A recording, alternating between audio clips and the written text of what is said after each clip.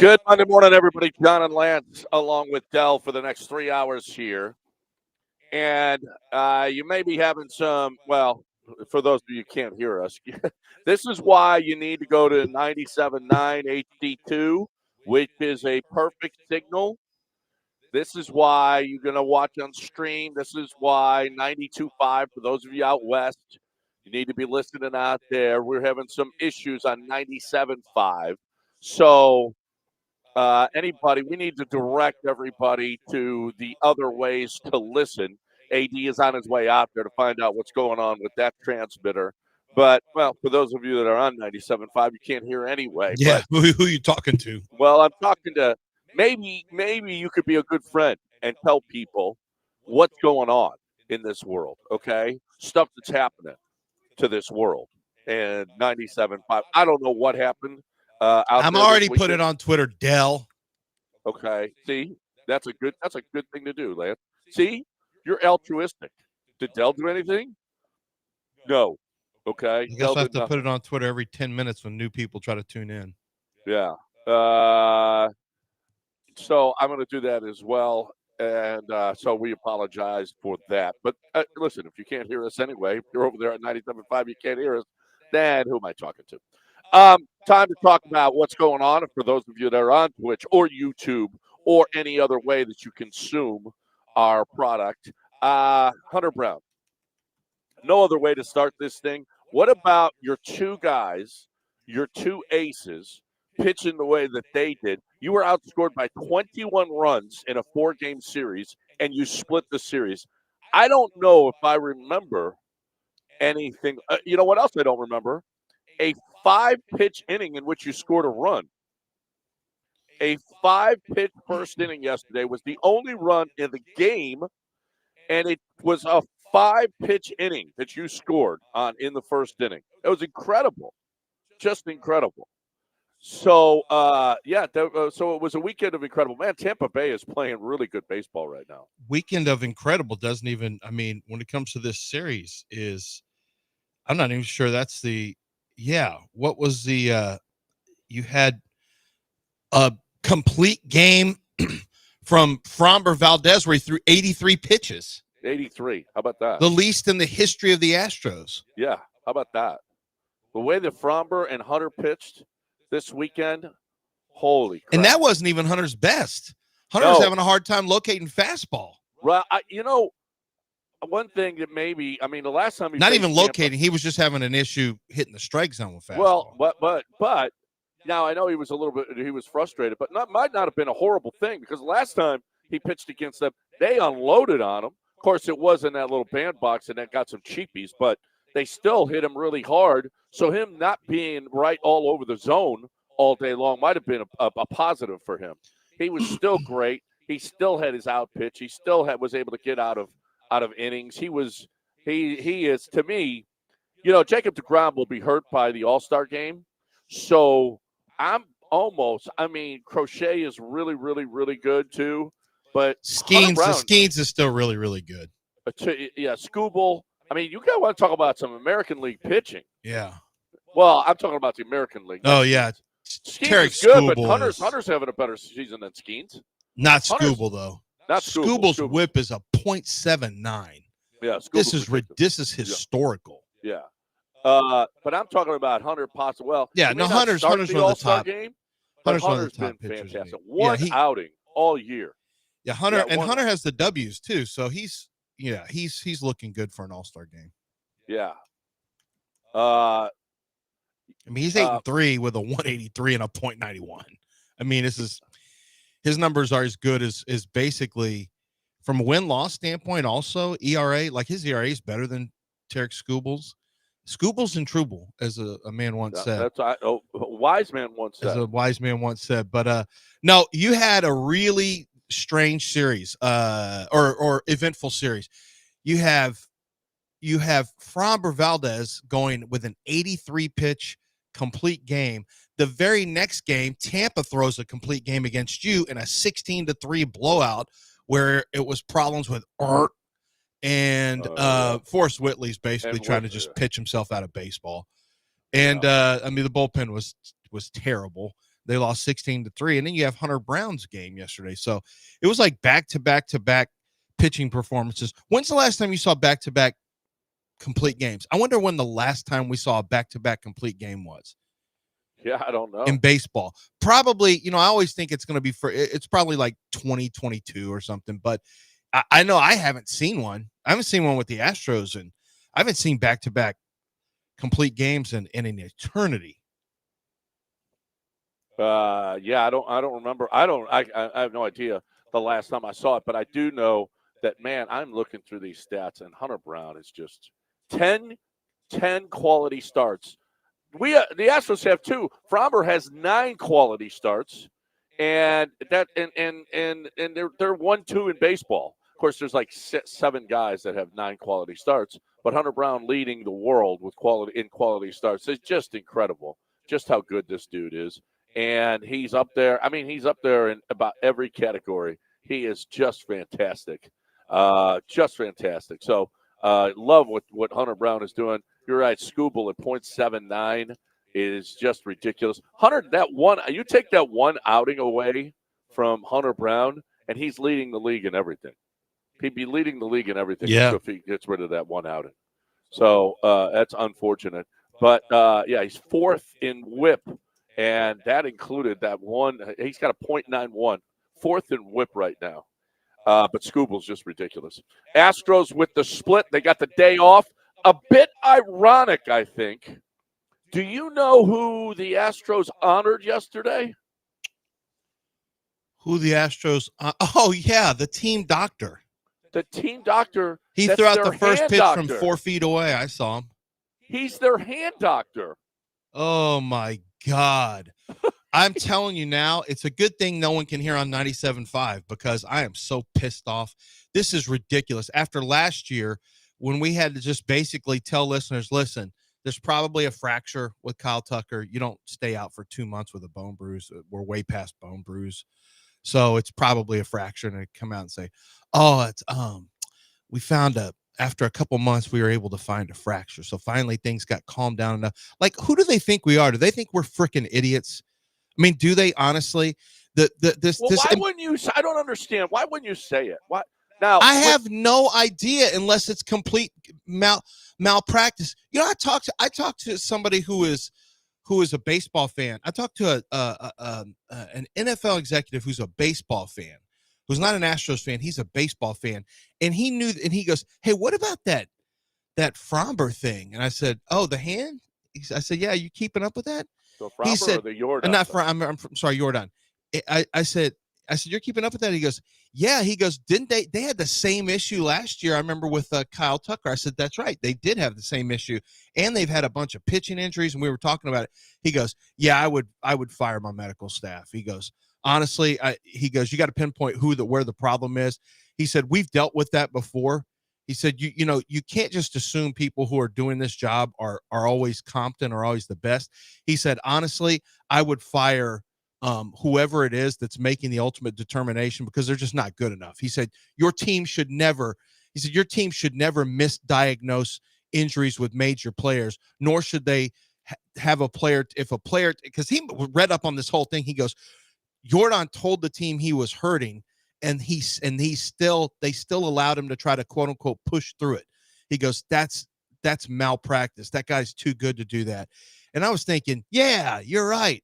I'm not sure how people are keeping their jobs. Jim Crane relieves people of their jobs quite frequently. I'm surprised the Astros have not had this happen now. They don't find a fracture that was 60% healed because they said the inflammation. That means they did not do the proper. They did not conduct the proper amount of X-rays when and where it needed to be. They let him into a batter's box without running an X-ray to find out whether or not there was a fracture. They let him into a batter's box. Well, they didn't find a fracture before. They did to do an MRI, but they didn't find the fracture before because of the inflammation. Inflammation. Can I tell you, inflammation doesn't matter on an X-ray. Yeah. That's an MRI. What? That's a terrible excuse. John, that excuse from Dana Brown was awful. They got to figure something out because Anybody who knows anything, trust me, I know a lot about the medical stuff, about x-rays. If anyone knows about x-rays, it's me and my family of broken arms and broken collarbones and ankles and whatever else. I'm telling you right now, this is the most outlandish thing I've ever heard. We couldn't find it. You could have. Do you mean to tell me he had, even if that were true, he's had inflammation for 3 weeks, for 4 weeks, it's been inflamed. And as soon as it goes down, you don't run an x-ray to find out. You don't check an x-ray before he gets in a box. It's malpractice. It's complete. It's atrocious. He gets in a batter's box to take batting practice, to take some live, simulation. It wasn't even simulation. It was just batting practice with the team. And it's feeling good. And then it starts to hurt. Great. Then they find out, it was only 60% healed. And you didn't uncover this as a medical staff with x-rays and MRIs and this amount of time elapsed, and you don't find this. There is no excuse. I don't want to hear any excuses. Kyle Tucker, either you lied to us and didn't tell us it was a fracture for whatever reason. I mean, the injury's the injuries, nothing can be done about it, or you misrepresented or you misdiagnosed it. What the hell is going on? Yeah. I mean, just get it right. What? This never happens with other people. And to honor Dr. Melhoff, who is in charge of their hand surgery, is just about as big as a ballsy move as you can possibly make. I mean, you want to talk about just going, hey, bleep all of you, okay? This is what we're going to do. I hear all of you out there destroying the Astros medical team and over this Jordan thing. You know what we're going to do? We're going to honor the hand guy. What? I mean, I love Jim Crane. I mean, in this organization, they're just like, we don't give a rat's ass what you think about any. We're gonna just get rid of everybody. You know what, Fromber, you're out of here next year. We don't. Correa, Cole, Springer, get out, everybody. We don't give a rat's ass what you think about anything. I mean, honestly, that was about as big a ballsy move as I remember. Well, obviously it was fun. They should have just canceled it. Obviously it was set up way in advance, but what terrible timing. Are you sure it was set up in advance, or they just went, you know what? Why don't you throw out the first pitch tomorrow? No, there's no way they did. Yeah, I don't know that. Did they boo the guy? I hope not. He's been with him for 35 years. I don't care. I don't know if he's the one, but I can tell you this also, and a separate conversation needs to be had. There has to be a long conversation about Framber Valdez and his value moving forward with this big mega contract that's going to come up with hand injuries galore. I mean, the guy gets hand injuries. He's not even hit on the hand, and he gets fractures. 2 hamate bone surgeries. Fromber, right? I keep saying Fromber. Why do you keep saying Fromber? I don't know, but Jordan, 2 hamate bone surgeries, and now this fracture. Is this not a concern to people that he injures himself swinging a bat? Yeah. He was not hit by a pitch, people. He fractures his arm. He fractures his hand swinging bats. He gets hamate bone injury swinging bats. Yeah. Does this not concern on both hands? Yeah. This should be a massive concern for a hitter when he can't keep his hands healthy. This is the 3rd injury that we know about, and this one is going to be a long injury. I'm sure Dana Brown will tell us, actually, they said he's 60% healed, and when he gets to 70%, he can come back, and it's just about the amount of pain that he can take. That's all. No, we're not doing this because then it'll go. Yeah, no. Then we're going to hear. Well, then you're going to hear about there was a separate fracture that they weren't able to see because there was a bunch of inflammation from the 60% heal, and so now that one is. I don't want to hear anything. I'm just wait until he's fixed because all this. First of all, he sucked. He sucked hitting when he was there. So obviously the hand was too much for him to handle. He could handle the pain, but guess what? He wasn't getting hits. He wasn't good. How about him get healthy and be good? Why do we want to play a Jordan who's not healthy, who's not hitting? He was bad. He obviously can't handle the pain because he can't hit when he's like this. Well, of course, that's when his fracture was, when he was brand new, fresh off a fracture that they couldn't find. It was 100% incompetence. I mean, I want Jordan back. I don't care. You can have Fromber hit for him, okay? You keep saying Fromber. You just have Fromber hit. I want Jordan back. I don't want to hear he's not. He is coming back, and he is going to hit. And how, you know what? Well, This yeah, team, when he's healthy, but well, when they find out when he's healthy, but he's not healthy. well, but they said when he gets to 70%, They he just can. told you he started hurting. He was swinging. He said it started to I know, hurt. but they said it won't hurt him anymore at 70%. It won't hurt the injury anymore. It's about how much pain he can take. That's what it's about. Well, I mean, just assuming he's going to hit with pain in his hands. The guy didn't hit. We saw him. Do you not remember doing the videos where we talked about what's going on with Jordan when he had the injury with his hands, the hamate bones, the first Yeah. injuries he had to have surgeries on, and he just wasn't hitting? This is not for a Yeah. hitter to have a lot of pain in his hands. It's going to impact him. Well, It's yeah, it's going to impact him. How about just do your jobs and get it diagnosed the right way the first time? yeah. And it wouldn't have changed how long it took, but he wouldn't have gotten in the batter's box. Right. Yeah. That's bad. That's it. They It's just switched. terrible. It's really bad. But I love how they just said, "Watch this. We are going to throw out the hand guy for everybody to love."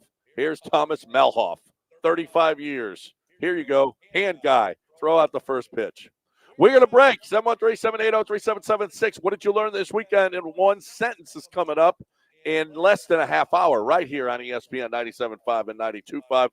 I'm talking right now about Texas Card House. I'm talking about hijack poker. Okay, if you can't get to, or listen, you got a family, you want to play at home, you want to play on your laptop, you want to play on your phone, you can't get to a card house. That's okay. How about hijack poker? How about this?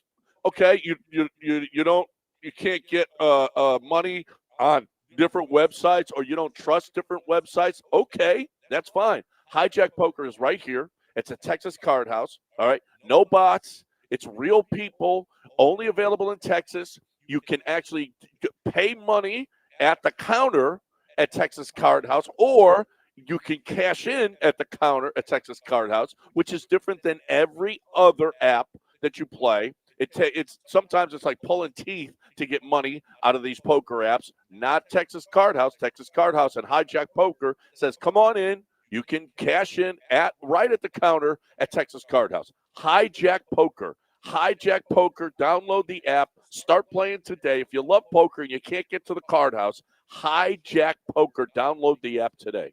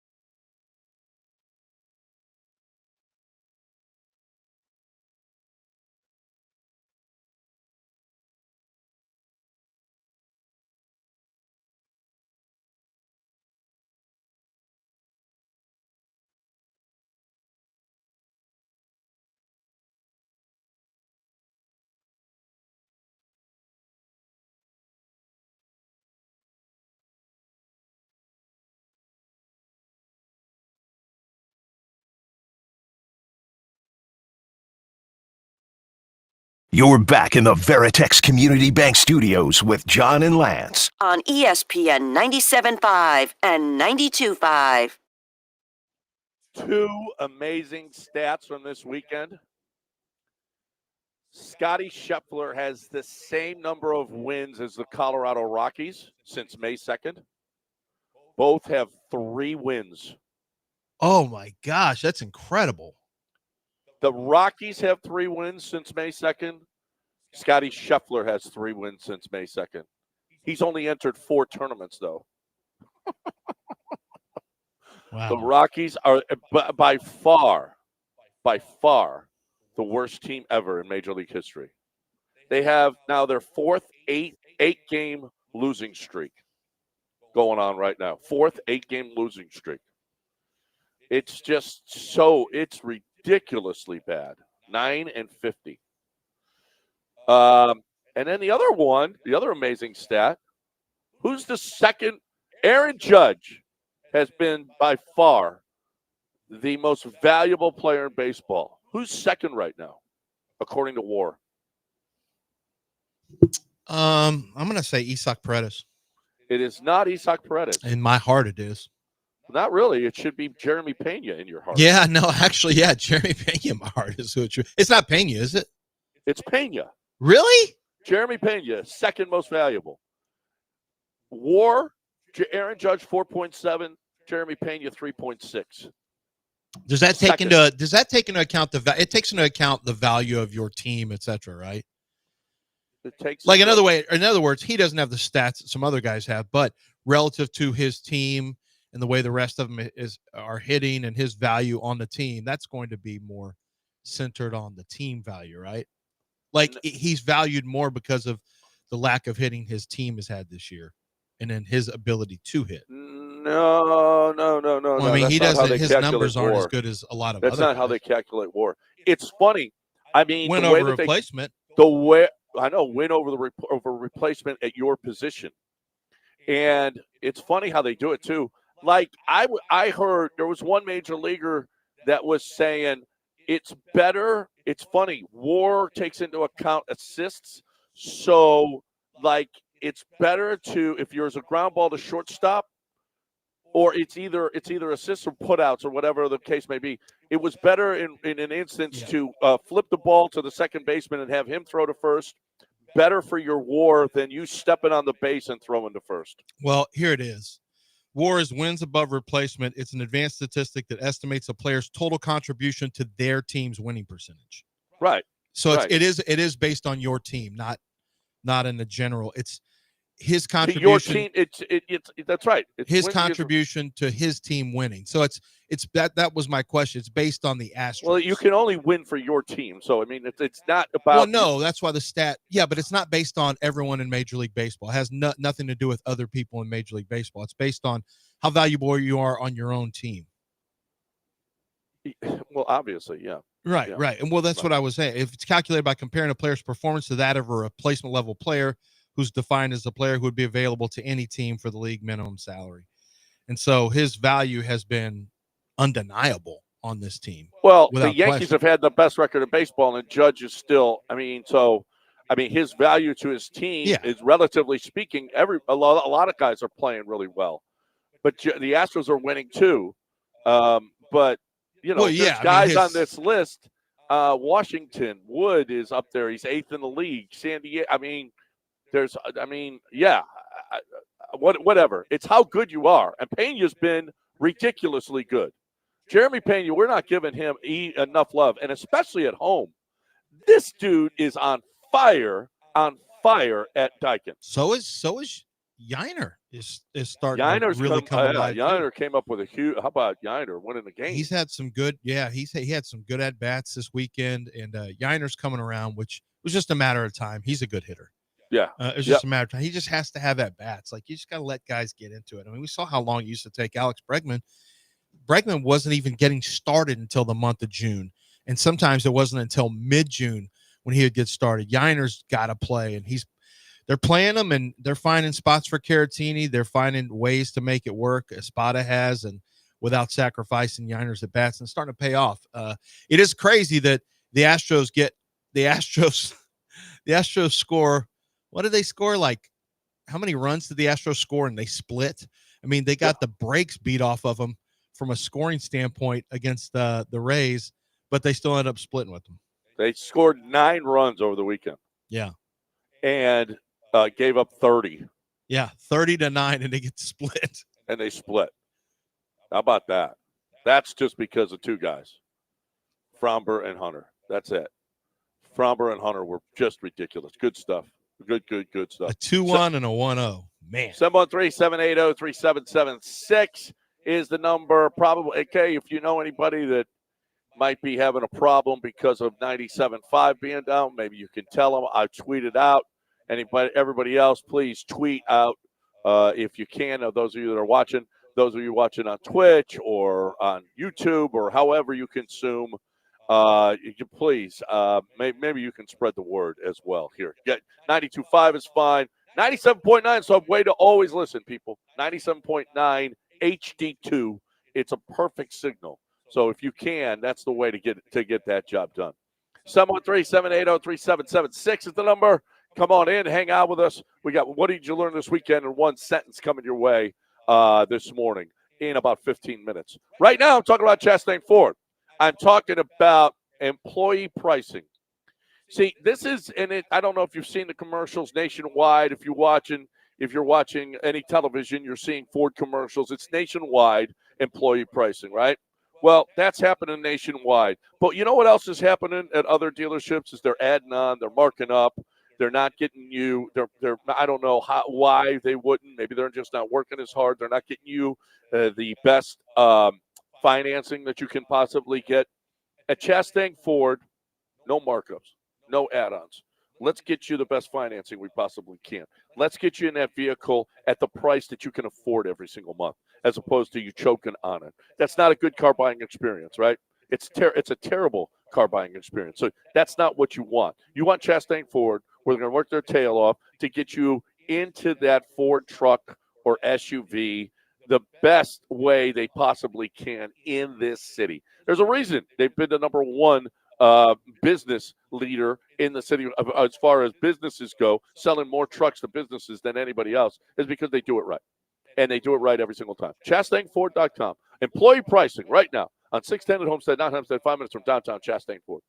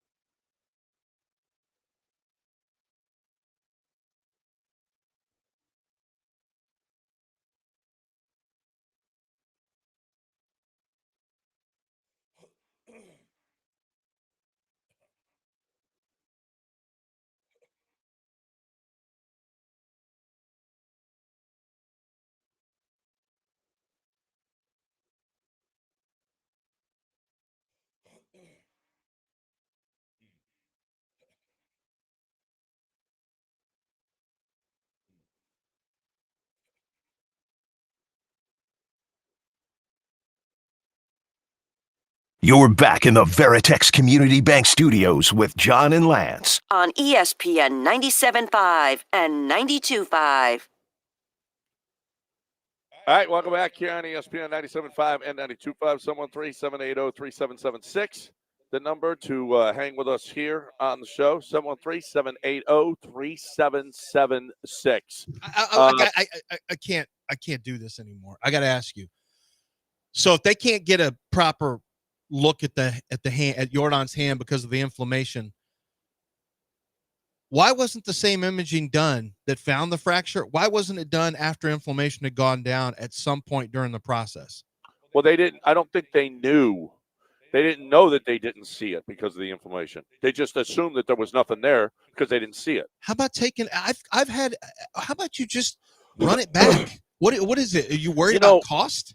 Lance, I had an MRI not long ago. It cost me $600. So, you think they're throwing $600 around over there? No. They don't have an MRI machine? I don't think they do. In the actual, most locations do have, for sure, x-rays. Maybe not MRI. Are you just throwing $600 around? MRI takes longer. Why are you asking Jim Crane? Yeah, that's true. I mean, well, John's talking about how much it costs with insurance. What does it actually cost? Because my dad had a scan done. $190,000. No, my dad had a scan done. 190,000 people die because we don't care. Yeah, we just jack up the rates and we act like it's normal. His insurance How much does it cost? How much does it cost? Hospital, $140,000. And we're just good with that. Like, I guess I just can't have an MRI because it costs $140,000. Yeah, his insurance took it down to like greedy bastard. $500, and it was actually like no insurance, it's like $12,000 for the scan. And it gets even worse because after you do the insurance, then about 2 months later, they send you another bill. Oh, it was more than we thought. You're like, wait a minute. I just gave you $600, and now you're saying it's more than we thought it was going to be? The medical system is an absolute joke in this country. Yeah. Literally charging. It's like the Department of Defense, where toilets cost $145,000. It's the same crap. Yeah. If you've ever looked at, even if you have insurance, you ever look at what they charge, and then the insurance is negotiated. That's why people don't have insurance. They're totally screwed because the insurance negotiates a different rate. The insurance goes, yeah, that's your first offer. Here's what we're going to settle for. If you don't have insurance, you better come up with that $195,000 MRI. Yeah. What a joke. Way we treat people. And then the Astros can't figure out a hand injury. By the way, what you don't want to do is go on Jordan Alvarez injury history. What you don't want to search for is that, because you'll find out that this sucker is long. 19, knee. 20, knee. Then you got COVID stuff in 21.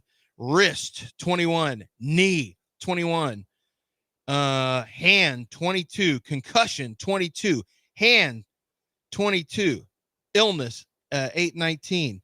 Hand, 22. Hand, 22. Hand, 22. Of course, they didn't discover they had a hamate bone fracture. I went back and reread this. They didn't discover it because the inflammation. They missed it on. They literally say, Astros missed this on MRI because of inflammation. They couldn't see that. So they missed it, and he likely did damage as the season wore on, which ended up causing him, because he played with it, which ended up causing him to have surgery. So they've already had the same thing happen with him, where they couldn't see something, and then they found out, oh, we missed it because of inflammation. Yeah. So we couldn't see this. And you're telling me you don't go back and run it back to check? That ludicrous. Somebody's feet should be held to the fire. These protocols are terrible. He has already had an injury that you couldn't see because of inflammation, but then you find out that he has to have surgery because of it, because he played through it. Then he gets an injury this year, and instead of you going back and re-examining, MRIs or x-rays, whatever the case may be, you don't do that after you've already seen this happen before with the same player? who's got an extensive list of injuries, by the way, neck, oblique. I remember all these. The neck injury, the oblique injury, knee, 24, neck, 24, knee, and then hand. Like, his injury list is insane how often Jordan's hurt. And you guys screwed the pooch on this one. Congratulations. Well, listen, the Astros no team can be more transparent than the Astros. Oh, man, you nailed it there. Kyle's just got a little bit of a bone bruise. Everything's going to be fine. 2 months later, it's a fracture. I mean, that's a big difference. I don't know what the deal is with this organization. I don't get it. I don't know. Well, I don't know why are they so either they're incompetent or I don't know. They think like this is some kind of secret mission that it's too important and too, I mean, social. It's just ridiculous. It just is ridiculous the way that they go about this injury thing. It's guy after guy after guy. Now, last year, what was the deal with Kyle Tucker last year? Why don't they just say it's a fracture? Why don't they just say it? And now with this incompetence with Jordan, I don't get it. Here, I mean, this is what Dana Brown said on the radio. I think the big point here is when he had the first injury in terms of the muscle strain in his hand, maybe we shouldn't have let him fight through that. He said it wasn't the normal pain that he usually gets in his hands. First of all, I love that he gets normal pains in his hand. I love that this guy just gets hand pain. I don't think that's great. But he said it wasn't the normal pain that he usually gets in his hands, so he thought maybe he could grind through it, and it was just soreness. Maybe at that point. Now, remember, this is a guy who had to have surgery in both hands in 22 because he played through it, and it got worse. I'm giving you what we already know. We already know this. We've already seen this. This isn't a secret. It's out there. You can Google it and find it. He had surgery on his hamate bone, and I think it was on both hands because he played through it in the 22 season, and it got worse. So knowing all this and having all this history with his hands, and you're letting him play through stuff, and you're not coming back and rechecking things before he gets in a batter's box for a batting practice simulation, I mean, maybe at that point, we probably should have shut him down, maybe for a week, given it a chance to heal and not letting him try to fight through it and potentially cause more damage, said Dana Brown. I mean, I give him credit for at least admitting that, but if that's on the medical staff, then fire someone's ass, Jim Crane. You get rid of pitching coaches, you get rid of scouts, you get rid of everyone else, you let players walk left and right. Get rid of whoever it is that's continuing to screw this up. Yeah, well, I mean, no, let's have them throw out the first pitch. That's their hand doctor. Throw out the first pitch. That's their hand surgeon. I mean, it's not ironic. I think the Astros just said, okay, bleep you guys. I don't think he did that. I will say, I think there's some incompetence going on or some arrogance. I don't think that they're saying bleep you Who's guys. their lower leg guy?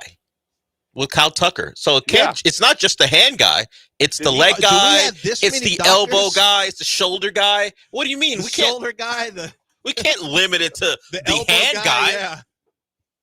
The oblique guy. I don't know how they hired several guys who can't diagnose someone initially and then run them out there. It'll be fine. Don't worry about it. And then put Dana Brown out there to be the sacrificial lamb. I'm sure Dana Brown's just taking the word of the medical people, and they say, hey, this goes this way, tell the people. And then he goes out there looking stupid and then has to explain why the most important offensive player in the future of the Astros going forward is out there with a broken hand and just swinging through it and see what happens.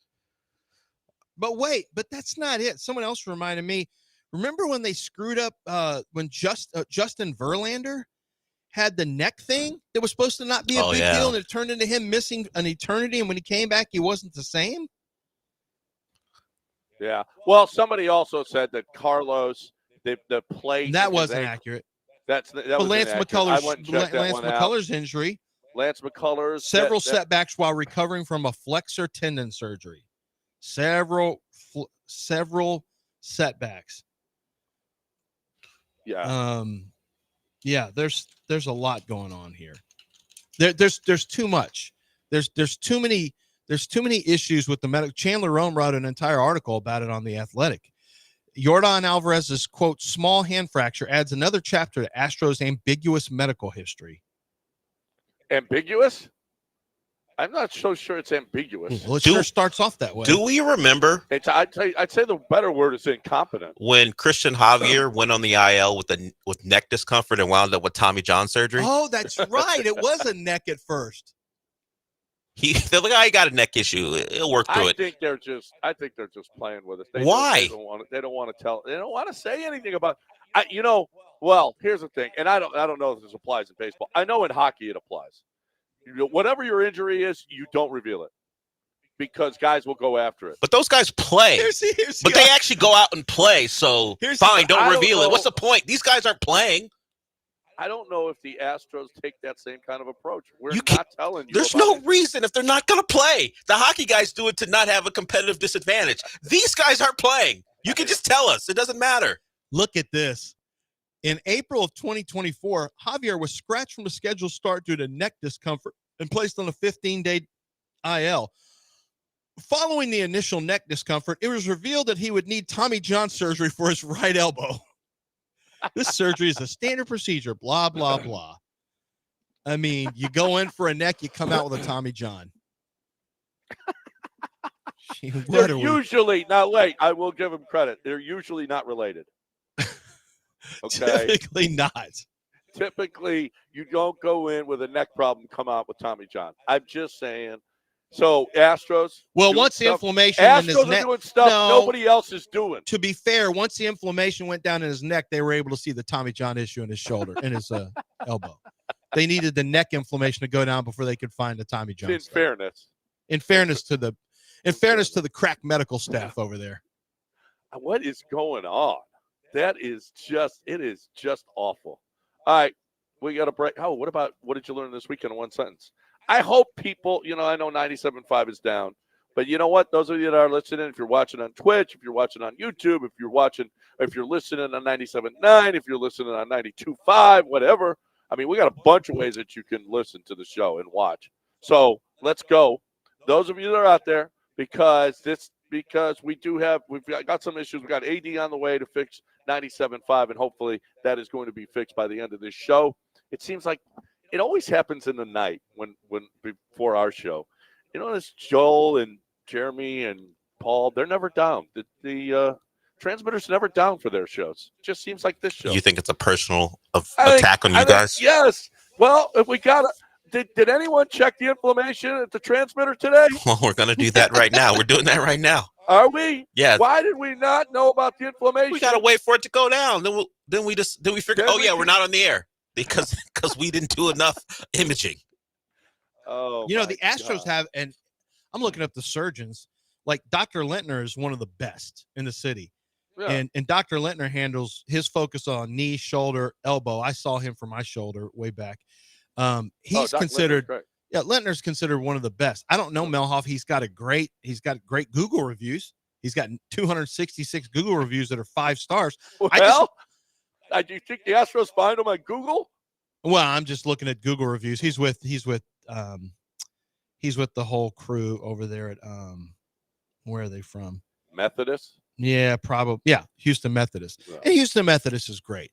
I'm just saying, I don't know how this is happening, but however it's happening, it needs to either be corrected or somebody else needs to be removed, because you cannot continue to have these issues. And if it's the Astros' incompetence in terms of how they relay the message, what are you doing? If a guy's going to be out, he's going to be out. Yep.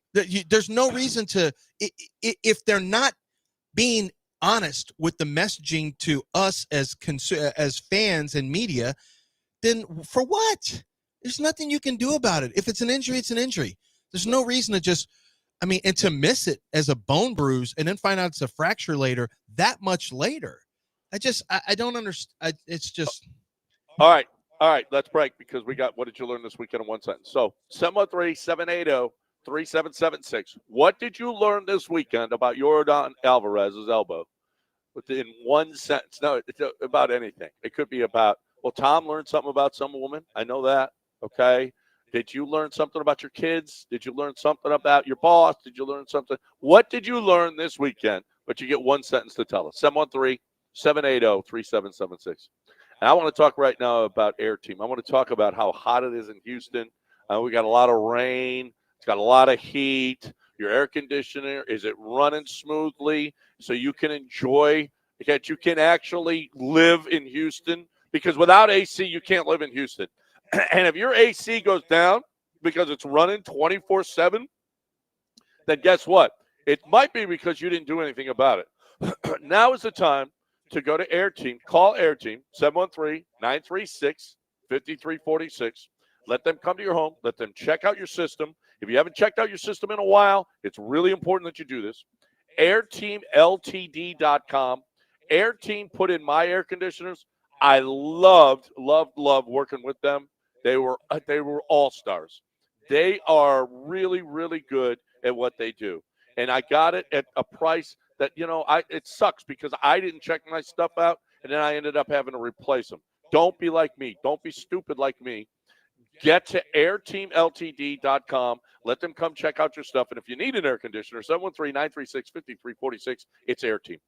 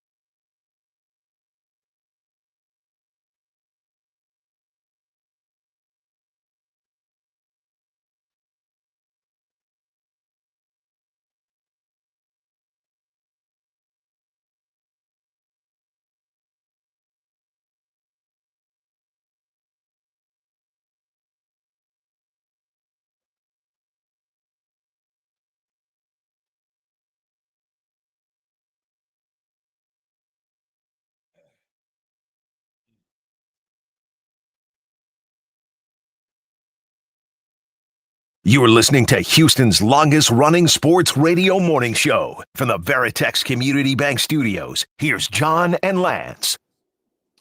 Welcome back. Time for What Did You Learn This Weekend in One Sentence? It's our favorite game show. It is the game show sweeping the nation. 713-780-3776. There's nothing to win, but it's just the satisfaction that you contributed to the game show sweeping the nation. What did you learn this weekend in one sentence? I learned this weekend that in 2002 and in 2014, Ohio State won the national championship.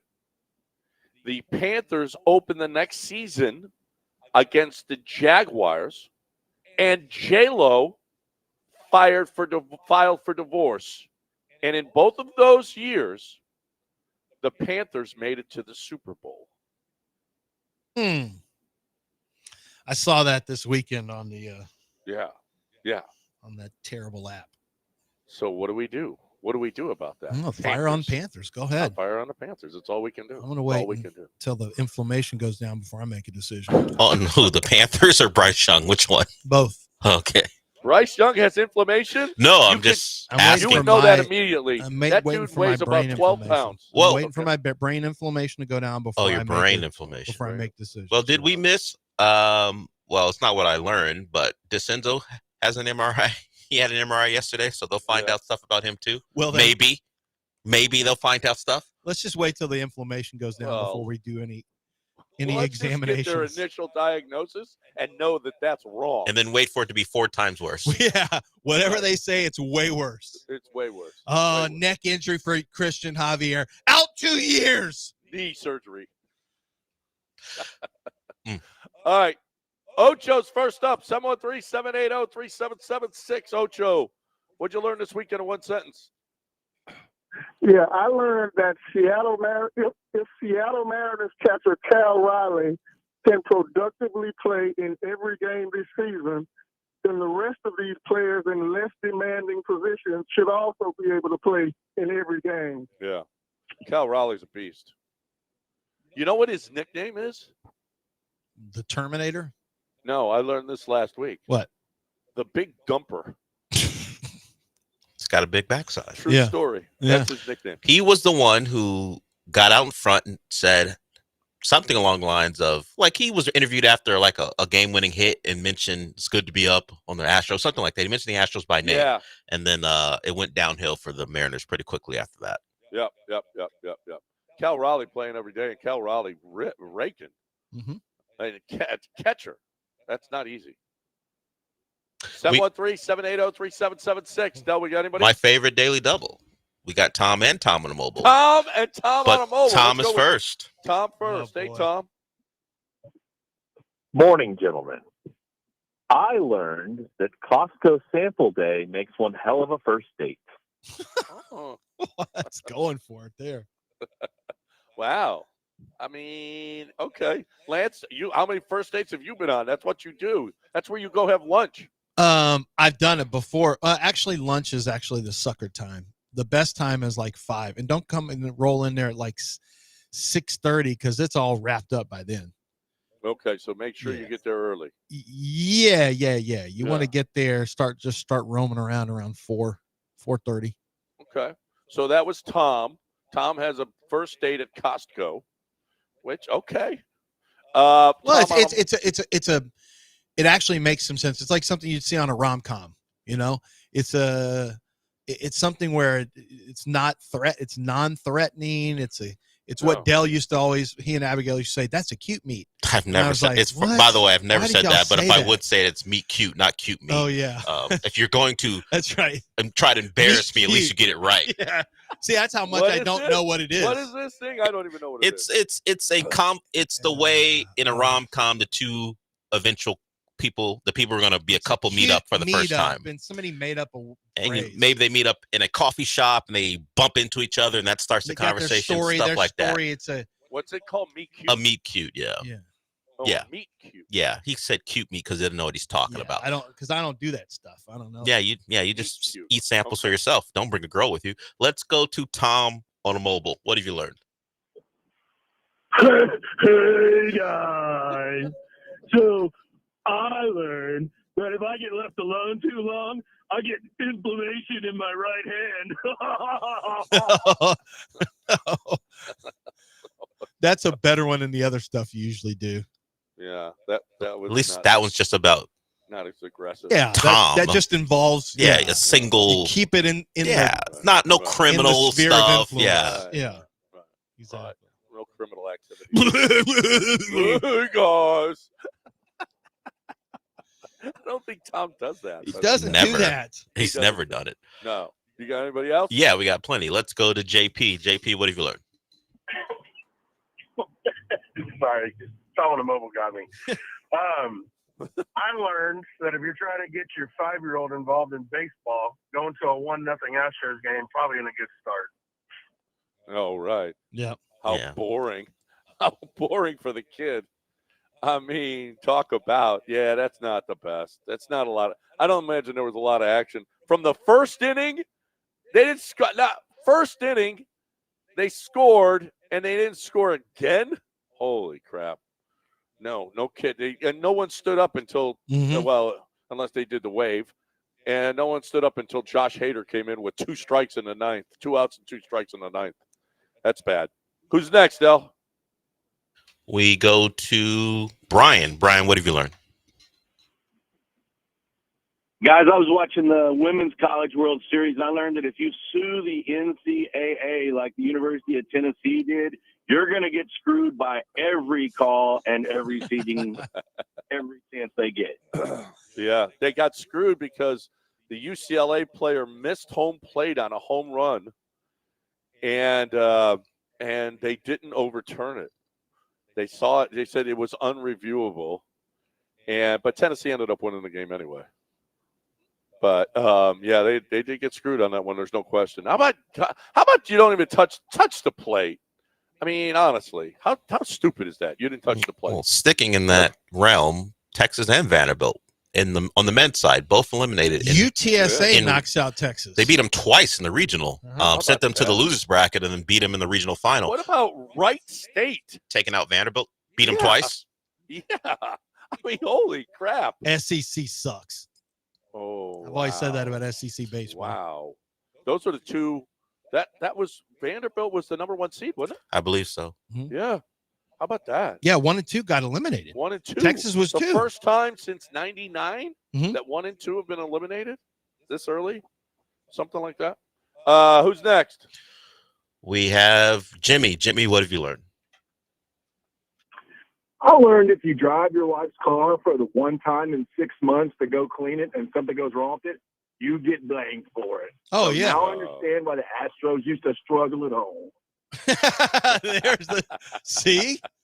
All right, that was okay. It was a run-on sentence, but it was good. Therefore, he had a transitional adverb or semicolon. Semicolon. Therefore, comma. Yeah, right, exactly. Yeah. Now you know you get blamed for it. You drive it once, and you get blamed for it. That is funny. 713-780-3776. Hurry, get in. What did you learn this weekend in one sentence? Who's next? Sony, what have you learned? Or is it Sonny? Hey, good morning, guys. Hello, can you hear me? Yeah, go ahead. Go ahead. Hey, good morning. I learned that apparently Angel Reese thinks that Brittany Griner would beat a prime Allen Iverson 1v1. What? I didn't hear that quote anywhere, either. But I don't know. I can't speak to it. I didn't hear it. You know what else I learned this weekend? What? That there's a group of guys that's betting that Angel Reese will miss her first shot, and they've now won 6 straight games. No, you know she made her first one. She actually made it in game. I saw the montage this morning. In game 1, she actually made it.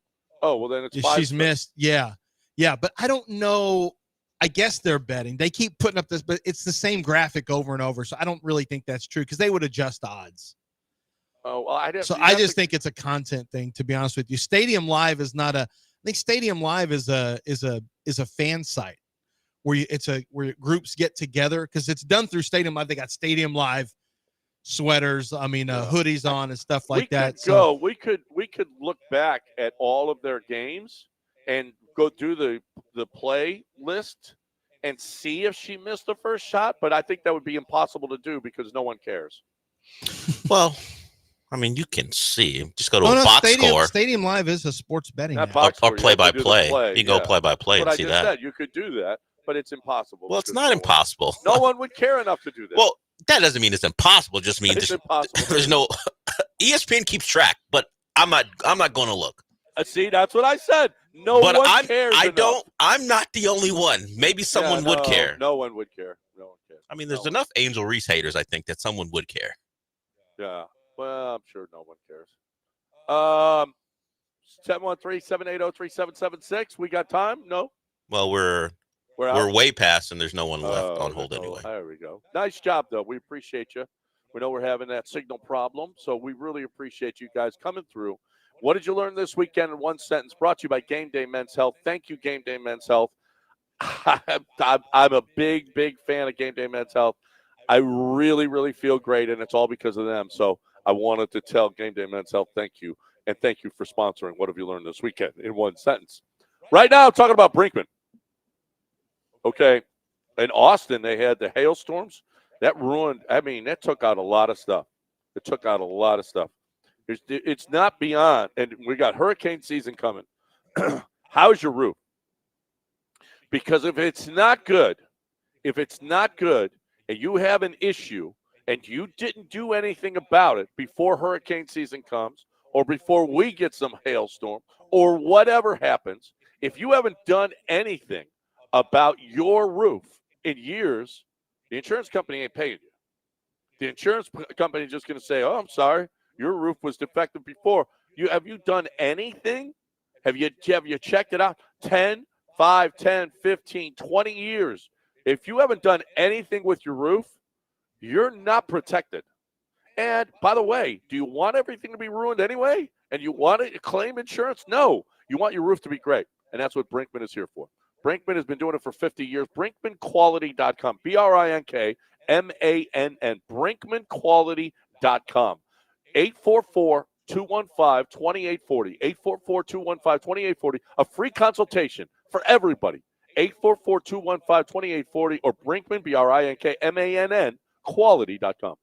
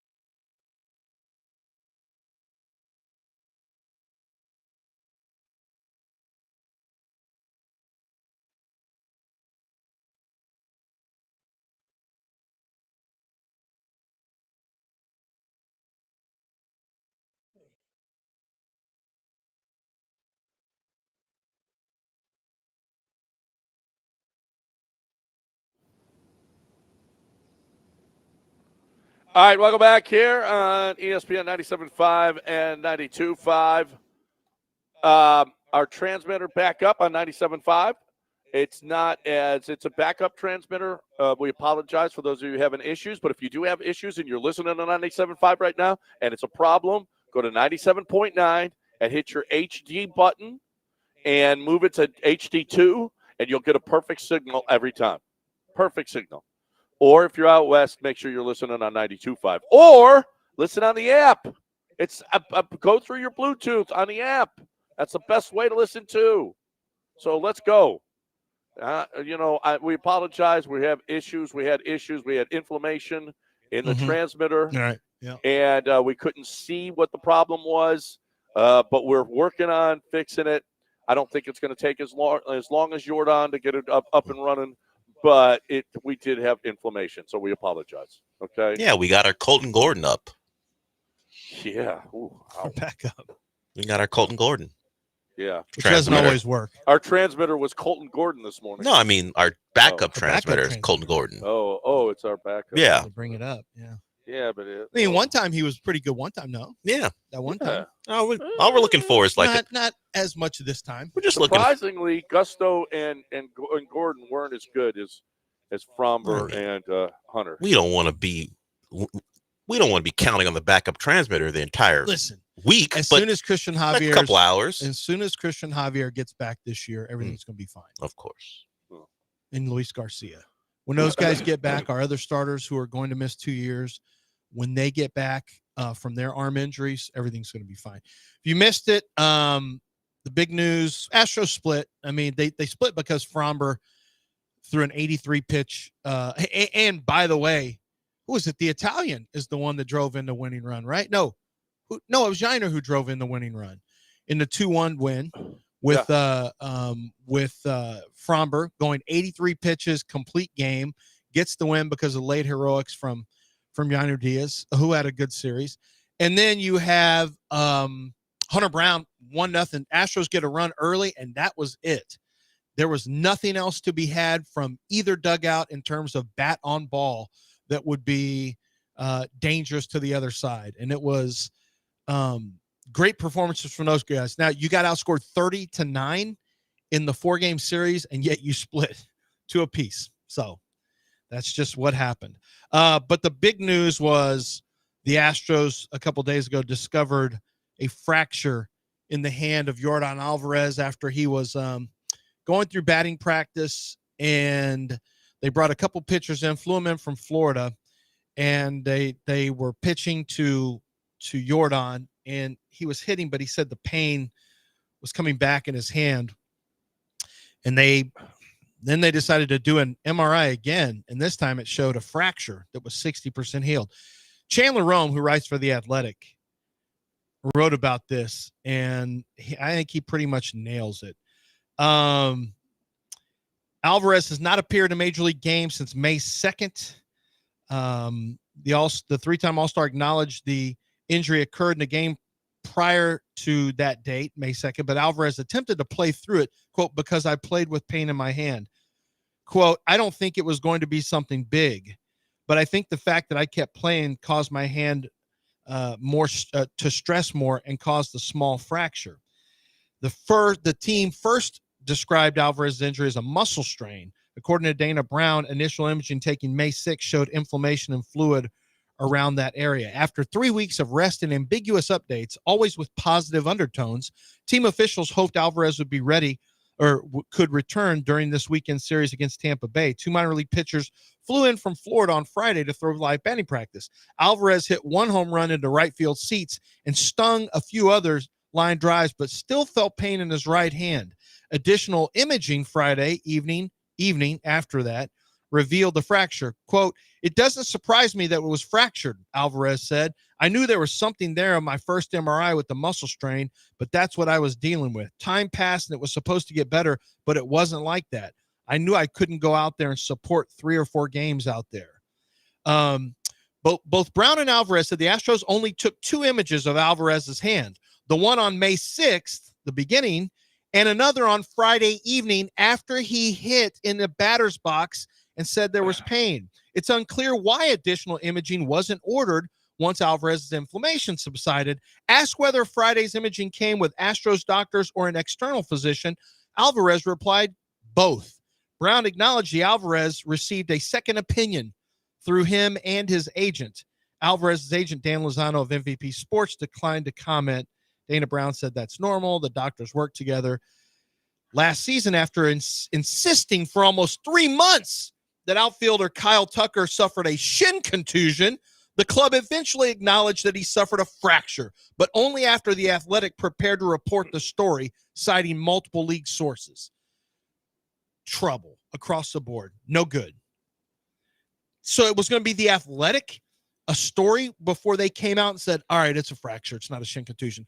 Well, what? Are you like George Costanza? You get so wrapped up in something that's not honest that you feel like you just have to keep living with this story? God, man, just be honest to fans. If it's an injury, we've had Yao Ming, we've had Tracy McGrady, we've had injured stars in every sport. We've had Lance McCullers with multiple injuries forever. In football, who have we had who's had multiple injuries in football, John? I'm sure the Texans have had somebody who's like injured all the time. Who am I missing? Am I missing somebody who was always injured with the Texans? Yeah, the wide receiver, first rounder. Wide receiver, not Andre. No. Not D-Hop. Oh, God. I can't ever remember his name. He was number 15. Wide receiver was always hurt. Will Fuller. Oh, Will Fuller. Will Fuller. Yeah, Will Fuller was constantly hurt. It wasn't usually fractures. They didn't say it was a hamstring injury that actually they revealed later was a fracture in his hamstring. He's never fractured a hamstring muscle. But yeah, is this not? No two injuries are identical, but the parallels between Tucker and Alvarez's predicaments are difficult to ignore. That's where I come in on this. Chandler is saying the exact same thing that I am. I don't understand how you get this so wrong. Either you're lying to the public or you're getting this so wrong with the initial. And these are Kyle Tucker and Yordan Alvarez. These are guys that you need to get it right on, because if you miss, you could potentially do damage that causes them to miss more time. And Yordan has already had hand issues in 2022 that he played through, and it later revealed he had a fracture that you didn't catch during the season. You've already gone through this. How does this happen again? Yeah, I don't know. A couple of other things. How about the head trainer is Jeremiah Randall, by the way, because he says the Astros continue to refuse all interview requests for head trainer Jeremiah Randall, claiming the sports collective bargaining agreement prevents it. So instead of Thomas Melhoff or instead of any other doctors over there, maybe we need to wait and see what the deal is with this guy, Jeremiah Randall, because Chandler Rome, maybe you should hear about him more. Maybe not. Maybe we should not be hearing from him at all. I don't know. It doesn't seem. How about Jacob Melton makes his first appearance, gets a 18 hopper to go and his first hit. That's fine. But Jacob Melton up with the Astros, which is nice. But have you seen what Shea Whitcomb has been doing in the minors? Yeah, killing his it. Numbers are. He's got like 18 home runs already. Yeah, I'm shocked that they brought up Jacob instead of him, because Shea Whitcomb is just destroying it. Yeah, but it was cool. He's from Oregon, and he got the word, I guess, well, not yesterday, but the day before, and he had to get his dad and his wife there, and it was not easy, but they were able to see. That's a great moment when you make your Major League first appearance. And then when we come back, this Taylor Wells thing, we haven't even talked about this. Taylor Wells tapped his helmet, and he lost his mind. Got thrown out of the game in the ninth inning yesterday. Oh, because he was because he was poking at and listen, the replay, we'll talk about it on the other side. But first we got to talk about Golden Nugget. We're going to talk about Golden Nugget Lake Charles. I'm talking about it in superlatives. In a week, next Monday, we will be there. Monday and Tuesday, we're doing the shows live from there. So you want to come play poker with us? Come on. You want to come gamble? Lance will be playing slots. I know that. I'm going to be playing poker. I know that. I know Michael's going to be there with his wife. So they're coming. Come on. Everybody come on. Where are you having your fantasy draft? Because I had my buddy Houston had his league do it there, and it was outstanding. They'll put you up on the big TV and the DraftKings Sportsbook where everybody can see it. You got a place to play. When you're done with your draft takes, 2-3 hours? Then you're there for a couple of days gambling? Are you kidding me? What a great way to do it. But make your reservation now, because it's going to fall on a weekend or whatever. You could do it during the week if you want as well. But whatever, make your reservation now. And you could do it out by the pool, or you could do it in the DraftKings Sportsbook, whatever. But it's just 2 hours and 15 minutes down the road. It's a wonderful facility. Can't be any better. I love the Golden Nugget Lake Charles. You will too. So much easier to get to than Vegas. It's got everything you could possibly need. All the restaurants, pool, golf, everything. GoldenNuggetLC.com. Make your reservations today. GoldenNuggetLC.com.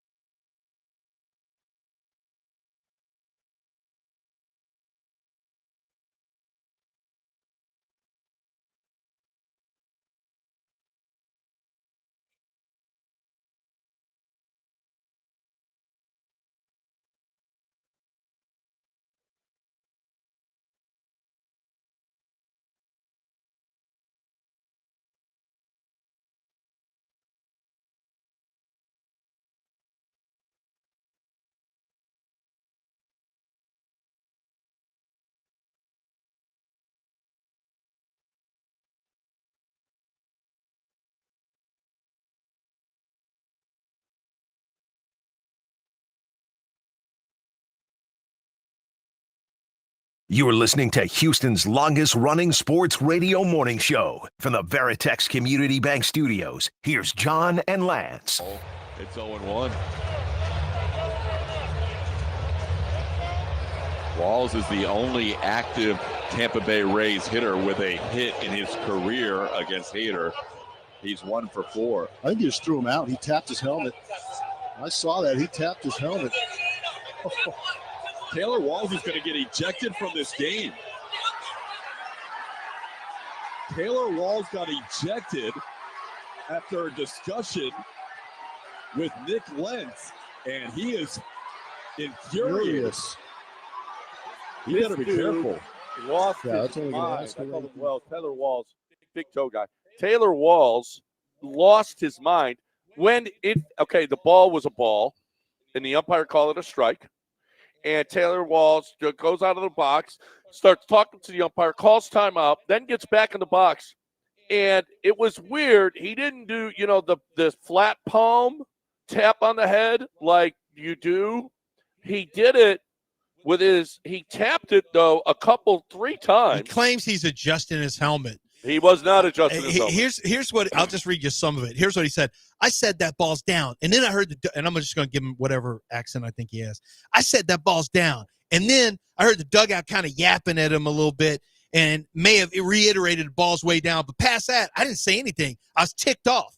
Probably the body language said more than the mouth did, but called time, kind of tried to recollect myself. I was still a little frustrated, especially in that situation. Went back, got in the box. I heard him mouthing something at me, which I thought was kind of out of the ordinary, being I didn't really say anything much to him, if anything.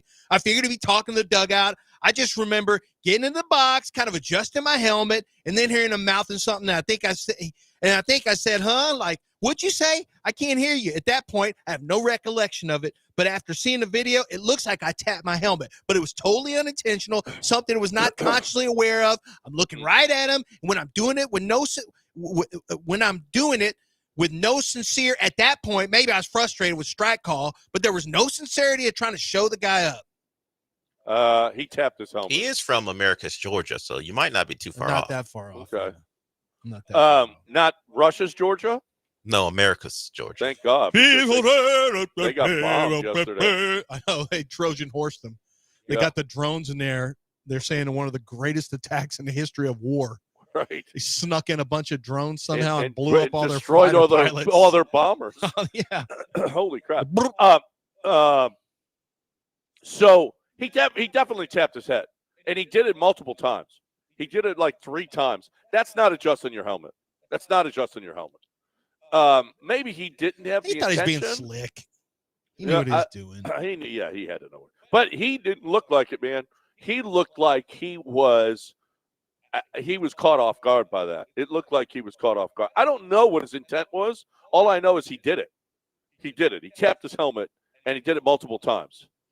Now, usually, the call is with a flat palm. But he was touching the top of his helmet with his fingertips. So that was a little bit different than the flat palm on the top of the head, asking for a review. Neither here nor there. I don't remember seeing a dude get that pissed off. He was pissed. He came after that ump a couple of times. He's going to get himself a nice fine, a really nice fine. Oh yeah, you can't show up that's why he tried to do damage control after. Yeah. First of all, you don't want umpires who are human pissed off at you. Because, they kind of run in packs. And if you mess with it, at least that's the way it used to be. I don't know. It used to be they were really salty. Oh, they know what you did. Yeah, I don't know if they're as bad because we used to know all the umpires' names, right. And they were just on a different level. Remember when the umpires had all the juice and then they tried to hold out and Major League Baseball they realized that was an opportunity to get rid of them all. Right. And they got rid of the ones they didn't like. I guess they quit. So that and they said, okay, you quit, bye. And then they found guys that were abusing the airline system and said bye. Oh yeah, no, that was for basketball guys. Oh, was that basketball? Yeah, where they were taking first class seats and then downgrading the coach and then pocketing the money. To me, I kind of feel like what's the problem? Finesse in the game. If that's finesse in the game. I mean, I don't. To me, they should have never. Now maybe it was they got in trouble by. Was it IRS that they got in trouble? Did they get in trouble with? I can't remember if they actually got in trouble from the NBA or if the IRS said, "Hey, you just made money and you didn't report it, and we want to get our little taste. We want to get our beak wet." Right. So Taylor Walls is going to be. I don't know. He's going to be a little lighter in the pocket. That's all. But it'll be interesting to see what happens. Because Jake has been really, really good. I wonder what they're going to do with Jacob Melton. You don't bring him up and then sit him. I wonder what they're going to do. They get the day off today, and then they will go to Pittsburgh next, right? Mm-hmm. I wonder how they're going to use Jacob Melton now. Is he with DeCenzo down? But DeCenzo wasn't getting all kinds of at bats, so. I'm surprised. I'm a little. I didn't see. What is DeCenzo? Because DeCenzo's been important. Is he having Tommy John or what is his surgery? I don't know what he's not having surgery. He's getting an MRI today. Yet. He's getting an MRI, and then we'll find out. Can we wait for the inflammation to go down before we give him an MRI? Yeah. It was actually kind of funny because Brian McTaggart tweeted out that he's going to get an MRI and we'll find out the results. And Chandler Rome, he answered him. He responded to it by saying, well, you're awfully optimistic about this. Yeah, about actually finding out what an injury is from the Astros. It's just so weird. Just so weird the way they go about this thing. And Stop. An organization that is normally so outgoing and forthcoming. It's just weird. It's just weird. Yeah, they lead the league in forthcoming about injuries. Well, forthcoming, period. No one told the truth. The worst no comment. one told the truth like they did during the whole scandal. And they should have been a lot less. They should have been like they are with injuries. Yeah, I know. That's how they should have gone about that. Should have told them less. They're worried about getting death penalty, getting kicked out of baseball. Somebody on Twitter said if only an Astros legend had intimate knowledge of a great hand doctor. And I was like, not Daddy's baby girl. That guy's dead. He's dead. How is he going to help you? But that was still an elite tweet. Yes, it was. It was a great tweet. Great tweet. At Pittsburgh for 3, going to see O'Neal Cruz, which is awesome. At Cleveland for 3, and then the White Sox and Twins come here. So we're going to have here we go. The Astros with the day off today, and right there, for first place.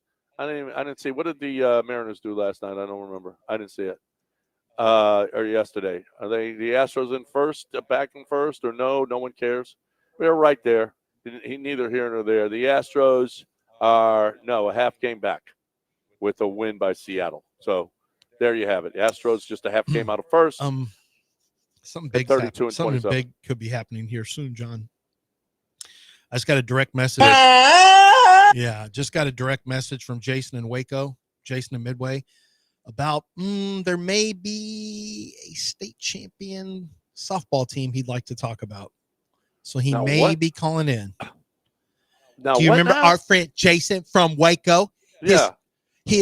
There may be a championship softball team that he has waited 42 years to win a championship. Unbelievable ride. I just got a direct message from the Hall of Fame caller. I think that's not. He's a Hall of Fame caller who may have waited his whole life to win a softball championship. And he waited his whole life to win one or to witness one? Well, I have only waited 42 years to win a championship. Unbelievable ride. Oh, I thought he meant like high school girls softball. It is. It is. He takes care of the field. Oh, okay. Yeah, he's getting a ring if they do rings. He's getting a ring? If this is Jason, put him right through.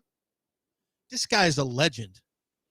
He's a legend. He once got his head shaved for he ran away. People chased him to shave his head because there was if he loses NCAA football, he said, if he loses, they can't shave my head.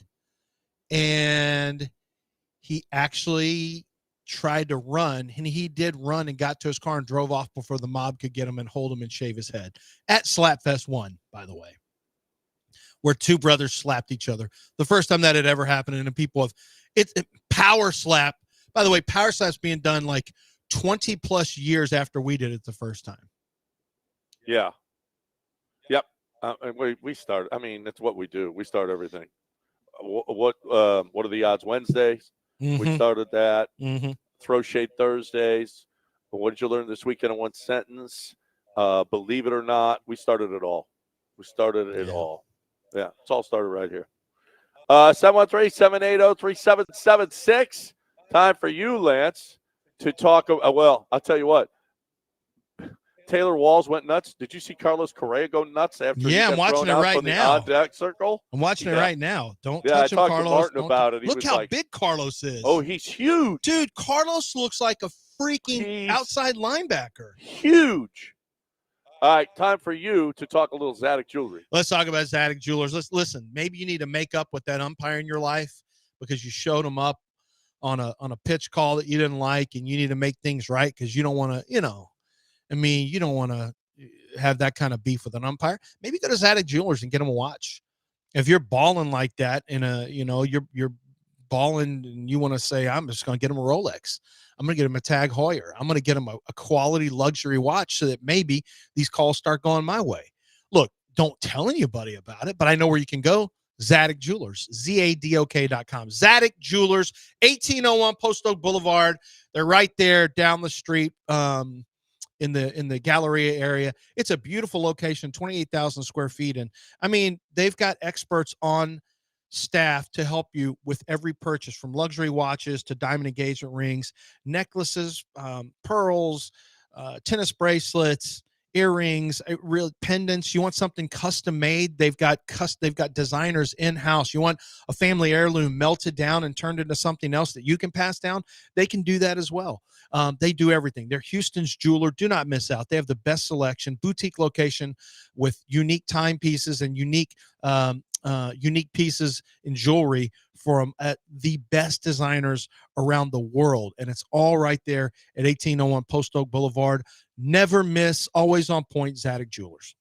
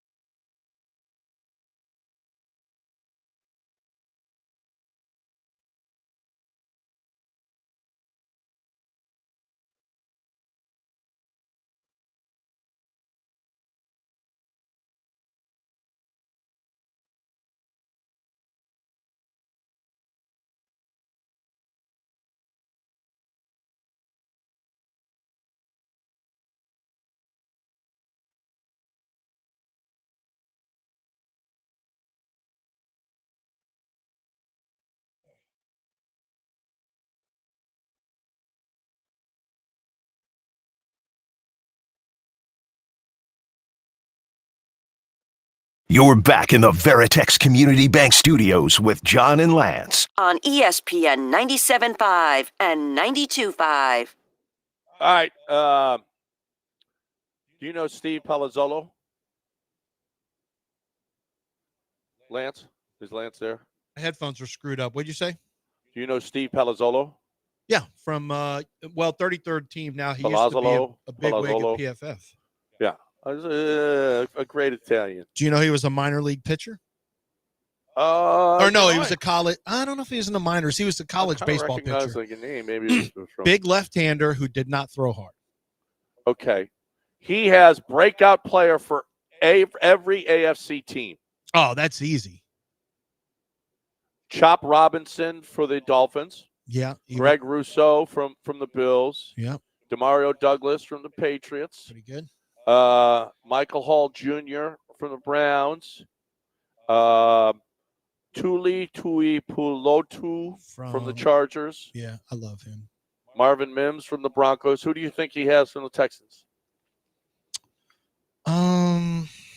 That's a hard one. He's not going to say an offensive lineman. He's not going to say CJ. That doesn't really count. I don't think he'll say, you can't say rookies. It's got to be a player who's already playing. He could say Jalen Petrie. That could be one. You got the pass rushers already there. It won't be defensive tackles. Linebacker would be interesting if you said Christian Harris, but he won't say that. I'm going to say Jalen Petrie. No. Okay, who? I think Jalen Petrie's already been a breakout Well, that player. was the difficult. I mean, can you say, you can't say Bullock. No, I guess you could. Out. No, because his answer is Kamari Lassiter. Oh, yeah. Yeah. That's, I mean, yeah, I guess breakout is, because Rousseau had a really good year last year, and he's saying he's a breakout player for the Bills. So, yeah, I guess you could. Yeah, that makes some sense. See, I was already kind of thinking he's playing like, I want to play better is what I'm kind of thinking of. But that's fine. No, guys who are going to break out and become stars. Okay. Well, yeah Jalen's not going to become a star. Right. From week 10 through 18, Kamari, after week 9, he did not allow more than 50 yards in coverage in a game. 21.7 yards per game allowed from week 10 through 18. 2 touchdowns, 2 interceptions, 50% completion allowed, a 59.3 passer rating when targeted. 33rd team says yes, that Kamari Lassiter is going to have a breakout year. Mm-hmm. Okay, that's fine. I hope so. So the knock was he's not all that fast, right? Yeah, the knock is his long speed. The question, well, he's not, I don't think he's real tall, but yeah, his speed on tape is very, very average. I don't think he ran all that. They say his game speed with wearable technology with catapult system is faster than his time speed. But yes, speed is the concern with him. That's why I projected him. I said he could play inside or outside, but I projected him to be a slot. Now, what I heard was that the Texans expected him to be a slot as well. And then when their outside corners were so bad last year in camp, Henderson and Okudah, they moved Kamari Lassiter outside, and they've just kept him there ever since then. Yeah. I would say that the Texans are going to be set, hopefully, with Stingley having his contract. Kamari they love Kamari, his work ethic, everything of the way he goes about it. He's a dog. They love what a dog he is. I think they're set for years to come. Yeah. Outside. I mean, like you said, they didn't think he'd be an outside guy. Guess what? He's a really good outside guy. He's played pretty well so far. I do worry a little bit, though, that he's going to get missed. Because remember now, the Texans had some issues with wide receivers getting past them for either long touchdowns, long catches, or long overthrows that kind of took them off the hook. So that is something to keep your eye on. And even to be fair, you even had some of that going on with Stingley. By the way, John, breaking news, a Hall of Famer is on the line right now. Radio caller Hall of Fame, Jason, formerly from Waco, Well, formerly from Bel Air, as you may Right. remember, he was Jason in Bel Bel Air. Wow. Then Jason in Waco. He was a man who once was a valet driver and then wrecked a car. So he Right. lost his job as a valet driver. You may remember that, John. He was Yep. playing. He claimed he could beat anybody and everybody in college football on the EA Sports, and then he was beating something to the tune of like 71-2. And they tried to shave his head, and he ran off, jumped the fence, and got away Correct. from the mob. Then he Yep. did have his head shaved, however, at Slapfest 2. Yep. He paid his debt off. That's the Lannisters pay their debt. And joining us right now is the next thing you can label him is champion. Jason, good morning. How are we doing today? Oh, I am doing great. Everything you said was spot on, and you were right. Thank you for letting me call in. Yeah, I'm really, really, really happy this morning. I've had a great weekend. Tell us why you're happy, Jason. 42 years I've been waiting to win a state championship with my high school, and it finally happened on Saturday. But let me rewind if I can. Last year, we lost off a walk-off. We were up 9-3, and with one out, they scored 8 runs, and we lost 11-9 off the grand slam. Oh, so that, so it was very. I was very happy when we finally achieved it this year. We won 9-1. So, and our baseball team's also playing for the state championship game next Saturday. This coming Saturday. They're playing at Atascocita. Somebody told me on Twitter. Yeah, you know what I'm saying. Yes, well, really, not really, because somebody told me on here. So they what- said, tell Jason in Waco that the Atascocita boys baseball team is going to beat his midway team. So somebody already said that. I didn't really know that. Can you tell us how you celebrate? How did you celebrate your championship? I remember after the Astros won in 22, I took a bottle of Maestro Texas Bell. Roadhouse. Texas Roadhouse. Yeah. We went to Texas Roadhouse after the win. Mm-hmm. How nice. Jason, So, how disappointing was it last year, though, Jay? I mean, that must have been crushing last year. Yeah. It's just like, this cannot be happening. I mean, it's just like, it was heartbreaking. It was the worst day of my life. It was the worst day. I'd rather go through 100 heart attacks than what I faced last year. But we overcame it, and we won. We have, Coach Williams and Taylor Ellis and Rachel Ellis and Martinez. Because we have to me, I know every school thinks they have the greatest coaches, but we truly do have the greatest coaches at Midway. So, but no, we finished 32. We finished 32-3, and our sophomore pitcher, Peyton Phillips, she is awesome. She had 11 strikeouts in the state championship game. Did you just tell us that you'd rather go through 100 heart attacks than lose a game like you lost last year's state championship? Yes, I'm not even joking. I'd rather go through 100 heart attacks like I did a year and a half ago than that. I hope nobody ever experiences that. 100 heart attacks, though. That's it. I don't know. The way I feel right now, the way I feel about us winning state championship, how I felt, this is a Houston show, how I felt like when the Astros and Rockets won their first championship. All the pain we went through with the Astros and Rockets and finally getting it. That's how I felt like, oh my God, we finally did it. I got to ask you something, Jason. A lot of people aren't going to know this, but John will remember this as well. You were famous for, at one point, Jason, can you describe how you used to motivate your little sister who was playing softball? Do you remember? We're in the backyard, and she was pitching. She kept throwing over my head, and I call her a loser. You're never going to amount to anything. You're embarrassing Midway name. So, yeah. And then after that, she never lost another softball game again. You did that, but you said you did that, right, for motivational purposes. Right. Yes, motivation. And she never lost another game after that. I guess she got mad, so. Wait, she never lost another game. What is she doing now? What does she do now? She's in the car business, I think. I don't know exactly what she does. But I know she works, so. She's in the car business. Now, she's not doing what you did. Jason, was I right that you got fired when you were a valet driver? That day was pretty bad, but it wasn't even my fault. Let me ask you a question. What was worse, when you got fired as a valet driver when you crashed a car, or when you lost the state championship game? I would say losing that state championship game last year. Yeah. Yeah. That was the I worst. mean, I hope nobody. I mean, that's as bad as 100 heart attacks. So not even close. That's a good point. So I really appreciate letting me call in and brag on our softball team.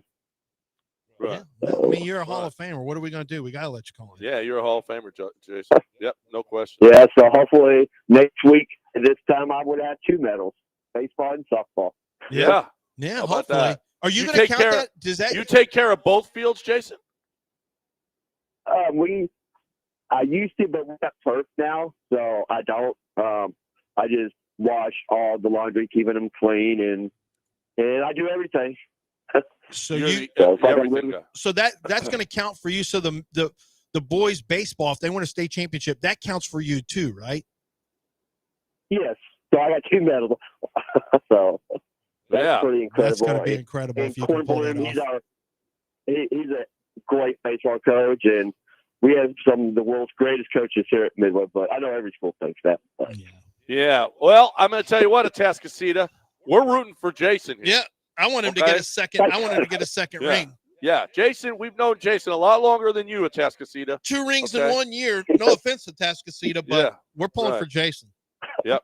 Go, Jason. Appreciate that. No, they're a great team, and we're going to have to bring it. So better bring it, Jason. Better bring it. Hopefully, it's not going to be disappointing like 100 heart attacks. Yeah, we don't want that. We don't need that in our lives anymore. Nope.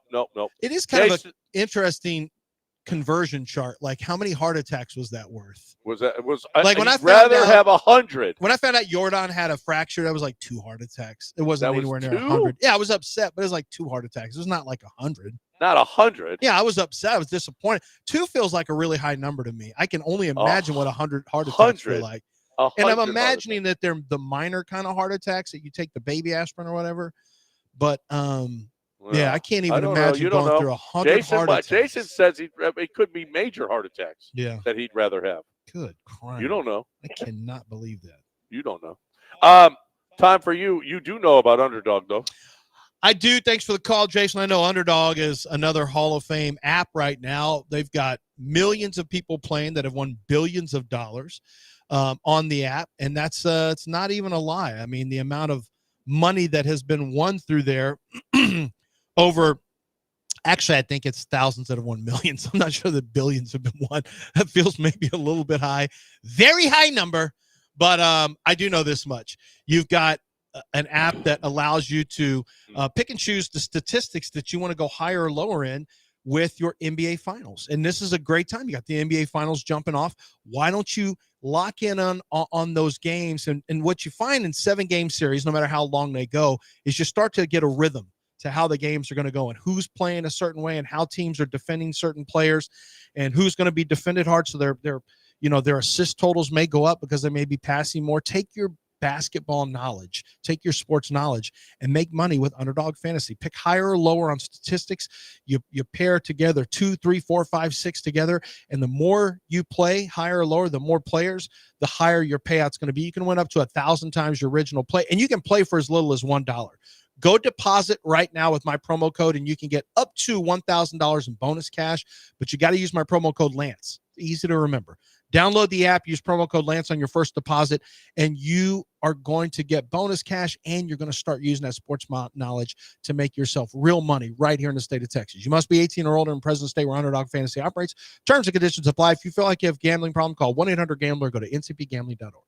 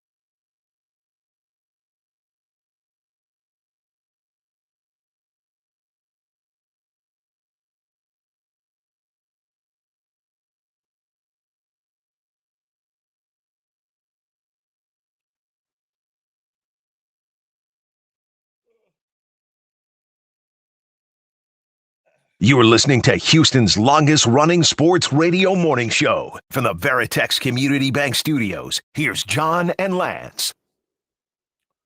All right. Welcome back here on ESPN 97.5 and 92.5, 713-780-3776 is the number if you want to get in here. Congratulations to Jason and Waco. Hall of Famer. Hall of Fame that caller. That call is really for the old 6'10", Yeah. the old school people who followed old school who know who he is. Yeah. I mean, he was Jason in Bel Air to start off. That's how long ago. Jason in Bel Air. Now he's Jason in Midway. And just kicking ass, taking names. That's what he does. 713-780-3776. Chris has been waiting. Let's get him in here. Hey, Chris. Hey, what's up, guys? Love the show. Hey, kind of a more serious question about the Astros thing. And Lance, I wasn't as fired up about it, so I was listening to you this morning about it. And my question is, wouldn't you say this starts at the top with Jim Crane? And here's why. He's got to come in the building and say, hey, guys, what's the update on Tucker? Oh, it's just a strain. Or, hey, what's going on with, Jordan? Oh, it's just a sprain in his arm, and he's whatever percent. Oh, okay, cool. Then those guys lie directly, basically to his face, or maybe they're not. Maybe Jim's telling them to withhold the information.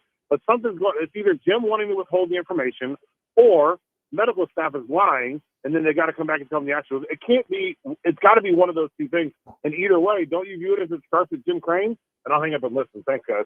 Well, I mean, the buck falls on the either general manager or owner. And I mean, at some point, Jim Crane can, if he thinks this head trainer is incompetent, he'll fire him. I mean, I don't have any doubt.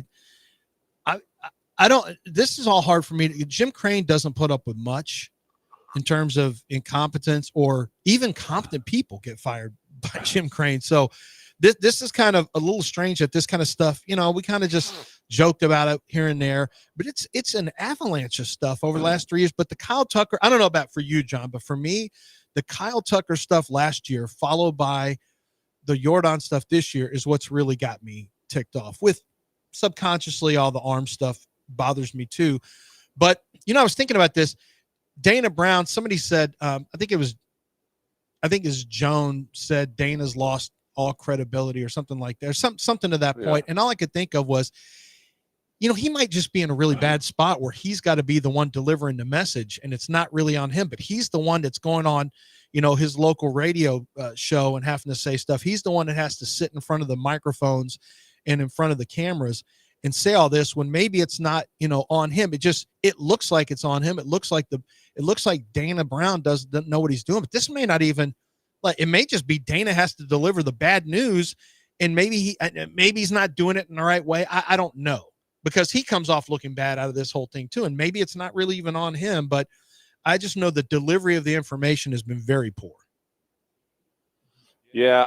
This isn't on Dana. This is on the way they go about it. I can't believe though that Jim Crane, maybe, I don't know, that Jim Crane to be going behind the scenes going, let's not tell anybody anything. Maybe. Yeah, that doesn't make any sense to me. I don't know. I have no idea, but maybe he's saying that. I don't know. But this has been going on for a while with the organization. This is not a Dana thing. Maybe he just continues it. I don't know. Right. Maybe it's team policy. We don't let anybody know what's going on medically or whatever, or we just lie. I don't know. But or we're just going to continue to be incompetent. One of them. It's one of these. Let's just continue to be as incompetent as we can, or let's lie our asses off. It's one of the two. One of the two. Yeah. Okay. It's because it's just the Kyle Tucker thing last year, and now the Jordan thing here. And then let's throw it in everybody's face by letting our hand guy throw out the first pitch. Our hand guy. I love it. I just think, the Astros go, screw y'all. Well, you know what? We've been the best team in baseball for the last 10 years. Screw y'all. We'll do whatever we want. Don't they want to be competent? Screw us. Don't they have something internally where they want to be competent? But if the hand guy is doing the surgeries and all that. I'm not even blaming the hand guy. No, I'm telling John. I mean, if he's doing the surgeries, he may not even be it is still up to the head trainer to get a lot of this stuff done. I know Chandler Rome is the one who singled out the head trainer, and he's pretty intimately involved with the Astros inner workings. So for him to start mentioning him, it may be where the hand guy just says, hey, they come to me for initial diagnosis, or maybe they come to me for surgical stuff. I mean, I don't know.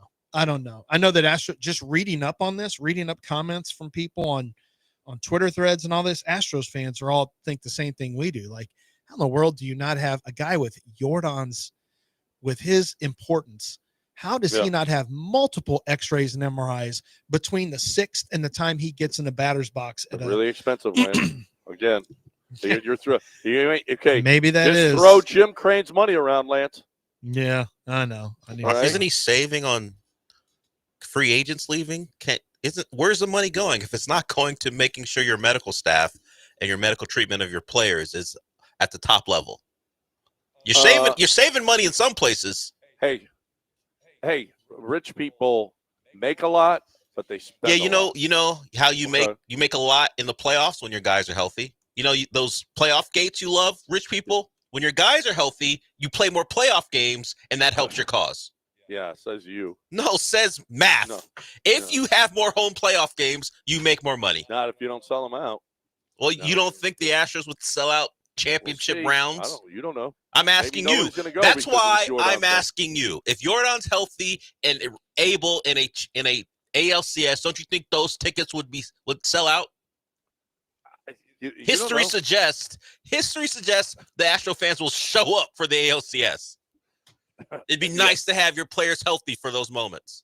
Yeah. No, nothing. And now we got some mythological 70% number where if he said 70% and if he can deal with the pain, he'll play. What? Yeah, we only got 10% to go. It's embarrassing is what it is. We only got 10% to go. Imagine that.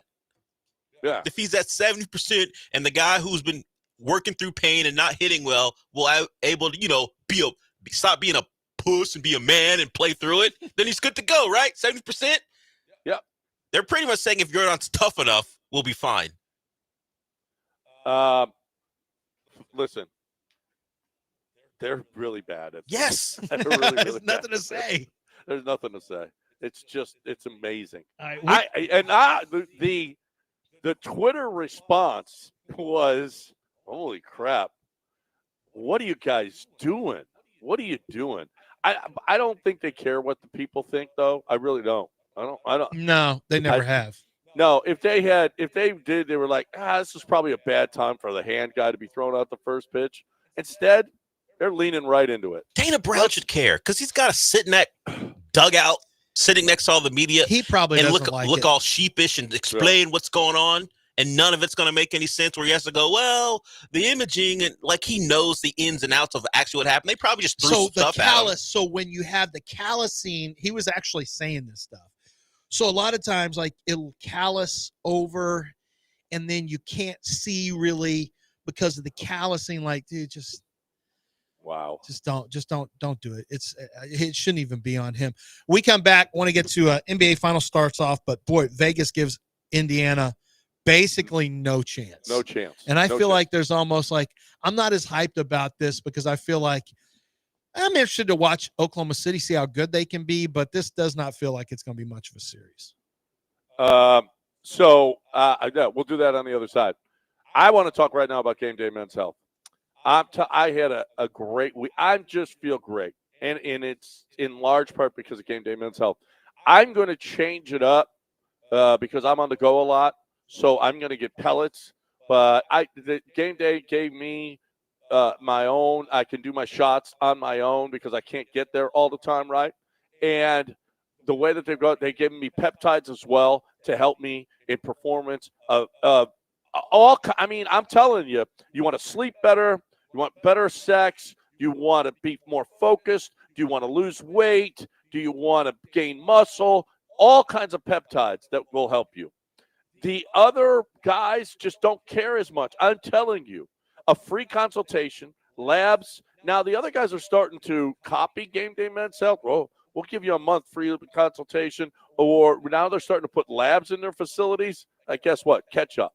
Because Game Day Men's Health's been doing it. And Game Day Men's Health is just better. It is just better. I've been doing testosterone replacement for a while, and I just think they're just better. So if you're looking for a great way to feel better, all right, you're sluggish, you're not as good as you used to be, you can be.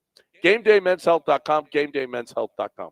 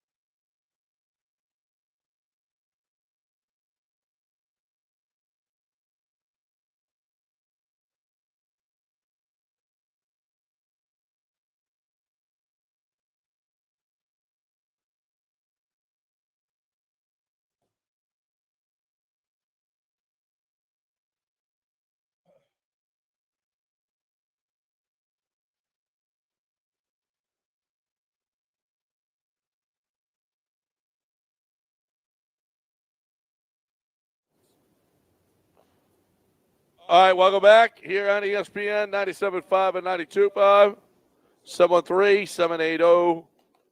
713-780-3776. Nice responses. We got the backup generator working. Sorry for all of you on 97.5 that are experiencing problems listening. If you are having problems, go to 97.9, hit the HD2 button, and you will get us a perfectly clear. If not, download the app, listen through your Bluetooth on your stereo, on your car. Watch us streaming. You can do all of that. YouTube, Twitch, whatever the case may be. We woke up this morning and had inflammation in the transmitter, and unfortunately, we didn't see it with the transmitter MRI, but we hope it's a little bit better. We're at 60% right now, and hopefully we'll be at 70% soon, so all of you can hear us on 97.5. In the meantime, it's callback. That's comedy right there, folks. That's callback to previous elements of the show. 713-780-3776 if you want to get in. All right, NBA Finals. I've seen a lot of people saying, oh, this is death for the NBA. Indiana and Oklahoma City, could it be worse? I don't know. I think it's a compelling. I just saw a question on ESPN. Can Jalen Brunson be the best player on a championship team? And I think the answer is yes. If Shea Gilgeous-Alexander can be and Tyrese Halliburton can be, why can't Jalen Brunson? You got to have better pieces around him. That's all. What are you yelling about, Dell? That he's smaller and a worse defender than both. Halliburton's not great, but he's at least big. And that's the big issue with Brunson. And when he and Cat were on the floor at the same time, actually the Knicks starting five was one of the worst starting fives in the conference finals as far as plus minus in the last 20 years. Habstrow looked that up. Tom Habstrow, formerly of ESPN, looked that up. They have issues because those two on the floor at the same time can't stop anybody. Well, that's okay. I think Jalen Brunson. And listen, his size. I don't care that he's smaller. He's an unbelievable scorer. The point is, no one of his size since Isaiah Thomas can be the best player on the team and win. It's just Steph Curry, as even we look at him as small, he's much bigger than Jalen Brunson as far as height is concerned. He's just a small dude. He's just small. Yeah. That's all it is. It's not his fault. It's not like small dudes can't win. Small dudes, name the small guys best player on the team who won a title. When does that happen? Since Isaiah. It's not. It doesn't happen a ton. I'll tell you what. Fred VanVleet. He was the best player on that team. Yeah, they had Kawhi. Many people believe. Many people don't believe that. They had Kawhi Leonard. Many people believe that he was the best. He was not the best. Who makes $40 million right now? A lot of people do. He's one of them, though. Yeah, but he's one of them. That tells you what people think of him. Tell you what the Rockets had to do to get him. I listen. I think Jalen Brunson could absolutely win a championship. Well, let's see it happen because right now it hasn't. But is it more of an indictment? Did you see the indictment on Cat? The Cat apparently doesn't give a rat's ass what defense they're playing, and doesn't answer to it. Doesn't care. He just does whatever he wants to do defensively. Where did you see that? It's in the Athletic. It's the articles that come out after the autopsy is done. Everyone has to rip whoever they need to rip. Somebody in the building. Yeah, someone had to catch it. Well, but that comes from somebody who does know in the building. I'm not suggesting it's not real, but these are the articles that happen once the season is over. Right. Well, if you don't win, somebody's going to get ripped. Well, especially if you're holding on to this and it's pissed you off the whole time. Yes. And then you're like, man, I'm going to out this dude. He's killing us. So the question was, should Giannis, did the Knicks have to make an all-out effort for Giannis? Now everybody's saying they want Giannis. He's ours. If we want him. If we want him, yeah. Yeah. If we don't now, want him. all of a sudden, we want him? What if he doesn't want you? Well, screw that. He wants us. Who's to say? Look at we have Greek restaurants. We have Nico Nikos. You guys pulled Yanni's Greek. He does barbecue and wings. We were having a discussion about 10 years ago, maybe a little less. Right. When LeBron was like, I don't like Houston. Now LeBron didn't like Houston, but Houston but didn't we like don't want LeBron. We don't like you. Maybe you didn't, but other people did here, and they didn't want to be here. The LeBroners. No, not the LeBroners. People who want to win titles wanted LeBron here. Leave. Okay, if you're a LeBron fan, leave Houston. And beat it. Just telling you right now, we haven't heard any reports about Giannis loving Houston. What we have heard recently is that he likes Toronto and Masai Ujiri. Demetrius Fedakakis. Has he ever met Rafael Stone? I don't know that. Okay, maybe they should have a meeting. Demetrius are best friends. Did you know that? What does that have to do with anything? Who's You think Demetrius? you think Giannis can't get owner good of Greek food in Toronto? No. The Greeks don't go to Toronto. It's too cold there. No. They don't. Greeks don't go to that kind of weather. I'm saying he probably has. Why do you think he wants out of Milwaukee? He probably has access to good Greek food without having to go to a restaurant. By the way, you just consider baklava. Baklava. That's it. We're good. I'm just telling you. What about pistachio? All I have heard recently is he likes the thought of playing in Toronto and staying in the East. That's all. Pistachios. Yeah. What about Euro? What is that? What? Yeah. The Greeks. Oh, you think food is going to get him here? Echo's right down the road. We can literally get Giannis a Euro and fries right down the street. In a gas station. Not sure that's going to be enough. Okay, we got a championship Greek boxer here now. The guy who we had on. Did he win? Yeah. Okay. He's kicking ass. Yeah, that guy. So that's just a lesson. There's a lot Giannis. of good. There's a lot. Giannis would like it, and most importantly, we would welcome Thanos. We got the Greek. Thanasis. You might need to learn his name if you're going to welcome him. Well, the Infinity Stones. That's a different character altogether. Not his brother. Very complicated. It's not that complicated. So screw everybody else. Well, I mean, he likes Toronto. If we want him. If he wants you. If we want him. If he wants you. No, if we want him. It's more important if Everyone he wants wants you. Houston. That's not proven to be the Shannon case. Sharp talk about the girls in the Galleria? What does that have to do with Giannis? You don't think he likes girls in Gallerias? I've known him to be a happily married man. Oh, well, maybe Thanasis. Yes. As you call him. That's his name. It's not what I call him. Maybe he likes girls in the Galleria. Maybe we should just get Thanasis. You're the betting favorite. No, we don't want just Thanasis. No, you're the betting favorite. Maybe Thanasis likes you. Are we the betting favorite with Giannis? No, I haven't seen that. The betting favorite with who then? Thanasis. No, we're not. We don't yes, want you him. are. We don't want him. What are you talking about? Oh, so now it matters what people really want him. he's a combo deal. We're going to sign the five. If we sign the 5-star, we'll take his brother. No, yeah, that's what it is. Giannis it's that says, same deal. Giannis says you have to recruit him separately and make him feel like he's wanted before he'll come. I just want to see Thanasis. Prayer hands. And with that said, Giannis and I are headed to Houston. Respect our decisions. No, you'll see Thanasis when Giannis comes with the Respect Toronto our Raptors. decisions. Thanasis will be right with the over. Raptors. Dell, it's over. We already have respect our decisions. Respect our decisions. It's over. If Houston wants him. You can't fight respect our decisions. I just know that once they say respect our decisions, you can't say anything. You should probably wait till he puts you on a list. Until that list comes out. So blessed for matters. the Rockets to want me, Giannis. Yeah. Because you got to say, everyone who wants you got to say, blessed to receive interest from the Phoenix Suns. Yeah, I'm sure you'll get and a post somewhere. I'm sure on you'll Twitter. be part of the hat game when he picks the Raptors. I'm sure. I'm sure he'll pick up a Rockets hat and toss it and put on his Raptors hat. I'm sure you know he will. what? If he goes to the Raptors, if we want him, if Houston wants him, and he goes to the Raptors, you know what it tells me? He's not a competitor. He's not a dog. Serious. He wants to stay in the East. He wants the easy That's way right. out. You're just He wants like the you easy know what way you out. are. You're just like a college football message board fan. He goes, I only want someone who wants to be with here. us. Absolutely. Yes, exactly. And who wants a challenge. Yeah, who cares if he's the 5-star? He We're doesn't want number to be 2 here. in the West. We're number 2 in the West. We're the second best team in the West. Not this year. really. I mean, the Wolves are the number 2 team in the West. See, you love Carson Beck now because he went to your I team. do not love Carson Beck. Yeah, you that's a kinda lie. do. Respect his decision. He's at your school Yes. now. I respect that $3.5 million he got. I respect that. Make your money, Carson. Yeah, beside that, he's also Nigerian. We have huge Carson Greek Beck. and Nigerian, and we have Nigerian restaurants all over the place. Blue Nile.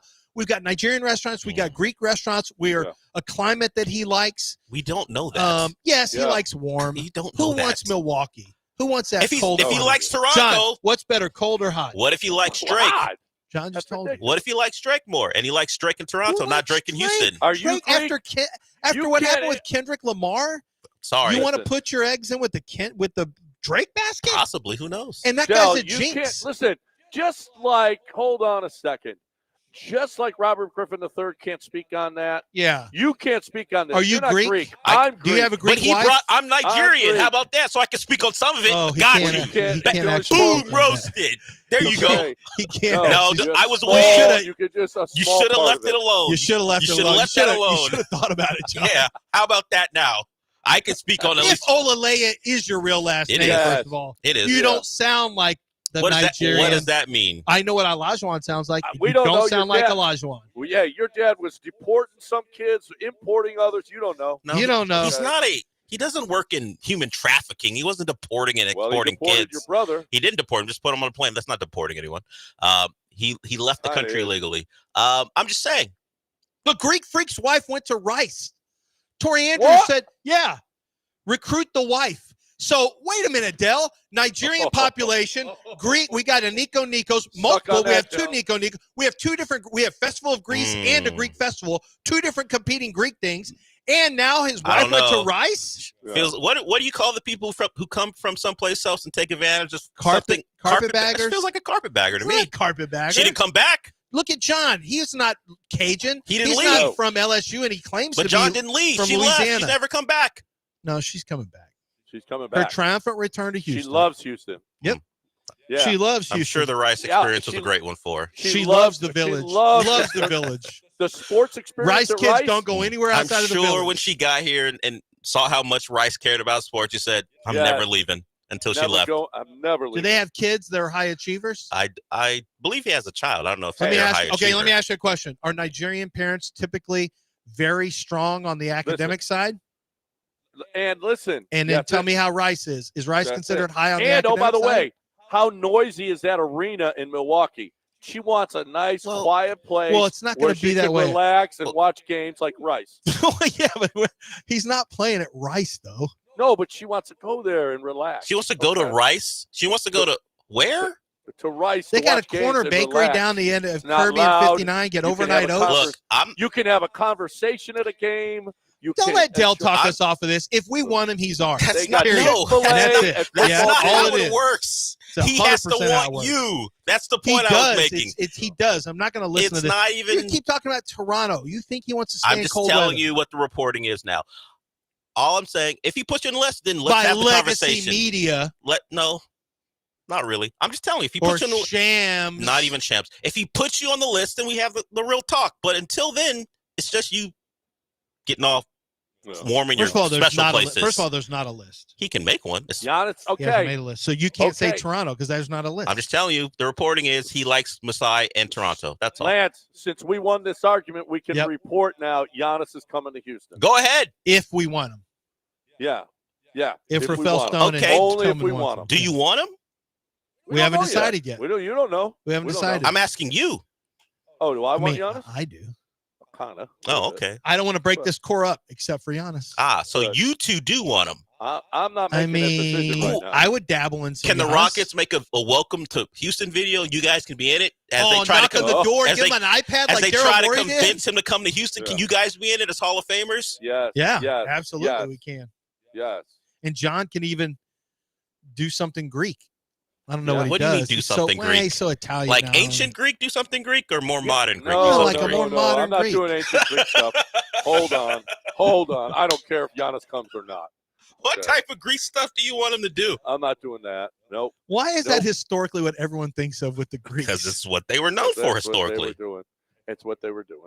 Time to talk about something clean and wholesome, and that's McGrath Pest Control. Well, if your house isn't clean and wholesome, then you need Scott McGrath and McGrath Pest Control.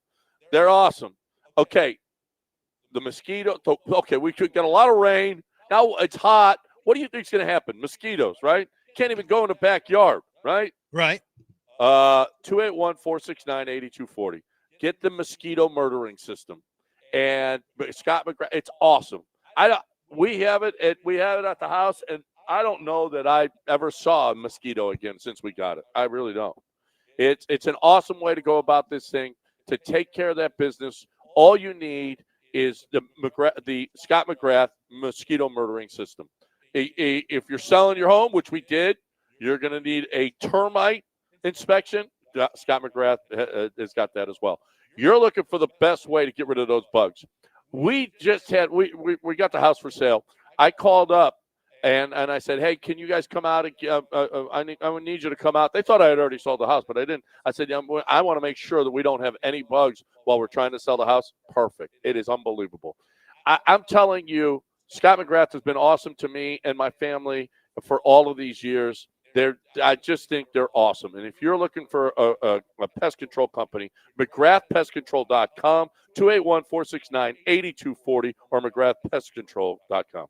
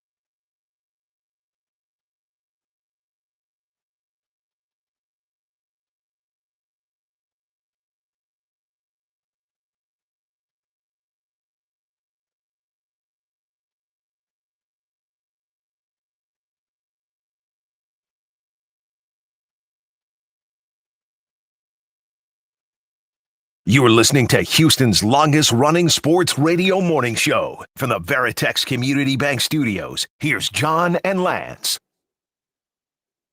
All right, welcome back here on ESPN 97.5 and 92.5.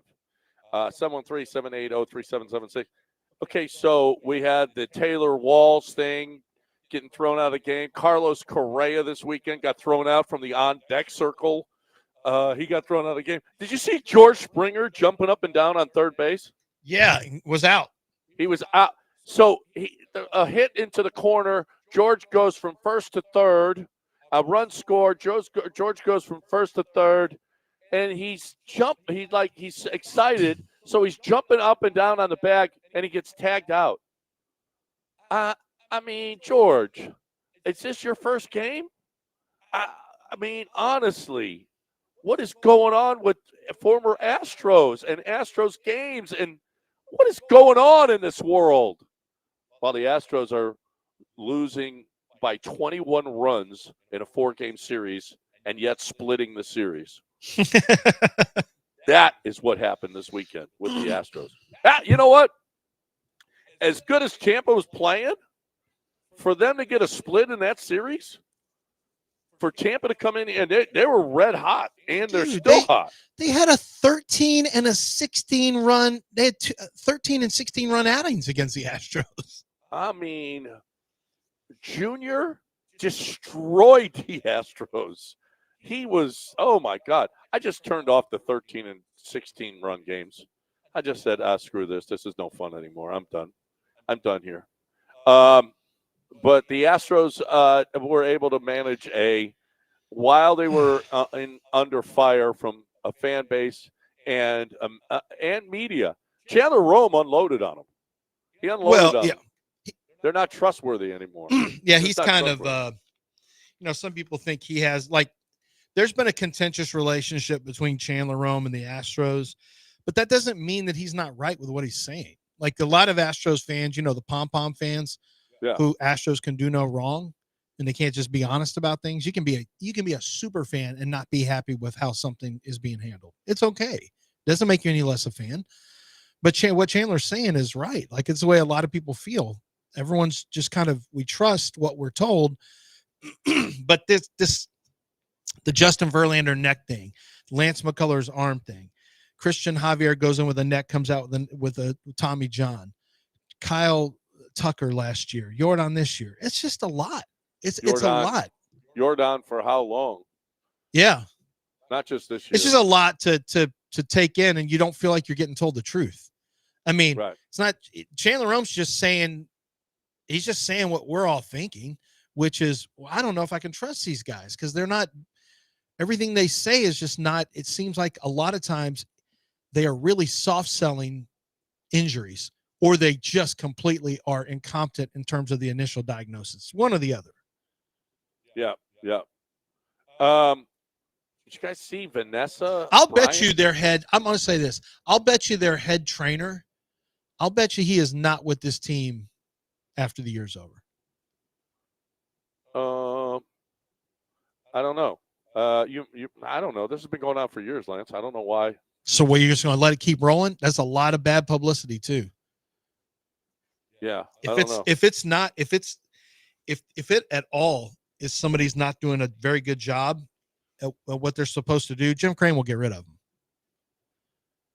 them. Yeah. Did you guys happen to see Vanessa Bryant is pregnant? Yeah. That's her business. And there's some woman on Twitter that's just irate. Well, it's a guy, isn't it? Oh, was it a guy? There are several people who can't believe she would move on. You mad, bro?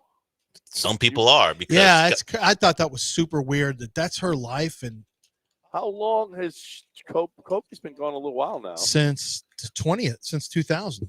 The day before my birthday, I think. He died January 26, 2020. It was 26? January 26, 2020. So over 5 years since he's passed. I mean, that woman deserves a life now. Apparently not. Apparently she's just supposed to be the head of that estate and never have another love. That's her business. It's not my business. She was with Kobe. Of course, Twitter thinks everything is their business. It's not my business. It's her life. Don't care. Let her live whatever life she decides.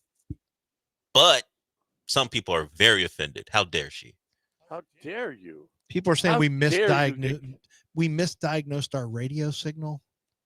No, we It's didn't. not fair. We didn't misdiagnose it. There was inflammation. We had to wait for it There's to no go way down. for us to see it. It's 60% healed.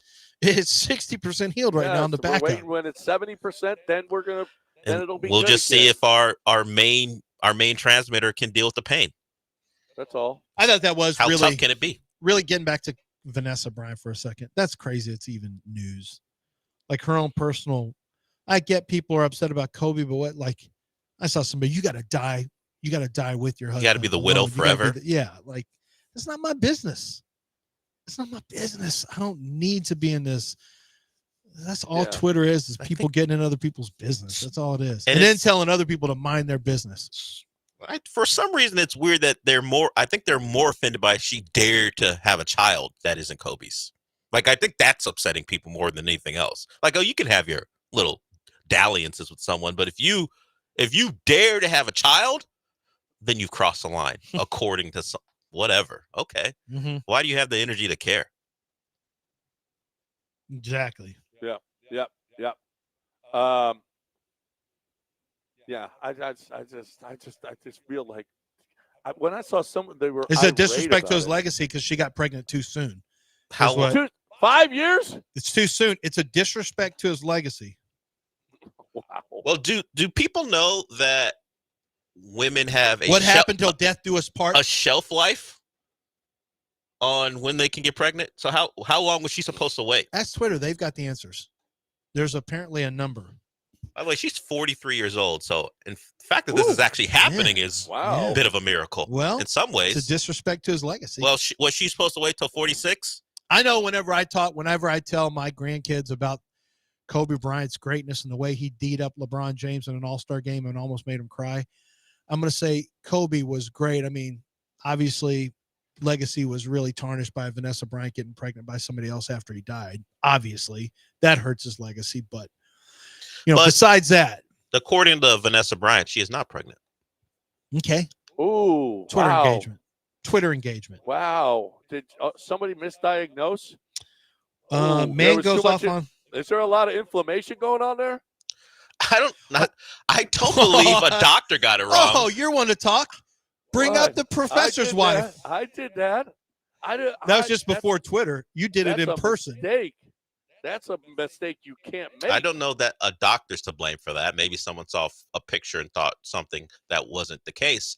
But she used Rihanna, one of our queens. She used a Rihanna picture and said, "Me protecting my peace, not pregnant, and having fun all summer."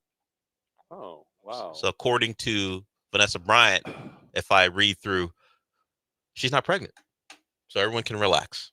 She gained weight and somebody decided she was pregnant. Wow, that's inflammation. Wow. It's a misdiagnosis. You can have gut inflammation. That's real. That is you real. Can bloat, all kinds of stuff. Yeah. So she okay now? We can stop. People can stop. Why'd you even bring this up, John? You so messy, girl. Girl, stop. Girl, you messy. Girl, stop. Yeah, you a mess today. John's definitely a messy bee. Yes. We got a break. I want to talk about hoops. All right, I ain't no messy bee. I'm talking about hoops right now. I'm talking about Keith Tate. I'm talking about wonderfulness. I'm talking about the best goal you could ever have. I'm talking about the ProDunk, ProDunk.com. Now it's just a push of a button. I mean, you know what? I wouldn't be surprised because before we used to have to crank the goal so it would go up and down. Now it's just a push of a button. I wouldn't be surprised at all if Keith Tate doesn't invent a way where you just think about the goal going up and down and it will do it. That's the technology that we're looking for. The technology is second to none.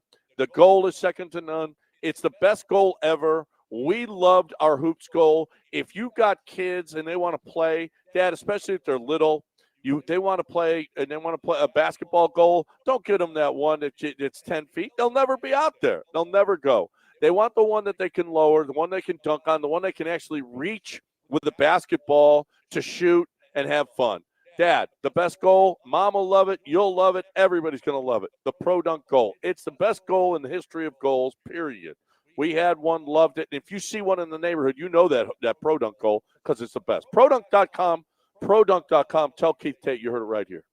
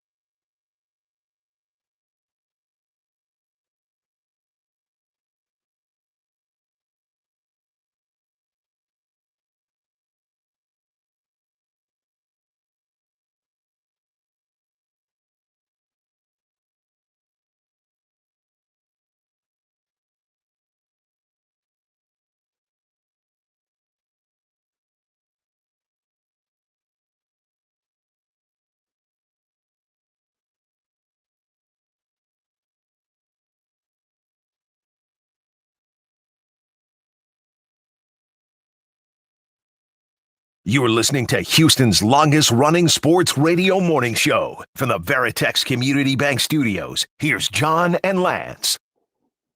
All right. This is our penultimate segment this morning. We played through the pain. We're only 60%, but we played through it. We're not like Jordan and quit right away. All right. We were at less than 60%, truth be told. But here we are, playing through the pain. Mondays kind of suck because, like last week, we didn't work on Monday. That was much better. That was a great show. I mean, a great day, I guess. Yeah, I don't know. People just really did some great things outside, fun things. I was at the neighborhood swimming pool for the last 2 innings, so I'm looking up because I'm like, well, there's nothing going on here. So I'm looking at my phone. I didn't see what happened with Wall. I just followed and ta-da! It was a win.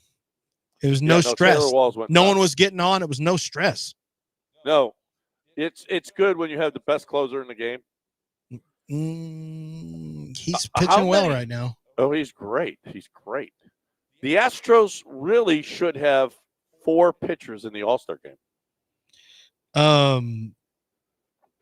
4 pitchers in the All-Star game. Yeah, Hader, Fromber. Well, who's your 4th? Hunter and who else? And Abreu. Oh. Yeah, I don't know that they're going to get 4. They're not going to get 4, but they should. Well, I think they'll get 3. Yeah, they could get 3. Yeah. You think Fromber gets in? I think Fromber gets in. Fromber's ridiculously good, bro. Okay. Yeah, I mean, Fromber is kicking ass. I mean, I think Fromber's doing great too, but I don't know. He's made one before. There's a lot of good pitchers in the AL. You were going through some of them. It could be a little tricky. Yeah, no, it's going to be tough. No question about it. I don't think Colton Gordon or Ryan Gusto get there, but I do think the Astros are going to get they're going to get 3 for sure, and I think they should get 4. I think Abreu should get there. You know, setup guys, it's harder, but there are setup guys that get there, usually from teams that don't have an all-star. Right. Del, we miss anything today? How about we didn't even talk PSG? I got people, my brother-in-law and his wife are in Paris right now, and they said they haven't seen anything, but the sirens and the idiocy that's going on because PSG won the title. Not only won, it was a historically dominant performance. Never had a Champions League final have that type of margin. Maybe their star player, not in the game, he didn't score, but he's looked at as at least one of their stars. Dembele was talking to Henry on the CBS broadcast in French, just how world soccer goes. So they're going back and forth in French, and then Henry translated at the very end. Dembele said, "Please, I know Paris is going to be lit up, everyone's going to be happy, but please, no violence, please." And of course, they didn't follow his 2 word. fans dead and a police officer in a coma. Yeah, so they did not listen. 17-year-old boy was stabbed to death in the city. That's so bad. Yeah. I thought, God, I thought. Wait, was he stabbed in France, or 17-year-old boy was stabbed to death in the city of Dax? I don't know where that during the PSG party after Saturday night's final in Munich. So I don't know where that is. Can't we just have a man was fun? killed in Paris when a scooter was hit by a car. Can't we enjoy the game? That's what I love about Houston. We haven't been idiots like other cities. I mean, it's just that's just so bad. That is just so bad. My brother-in-law and his wife are there right now. I'm like, be careful. Be careful. Some people just look at that as a chance to go on a full purge. Yeah, that's all. No, let's go riot. Let's go loot. Let's just go be, let's take advantage of a situation. You think 294 arrests, including 30 people who broke into a shoe shop on Champs-Élysées? Yeah. 2 cars were set afire close to Parc des Princes. I don't know however you pronounce it. Yeah. Champs-Élysées very well. I did say that, but this other one, I've never heard of. That one's a little bit tougher. Yes, that one's tougher. Anything else, Del, that you're going to have on your little show and not on this little show? Well, I mean, I could have given you something, then you insulted me. So I didn't insult you. I said on this little bit. Show. No. You insulted him. Here's one. How about your girl? No. You insulted him a little bit. You got a little out of order yourself. You're a little out of line. How about the fact that the Rockies are the 3rd fastest to 50 losses in Major League history? And, John, what was the stat that you had with the Rockies? Scotty Scheffler has as many wins since May 2nd. As the Rockies. Since May 2nd, and there's only a tournament once every week. It's a month. It's 1 month. Yeah. And Scotty, he's only been in 4. They've had, 28 games? 20, yeah. What was the girl? Did you see the U.S.? I just watched the very last hole of the Women's U.S. Open, and there was some girl who had a chance to qualify. If she finished in the top 10, she was going to get that pass next year into you just have to finish in the top 10, and you've got an exemption. Yeah.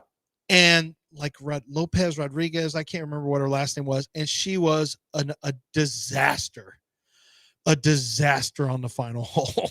It was she didn't. I think she triple bogeyed it, And so she didn't get it. And the winner had to sit and wait for this girl to keep slapping it all over the place. She had like 4 shots before the winner was able to putt up onto the green and, tap in for the win. There was a lot of caddy. It was caddy this weekend there. Like Charlie Hull, apparently Lexi Thompson and Nelly Corda were playing. They were the 3 of them were playing together, and they're so slow.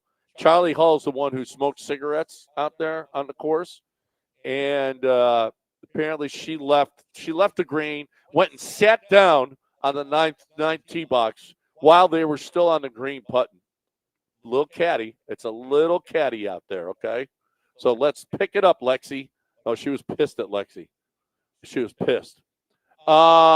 Anything else, Del? Or are you done talking on this show now? I wish, but I'm going to be called on to gotta get through news of the weird with you and Lance, because Lance may check out kind of what he does. I think we got it all, except we didn't mention on air that John Brinkus died, the guy behind Sports Science. Yeah. And it was it's about with depression, so you can kind of figure out what that means. Figure out how yeah. They didn't say it, but yeah, that's so bad. That's so 54 horrible. years old. And you know what's stupid in this? I didn't. They who reported it? I don't know where I saw the report, but there was an article that talked about it, and the writer of the article said Marcellus Wiley, who worked on the Sports Science, who did an episode. Is my boy. He texts me all the time. Oh, how? Yeah, I'm gonna go play pickleball at his house. We went out to we went out to dinner one night. Johnny, L.A. Johnny. Love you, sweetie. How did you have a great day? Is that you Marcellus? Talking to Marcellus Wiley? No, you can see Winnie in the background of the show. I thought that was Kat you were talking to. So let me ask you a question. How did you meet him? Through the Pumps. Okay, the Pump Brothers, who are famous for knowing everybody. They know everybody. There's probably some docs that could be done about them. Yeah. Remember what was the one where Tom Hardy played both of the twins, and they were psychopaths who were in England? Do you remember that? The Cray twins, Robert Cray, and was it Legend or was no. Legend. I thought it was Legend. It's called Legend. Yeah, it's called Legend. Where he plays those 2 twins. Yeah, that's what the movie is called. Yep, looking at it right now. Oh yeah, okay, yeah, Reggie and Ronnie Cray. The Pump Brothers are like that, only way heavier, red hair, and not violent like this. Other than but that, lots of stories like that. So they're exactly like that. Well, they're basically just twins. That's how they're very similar. Right. So they're noteworthy twins who have a history of interesting stuff. So what was the Marcellus Wiley story? So this guy, Marcellus didn't do anything. This guy said, John Brinkus passed away. He died. And this guy said, Marcellus Wiley. On Twitter, Marcellus Wiley, who did an episode with him, said RIP with a heart emoji and prayer hands emoji. Like, why are you even reporting that? These reporters now are so lame. Oh, I got to go to Twitter to see I can get a reaction from somebody on Twitter. If it was a drawn out commentary, if he made comments like, man, this is a great guy. I knew he was suffering with some demons. I really wish his family the best. But to say RIP, prayer hands emoji, heart emoji, to even write that as a grown person in a sentence in an article, to me is just so lame. It looks so stupid. Well, but it's just my own. I don't personal understand thing. the point. I don't know the point of saying. Guess what? Marcellus Wiley said RIP and prayer hand emoji. Someone who has a name mentioned that acknowledged Brinks' death. So let me write something about it. It's pretty much what it is. Yeah. But he didn't. But not it in a disparaging way towards. No. Just but it also wasn't a lot. He also didn't have words to say about him other than prayer hand emoji, heart emoji, RIP. Well, that didn't even need to go on the article. If go, you know what? Get a hold of him and get words. Here's an idea, Ben, writer. Oh, yeah. Tweet at him and say, hey, I'm writing an article about Brinkus. Can you give me just a quick sentence or 2 sentences? You can email it if you want, or just you mind if I get on the phone with you and get that? Well, that's what you do. No, but you can. He might not have Marcellus. If only there was a way he could reach out and find where Marcellus Wiley's thoughts. He could have called you. He could have called you. Yes. Is that the SI guy, Ben Ryder? Is that who you're talking about? No, this wasn't Ben Ryder. It's like Ben Moses. Oh, you said Ben Reiter. Okay, not Ben the guy's Ryder. Not the guy's last name. Okay, right. Well, not Ben Ryder who wrote the Just Astros reach out to him and like, hey, Marcellus, I understand you That's what journalism is. Like, hey, you mind if No, I it get some ain't. thoughts? Not No, it's anymore. not. Now No, you it's just not. go lazy. You just go to Twitter. Let me search Brink is dead. Let me see if I can find any famous blue check marks. Well, and for those heart you know who emoji, John hand Brinkus emoji. is, because a lot of people don't, he's the sports science guy on ESPN. Really interesting stuff that they did. Yeah, he had great stuff. Really interesting stuff. Really Yeah. heartbreaking. I mean, it's just a terrible story. Yeah, They suffered through that so much and either didn't get the help or didn't work the way you hoped that it would for something like that. Sad story. Yep. I think we covered everything. We covered everything in sports. In the history of sports.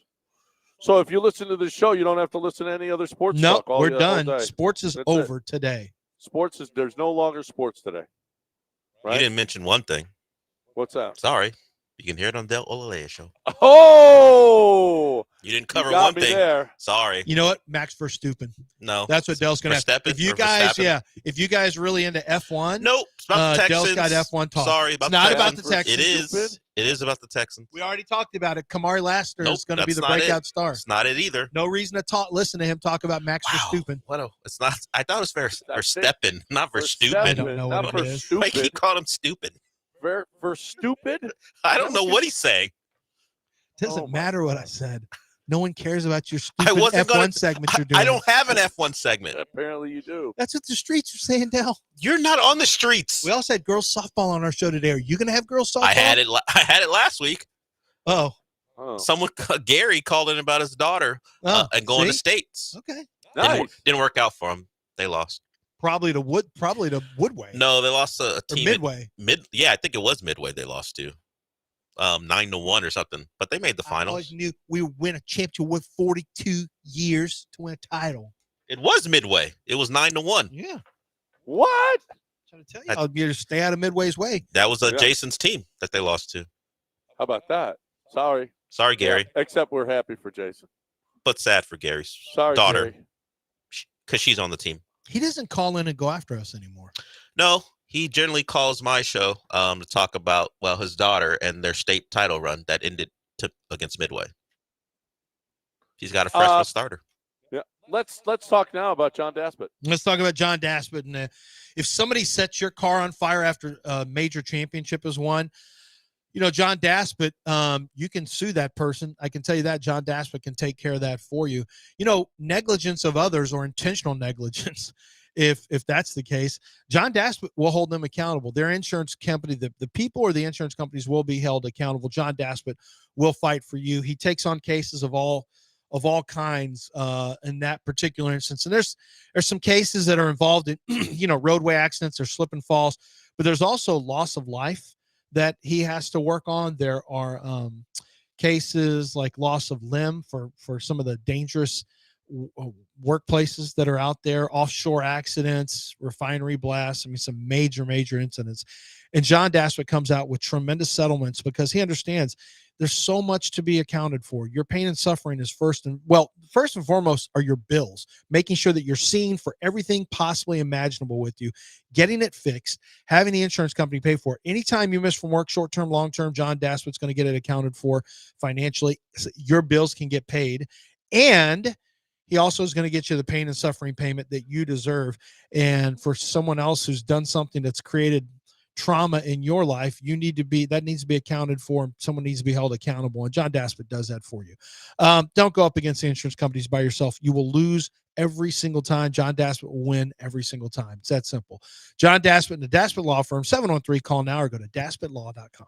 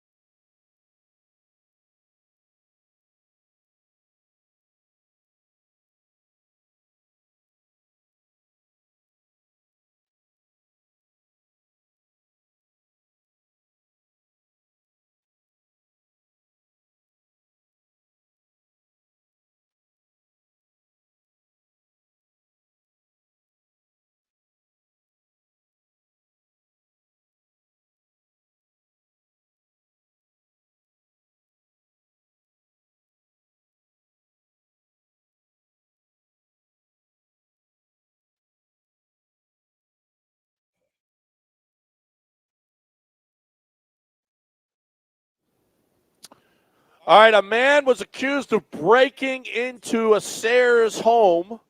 This is somewhere, I don't know where Sears is, but it's in America. And licking a woman's toes while she slept. Gosh. Now, Lance, you like pretty feet. I don't do that stuff. Let me ask you a question. You're not breaking into homes, are you? No. No, but would you ever lick a woman's feet while she slept? No. Would you? No, but you like pretty feet. I don't. Would you? You're a freak. Oh, You're Greek.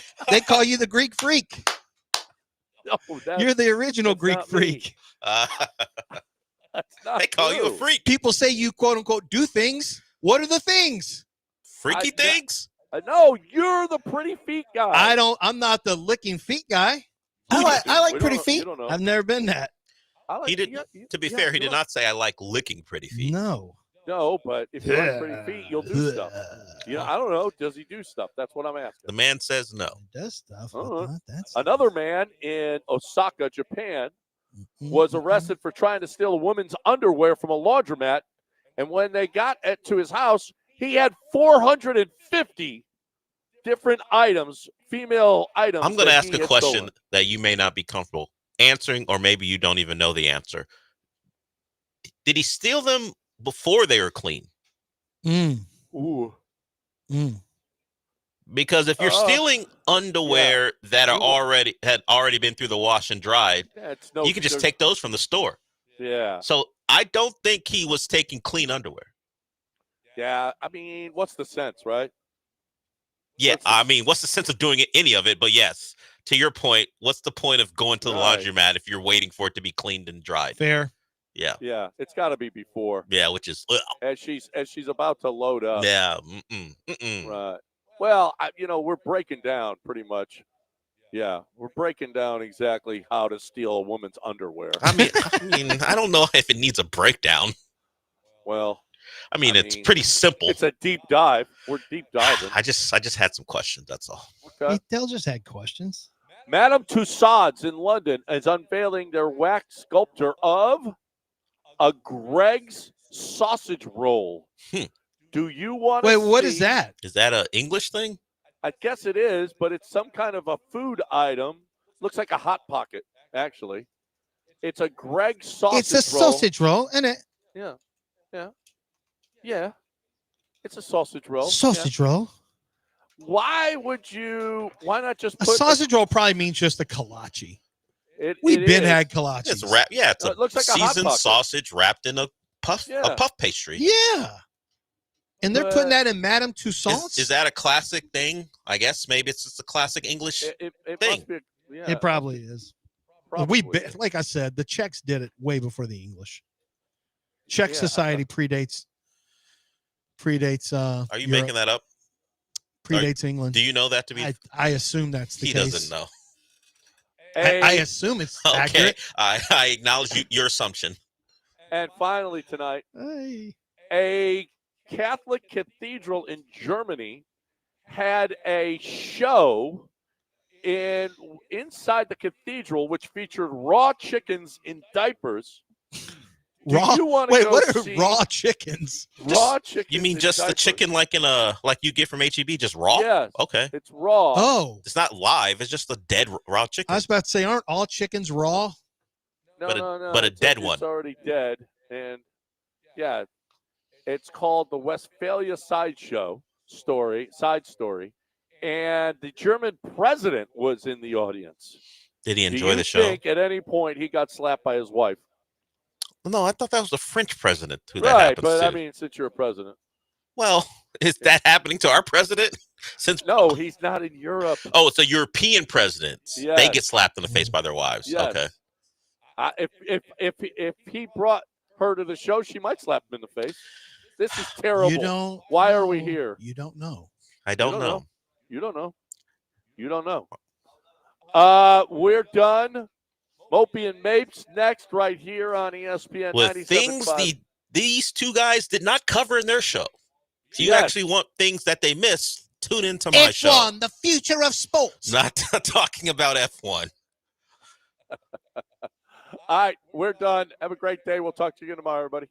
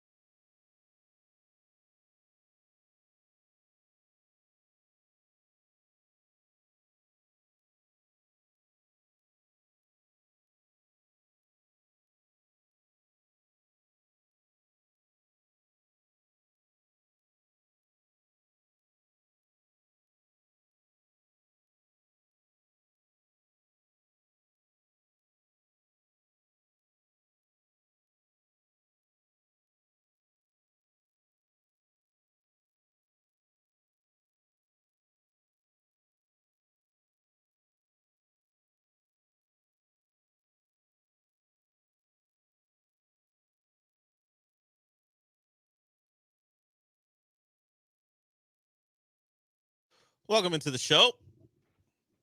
And it was an interesting weekend. If you were following the Astros closely, I mean, it really started on Thursday. You've got a series where the Astros were outscored by a lot of runs, and they split the series thanks to Fromber and Hunter Brown being great. And they needed all of their greatness. When we're talking about Christian Walker getting a game-winning single in the first inning, the only run scored in that game, and then DeCinzo and Yainer had to come. That's Lance being Lance, if you heard that sound. You had Yainer and DeCinzo coming through late in the 8th and 9th inning to win the other ball game. The other two, where you're giving up double-digit runs and not being competitive, just toss those aside. That was the weekend. You split a series where you're dominated if we just add up total runs, but you got your 2 wins because your best 2 pitchers were at their very best. Fromber, 83 pitches. Complete game, 83 pitches from Fromber. And he needed it because the bats were really silent throughout. If you just look at even the games where the Astros weren't competitive, when those games were over because their pitching was non-existent, it's not like they were ripping the cover off the ball in those. So the Rays came in playing good baseball, and that streak started after a loss to the Astros, and they continued. You got to think that their pitching, at least on the two, their pitching was good enough. I mean, to sweep that series. Thankfully, the Astros had better pitching in 2 of the games. So that was the weekend. You'll take it. But of course, the major story is the stuff that's happening off the field with the Astros and their inability or unwillingness to be upfront about injuries. So I was thinking about this because Dana Brown had to go out in front of the media, had to sit in that dugout and tell the world what was up with Jordan. So we'll hear from Dana Brown here shortly. He gave us a non-timeline because that's actually a good thing to do. Don't tell us when Jordan's going to come back when you're not sure. But the sound we're going to play first is the one that's got to be, I guess, isolated and analyzed because it just speaks to a long-running issue of the Astros either being incompetent or lying. So if I remove this particular part of what they do from what happens on the field, because they still win. They still win baseball games. They still win divisions. They go to World Series. Would I rather have them be incompetent with this aspect of the organization and still win? Or I'm a big process over results guy, or do I believe they could even be better if there was a removal of some of the incompetence, and I'd prefer that they lie? I'm trying to figure out, would I rather have them lie to me and or lie to everyone, I guess, and say, hey, we're not going to give them anything. We're going to treat ourselves like we're a hockey organization and give you nothing because why should we? Or would I rather have them just be bumbling fools who somehow find a way to overcome all that and win? I think I'm going to side with lying. I'd rather have them lie because that would means there's an approach. This is on purpose, and they believe, maybe wrongly or maybe rightly, that it gives them a competitive advantage to not tell people guys are going to be hurt. And I give the hockey example because, of course, Stanley Cup finals are going on, and no one knows how injured hockey guys are until after the year. But that's generally because those guys play. So if you want to lie about a hockey injury, it makes sense because those guys wind up playing in the series. The Astros guys don't play. So what's the point of lying? But I think I've sided on I'd rather you be a liar in this regard than incompetent. Sean, do you have an approach you'd rather them take? Not this one. Just of course. Of course. But if we're gonna deal with this throughout, however long this goes on, I'd rather have them just be flat out liars. Because this way, the way that we live in today, yes, our reality, we're lucky to live in. Yeah, in Earth 616, yes. Whenever Jordan or anyone gets hurt, Hayden Wesneski, whenever any of these guys get hurt, Ronel Blanco, shout to you. Whatever they say, you immediately just don't believe it. Yeah. And if they were lying to you, it'd have the same effect where it's like, well, just they're not saying anything, so we have nothing to go off of. When they say, well, right hand discomfort, right hand inflammation, you still can't really take that at face value. So that maybe they're not lying, but whatever they're saying still isn't true at the beginning. It's just later, a month later, you find out, it's because they didn't see a fracture on the imaging, or they didn't do imaging. Well, according to, I think Jordan himself, once it was translated, he got imaging, the one we heard about May 6th, and didn't get another one until they saw the break this weekend. So about a month went by between an actual examination of his hand with technology, according to the most recent reporting. And they didn't see it on the first one. No, because they said the inflammation didn't allow them to see it. And then when they got to see it again, because he was still out there swinging a bat with pain, they were able to say, "Oh, inflammation's down. Why isn't it getting better? Why is he still hurting?" Oh, we see that he's got a 60% healed break. But if he's at 70%, then maybe he'll be better. He can play. But that's where we are. So but there's no timeline. Dana Brown wouldn't put a timeline on it. His return. Is it possible that the inflammation was due to the fact he had a broken bone in his hand? It's very possible, Sean. Very possible. Okay, I'm not a doctor, so. No, well, I think that isn't that what we just decided you would try to be a doctor, at least an internet doctor? It's funny because my internet doctoring would probably be more effective than the Astros' actual doctoring, which I'm glad they're able to. I'm glad they're able to honor the team physician. Yeah, yesterday. I guess you can't cancel that, but I guess not. He probably had his family come. Oh, look, I'm going to throw the first pitch. Isn't it this fun? He probably had people. Oh, look, I didn't hear. Did he get booed? I don't know that, honestly. That might be a real the fans that show up to the ballpark versus the fans online. I think it's a disconnect. We don't realize that a lot of people just go. Just go to the games. They'll buy their jerseys. They just, hey, it's fun to be here and watch the Astros play. Maybe they hear on the way up, if they're or on their way in, maybe they're listening to 790 or something, a report about Jordan Alvarez. But they just want to watch the ball game, watch their favorite team play. We're the sickos who do this for a living, and then the people who are locked in on this will care about the what appears to be a huge level of incompetence when it comes to diagnosing injuries, reporting them, all those things, as far as them telling us, not the reporters. And I'm not saying they're incompetent, but the Astros themselves and how they're doling out the information. I don't think a lot of people who go to the games care that much about that stuff until, oh, Jordan's not out there. Why is he not out there? Then they may do some research. But as far as going to the games, you just want to have a good time, watch your team play, and hope they win. And they got that. They got a split. They got that yesterday. If you went to all 4 games, you felt equal about just 50-50. Never mind that they're minus. If you 20. went to all 4 games, you probably felt a level of disgust and then anxiety in the close games. Like, you're watching your team get blown out, you're disappointed, and then in the close games, you're like, can we get a hit, please, to win this game? Because they might score 10 runs at any given moment. If you had watched all 4, you're always under the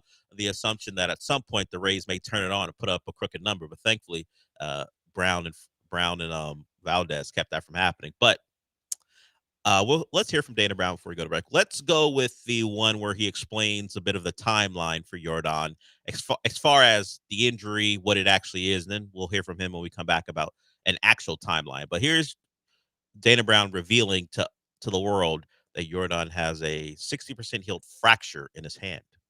So even up until yesterday, he felt like, wow, this feels really good.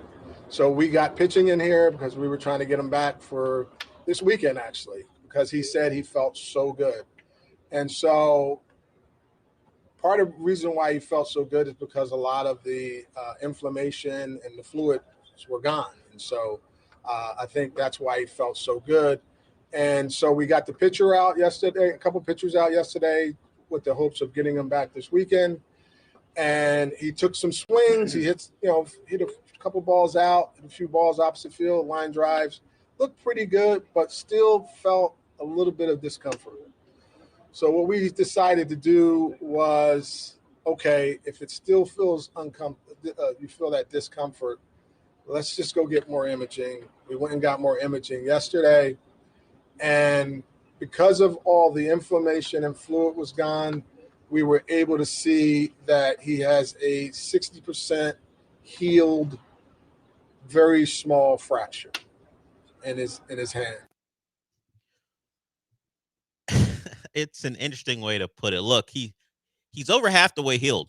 That's the funniest part about this is that he led with 60% healed, but it's a fracture.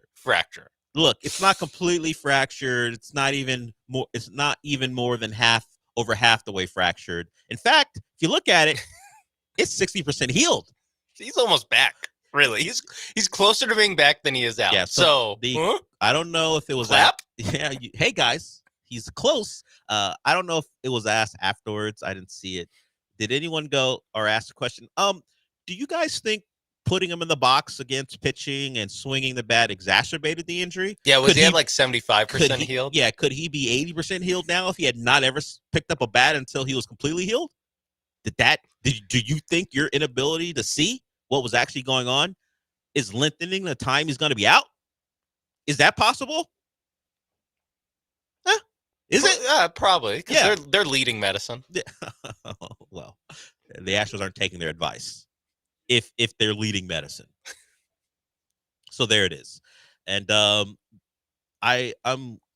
looking at Jose de Jesus Ortiz because he's translating Yordan's own words. And according to his translation, first of all, the plan was this. We had a plan. Obviously, it was to hit against pitchers yesterday. Obviously, I agree with the plan, but I knew I wasn't well. So Yordan himself knew he shouldn't have been out there swinging a bat, but he went out there, and then this was back on May 31st, and then which is just obviously over the weekend, and then wait, we got a problem here because he's out there swinging a bat and he doesn't feel great, and so Yordan thought he could go out there and play in the series, tough it out because that's what you want to do, tough it out in late May, early June. It's the Rays. Yeah, and then once they got him back in there, and once the inflammation had dropped, the fracture was seen. So those are Yordan's own words as I kind of piece together the thread that Jose de Jesus Ortiz put together. You can find Yordan's words at Ortiz Kicks there. So Yordan knew there was a problem, but he was going to go out there and try to fight through it. He did hit a home run in the batting practice. Yes, I remember those words by Dana Brown. He looked pretty good. I mean, looked pretty 60%. good. They flew in a couple pitchers, and he looked pretty good. But a couple Savannah bananas throwing them the wall. Yeah, they were doing the TikTok dances. Yeah, doing a Beyonce dance where they threw a pitch. That's how serious it was. But hey, here we are, 60% healed, only 40% away. We'll see how long it takes. In fact, Dana Brown won't give you an answer when we come back because he's learned his lesson. No more timelines. So we'll hear from Dana Brown again when we come back. If you want to get in on the show, 713-780-3776. The Astros, a pretty good baseball team, but not good on the medical side. And I'm just not sure why. Is it a medical team who tells the Astros what's what and the Astros ignore it? Or is it just pure incompetence throughout? And then we have Dana Brown up there as the guy who's taking all the bullets for what appears to be an organization you cannot trust when some guy gets hurt. All right, we'll hear from the Astros GM once again when we come back.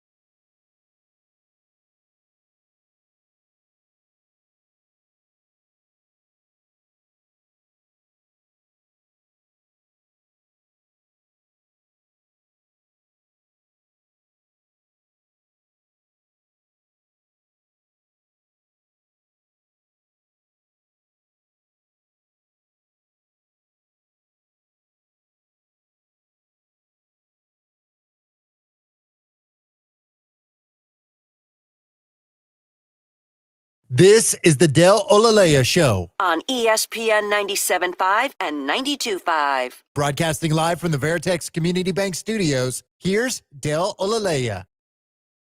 All right, we heard from Dana Brown in the first segment, giving a rundown of how this all took place. A lot of people wondering, all right, if not now, when is Jordan going to come back? Dana Brown tells you, I don't have an answer for you. But here's Dana Brown on a potential timeline for Jordan Alvarez. We have a timeline. As I said, he felt good enough to actually try to hit off live pitching yesterday. And so I feel like he's close, but I can't put a timeline on it because it's going to be like, how does he feel and can he explode through the baseball? Because he's, look, he's a power hitter. He uses his hands. He uses a heavy bat. And so he's going to have to let it heal. But I think that he's on the other side of the healing. I think it's a shorter period, not this long period, because it started to heal. So what I'm taking from that is they're more than willing to play him before he's completely healed. It's just to see if Jordan can handle whatever potential pain comes from it. My suggestion, let's get to 100, okay? He's at 60 as of that quote from Dana Brown. I don't want 75. I don't want 80. Let's just get to 100. Let's see what he's like at 100% healed. The team is keeping their head above water without him. In fact, he wasn't a good hitter when he was available. Let's just wait. You know what? Give me Jordan at 100% and let him work through whatever he has to work through as a fully healthy player, as opposed to, let's let him deal with the pain. If he dies, he dies. Yeah, you're not desperate to get him out there. Half game back.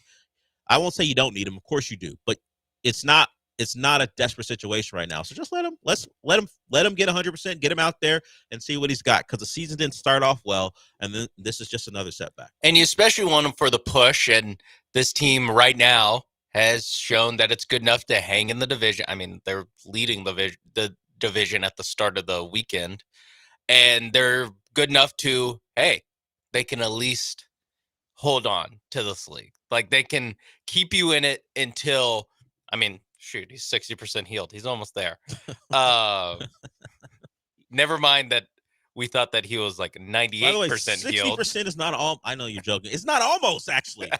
It's also like we're most of the way there. Like, he even says there, like, he's technically yes, because 50 would be half. Yes, but 2 days ago when I went to sleep, I thought he was way closer to coming back than he is right now. Since the moment he got put on the IL, it always felt like, remember the initial stuff was like, 10 days. See, after those 10 days are over, he'll be able to grip the bat, he'll swing, and then we'll just figure out when he can swing the bat. It'll be good. And now we're at a point where, he's got a fracture. I don't know why. Yeah, it is the tone that they have when giving updates is always like, no, don't worry. But it's like, hey, don't worry. I got the money. And then you keep going back to this person's like, oh, you know what? I had to move some things around. I had a bill, something happened to my car. I have the money. Just give me another week. That's basically how they treat injuries. It's just like, hey, we're good. Nothing to see here. We're good. And then eventually when the guys with the bat show up, ironically enough, you don't have the money and he's not healthy and he can't play. Yeah. When eventually it comes you never time, had the money. You never had the money. He was never going to be able to play on the timeline you thought he was.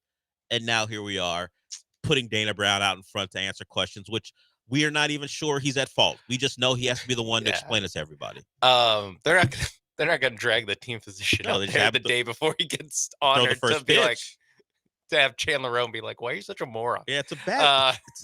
The first time he ever gets to talk to him. Yeah, the weekend's supposed to be positive for that guy. He doesn't want Chandler Rowe asking him questions. I am glad though that the Astros have made this very easy for us to like kind of bookmark of like, okay, so he first missed games at the start of May. We're now a month in. It started June. When do you think Jordan Alvarez plays for the Astros next? So before the All-Star break? I guess the question for me is, when did the healing process start? Because if he's at 60%, did that? We have a long way to go. Yeah. Oh, you mean with the bone in his hand, not with the fan base? Yeah, no, gotcha. Yes, the bone in his hand. Did he start to heal last week? Was he at 0% healed last week, and now he's at 60? Because if he's like Wolverine and he's got remarkable recuperation powers, then maybe he's back June 15th. I just don't know when the healing began, honestly. Is it a slow process? Is it a slow spreading heal? I don't know. So it's a broken or a fracture. It's broken, but let's call it a fracture because that sounds better. It's a fractured part of his hand. I'm going to say he doesn't play for the Astros. When's the All-Star break? It's like July 13th range. I would be surprised if he's only at 60% now, if he's back before July. That's my thought as well. Where let's just take it at face value of like, okay, you're halfway there. So that just puts us to July 2nd. I'm sorry, you're going to have to pay a 10% tax of whatever the hell just happened with this guy. Yeah. And your body, just general body of work of, you know what? I'm not going to round up and say, oh, that means it's only 40% of the way there. No, we're still at half, and I'm being nice, I feel like, by taking it at somewhat 60% face value. healed. Yeah. But then you still, at this point, I assume, I don't know why they're trying to avoid this. Maybe because he had a broken bone in his hand. They're avoiding a rehab assignment at any point. I mean, I assume at this, by the point he comes back, if and when he's he comes going back, to go on a rehab assignment at this point. Right. Yeah. So that just like add in another 3 or 4 days. You got after the All-Star break? Yeah, give me after the All-Star break. It's probably a safe bet. Why rush him? I mean, I know we rushed him the first time, but not this time. Not this time. This guy's gonna live in an X-ray machine. Yeah. We're not gonna make the same mistake a fourth time when it comes to our players. It's crazy that in the city of Houston, there's a team. Well, yeah. That it's not even just like they have unique, rehab routines that don't work or that they are just off injured. No, it's that like these guys don't know how to turn on an X-ray machine. They were not that they don't know how. They refuse to. Like, what are we doing? They just don't. It's not like the guy with the broken hand. Well, we literally has a commercial with Memorial Herman. Sorry, the information kept us from determining because we refused to turn on the machine again. And what do you do when guys are in car crashes? Do they not just? Is there too much inflammation to see if they have a broken bone? Like, what are we talking? I don't know. We're talking about also just one little thing. Maybe this is me being paranoid because of again gestures at the Astros body of work. Mm-hmm.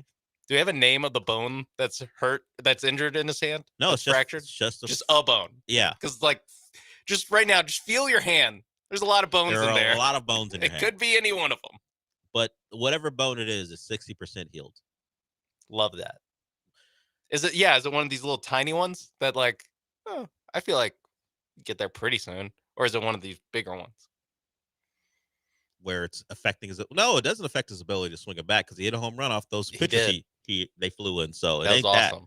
That was an awesome moment for the Astros. Now, if he had to immediately grimace in pain while he was doing it, then that's a different story altogether. In his mind, he was like, "I should not be out here." Yes. So we will get an update at some point. Maybe it's 2 weeks from now. Maybe the Astros don't have anything to say until July. Who knows? But all we know is Jordan is going to be away from the team for longer than they expected, and it could be something where, at least if you go by what this show thinks, he's not available until July. But hey, that's just speculation going by the Astros unset timeline. Yeah, sorry for being negative about this. Sorry. I mean, sorry for looking at this not glass 60% full. I think, as you said, that's the most ridiculous part of this. I don't think I've ever heard the bone is 60%. I don't think I've heard a percentage of a bone being healed. It's either healed or it's not. I wouldn't trust. Like if I went to a doctor that I trusted, and they're like, for a checkup or for rehab check-in, of like, oh yeah, you're about 60% of the way. Sitting on that desk, I'd be like, wait, how do you know it's 60%?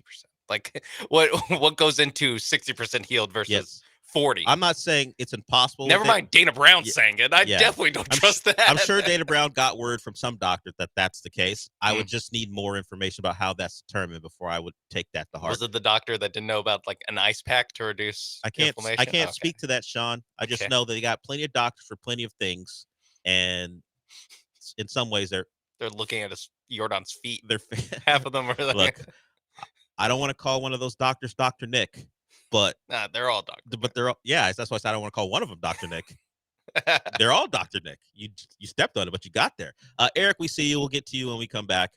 We will get off this unless you guys want to talk about it, because I think it'll be a storyline throughout the day and the upcoming days. The incompetence knows no bounds. I hope they're just lying to us, and not that there's a real explanation for the lying. I just would prefer that, because at least there's a plan there, as opposed to what appears to be no plan when it comes to the Astros and how they deal with injuries, particularly to, maybe the most important hitter in the franchise right now, considering his age and the future he has with the team. I just go out there and swing, see what happens. Whatever. Eric, we'll get to you. We'll get to some Texans injury news. Maybe we feel a little bit better about this. Now we have an answer for why C.J. Stroud was not throwing and why Davis Mills was getting all those reps. We'll talk about that and more when we come back. But first, I want to tell you about Aqueduct Plumbing Company. It's the place you go to. And I don't know if they'll go, your pipe is 60% busted. It's probably just a busted pipe. And that's how Aqueduct Plumbing Company will address it. And what they'll do is address it with the best contractors that you can find in the area. So if you want to see all the services they provide, go to aqueductplumbingcompany.com. They have a nice drop-down menu, and maybe it's leak detection that you need, a camera inspection, a contractor, gas piping, a new construction. They have it all for you. They do it all for you. And if you need a free price quote, they'll do that for you too, because it's nothing worse than having to pay to figure out what's going on. You don't know. You're not a plumber, but they are. And they'll work that out for you free of charge. So take a look at all they have to offer, and you can call them at 281-488-6238. So if it's a big job or small job, you just know you can't handle it, and the thought of dirty, smelly water bothers you, as well it should, the place to go to get that fixed is Aqueduct Plumbing Company. Just go to aqueductplumbingcompany.com. That is aqueductplumbingcompany.com.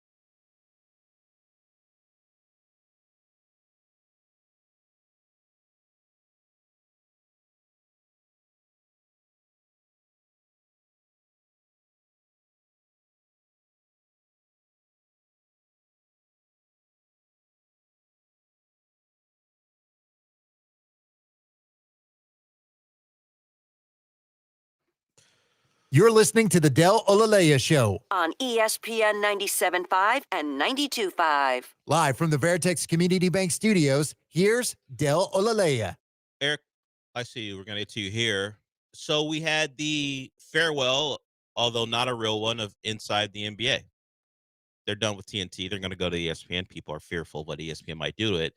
So that has led to Twitter and putting together their favorite moments from that show. A lot of it is Chuck. A lot of it is making fun of each other. So we might play one that I feel like this was certainly before Shaq was there.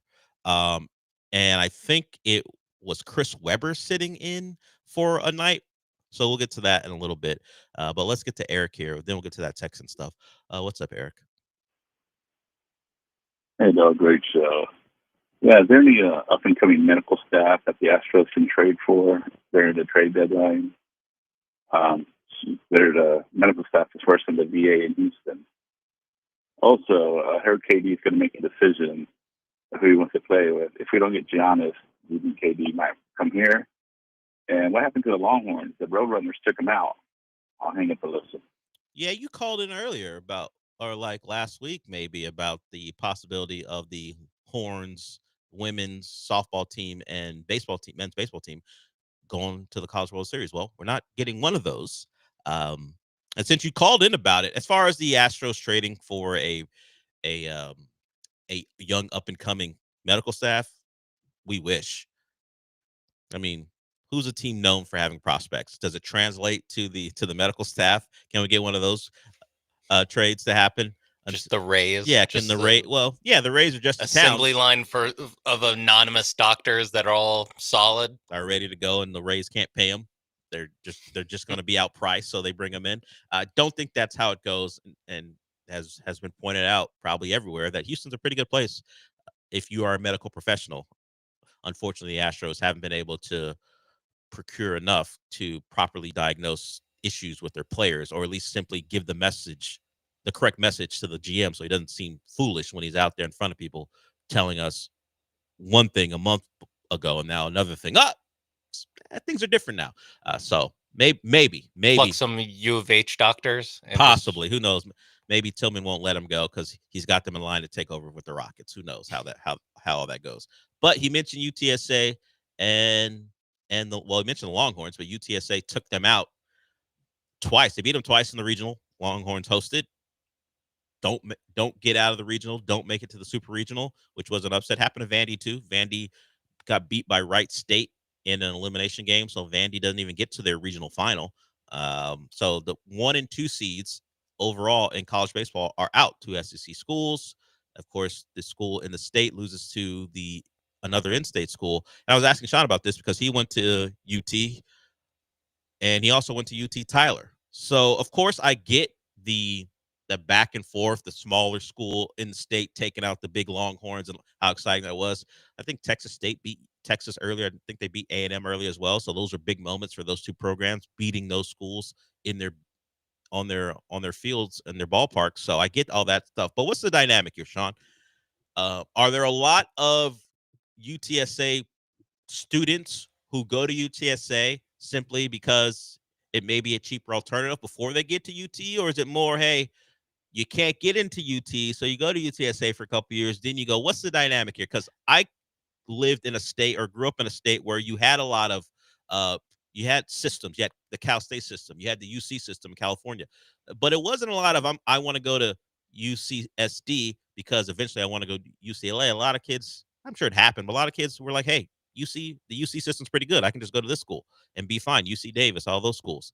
So what's it like here? Is it just a stepping stone for a regular student to go to like a UTSA and then eventually make their way to UT? Yeah, I would say probably, just speaking from experience at UT Tyler, it was probably like 30 to 40% of the freshmen that show up are like me and like, hey, I'm doing this for 1 year, then I'm bouncing to UT because they have something called the CAP program, where basically if you go to one of the system schools, you get a high enough GPA, you can transfer into UT Austin. Which was what I did. They have since made it a lot more difficult, if you believe that. to get in that way. But I would say just from that point of view that yes, I think a lot of people show up to those schools being like, I'm not here for the long haul. I'm looking to, but there are people that go and like get degrees from UTSA, UT Dallas is a good one, and UT Tyler as well. So it's a little bit of both. It's a little bit of it's its own university that is just like a standalone, like people's 4-year options. But then it is like there's a system in place to get people there and send them up to Austin. Got it. I think it might even be on a bigger level when it comes to athletics because there are only a certain number of spots, particularly in baseball where scholarships are limited. And if you're a Texas kid, generally the dream is to go to one of the it's even more like kind of stratified in that way of like who the big schools are in athletics and in baseball where you want to get those offers from. Yeah, and if you're a UTSA kid who may have not gotten the look that you wanted from UT, what happened over the weekend's a really big deal. Really big deal to take UT out in their building for a chance to go to Super Regional. And they do it. They beat them twice over the weekend. So UTSA making the Super Regional. Congratulations to the Roadrunners. We're talking about interesting nicknames for schools in California, like the Toreros and the Titans and all that. That's Cal State Fullerton, and I think there's a San Diego school with that. There's a lot of them like that because there's so many schools there. You can't all be a cat or bear, Bulldog, like that. Yeah, Tigers. Yeah, something has to change. And Gauchos, as you brought up during the break. Yeah. So the Roadrunners is one as well, and they get it done. So congratulations to them. And UT women faring better than we're on to the Women's College World Series. Actually, I'm just going to say the College World Series. Yeah, it's just the College World Series. And then now. I don't know what's going on in the Men's College World Series. Yeah, we're not paying attention. I mean, we've got who cares? Honestly, if Wright State's in there, please. For the teams who did not close the deal yesterday, a lot of winner take all games today with the final games in the regionals. I've another question. I know you're not a college baseball expert, but you follow college sports. I'm aware. Yep. With Vandy and Texas both losing their regionals, both SEC powers, do you think Greg Sankey is going to try to change the way that we choose regional hosts? I don't know how you would change it. How do you change it when you're the 1 and 2 seed and had had the games in your building? What do you mean change it? Playing in the Southeastern Conference now, it's just such a grind. So you want a I think if you win, you should just go to Omaha. Oh, not even super regional. Top you just go. Top 4 SEC regular season finishers. You're in Omaha. So it's just so hard. You're in the position where Greg Sankey doesn't care about competition at all. He just put my team in because it's too difficult to play in the conference as it is. Some would say. I mean, some would say you are correct. You are correct. Although he would tell you we were just fine with 4 because we would have got 2 teams in anyway. That's what he will tell you. Those are his words. But if we're looking for an SEC revival, you got OU hosting the Tar Heels. Actually, no, it's in North Carolina. It just so happens that OU's designated the home team. Oh, I hate it when it's so confusing. It's annoying. But yeah, the regional is in Chapel Hill, but OU is the home team today in the elimination game. You've got Tennessee against Wake Forest. LSU still alive. So the SEC isn't completely out of it. They just need to get it done today. They should all be in. It should all be the. So the College World Series should just be 8 SEC teams is what you're saying? Okay. Maybe throw in Oregon State or whatever. Yeah, they were good like 8 years ago, right? Whenever the last time they won a title. Didn't they win like back-to-back? I was just trying to think of a good program that's not. I think Coastal Carolina has a national title on their resume relatively recently. Yeah, so shout out to the boys in Conway. That's where Coastal Carolina is, everybody. All right, we'll go to break with that. We'll get to the news regarding a Texan who didn't throw at all. That was CJ.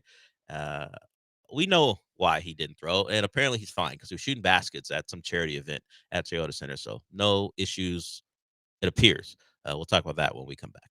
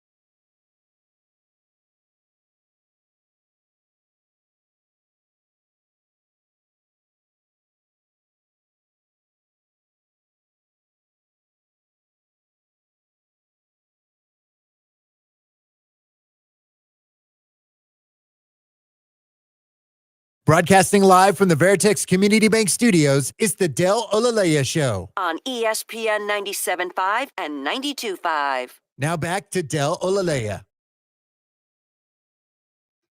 All right, so there's a lot of news regarding the Astros and their lack of ability to diagnose an injury. Well, the Texans kept C.J. Stroud out of most of throwing drills, at least for the media. Like, he rarely wore a helmet, if at all. A lot of Davis Mills. And the reason for that was precautionary because he's dealing with a minor shoulder muscle issue, according to sources. This is from Aaron Wilson. You can find it on Click to Houston. That's who he works for currently. And certainly you can go to his Twitter as well. But they're not worried about it. Just a minor thing. And, of course, if you go by context, CJ probably is feeling just fine. He was out, I think, at a Toyota Center charity thing, putting up some shots. So it appears he's A-okay. That's good news. You'd rather have him out. So it's not 60% healed? It's not broken, at least from what we can tell. Okay. It's a minor muscle issue. Okay. And, Nick Caley was asked about it. He wasn't concerned. D'Amico let it be known they weren't concerned. They're just, hey, unlike the Astros, who would have CJ out there throwing digs for 2 hours, the Texans decided just to hold him out with a far less potential problematic issue than what Jordan has. They say, you know what? It's May. Let's not have him throwing the football. We don't need it.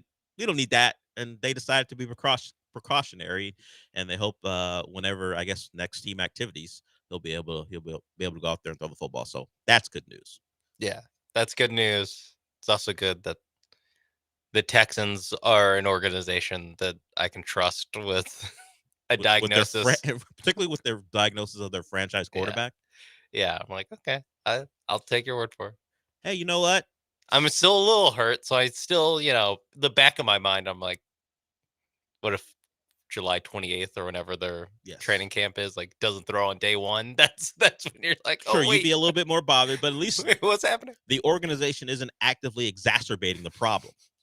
Now, I don't know how shooting a basketball does or does not affect anything. Yeah, I understand that they're different mechanisms. Like, the muscles are doing different things, throwing a ball versus shooting a jump shot. Sure. I still don't love the visual of, jacking up threes. Yeah, it doesn't. Maybe if it was just layups, I'd feel better. Or, little 2-footers. When I saw it, I wasn't concerned. But, in the back of your mind, like, if he wasn't able to do the thing he's supposed to do for a living, maybe we don't do this. Just like for fun, like, let's not do that. Yeah, but for whatever. I'm not overly concerned about him getting up a couple shots in jeans. I'm not that bothered by it. But either way, that's the word on C.J. Stroud. We will see how he continues to progress and whether he's available to throw a football the next time the Texans get together. Okay, we'll go to break with that. We'll get to our second hour. If you want to get in, you can. 713-780-3776. We have not talked about the finals, and we will have those finals here on ESPN 97.5 starting on Thursday. So if you're out and about for whatever reason, you want to stay locked in the finals, we'll have all the games here for you. But we'll get to the Pacers beating up on the Knicks and what some people are calling ratings Armageddon. I don't care that much or if at all about that, but I am interested to talk about the game, but we won't get that much into it because we got days for that. But we'll talk about Knicks, Pacers, that series coming to an end, and a report on Giannis and his affinity for the great tundra of Canada. We'll talk about that when we come back.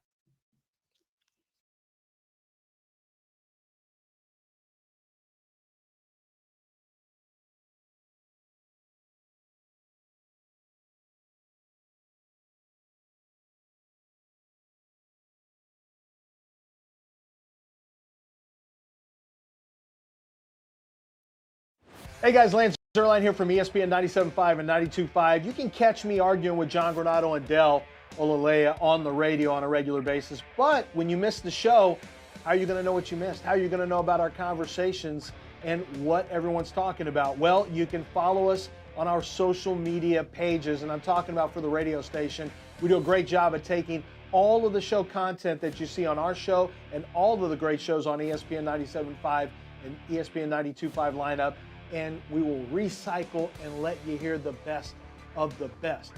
Conversations about the big wins, the most disappointing losses, who's doing a good job as manager or head coach. We're talking about it all. Do not miss it. Listen to the radio as often as you can. But if you miss it, follow the social media pages, like, subscribe, and never miss a second of the great content right here on the station.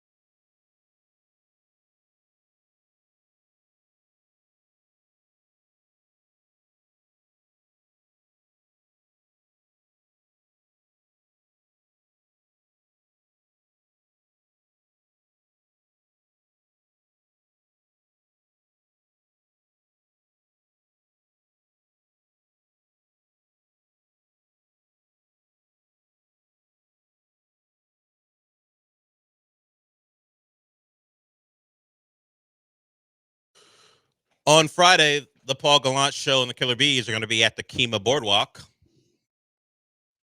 You guys should go out there. They're going to be broadcasting inside the Galaxy Adventure Party Room. So if you're out in that area, which is actually my area, I'm like 5 minutes away, Kima Boardwalk, the guys are going to be out there. So it's Friday, probably going to have pretty good weather. So you want to get a ride on a roller coaster. Yeah. Get a good seafood meal and watch the dudes. Who knows? Maybe Dell will swing by. And I mean, I will swing by, but not to sit in on the show. I just got to pick up some equipment. So I will swing by. At the very end. At the very end, I'll be there. At the very end, I'll be there. Guest appearance by me to grab the equipment because we're going to be at the Golden Nugget that Monday and Tuesday. So I got to pick it up that day. Yeah, so I'll be there for at 5:55. I'll be there at 5:55. So if that's appealing to you, there it is. You'll have at some point the Killer Bees and me. Yeah. Waiting. What a crossover. Waiting quietly for them to wrap it up so I can get out of there. Just standing with your arms Yeah. folded. Pick up the pace, gentlemen. I need to get out of here. So that'll happen this Friday. Should be fun. And the Golden Nugget always treats us well. So we're going to go out there for the finals. I mean, sure, the finals start on a Thursday, but they want us out there. Who are we to say no? Yeah. Just finished game 2. Game 2 is Sunday. So with the immediate reaction the next day and live from the finals in Lake Charles, Louisiana. Yeah. What's a bigger market, Lake Charles or Indiana? Unfortunately, I think it's Indianapolis still, Probably. but it's not too far off. Yeah, and of course OKC, Oklahoma City is right there. That's closer. I feel like that's closer. You're probably right. I'd rather go to Lake Charles than Oklahoma City. Both have gambling, but I'd rather go to Lake Charles. You're right there. You're right on that. Okay, so since we are talking about the finals in a roundabout way, let's talk about the Eastern Conference Finals that end in 6. Not surprising. We talked about it before we broke for the weekend that series should end in 6. Should end on the Pacers' home floor because they weren't going to allow the Knicks to bog them down again like they did in Game 5. They're going to play faster, and they were going to just overwhelm the Knicks, and they did. Tyrese Halliburton does not win Eastern Conference Finals MVP.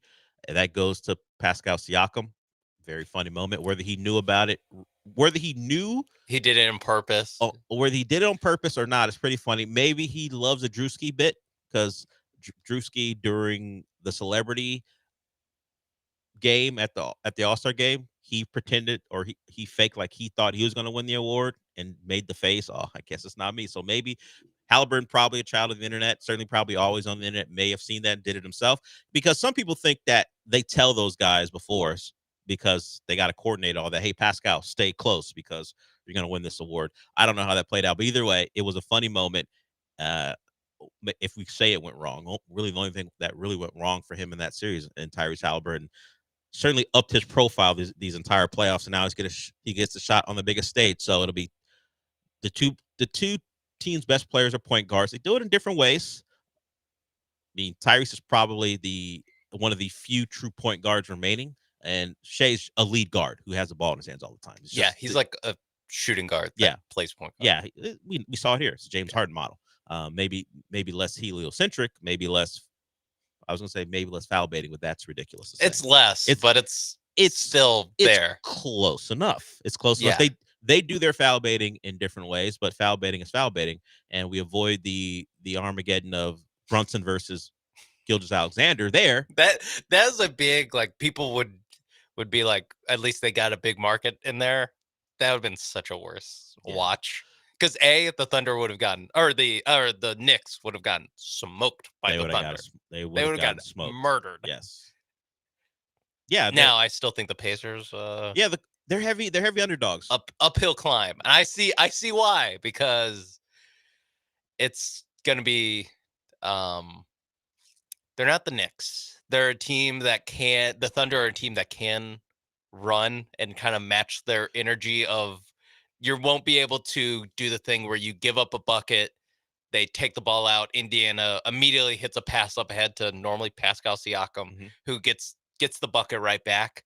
It's like the thing is, it's not going to be Karl Towns and Mitchell Robinson running back. It'll be, Jalen Williams and Chet Holmgren running back, guys that can run with this team. So we can do a full preview later, but just a preview of my preview.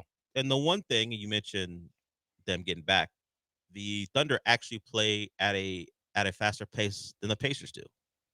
There you go. Yeah. So as much as the Pacers are known for what they do, the Thunder actually play faster than them. So some of that advantage they use against the Knicks, the Pacers won't have against the Thunder. But we'll get a new champion. As far as in the modern era, did the Pacers win an ABA title? No, maybe an ABA title. They haven't won an NBA title. And the Sonics and the Sonics in the 70s, but that doesn't count. That doesn't count. Same franchise, but whatever. They literally have a deal where when the Sonics comes come back and take their history back. They get all the history. Yeah, so it's OKC's chance to win one. First time they've had a legitimate shot since they blew a 3-1 lead against the Warriors all those years ago. I'm glad you didn't skip over. I thought you were going to say since 2012. I was that's. I'm not so heat focused that I would do that. I remember. Well, it's just also it's like a little bit of this team was really good for a while, and it really, with their rebuild, the talk, when they make the finals, the talk is about how they got there and their rebuild. The rebuild was 2 years of being bad. Even the first year after trading away Paul George and Russell Westbrook, they made the playoffs that year. Yeah, the thing is, they shut down Shea a couple years because they get the 6th pick in the draft and draft Josh Giddey. Yeah, to get these picks. Now, Josh Giddey played pretty well in Chicago, but they made the choice to bring in Caruso, and certainly that's worked out for them as far as what they needed. Because in the last year's playoffs, Josh Giddey was a non-factor offensively and was a detriment. So they were sitting him at times, even after starting him in the first half. They would sometimes not come out with starting him in the second half because of how he was being played. So, as you said, we'll get into it more. But it's Pacers, Thunder. It's the as far as the options we had as the playoffs are going on, it's the least offensive of all of them because a Celtics, Knicks, whatever version of that could have come about, I would have been bothered by. The Pacers. Who's there to dislike on the Pacers unless you just don't like Halliburton for whatever reason that might be. But as far as an on the court guy, I mean, his game is appealing. And of course, as far as the Thunder are concerned, there's one guy, he happens to be the star, that you might not like the way he plays. But as far as all the other stuff. Oh, I don't like Dort, but I was going to say Dort's the guy. Yeah, he's a bit of a flop or two, but he's on the defensive side. Yeah, I see that. And, America's going to get to watch Lou Dort in the spotlight. They'll be the judge. Should we be bothered by the fact that so many Canadians have a chance to win our title? Shea, Dort. I think that's where it ends, but that's Nembhard too.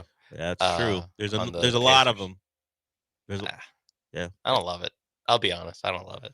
So we are at a point where very well could have he's already another of the non-American born players to win the MVP. Yeah, James Harden holding it down for America in 2018. If you don't know, it's the last time an American born player has won the MVP, and now we could get a non-American born Finals MVP. We had Jaylen Brown saved us last year because it was Jokic and Jaylen Brown, and now if Shea wins, if the Thunder win, it'll probably be Shea. So we're right back at it as non-American born players win. So if we want to be really jingoistic about things, let's root for Halliburton. Right? Or Chet Holmgren, America's big man. The big man of the future for the USA. America's big man, Chet Holmgren. Never thought I'd hear it. Look at that. 4 scored 7 years ago. Yeah, Pascal is an American, so he's the best big man on the other side. Yeah, I think. What about your guy, Miles Turner? Could he? He's American. Win an MVP? I think he's from Dallas. That's true. But do we root for him because he's from Dallas? No. I just don't think he has even the most slightly remote chance of winning this wherever thing. Bedford, Texas is. That's where he's from. Okay. It's between Dallas and Fort Worth, so you're pretty dead on there. It's probably going to come down Siakam, Halliburton for the Pacers if they by some miracle win it. Probably not Neesmith. Probably not him. And then Shea and maybe Jalen Williams. Those are probably the two options for each side. Yeah, I do like what the NBA awards voters are doing now by just being like, no, it'd be hilarious if we vote for the second best player on this team to be the Finals MVP. Where in my mind, if it's close and everyone's like, if the stats for that series are close and everyone sits down and you're like, well, who's the best player on this team? It's Halliburton. Just vote Halliburton. Like, again, I think it's funny that Brown won over Tatum. And that Siakam won over Halliburton going way back. That Iguodala won over Steph. At the same time, guys, like let's. What are we doing? Well, it almost happened back in 2023 when Caleb Martin went off. He nearly lost 5-4 to Jimmy Butler. Did he not win? Oh, no, okay. He lost 5-4. Yeah, see that's one where like common sense. Well, barely. It was still. One person decides, it'd be funny. It would have been 3 straight years of that. If Rachel Nichols had well, we know she didn't get the vote, but if she did, we kind of know where that was going to go, according to the internet. Going back to that, Tim Reynolds, who's a Miami-based guy for the AP, voted for Caleb Martin. John Schumann, Caleb Martin. Joe Verdon for the Athletic, Caleb Martin. Gary Washburn, Caleb Martin. So Doris went with Jimmy, and some others did to make it 5. But so we could have been 3 years in a row of that, where the second best and Caleb's not even the second best player on that team. He just happened to have a great series. Yeah. So the Eastern Conference Finals voters aren't against doing that. No, someone pointed out that like all the Western Conference Finals MVPs are basically just like the best players of all time, or it's like a list of like who are the best players in the 2020s, and it's like Jokic, it's Luka, it's Steph. Like it's all just like boom, got it, boom, got it. And then on the East, it's like, who the hell? What the hell happened? They're just like, hey, let's do it. Let's have some fun here. We know. Yeah, that. they take it. It's like when people really parse MVP about like most valuable, who's adding the most value. That's why it's impossible for a non-quarterback to ever win this award, because quarterbacks are inherently more valuable. That's basically what the Eastern Conference voters are doing, where they're like, I don't know, Siakam did average slightly more points per game. But everything revolves around Tyrese. No. But Siakam, game 2, Siakam, he was awesome. Huh? Yeah, I'm not bothered by it. I do think it's funny that they use the Eastern Conference as their testing ground. Man, whatever. Yeah, it's like let's get weird. Who cares? Let's do it. It's fun. Hey, the other side is pretty much chalk. Yeah, we don't get to have fun on the other side. Yeah, so they do that, and Pascal wins. Pascal wins it, and he has been a big time acquisition considering where they were before they traded for him last year, and now 2 straight Eastern Conference Finals, now a Finals appearance. So while he's not the most important, he has been big for them to just give them just that extra piece that when you think about when he was acquired, no one saw Pascal Siakam taking a team to another level. It was just like that makes sense. A guy who's a perennial Eastern Conference All-Star, but no one really thinks is like this awesome, undeniable superstar talent. Like, oh yeah, he went to Indiana, where they can be the 4th seed every year and lose in the second round. Like that's kind of what the book on Pacers basketball has been since the year 2000. It's like, oh yeah, they're a solid playoff-ish kind of team, and they lose to the team that actually wins the conference. Yeah, they'll lose to the Heat in a conference final. Yeah. That happens a couple years in a row, and then we saw last year where they tricked off several games late against the Celtics in a series where they got swept, but they played pretty well, and they've taken a step in this year. Speaking of Pascal Siakam and coming from Toronto, guess where Giannis wouldn't mind playing? According to reports coming out of Toronto, so you can take that with a grain of salt if you want, Giannis has an affinity for Toronto and Masai Ujiri, and shockingly enough, Toronto's interested in Giannis. So while we have all the speculation of could the Spurs give up the number 2 pick for Giannis if he wants to play there, and of course we know about the Rockets here with all the assets they have, the first team to get, I guess Windhorse has talked about the Spurs and the Rockets in a general sense about, hey, that makes some sense for that to happen. But the first alternative team. Yeah, and the first team we hear that Giannis has some interest in is the Toronto's Raptors. It comes from Doug Smith of the Toronto Star. There's mutual interest between Antetokounmpo and Toronto. He says the Raptors are uniquely placed to make an attractive offer that won't ruin their franchise or roster. I don't know what uniquely placed means when there are several teams that would have better to offer and also wouldn't ruin their franchise. But what would not to be disrespectful to the Toronto Raptors, what would be ruining that franchise? Like, who on that team would you trade and you'd be like, man, they had such a good thing going, they ruined it? I can't think of one. Does RJ Barrett being shipped out in a Giannis deal got to keep Barrett, freak people out? Like they've paid Ingram, whatever. Scotty Barnes, who they love there. Yep. Quickly and Barrett. So they have 4 guys. They have a big 4. Okay. Making pretty good money, who you would say can't be the best player on the title team. So how many guys could you send to Milwaukee who doesn't control their own picks, so they still have to kind of be good? And while you're sending them your picks, you're gonna have to send players there so they can be competitive. And I would imagine they're gonna at least stand on we're not trading Scotty Barnes, because that's how everyone does things. Hey, that's our best player. That's the guy we love. We're not trading him. I know. When you get down to it, of course I trade Scotty Barnes. But they're gonna say, no, we're not trading Scotty Barnes. But you can pick 2 of these other 3, and then we'll make the draft picks and money work. I not only would I trade Scotty Barnes, I'd be like, Milwaukee, how about this? We're so serious. We're throwing in Scotty Barnes. Like, I would be the one to be like, Scotty you Barnes. Would mention it. You wouldn't even let them get to asking for just it? because of like, what are we doing with Scotty Barnes? He's one of the guys where I don't get it. I don't get why he got a no questions asked max deal, but the Houston guys had to negotiate for Would you all put summer. him in Jalen Green territory where I think he's a little bit higher than a Jalen Green territory because he has like made an all-star team and he's shown the theoretical promise. But again, and this is where if I'm Milwaukee, I'm not super interested of being like, oh, sweet, so we can beat the Toronto Raptors. Sick. Yeah. Because this Toronto Raptors group, which we haven't seen with Brandon Ingram, in fully integrated at all. But it's not like the Milwaukee Bucks getting back 3/4 of the Raptors' best players. It's like, oh, sick. Now we stay competitive while we don't have our picks. It's like, no, you're still, first round cannon fodder for the most part.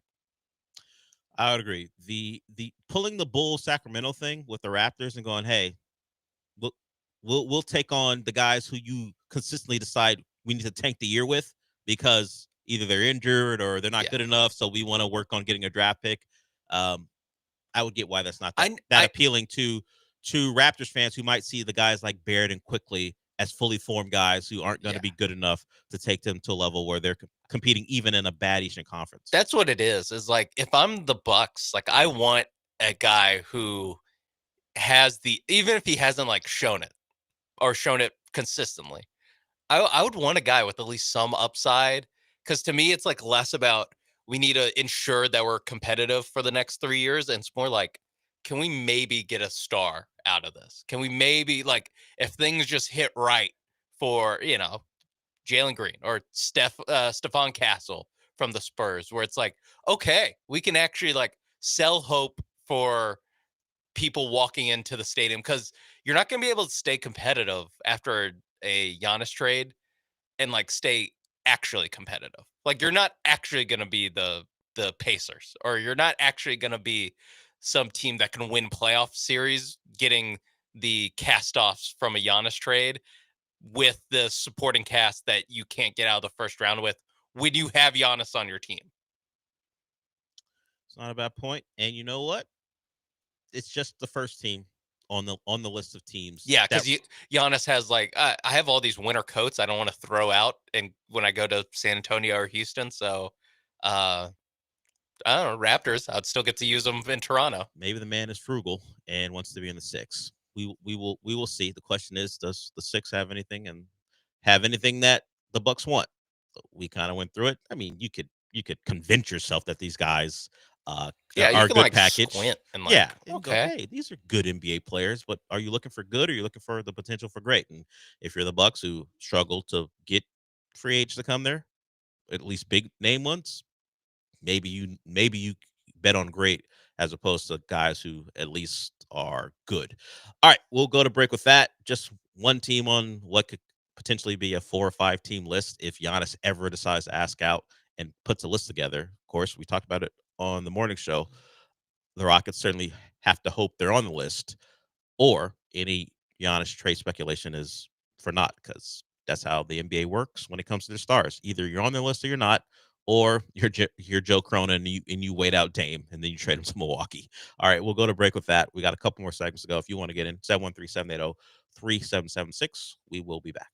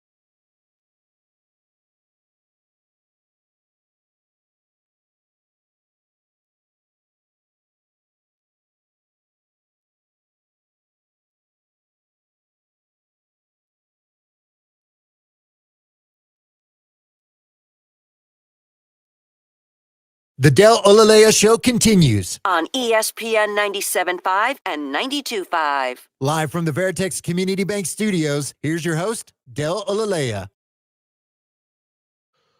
We'll get to,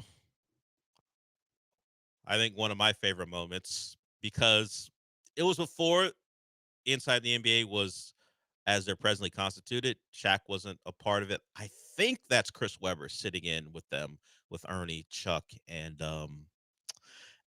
Kenny. So we will play that here. And then Charles Barkley was on Dan Patrick today, talking about his apprehension of working for ESPN, which got to make the people over there feel pretty good. Like the whole time, Charles was like, "Man, I don't know about working with them." So a lot of belief that ESPN is going to ruin that show. While ESPN loves having it, it's that brand is big inside the NBA, but everyone is fearful that network, the sports leader, is going to ruin everyone's favorite show. Which I guess just don't ruin it. Just don't touch it. And that would be the smart thing to do. Leave it alone. It's you talk about with coaches, like, oh, they're trying to force this guy to play in their system, where it's like, actually what you should do is just suit the system around them. Yeah, that's what you should do. Like, change your NBA coverage to orbit around these four guys. Yes, not the other way around. But I already know we're gonna get Shaq on Get Up arguing with Kendrick Perkins. I mean, just keep Kendrick Perkins off Inside the NBA, and for that matter, keep Stephen A. off Inside the NBA. There's a lot of weeks of the basketball season. These guys are going to want vacations. Like, it's going to happen. Yeah, the problem is those guys aren't going to work every day. And Charles Barkley it happens on TNT. Yes, Charles Barkley. That's what I mean. Charles Barkley's not there for every game, every broadcast. So at some point, they will bring people on, and it'll be the people we don't want to see. Like when Ernie misses, is he moving over? Because I can't remember if Ernie's going to come or not. I thought all four of them. I think Ernie's has decided he's going to move over, at least for that, but stay with TNT for all or Warner for all the other stuff.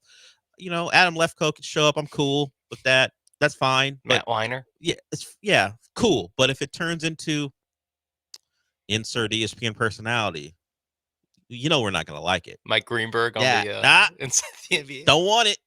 Don't want it. Don't want I don't want greeny stuff on that show. Like the guys you're talking about, Weiner, Lefkoe, those guys just do the show. They're not gonna inject them. I don't want the greeny stuff on the show.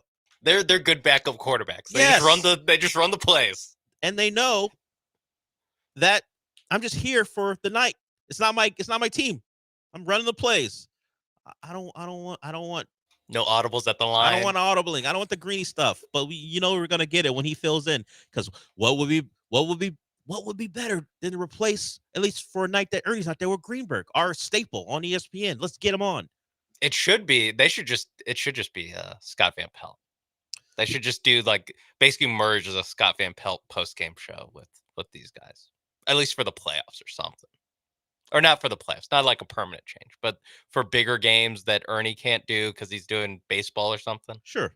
Or doing golf. I don't know exactly what he wants to do with what he does with Warner when he's not doing basketball stuff. I was going to read a liner, but since we just started talking about this, let's get to the clip.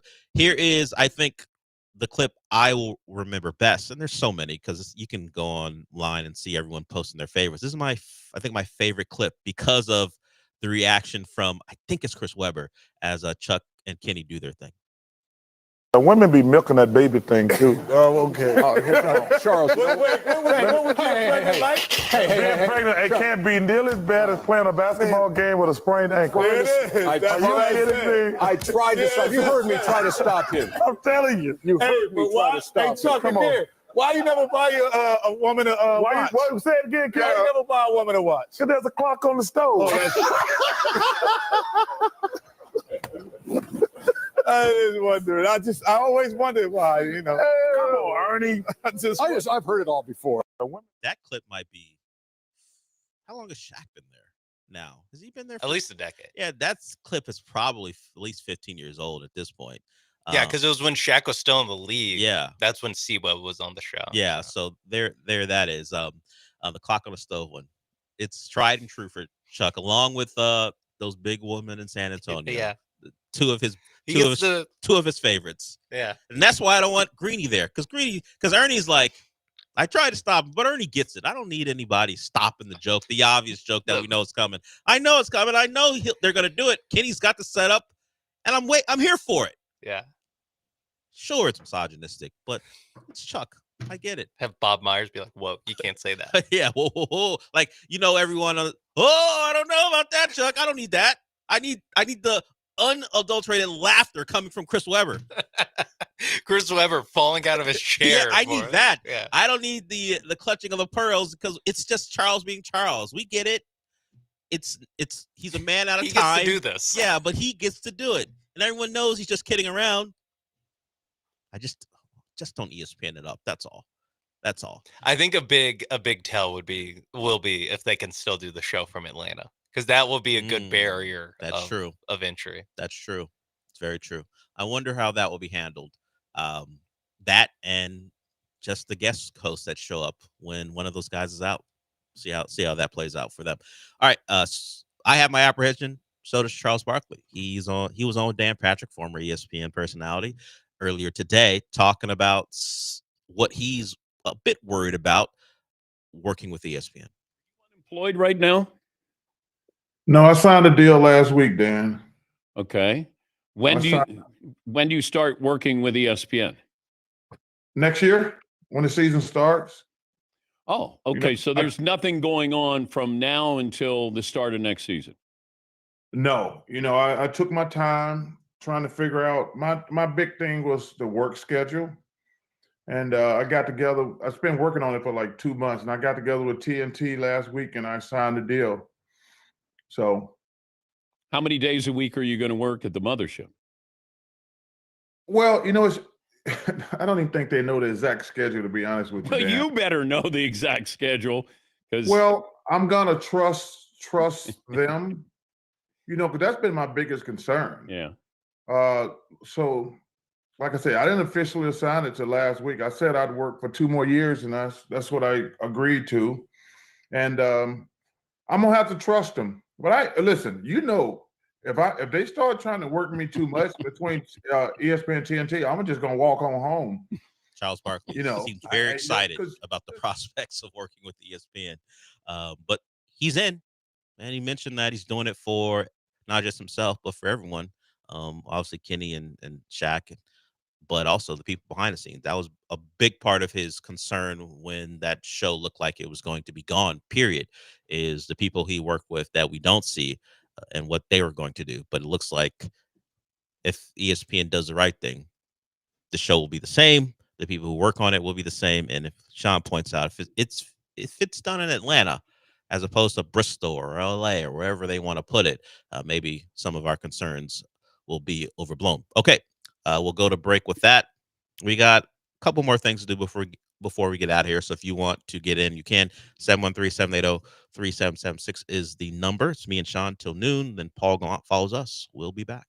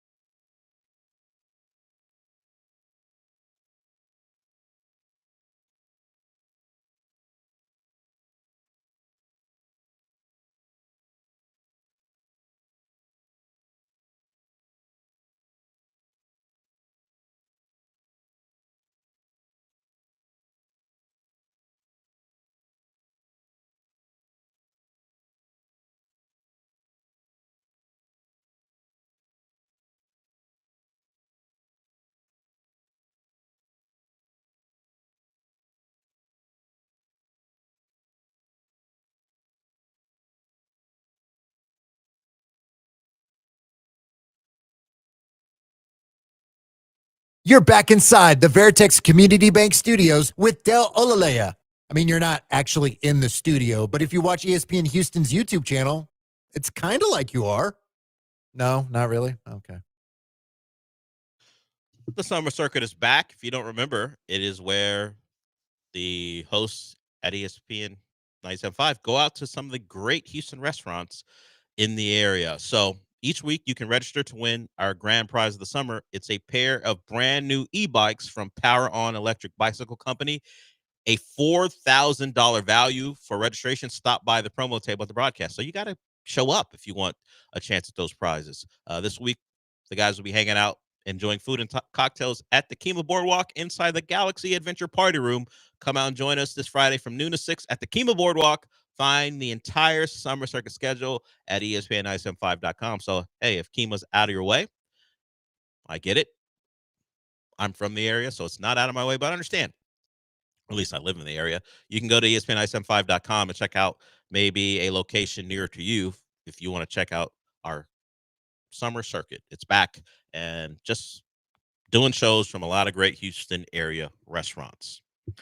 We'll get to Fred here. He wants to talk about inside the NBA, but I do like this tweet from Jay, who speaks to some of the problems that the show might have on ESPN. Is first, where are they going to put the show? And also, will it be a post-game show? Because normally they get the SVP right after their game. So will it only be a pregame and halftime show? And how will we deal with shorter segments? Because one of ESPN's criticism of their NBA coverage is the fact that it's just a placeholder for all the commercials they have to put in because of what they're paying to show the NBA. TNT has a formula that works where those guys get long segments to talk either about the games, big picture stuff, or maybe they're just joking around. Doesn't even feel like there really is a set time for a break. I'm sure it is. Ernie just gets to the break and it feels pretty natural. But how's ESPN going to handle all that when we know how their finals coverage has gone in recent years? If they're chopping up inside the NBA like that, then it's not the show we love. Yeah, no, it's annoying right now. I mean, for the finals, like, just keep an eye out for the halftime coverage. It's going to be like commercials, then 30 seconds, 60-second segment. A guy talking over a highlight package. Yeah, back to commercials, maybe one more, and then you're back to the to the third quarter. So they're gonna have to change that if they have inside the NBA, and if they're gonna do it in any way. I mean, people are annoyed with how they do it right now, but it's mostly because they don't want to see commercials. But then if you give them the other side of this is you have Stephen A. Smith and Kendrick Perkins talking about halftime adjustments for 7 minutes. Are you more interested in that? I think people would be like, or at least I am like, you know what? Actually, I can just mute the Popeyes commercial for 10 minutes and then just come back when I'm actually glad you're not giving me more content here because the content stinks. Because it might trick me into staying. I'll just turn away and come back once the game begins again. If they do that with NBA, like, obviously you're not just being like, yeah, sure, mute those guys, whatever. Like, you're going to be more annoyed that there is no halftime show with these guys. Yeah. Why are we wasting the chemistry that those guys have built? Let's get to Fred. He wants to talk about this. What's up, Fred? Hey there. Hey. Hello. Yeah, Fred, you called in. You want to talk inside the NBA? Yeah. Yeah, man, I just thought you guys brought up some good points because I'm thinking, first of all, I was happy that the show was going to keep going even on another station, and I just thought it'd go on another station, be the same old show. And then I heard you guys talking, and I don't think ESPN realizes, well, a lot of listeners, and I might be out of the demographic, I'm older, when the series, whichever series it is shown on ESPN, I don't listen to any of the pregame stuff. SVP is cool, but the pregame stuff, I don't want to hear what those guys have to say at all. And I'm like Charles. If it's a lot different on ESPN, I'm just not going to watch the basketball. The basketball is hard enough sometimes. You know, those TNT guys really make the night for you in a lot of cases now. And so I just wanted to tell you brought up some good points, and I'm enjoying listening to your dialogue. I appreciate it, Fred. I don't think you're wrong there. Depending on the night, the game could be a bad one.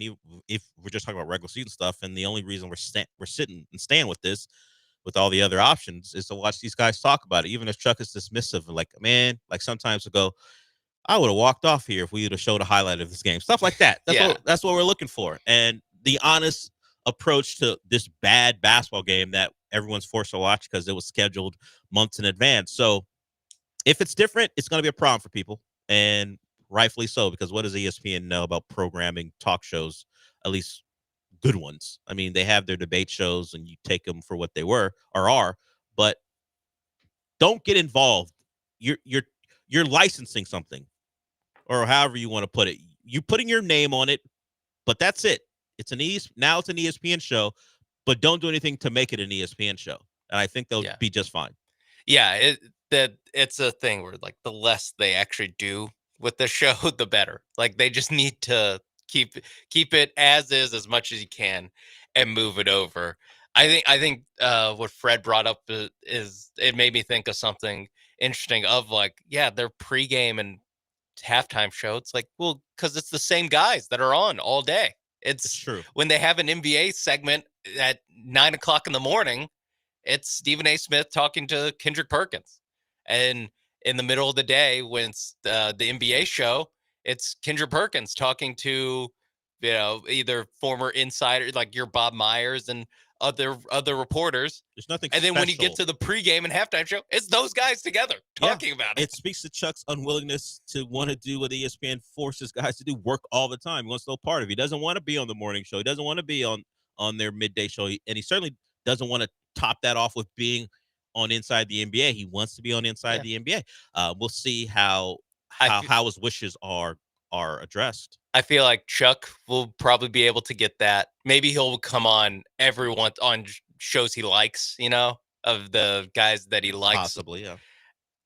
But I do think that the rest of them, like the Shaq and Kenny, I feel like they are going to be full. Like they'll be on Get Up and stuff. I just my gut. I wouldn't be gut surprised. feeling. I wonder if they could negotiate those deals as well to get what Charles Barkley is getting, or at least what he's telling us he's getting, where he doesn't have to do it. I don't. Maybe they would like more opportunities to be on those shows. It helps whatever they're looking to achieve. We just know that Charles Barkley doesn't want to be one of those guys. Maybe Kenny Smith could be in that box where Jay Williams is right now, as opposed to Jay Williams, who's a guy you have not mentioned who's become more prominent as the playoffs has gone on. I've seen him everywhere, at least on ESPN. So maybe that's Kenny Smith's role going forward. Or maybe it's Shaq's. Who knows? Jay Williams is tough because he's like a college basketball guy. Then after college basketball season's over, then he just starts popping up on the NBA stuff. Yeah, it's true. So it's something where we all like the show. We all watch it all the time. A lot of times, as has been mentioned, they're the reason we're watching the TNT game in January between two teams that we don't care about. It's because of the show. And I wonder, it's such a like delicate balance of moving it over, but not changing anything. But there will have to be some changes that happen. Just like naturally it is, you're just going to have different people either working on it, or they just have different things that they do at ESPN that they do in Turner. And they don't have 25 years of hey, this is kind of how we do things like they do at Turner. They don't have that at ESPN. ESPN might, we don't know how they're going to handle it. Maybe they're smart enough to be like, yeah, let's not do it. It's actually easier for us if we don't do anything and just let it play out. And it also makes a better show just through, again, them deciding to lay out. But I don't know. I'm even going to be bothered with whatever ESPN's music they put on the show. Forget about all the. Oh, do they get the music? I don't know if they get to bring their music with you, or is that a TNT property? I guess we'll find out next basketball season. But Inside the NBA, moving to ESPN, it's gonna be a Jack Harlow song.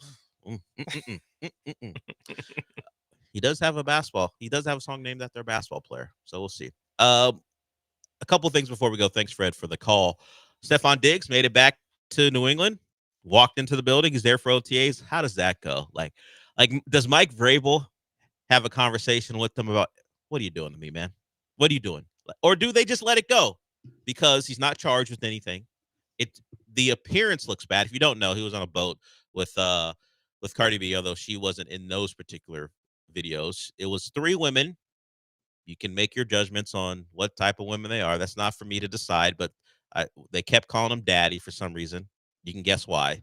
And there appeared to be a substance. There appeared to be a substance visible that some people might call an illicit drug. Some people would describe it as powder. Yes. I just call it a substance because I don't know what it was. I'm sure that's what Stephon Diggs' defense will be. You don't know what it was. Yeah, you don't know. You don't know. I do like how delicate you're being, but at a certain point, I think how careful you are describing it actually makes it worse. That's kind of the point. Being as delicate as you are, draws attention to what it may or may not be. But no one was mad about the Cardi B part. From what I saw, they're mad about the other stuff. No. But does Vrabel? I think you do have to Do we sit him down? Hey man, we're paying you, or does the GM? How does that go when he's supposed to be the alleged mentor of all their young receivers, supposed to make Drake comfortable in a second year? We haven't talked about it because it's with the Patriots. We've more attributed signing washed up wide receivers to the Titans because that's what they do. But coming off an ACL, this is very Titan-like, except the Titans receivers don't get this type of money that Stephon Diggs is getting. This is very much, hey, guy at the end of his career, older, now hurt. He probably won't live up to near what the expectations are for him. And if we're going by what he's been shown to do in the offseason, we can guess, allege that football, while it might be his top priority, it's not as important as maybe it once was. Because if you're joining a new team, whether you're confiscating the cameras or just not being involved in it, period, maybe we don't have this as your hello world, I'm a Patriot now. Because some people might have not even realized he was a Patriot until Mike Vrabel had to be asked about, oh yeah, that's where Stephon Diggs is. Actually, where he is on a boat. Yeah. With something and ladies as opposed to with the Patriots. Yeah. I do want, at a certain point, all the on-field stuff, he can probably still accomplish all the goals that they had for what signing Stephon Diggs to your team. Ball. He can catch passes at 8 yards a clip. Yeah, he can still do that. Reorder the receiver hierarchy where you don't have a number 3 trying to be a number 2 or trying to be a number 1. Is he a number 1 still? Is he a number 2 masquerading as a 1 going Yeah, forward? He might be a bad one. Yeah.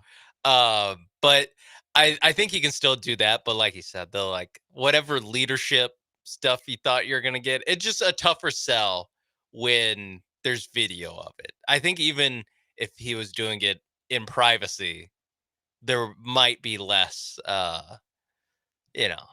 eyeballs on it. Even though the receivers that he's mentoring might know, just the fact that the entire world doesn't have the video in their brain, I think it just becomes tough to be that mentor and to be someone who the coach has to talk about, hey, we're just trying to make better decisions before you even show up. Yeah. It's a bad spot to be in if you're the Patriots, to sign him while he's currently with a superstar who was going through a divorce, who decided she's going to pop out everywhere to let it be known she's A-okay.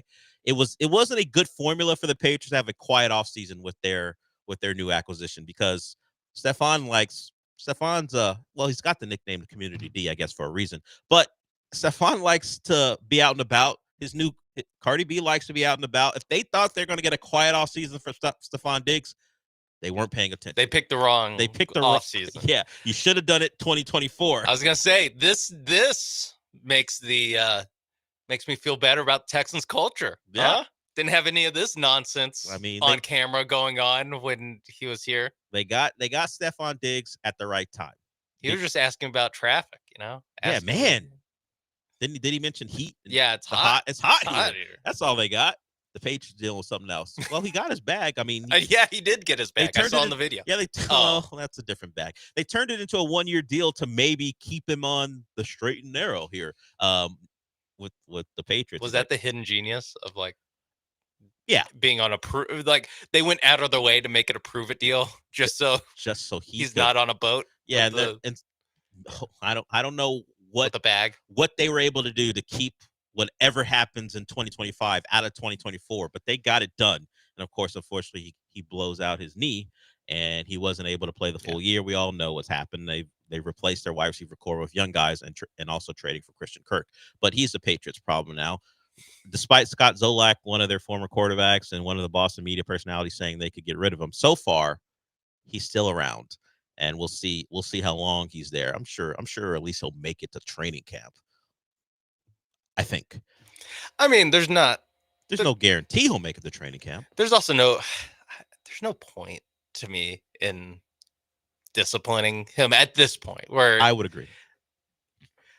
I think people need to remember what Antonio Brown, like all the stuff that Antonio Brown did that led him to finally being cut and then immediately signed to a different team. Now he is a lot better, although not that, he was at the tail end of his awesome playing career, or his playing career while he was awesome. Mike Tomlin had greater patience for what you might deem the diva receiver. Oh, I was thinking Raiders. Antonio Brown. Yeah.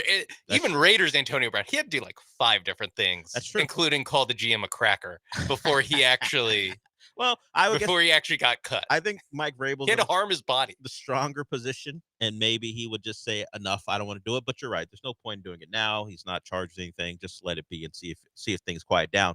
Some other news. Let it blow over. Well, that's you being you. Some other stuff before we go. Frank Ragnow, the Pro Bowl center for the Lions, retiring. He is done with football. So the Lions have had a lot of changes when it comes to Ben Johnson going, and now Frank Ragnow. So we'll see. Their center for that great offensive line and the play caller no longer there. So I'm sure the rest of those guys will pick up the slack, but just a little crack, just picking apart a little bit what the Lions foundation, and Frank Ragnow was certainly a part of it. He has decided to retire after a really good career that a lot of people probably didn't pay attention to until the last couple of years because the Lions weren't very good. But at 29 years old, done, and turned 29 in May. I guess he's decided he's had enough. So we say goodbye to Frank Ragnow, the former Arkansas Razorback. All right, we go to, not break. We go to end the show with that. Paul Gallant's up next. He'll be followed by the Killer Bees. So since we're done for the day, what does that mean? That peanut butter skin. Sorry, Frank. No, that's the Stephon Diggs stuff. Oh, well. It was either that or I should have reordered. I'm a great guy. I'm actually a great guy. Those ladies think you're more of a daddy than a great guy. I was gonna say they seem to like him. Yeah, they love daddy apparently. All right. Vrabel on the other hand, not so much. We'll talk to you tomorrow.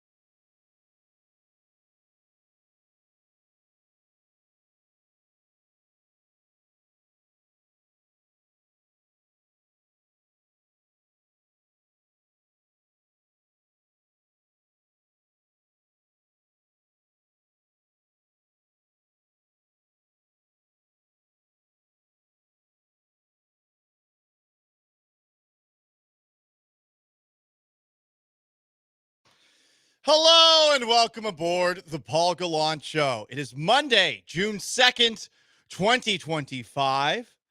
I am Paul Gallant, and this is the most interactive sports talk show in Houston. You know how to get aboard. Sean Mapes is behind the glass.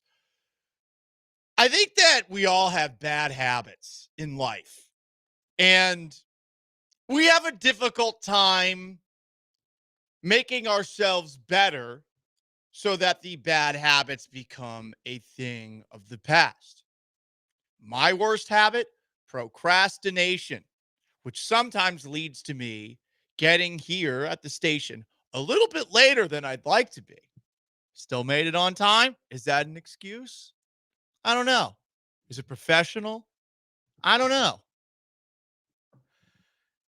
But we all have bad habits. The worst thing that you can have, though, when you have a bad habit is to have a very large audience for said bad habit. It's one thing to be self-aware of it. It's another when everyone else is looking at you with a side eye, if not a roll of the eye, because of something that you just do all the time.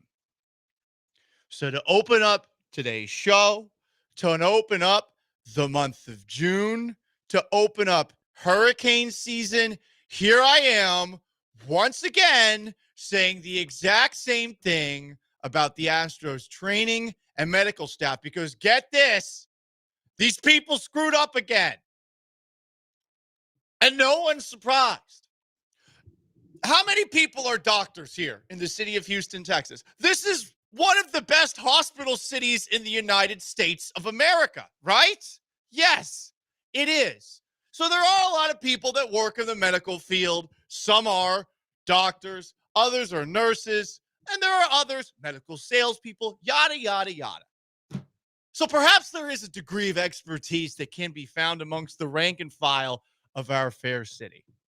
But how is it that an idiot like myself and many of the rubes who are sipping back $4,000 El Tiempo margaritas at Dyken Park, how is it that we are all like, hey, why the hell does the Astros training, medical staff, whatever they are, why do we keep on dealing with issues where the Houston Astros have a guy who's banged up, and it's pretty clear that they did not know how banged up this guy was from the beginning? Because that is what we're dealing with now with Yordan Alvarez. I mean, Friday, I theorized, you know what? Yordan's been out a while. Muscle strain. Does a muscle strain in your hand last that long, especially when you're in your 20s or early 30s? Not to my knowledge, unless you're perhaps playing a little bit too much Half-Life or some other video game that's on the computer. If you play PC shooters, your hand will start to hurt a little bit. I found that out the hard way last time I tried to play one. A muscle strain's keeping you out for a month. There's inflammation. Well, what's the inflammation from? Like, how am I, first thought, thinking to myself, oh, you know, maybe he's dealing with a small break. And that's what we found out on Saturday. After Yordan Alvarez, before Friday's Astros-Rays game, which I went to, it was fun. Fromber cooked. Yainer Diaz hit a home run. It was a walk-off. It was done in 2 hours and 1 minute. I mean, I got to go have myself a fun old Friday night after going to the park. Quickest I've ever gotten out of the ballpark. Everything's great. And Yordan had hit a home run off of one of these minor leaguers who came up there. Who's going to be back? Astros keep winning. They're in first place. Woohoo! And then on Saturday, it just goes all down the toilet. Even though the Astros took 2-4, they're still in first place. Because Dana Brown said, he had a fracture. And by the way, a lot of people are jumping on Dana Brown for this. Guys, it's not his fault. It's not. Dana Brown is the guy who keeps on getting put out there to talk about things that he is definitely not familiar with. It is equivalent of me or Sean going up there and talking about injuries. We don't know a damn thing about it. Yes, my sister is a doctor. I come from a house of learned doctors, and I know people who are every kind of doctor in this town, including somebody who is actually in the orthopedic surgeon side of things and does know people who operate on professional sports teams in town. This person does not know anybody that works for the Houston Astros, but I believe that everybody and their mother who should be focusing on the Astros training staff and medical staff, you gotta give Dana Brown some slack here. Who, yes, is a bit of a politician and yes, overpromises, all that stuff. What's really frustrating is, like, we all know this is happening, and they do it again, and then later on we find out that Zach DeCenzo has hand inflammation himself, and on top of that, the Astros honored on Sunday the doctor who was their hand specialist for the last 35 years. Like, there's just a lot of comical layers on top of the obvious one, which is that the Astros are bad at communicating with us what injuries their players are dealing with, and let's be frank, they're bad at diagnosing them. We have enough of a track record at this point in time. And we should get some kind of accountability for this. Someone needs to be made responsible, and publicly. Otherwise, I suppose we'll still keep watching because the team keeps winning. But otherwise, do you trust this team to take care of the assets, the players on this roster who are scheduled to make X amount of dollars over the course of their career? Like, do you trust these guys to be able to play every single game? If you're the Astros, you got to be looking at yourself and say, man, we're throwing a lot of money out here. Do we know that these guys are going to play the majority of the games that they're supposed to play in? And I don't think they can say that. But here we are. This is a team that knows and has known for a while that it brings guys back too early. James Click, before he got fired, said that of Jake Meyer's shoulder injury, that he was rushed back. Dana Brown last year said JP France was rushed back too early from a shoulder injury. Why do you think Justin Verlander was working away from the medical staff? Got a lot of money, so that certainly helps. Why did it take Lance McCullers so long to get back? Why has it taken Luis Garcia so long to get back from a Tommy John surgery that he had in 2023? I mean, he should be back right now. So it does feel like they rush people back. They're terrible about communicating these injuries. They didn't know which Jordan Alvarez hand was sore when Dusty Baker was manager. Christian Javier's neck discomfort became a Tommy John surgery. Kyle Tucker had a shin bruise that kept him out for 3 months. It was a fracture.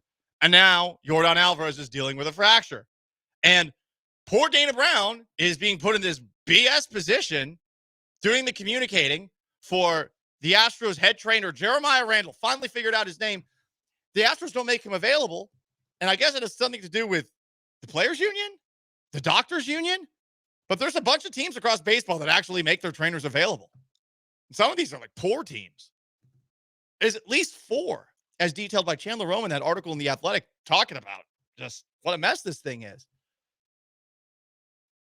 There's a lot of layers here. Part of it is funny. And look, it doesn't seem like Jordan's going to be out the rest of the year.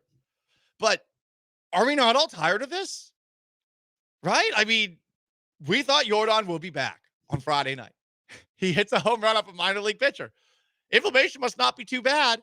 The next day, oh yeah, he's going to be out for a while. And we literally just saw this last year with Kyle Tucker, who missed 3 months. I don't know how long Jordan Alvarez is going to be out. And I'll be honest, I don't trust anything that these guys say anymore, whether it's Dana Brown or even this Jeremiah Randall fellow who's the head trainer.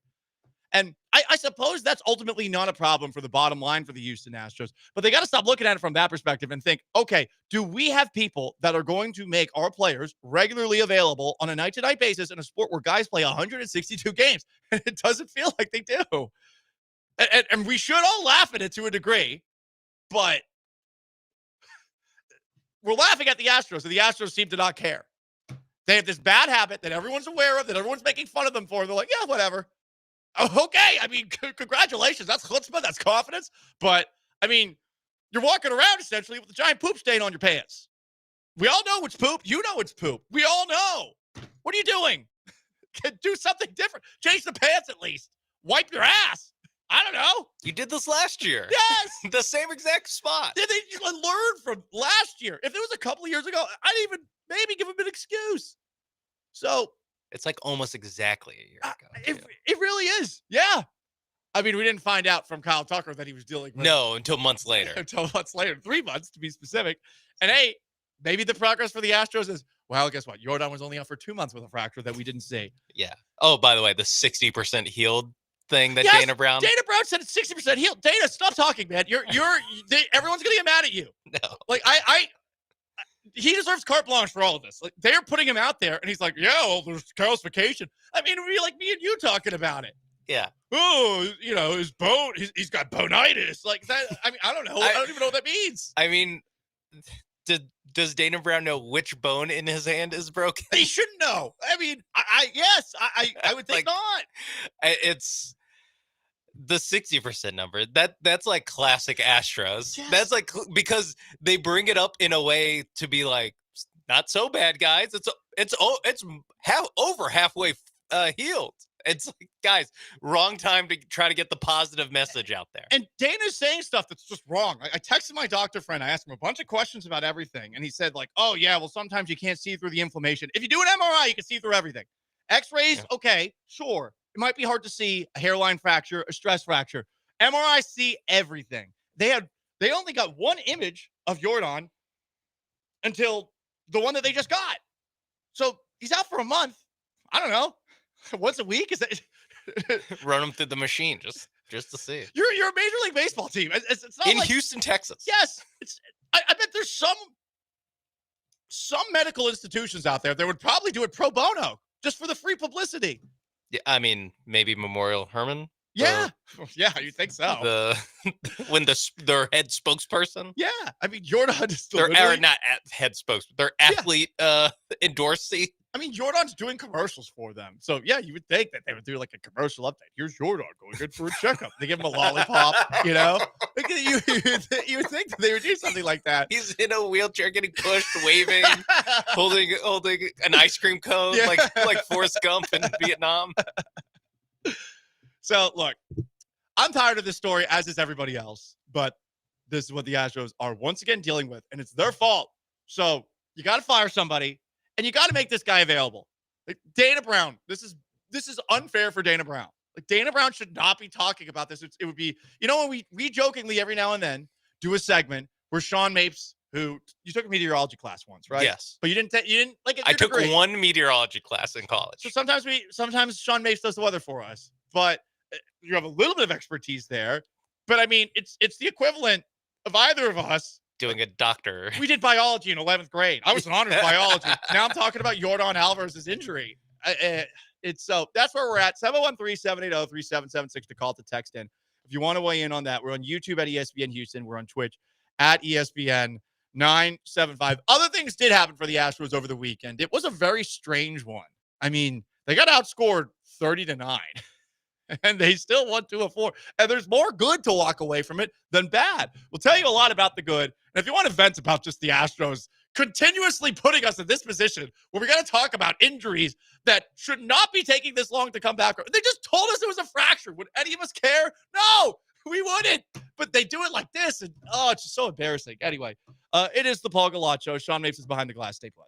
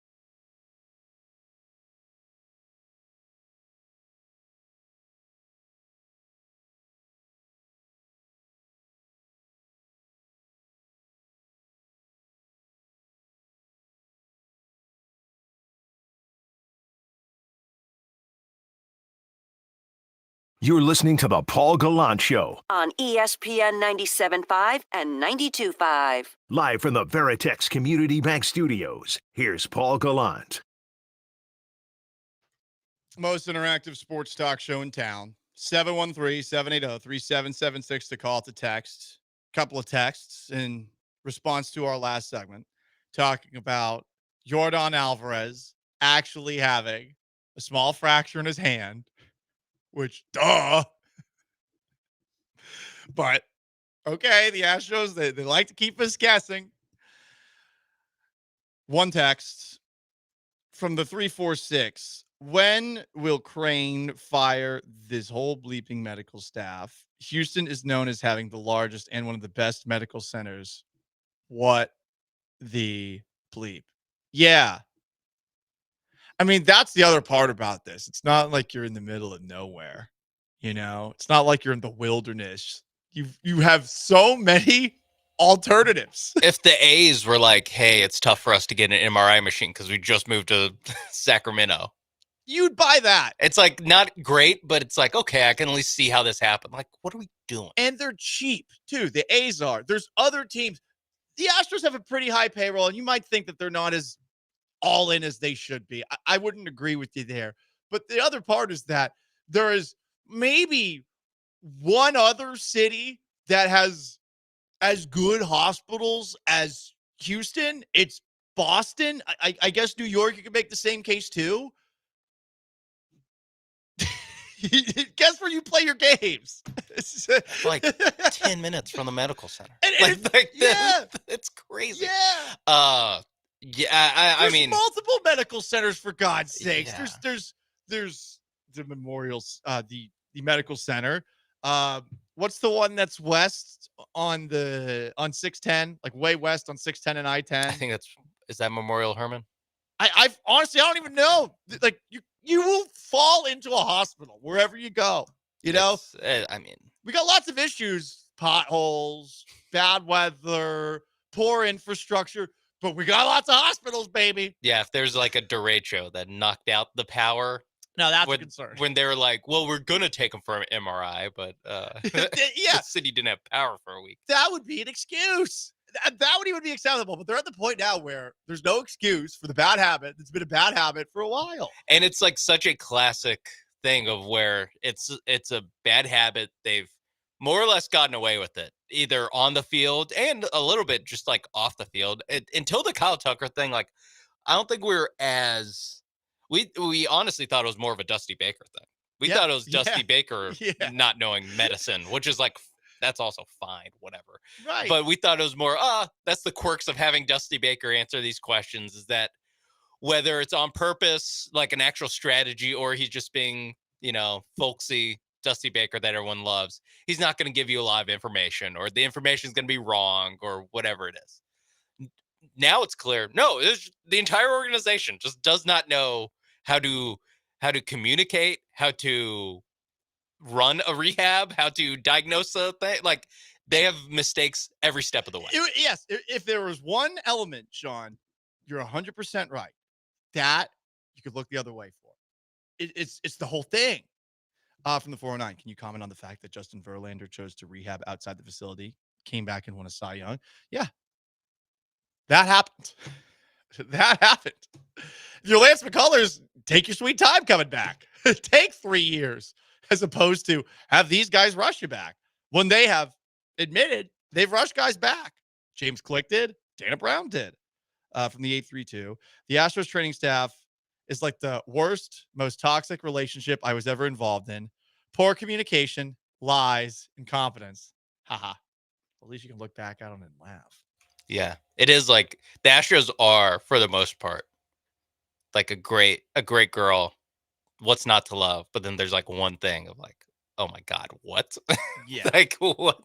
And then, oh, okay, you just made a mistake, whatever. And then they do it again. It's just like, and again, and again. And again.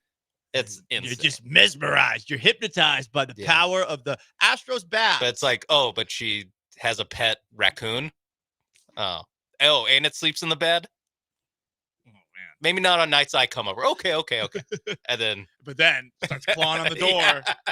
Let him in. He never does that. Just tonight. Yeah, he never does that.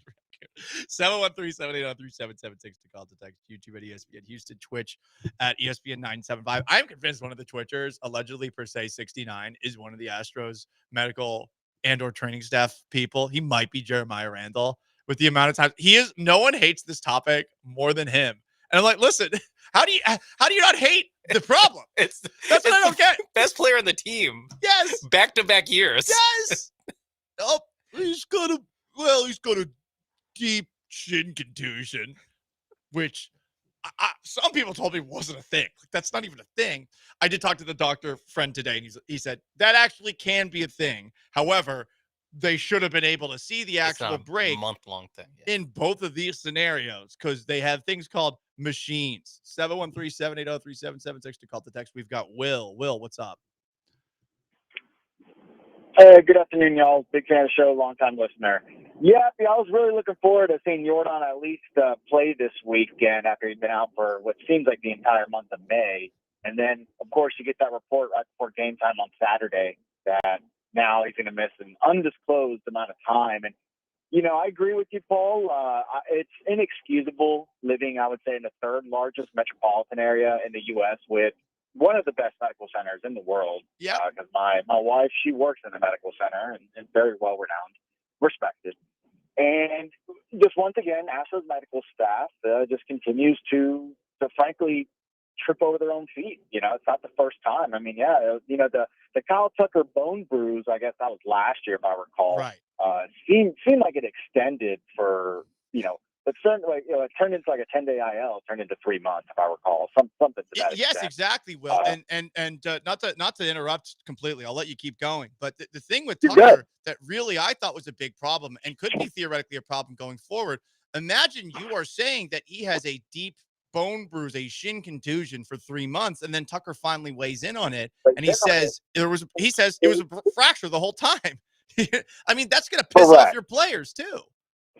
Right, and obviously, as fans, as you and I, I'm sure you go to quite a few games, like myself.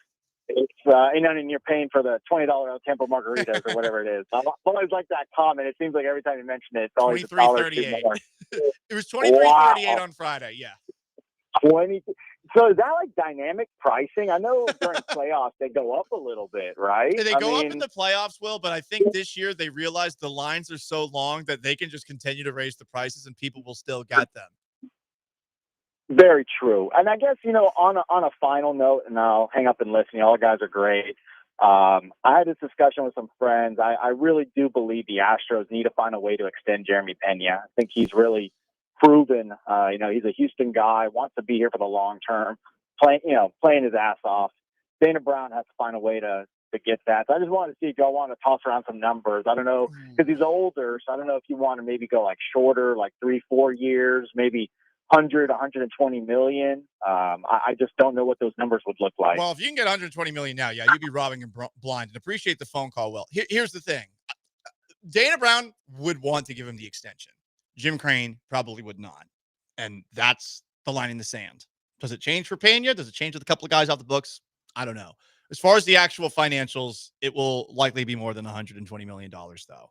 And interestingly, did you know that Jeremy Pena has the second best WAR to, I think, just one player? To Judge. Aaron Judge. Yeah. I was stunned to see that. I was like, wait a second, what's lowercase b WAR? Apparently that's wins above replacement. I don't know when they added the lowercase b. Oh, that means it's the website it's from. That's Baseball Reference. Baseball Reference. And then F is Fangraphs. They have like different different wars, different like calculations. Do you think they'll ever fight each other in a war? I'm so funny. Please no peanuts. I'm allergic. These nerds fighting each other. That's not fair. You're not a nerd if you have a peanut allergy. It is funny to talk a little bit about Pena without like getting into numbers talk. I think I think this show was probably the highest it's been on the Astros, just like vibe wise, the last 2 weeks of May, where they go on a winning streak. They're winning series, even like this Rays series, like on the field, it's a little weird given the games that they lost. But then the games they won, you feel good about that as well. And it felt like we were kind of reaching again, a high watermark on the season of just our opinion of this team. And it seemed like they're hitting their stride. A lot of it was Jeremy Pena turning into one of the best players in the American League. And then you thought, oh, and now they're going to get Yordan Alvarez back. And Altuve's hitting well going into this weekend series. Yeah, Paredes is hitting well going into the series. Jake Myers is playing over his head.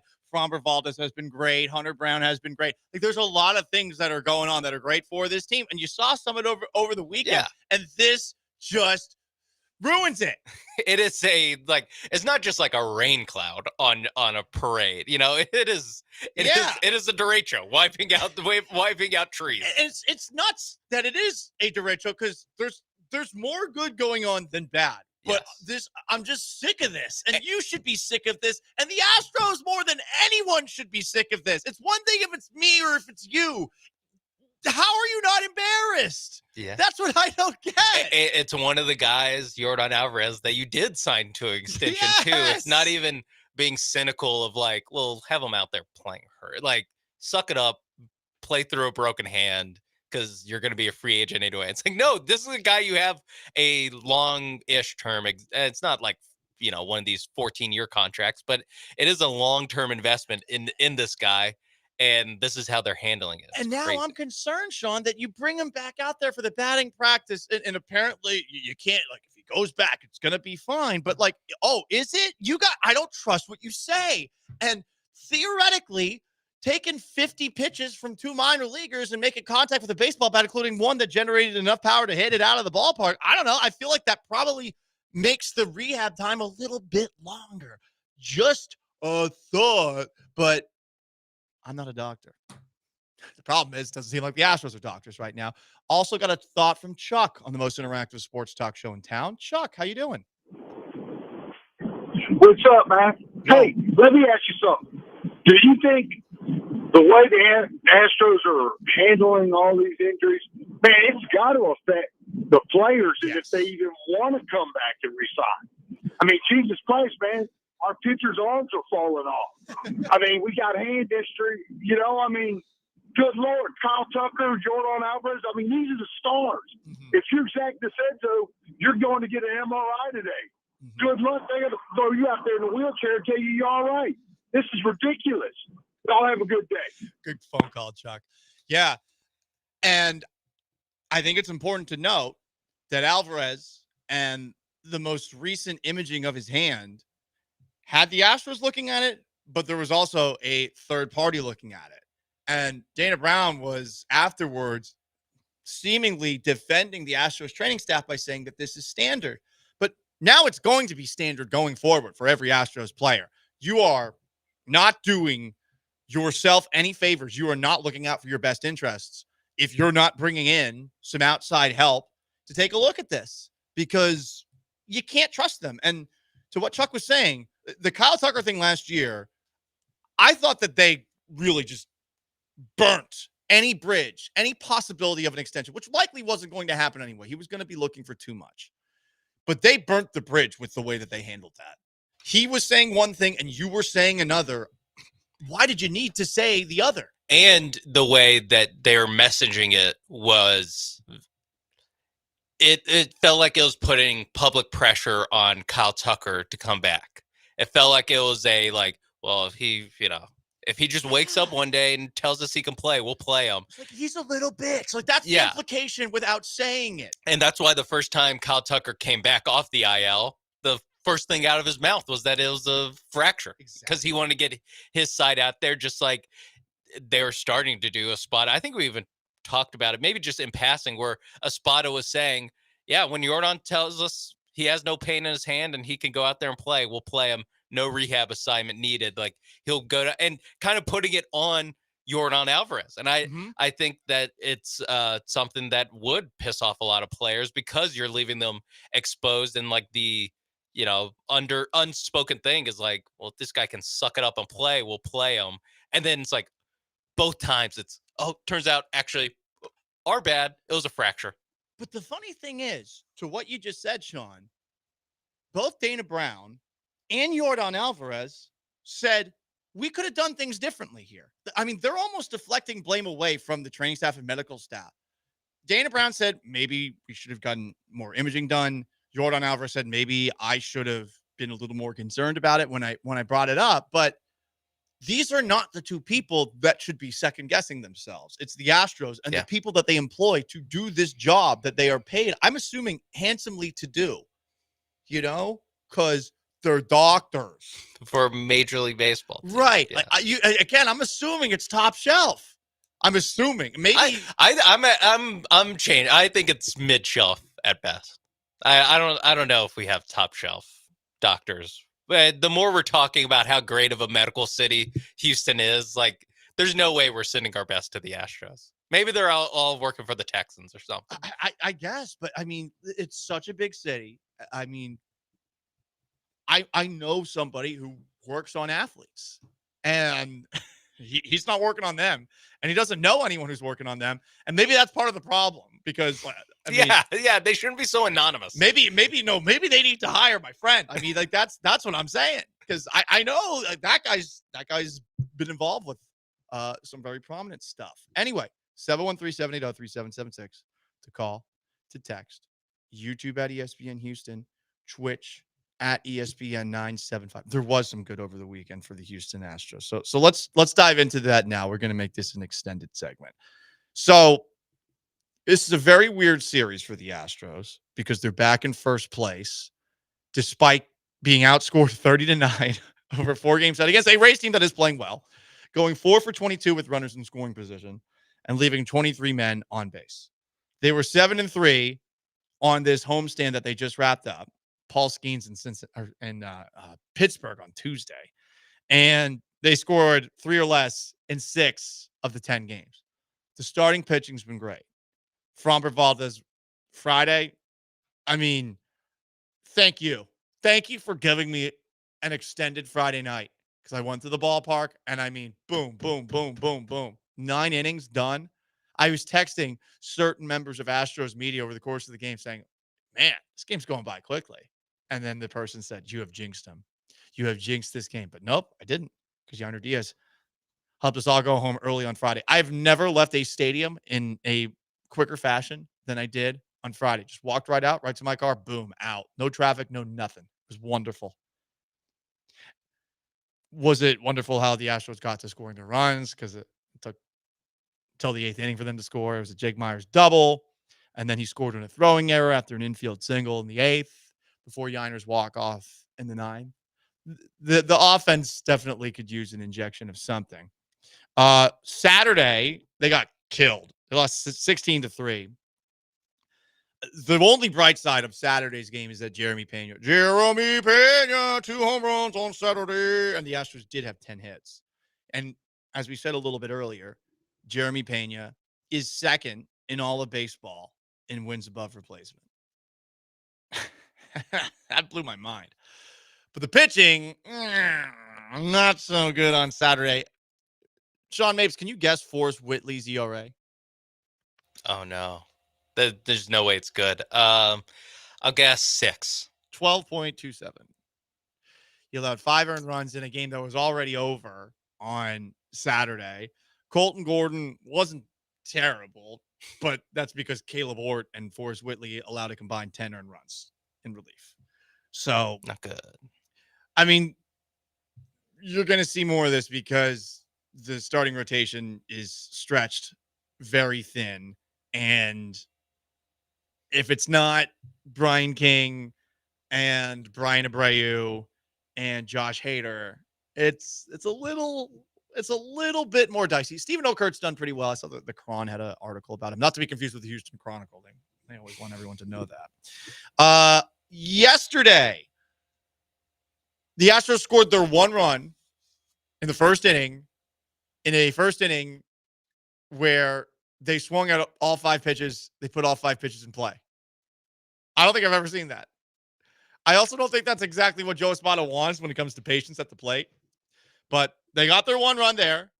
Hunter Brown, Brian King, Jose Abreu, Josh Hader allowed just 2 hits overall. some walks, but just 2 hits overall. And I thought it was very funny that some people online, Astros fans, were getting mad that Major League Baseball put out a post talking about how the Astros just completed a 2-hitter, and there was no exclamation point at the end of this. And they're saying, well, if Shohei Ohtani had pooped his pants, there would have been an exclamation point here. Can't give that for the Houston Astros.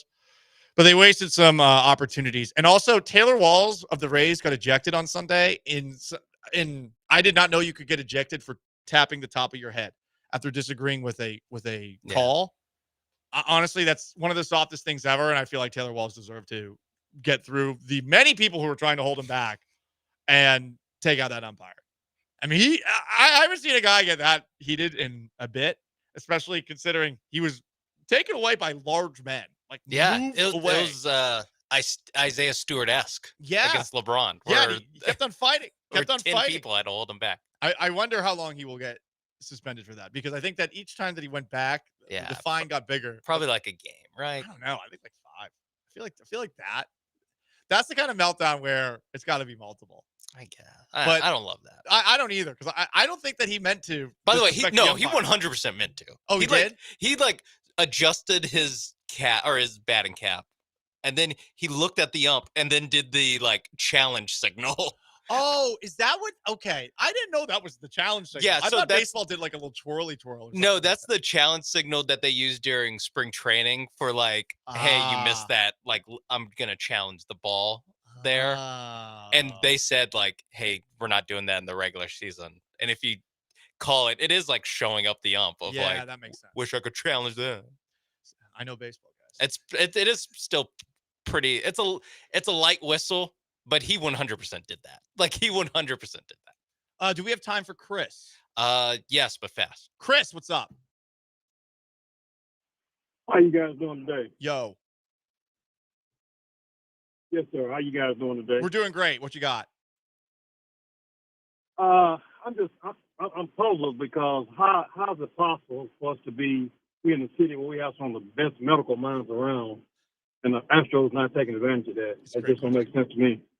Chris, the what really doesn't make sense is that we all have the same question.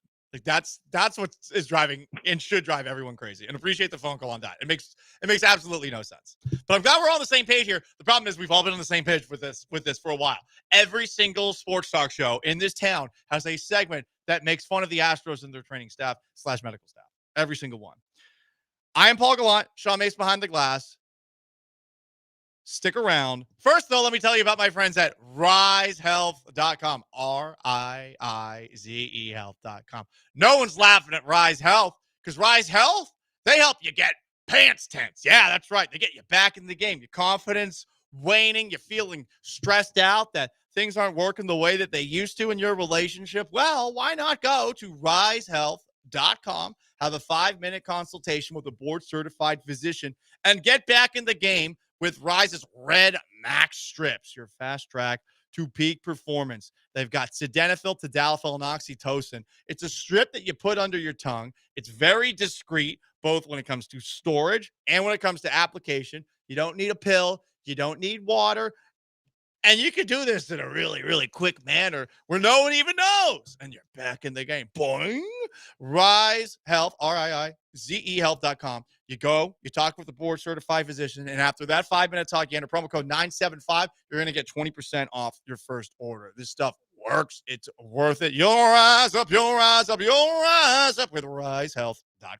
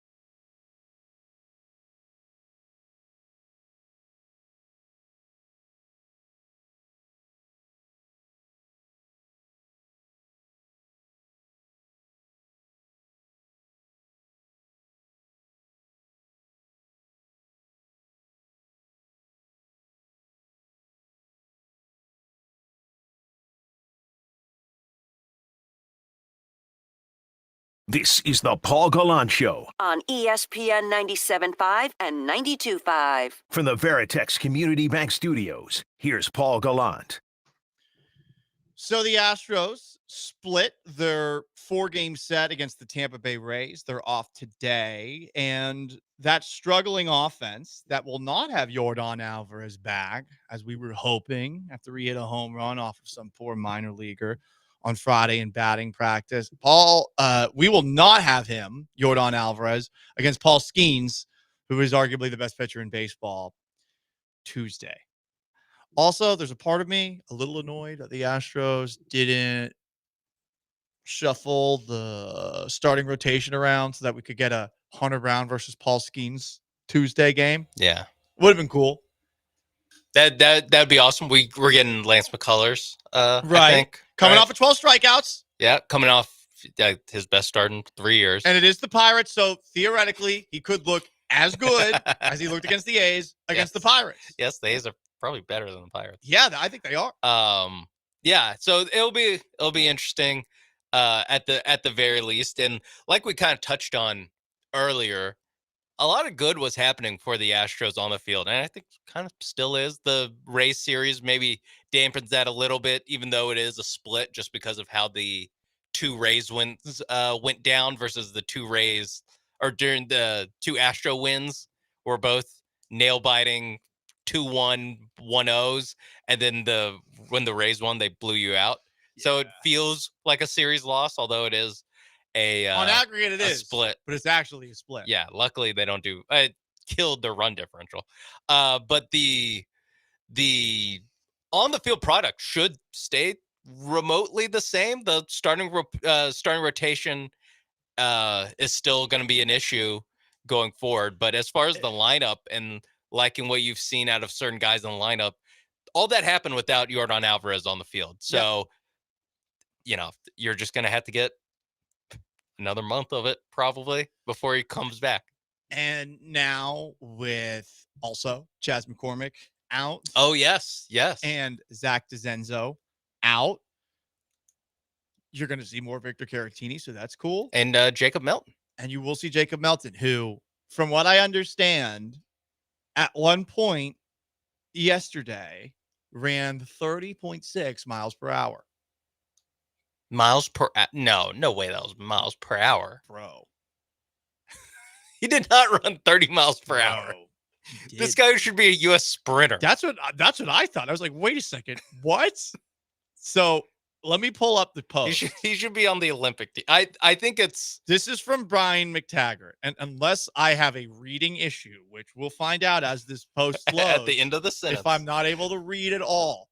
But I'm pretty sure that Jacob Melton, oh, damn it, my bad. 30.5 feet per second. That's still super fast. That's pretty fast. That's but the 90 feet he's running in 3 seconds. This is honestly a sign that I need to start reading again. I haven't been reading very often.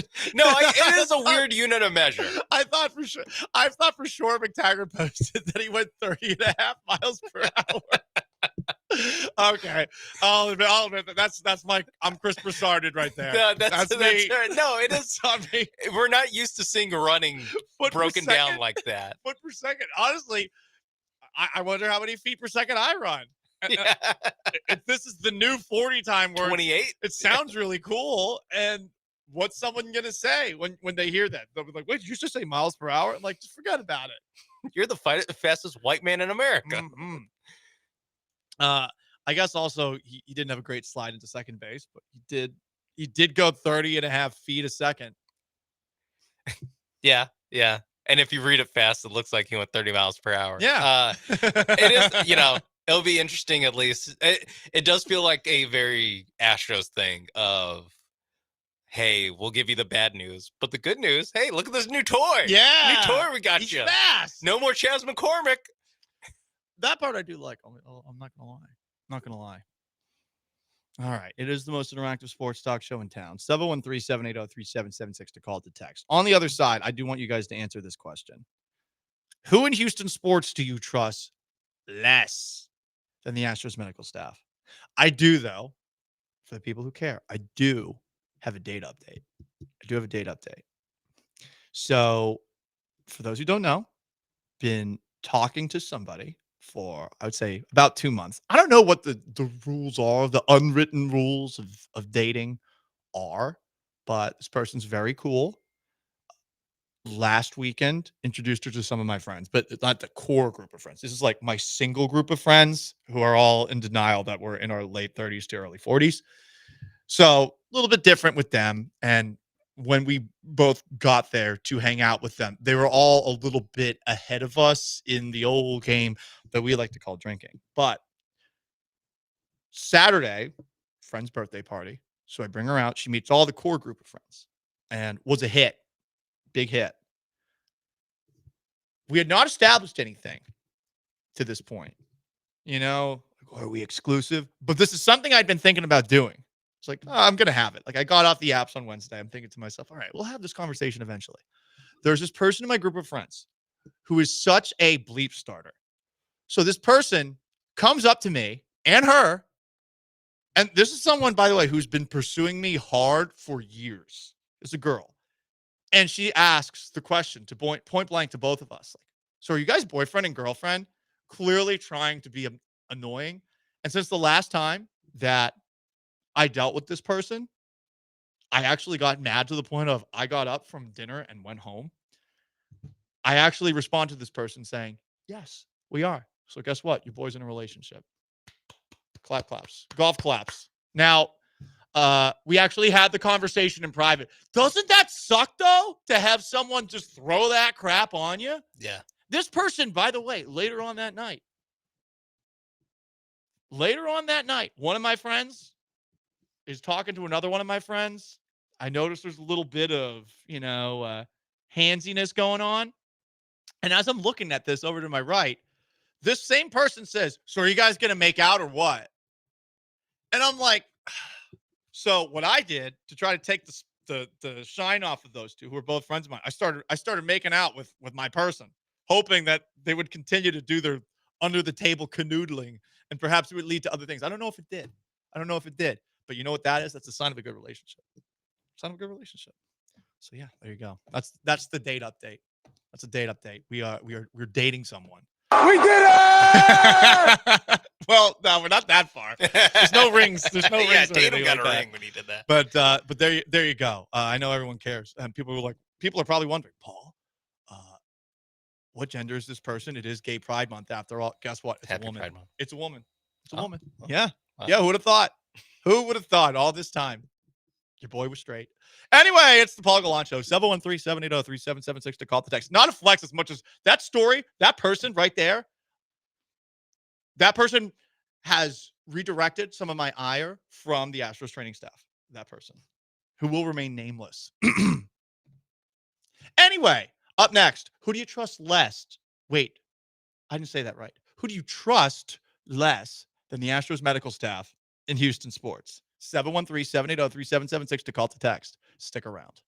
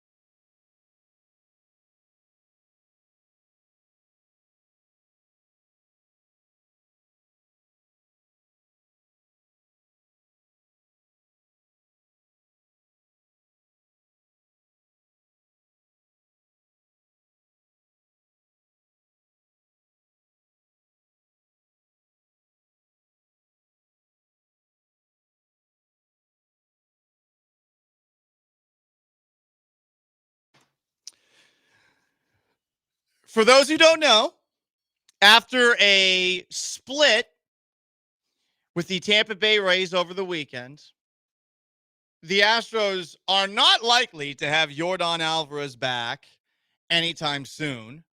We learned that on Saturday afternoon when, before the Astros game against the Rays, GM Dana Brown met with Houston media to give an update on Alvarez's status. The hope was that there would be some good news because on Friday, Alvarez had hit a home run in batting practice off of minor league pitching. But then we heard this from Dana Brown. So even up until yesterday, he felt like, wow, this feels really good. So we got pitching in here because we were trying to get him back for this weekend, actually, because he said he felt so good. And so part of the reason why he felt so good is because a lot of the inflammation and the fluids were gone. And so I think that's why he felt so good. And so we got the pitcher out yesterday, a couple pitchers out yesterday with the hopes of getting him back this weekend. And he took some swings. He hit a couple balls out, hit a few balls opposite field, line drives. Looked pretty good, but still felt a little bit of discomfort. So what we decided to do was, okay, if it still feels you feel that discomfort, let's just go get more imaging. We went and got more imaging yesterday. And because of all the inflammation and fluid was gone, we were able to see that he has a 60% healed, very small fracture in his hand. Oh, my goodness. Having spoken with some medical professionals this weekend, and I feel bad for Dana Brown here because Dana Brown is not the person who should be explaining these injuries here. Dana Brown is not the one who should be saying there's a 60% healed small fracture. This should be the actual Astros training staff, which for whatever reason, I guess due to the CBA, they are shielded from talking. But hearing that is definitely a bit depressing. And also, if you've talked to medical professionals before, you'd know that inflammation should not get in the way of an MRI. It shouldn't. And it's very strange that the Astros, over a month, didn't think to do any follow-up MRIs or whatever other kind of imaging you can do on that hand. He was out for a month with a strained muscle in his hand. I mean, don't we find that suspicious? So I guess the Astros didn't. And there was a lot of maybe this, maybe that from Dana Brown Sunday on the Astros flagship when asked about this development. But here is more Dana Brown on Saturday giving everybody the bad news. We have a timeline. As I said, he felt good enough to actually try to hit off live pitching yesterday.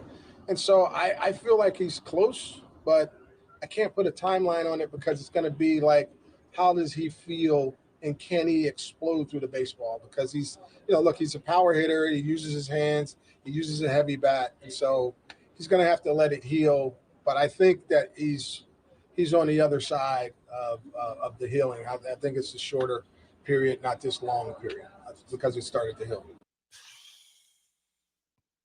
So there you go. You can really tell that, like, he did not want to have to do that. Like, the first clip, it was like, whenever you had to break bad news, not like super bad news, but just like relative, like, all right, so, and like you go back where it's like, he felt great. But his hand felt great, so great that we called in some minor league pitchers and he spent most of the time talking about that, and then the last 20 seconds being like, but then the inflammation went down and enough fluid was out of there that we were able to see that he actually had a 60% healed, very small broken bone in his hand. It's like exactly how you would break terrible news to like your mom or something growing up, where you're like, all right, don't be mad. He basically started with like, hey guys, don't be mad. But I made a post on Saturday just saying, I mean, this has happened so many times. How have they not changed anything over the last couple of years? And I got multiple replies with pictures of Tony Fauci. Multiple. And Dana Brown should not be put in the same category as Tony Fauci because Dana Brown shouldn't have to do this. It should be somebody else. But to what you were saying a moment ago, Dana Brown's being put out there as the Grim Reaper with bad news, like that one episode of Scrubs when Elliot decides, I'm really good at telling people bad news and wants to keep telling people bad news until eventually she realizes it is making her really, really sad and depressed. So she stops. But here's Dana giving the bad news that this head trainer for the Houston Astros should be doing and doesn't. His name is Jeremiah Randall, and the Astros refuse all interview requests for him. Why? At this point, why? And I think at this point, going to say his name every single day. I'm going to say his name. And until the Astros make some sort of changes in their training and medical staff that I don't even know will necessarily improve it or start making this guy available, I'm just not going to trust them. And you should be in the same boat. And Astros players, this is the worst part of all, should be in the same boat. That sucks. If you are playing for a team that's supposed to make sure that, yes, you're at your best while playing for this team, but also that you're at your best for your whole career. To a degree, they're obviously thinking about their interests more than your interests. And you're playing for this team that might not. That might screw things up, not just in the short term, but in the long term too. Yeah. They're rushing people back from injuries. They're aware of it under multiple general managers. And there's only one person that we don't hear from. And to me, this is a lot like, sorry to make it political, but for a moment, it's a lot like you have the president of the United States and you never hear from him for, I don't know, like 3 or 4 years. Like you're just constantly hearing from his press secretaries. I mean, I always thought it was ridiculous that, I'm in Seattle and during the pandemic, I'm hearing from Pete Carroll 4 times a week, including doing like a sit-down interview with him. And we can't hear from some of the most important decision makers. We can't hear from some of the most important people to just weigh in on things. And here in this situation, this isn't somebody that should be made so, I guess, above everybody, and if you want to look at it like that, or isolated from everybody, isolated from a microphone to the point where, like, we're thinking of this person like Jeremiah Randall, like the Wizard of Oz. It's strange. It's strange to keep this person isolated. This is a perfect fall guy. If you're an organization, you want to have people to throw under the bus when things don't go so well. Why not this guy? And I get that there's some CBA that gives immunity, I guess, to head trainers across baseball, and the Astros are not the only team that doesn't make their guy available. But at this point, they got to. At this point, they have to. Because every time that they don't, and they're sending Dana Brown out there, they're saying F you to Dana. They're saying F you to you. They don't respect you. They don't respect us. Yeah. Like this guy, I get there's some limits to what he can and can't share being the doctor, but like just to say the same exact things that Dana Brown is, it would benefit the Astros because right now the face of injury incompetence with the Astros, it's the guys who talk about it. It's the guys who we play the clips of every time they have to be like, well, there's been a setback, or, hey, he's progressing well, but we have no timeline. It's Dana Brown. It's Joe Espada, who are it's unfair. The people least culpable for all the incompetence that this aspect of the Houston Astros have. I get why people blame them. I'm just telling you, don't blame them. Yeah, they just have to be the ones to bring it up. It's one of these weird things where, and this is not just a baseball problem in its own ways. This was a football problem. I remember Bill O'Brien was constantly getting asked about Colin Kaepernick during the 2017 season, especially after Deshaun Watson went down with an injury. And he was always thinking, like, I'm not in charge of the roster. Rick Smith is, which led to a power grab that happened at the end of the year, and Bill O'Brien hiring his guy, Brian Gaine, and then eventually becoming the general manager. No, Dana Brown's going to become the head trainer for this. But I mean, there is an element of people who are regularly made available having to answer questions that they shouldn't be getting asked every single day leads to people blaming them for problems that they are not even remotely attached to. And I'm not the biggest Joe Espada guy. I'm not the biggest Dana Brown guy, but those two guys are, in my opinion, completely in the clear here. The Astros training staff, medical staff is a joke. Just outside looking in, I have no faith in them. You should have no faith in them.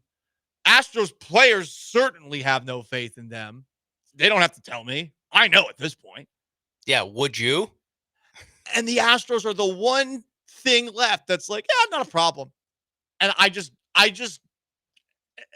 I'm amused, but I'm also baffled that your head's so far in the sand. I mean, to this point, you're all the way in past your ass. Like you might have a foot sticking out of the your sand. ankles are up in the air. Yeah. You're like those cave diver weirdos, who get stuck and die.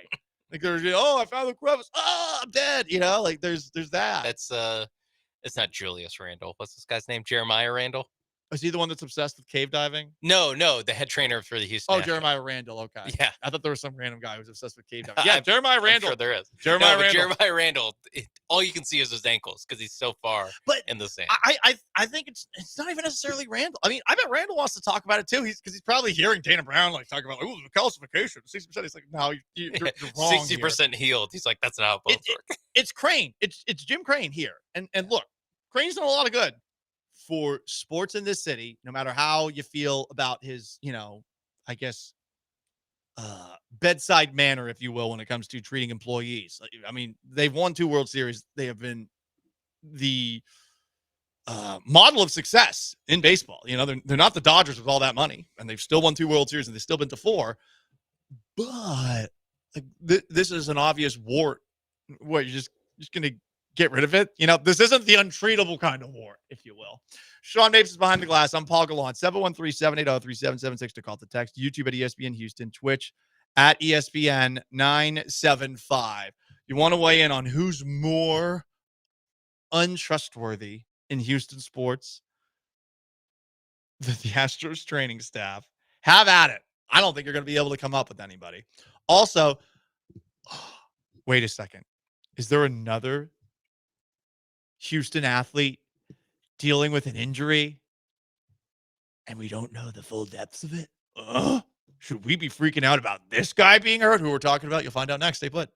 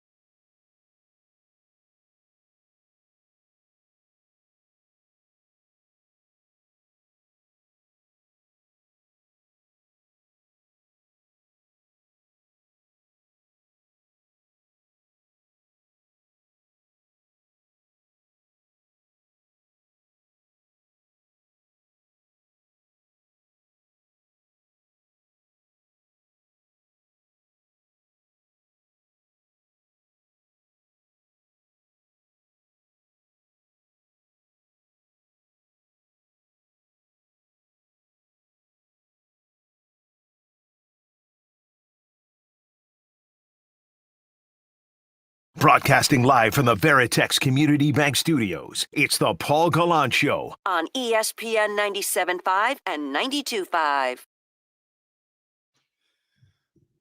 I know something I trust less than the Houston Astros medical staff and training staff. Centerpoint Energy. So we were supposed to have scheduled power outages every single day last week, to the point where I was like, okay, well, I'm not going to shower in the dark. So I just didn't shower last week. I didn't shower today either, entirely because I was waiting for the power to be shut off at our property for Centerpoint Energy to take care of a transformer. Well, get this, the transformer literally right next to my place just blew up. It just blew up. Luckily, there's no fire, but that's always fun, right? Being at work and hearing, oh yeah, something blew up 15 feet from where you live and sleep.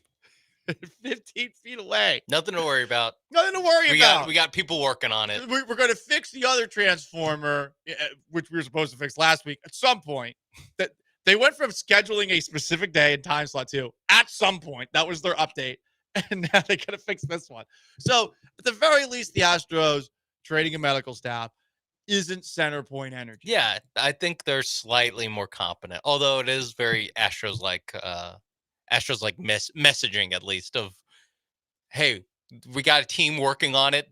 It's gonna be this date, and then pushing back the date, and then going, hey, sometime in the future he's gonna come back, where it just gets pushed back and back. But when you get home, I guess there's no chance when you get home that this thing's gonna be fixed. Definitely not. Definitely not. Will I even go home? Not sure. You know, I might sleep here the next couple of days, just on the floor. Yeah, sleep in the old studio. Do you know a radio host who is homeless and needs food? In the arms of the angel, away from here. I mean, I suppose the one perk of having a relationship now is that I could theoretically go to that person's place. Anyway, what things do you trust less than the Houston Astros training staff and medical staff in Houston, and especially in Houston sports? I would say I don't really trust somebody who wanted to go on a $30,000 trip to Paris, who then says days later, oh yeah, we're at a budget deficit right now. I would say as someone saying that, and I don't know who that would be, but anyone who might do that, not good. Judge Ed Emmett, remember him? Ed Emmett was the guy who, despite the city of Houston voting to get rid of the Houston Astrodome, found a way to make it a Texas landmark, so now it can't be destroyed. That's tough to trust. People voted for something to go away. Now, I would say that some people perhaps would prefer that Ed Emmett be back in office. And yeah, maybe that would be something. So get a little political here, Paul. What the hell's up with that? Fine. What else do you trust less in Houston sports? I trust the Houston Texans not at all in the second round of the playoffs. Yeah, I was gonna go Texans offensive line. Whether you want to take that with them as players themselves or just the Nick Caserio plan at offensive line, it's just like, hey, just a bunch of guys. Just we're gonna work out a bunch of different guys that we can get basically for free, and Thunderdome. See how it goes. Let's see what happens. Try a couple different combinations during OTAs. Have everyone tweet out 5 different names that I look at and go, okay, sure, whatever. And that's what we've seen to this point. Just a bunch of names out there. Where you go, oh, all right. That's all their recent draft picks and a couple guys I've never heard of. And that's all you can do, too. I mean, for the people who are going out to OTAs, they'll tell you that there's no actual blocking or reps taking place. It's all just walkthrough stuff at this point for the most important position on the field, which is the guys protecting CJ Stroud. You might have been wondering, Paul, what Houston sports injury were you talking about before the commercial break? There can't be another prominent Houston athlete dealing with some sort of injury in Houston, Texas, right? Well, I don't know how serious this injury is, but CJ Stroud, one of the reasons he's not throwing has to do with an injury he's dealing with. A pectoral issue and a minor shoulder muscle issue. So there you go. It's a pectoral issue. Some people were wondering if it was a minor shoulder issue when we heard that he wasn't throwing, given that he has a shoulder injury history. But the most recent report about CJ Stroud and his health is that he's dealing with a pectoral issue. By the way, this is not going to make you feel better about someone who's trying to come back from a pectoral issue, but on Friday at something that is called, what was it called again? DreamCon, which is a black anime convention. Heard about it for the first time this weekend. I was driving around downtown Houston going to Dyken Park on Friday, and I was wondering, why do I see a bunch of people dressed up like Star Wars characters walking around downtown? Like, is Comic-Con going on? But it wasn't the dorkiest crowd I've ever seen. So I was like, what the hell is going on? A lot of Mace Windu's here. Yes, exactly. Like, it was like people look cool. It wasn't dorky at all. But CJ Stroud was shooting basketballs at DreamCon while dealing with a pectoral issue. And he's not throwing at OTAs. So yeah, there's another athlete dealing with something. This is minor and it's not a big deal. Yes, you're right. It's minor. It's not a big deal. I don't love it. I don't love that he's taking step back threes. Like, hey, you know. Oh, it's a step forward three. So we've stepped into it. Okay, stepping it. It's still free throw line it in, please. I get that actually, like, what you're doing with your pectoral is different, throwing a football versus taking some shots. Unless he's a chest shooter, which he's not. Yeah, or if he did granny style free throws. I would actually be more worried if he was doing great. I'd be like, his arm might fall off at any point. He can't lift it. But yeah, no, this to me, very little deal. It's just, maybe it's because I have Yordan Alvarez on my brain that I'm like, please be careful, CJ Stroud. Please don't accidentally start throwing a football and then a week later be like, you know what? It actually hurts. I just don't need that. I don't want that. And hopefully we won't see that. Because you have Texans doctors, not Astros doctors. Which we hope are better. From the 832, I trust my bowels after Taco Bell more than the Astros training staff. Well, that's not a Houston specific thing. Is there well, he's a Houston specific thing. He's a Houston resident. That's fair. Is there another place that is a Houston restaurant, and perhaps we don't want to say this because we might get, charged with slander or libel, but is there another place that maybe makes your stomach not feel so great that you trust anyway? I will say, the drinks at El Tiempo, which are not as outrageously priced as they are at the ballpark. It's like $10.99 for a margarita there as opposed to $23.58. Thanks, inflation. Thanks, tariffs. Am I right? I'm kidding. But those are not exactly the most trustworthy. I will also say there was this place called Royal Oak, which used to be a very fun Sunday place. And I think it is now changing its name again. It was Present Company for a little bit. Now it's going to be Magic Bar or something like that. This place used to give out pitchers of mimosas on Sundays. And they had these like deep house Sundays. And I'm convinced that the mimosas, the blackberry mimosas, had a little Everclear in them. Convinced. Because did I fall asleep once while in a chair in the midst of one of these Sunday fun days? Oh, you bet your bottom dollar I did. From the 713, I trust Paul's heterosexuality less. Hey, I'm in a relationship now. What are you talking about? From the 409, we have some people that are giving me advice about the Transformer that blew up. Listen, I wasn't there. People told me the Transformer blew up. They said I could have taken a shower with a candlelight shower. I could have. That's romantic. Yeah. From the 281, I trust an armless Uber driver more than the Astros medical staff. Well, they got Waymo now, in Austin. I'm surprised we haven't seen any Waymos here in Houston.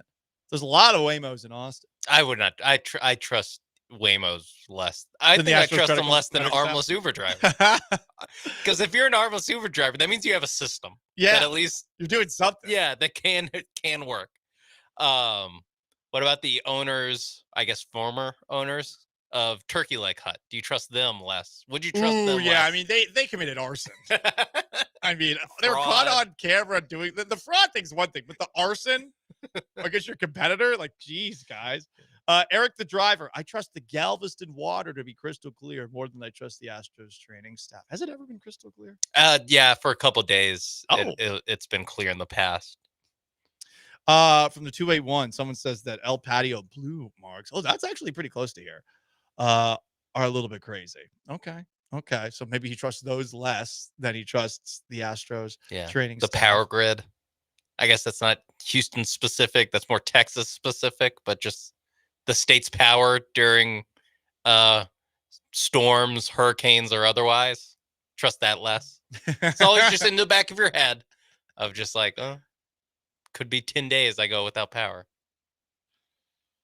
Oh yeah, I forgot. Well, yeah, it's not what if a derecho hits this afternoon? God, that I bet that'll happen now. Now that there's no power at my place, and then you get power back, and then yeah, we've never as a station dealt with issues like that before though. No. So like at least here, I trust. I trust here. I do not trust my place. 713-780-3776 to call to text. YouTube at ESPN Houston. On Twitch at ESPN 975. It's the most interactive sports talk show in town. We're talking about the Astros' untrustworthy medical staff. And if you're freaking out about CJ Stroud's pectoral injury, you can vent if you want. Freaking about all injuries, you can. What do you trust less than the Astros' medical and training staff? That continues. Stick around.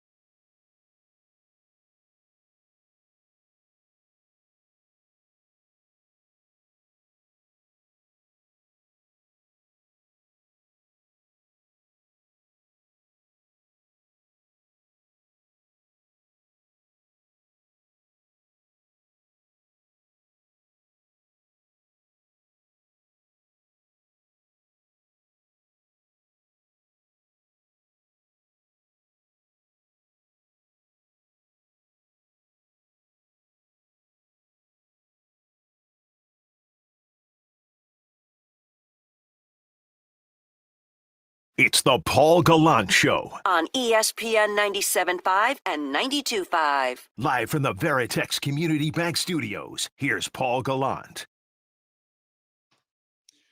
Most interactive sports talk show in town. 713-780-3776 to call, to text. YouTube at ESPN Houston, Twitch at ESPN 975. Yordan Alvarez is not going to be back in the immediate future. Will he be back in the near future? I don't know. But if he is dealing with a fracture, a small one, that's 60% healed per Dana Brown, just using the information presented to us, I would assume that we probably have to wait at least 3 more weeks for the return of Yordan Alvarez. That is my assumption. If Dana Brown is telling me that the small fracture that they finally discovered a month later, even though there's a thing called MRIs that exist, if it has taken this long for it to be 60% healed, about a month, I am assuming that we're talking 2 to 3 more weeks. Yes, that's true. That math checks out. Mm-hmm. Personally, they're gonna have to pay a little bit of a tax on how whether I buy 60% or what 60% even means and how that translates to him being on the field. They're going to be honest going forward, Sean. Okay. They learned something this time. Not the time before or the time before that or the time before that or the time before that or any of the last 3 years, the many examples of where they've probably rushed guys back from injury too quickly or where they have just completely, I don't know, lied to us, acting like we wouldn't be, hey, 3 months later, what's going on with this shin contusion, he said in quotation marks. Some more comments. Virginia Buttonweed says, I trust Jeremy Branham to make it a whole segment without engagement farming less than the Astros medical staff. Damn. Damn, BB. Also, he said, I trust I'm not reading that. That one's mean. That one's actually mean. Another text here. I trust the Astros, says Eric the driver, to win with Ted Cruz in the building more than I trust their training staff. Ooh, that have Ted Cruz's office tell it. They probably have a better percentage with Ted Cruz in the building than the Astros do of, I guess, fulfilling a rehab in the time that they said they would.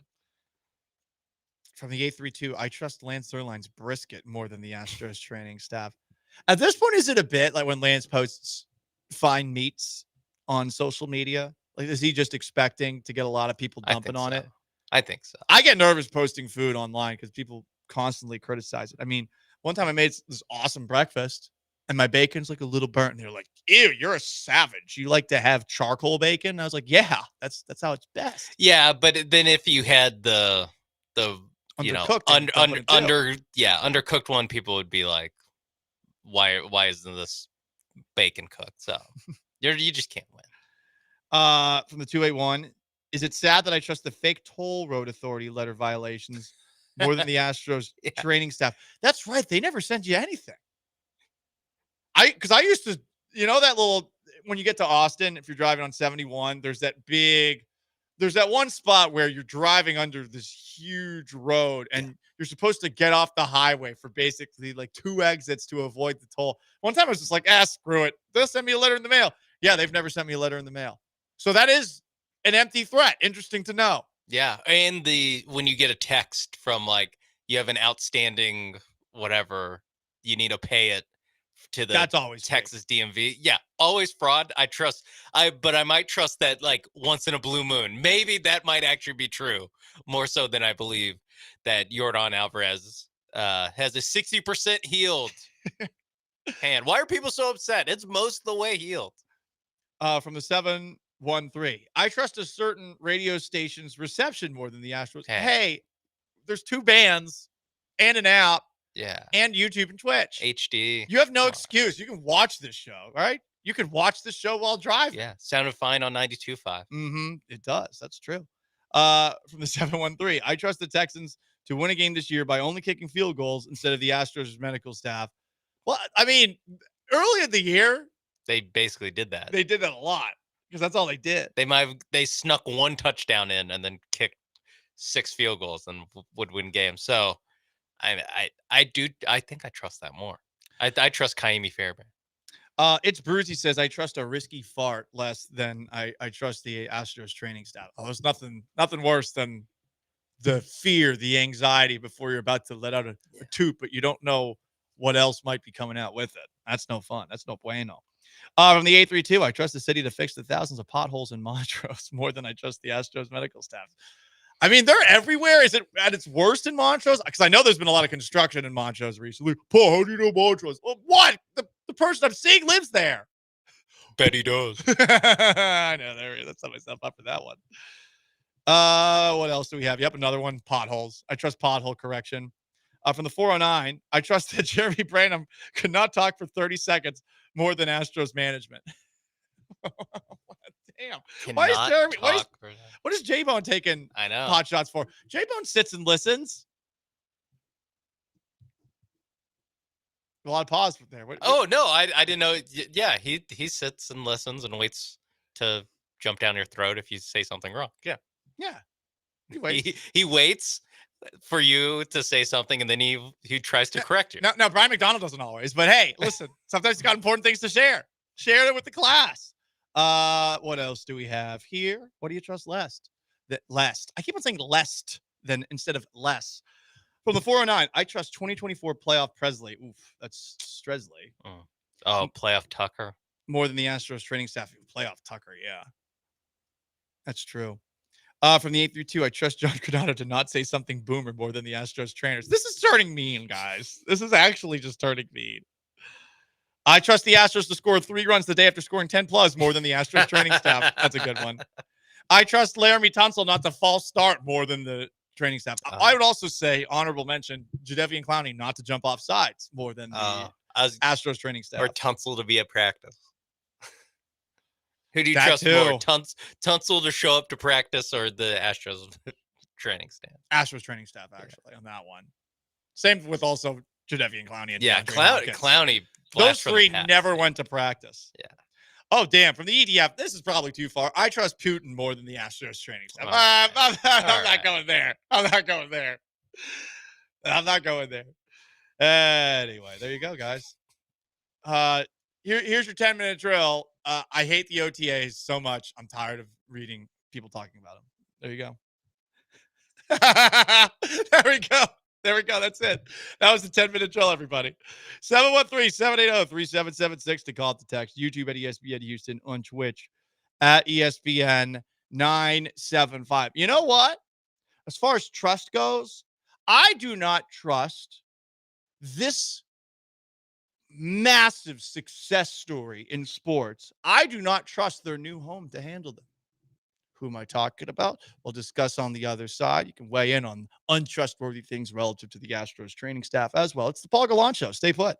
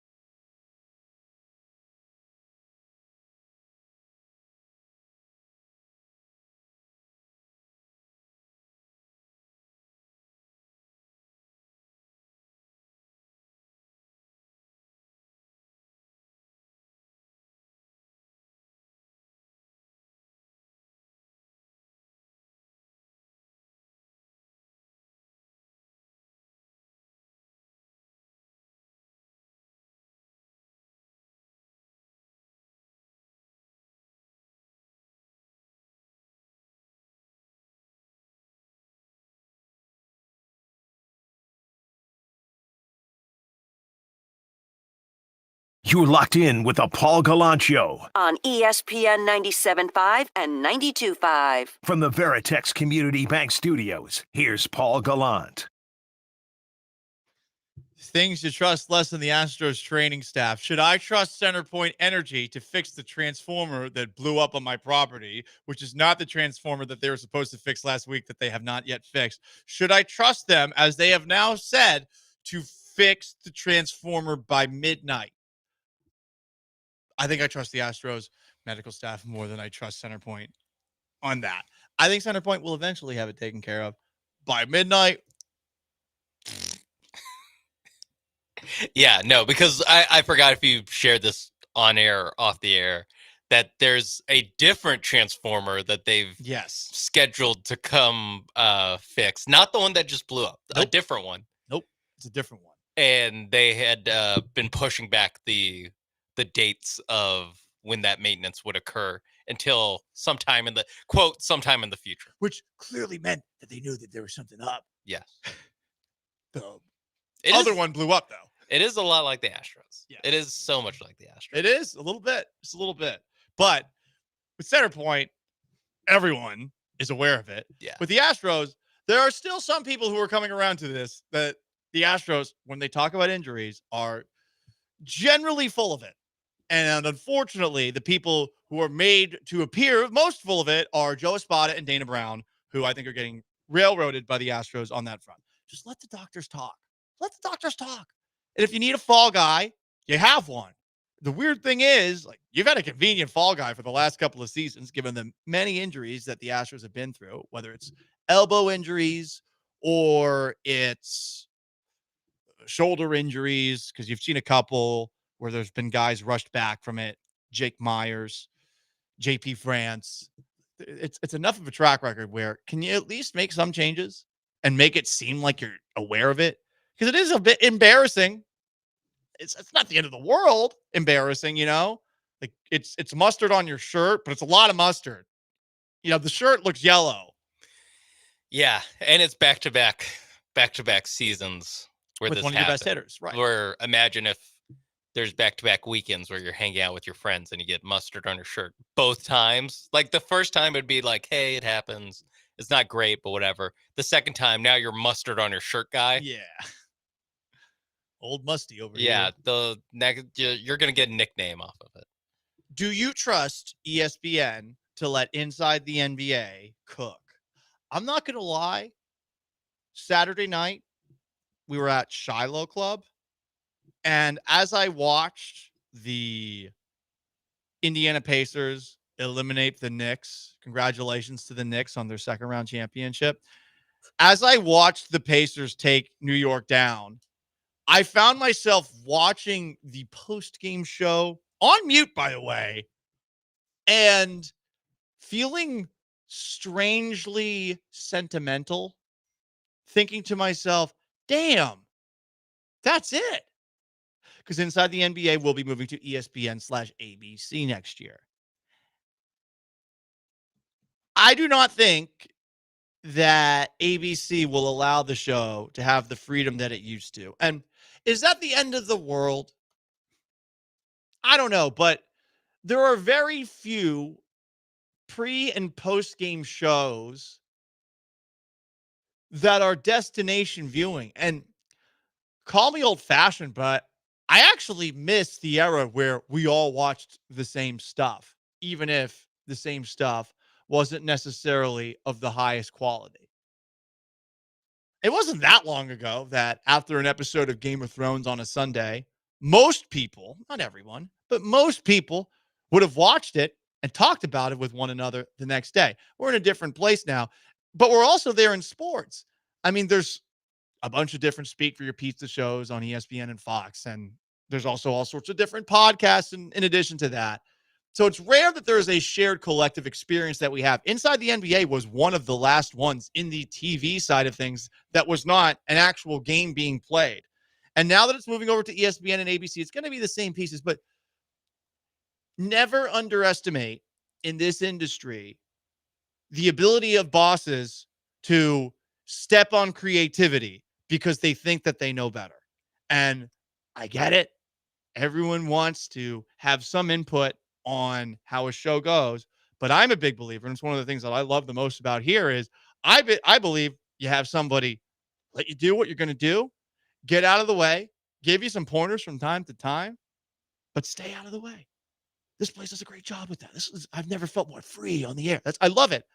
I'm concerned for inside the NBA. I'm concerned that there will be some restrictions put on it. The ESPN pre and post game shows are void of personality and have largely featured some blowhard talking out of their ass to a degree where, like, I don't know who this guy was. I didn't enjoy watching this person play. And I don't know why this person is trying so hard to say something that I will remember, because I think I'm going to remember it for the bad reasons. Inside the NBA, had fun. That's what this should be. It's very weird that there is such resistance in this industry to just having fun. People take sports way too seriously. And I get it. There are some people who, you listen to a show like mine, it ain't your cup of tea. They don't all have to be the same. And some of the people who are really informed talking about sports, I respect the hell out of them. But I do think that Inside the NBA is a perfect show. And I'm a little bit concerned, as somebody who likes creativity and likes people to be allowed to do what they do best. I am concerned that Disney, which has, ruined Star Wars, in addition to many other things, I am concerned about them now having control over this. Just a little bit. Is the show going to be as long? Is the show going to be as all over the place? Are they going to give the Inside the NBA guys the same freedom that they give Pat McAfee? I don't know. But sort of like with the Astros training staff, I will believe that I trust them when I trust them. And I just don't see that happening anytime soon. Yeah, the McAfee thing is interesting because I haven't heard any complaints from McAfee fans saying that, like, the show changed when they went to ESPN. Like, and again, the entire time McAfee's been on ESPN, I think we've done a show like while it's on, so we've never watched it live. The two of us have only observed it on mute, watching AJ Hawk never speak. That's our main takeaway from the Pat McAfee show. But it seems like him nodding. Yeah, it seems like for the most part that they kind of let him do his thing. Now, that's a time slot that's in the middle of the day on ESPN, where they don't have as many, corporate mouths to feed so much as a actual NBA broadcast. Like, if going forward they're doing Western Conference Finals games, like, well, they're going to be a little bit more eyeballs on that and a little bit more, supervision on that than what's going down at noon on Pat McAfee show. I get that. But there is at least some, like, blueprint of, hey, they just kind of took something in and we're like, Pat McAfee, you just kind of do your thing in the middle of the day. It's just that they're in a situation, like you said, where they also have to change so much with how they do NBA coverage, that I don't know if they're going to make all those changes. Because really, it is simple, but it's something that bosses, especially bosses in this industry, hate doing, where it's all you had to do is kind of just let them do their show and change things around it. Yeah. Like, the less you, whatever unnamed higher up suit in Bristol is listening to, you actually have to do so very little with the Inside the NBA. Just let them do it. Let them do it. But they, how it normally goes, they want to make their mark or make their tweaks on it. Yeah. And, you get a worse version of it. To me, I'd mentioned it when Dell and I were talking about it. It's just like, will they be able to do the show from Atlanta still? It sounds like yes, based off of, and I listened to all of them talking about it. That makes me that makes me a little bit better, because if it goes to an ESPN set and it's like, and it's ESPN producers, yes, and ESPN talent, Stephen A's on today. Like, we don't want that. No, I keep Stephen A away. Yeah, I assume it's going to happen just because, like, during the season, guys take days off, whatever. Mm-hmm. But the bones of the show should really stay the same, not just with who's on the on the desk. But who's behind the scenes? Who's behind the scenes? And I wonder about that one, because all it's going to take is one hardo producer who thinks he's all that, or some producer who kowtows and tries to allow them to do everything that they want. Like all it takes is one new person who either too good or too bad, like too bend over backwards, or is too much of a stickler. That's all it takes. All you have to, it's just like, all you have to do is not change it. They are the system. To quote James Harden, they are the system. Don't try to fit them into the ESPN system. They are the system. Virginia Buttonweed comments that they don't seem to be filtered on the Pat McAfee show. That's true, but Pat McAfee regularly will take shots at people behind the scenes who are trying to filter him. This has happened a couple of times now. There's clearly some pushback.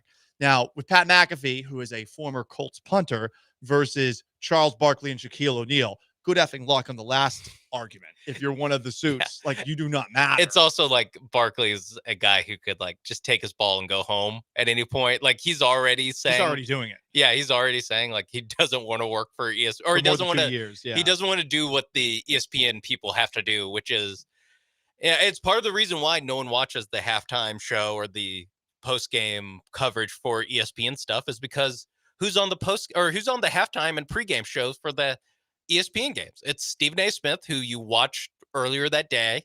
It's Bob Myers. It's Bob Myers, who cares? No offense.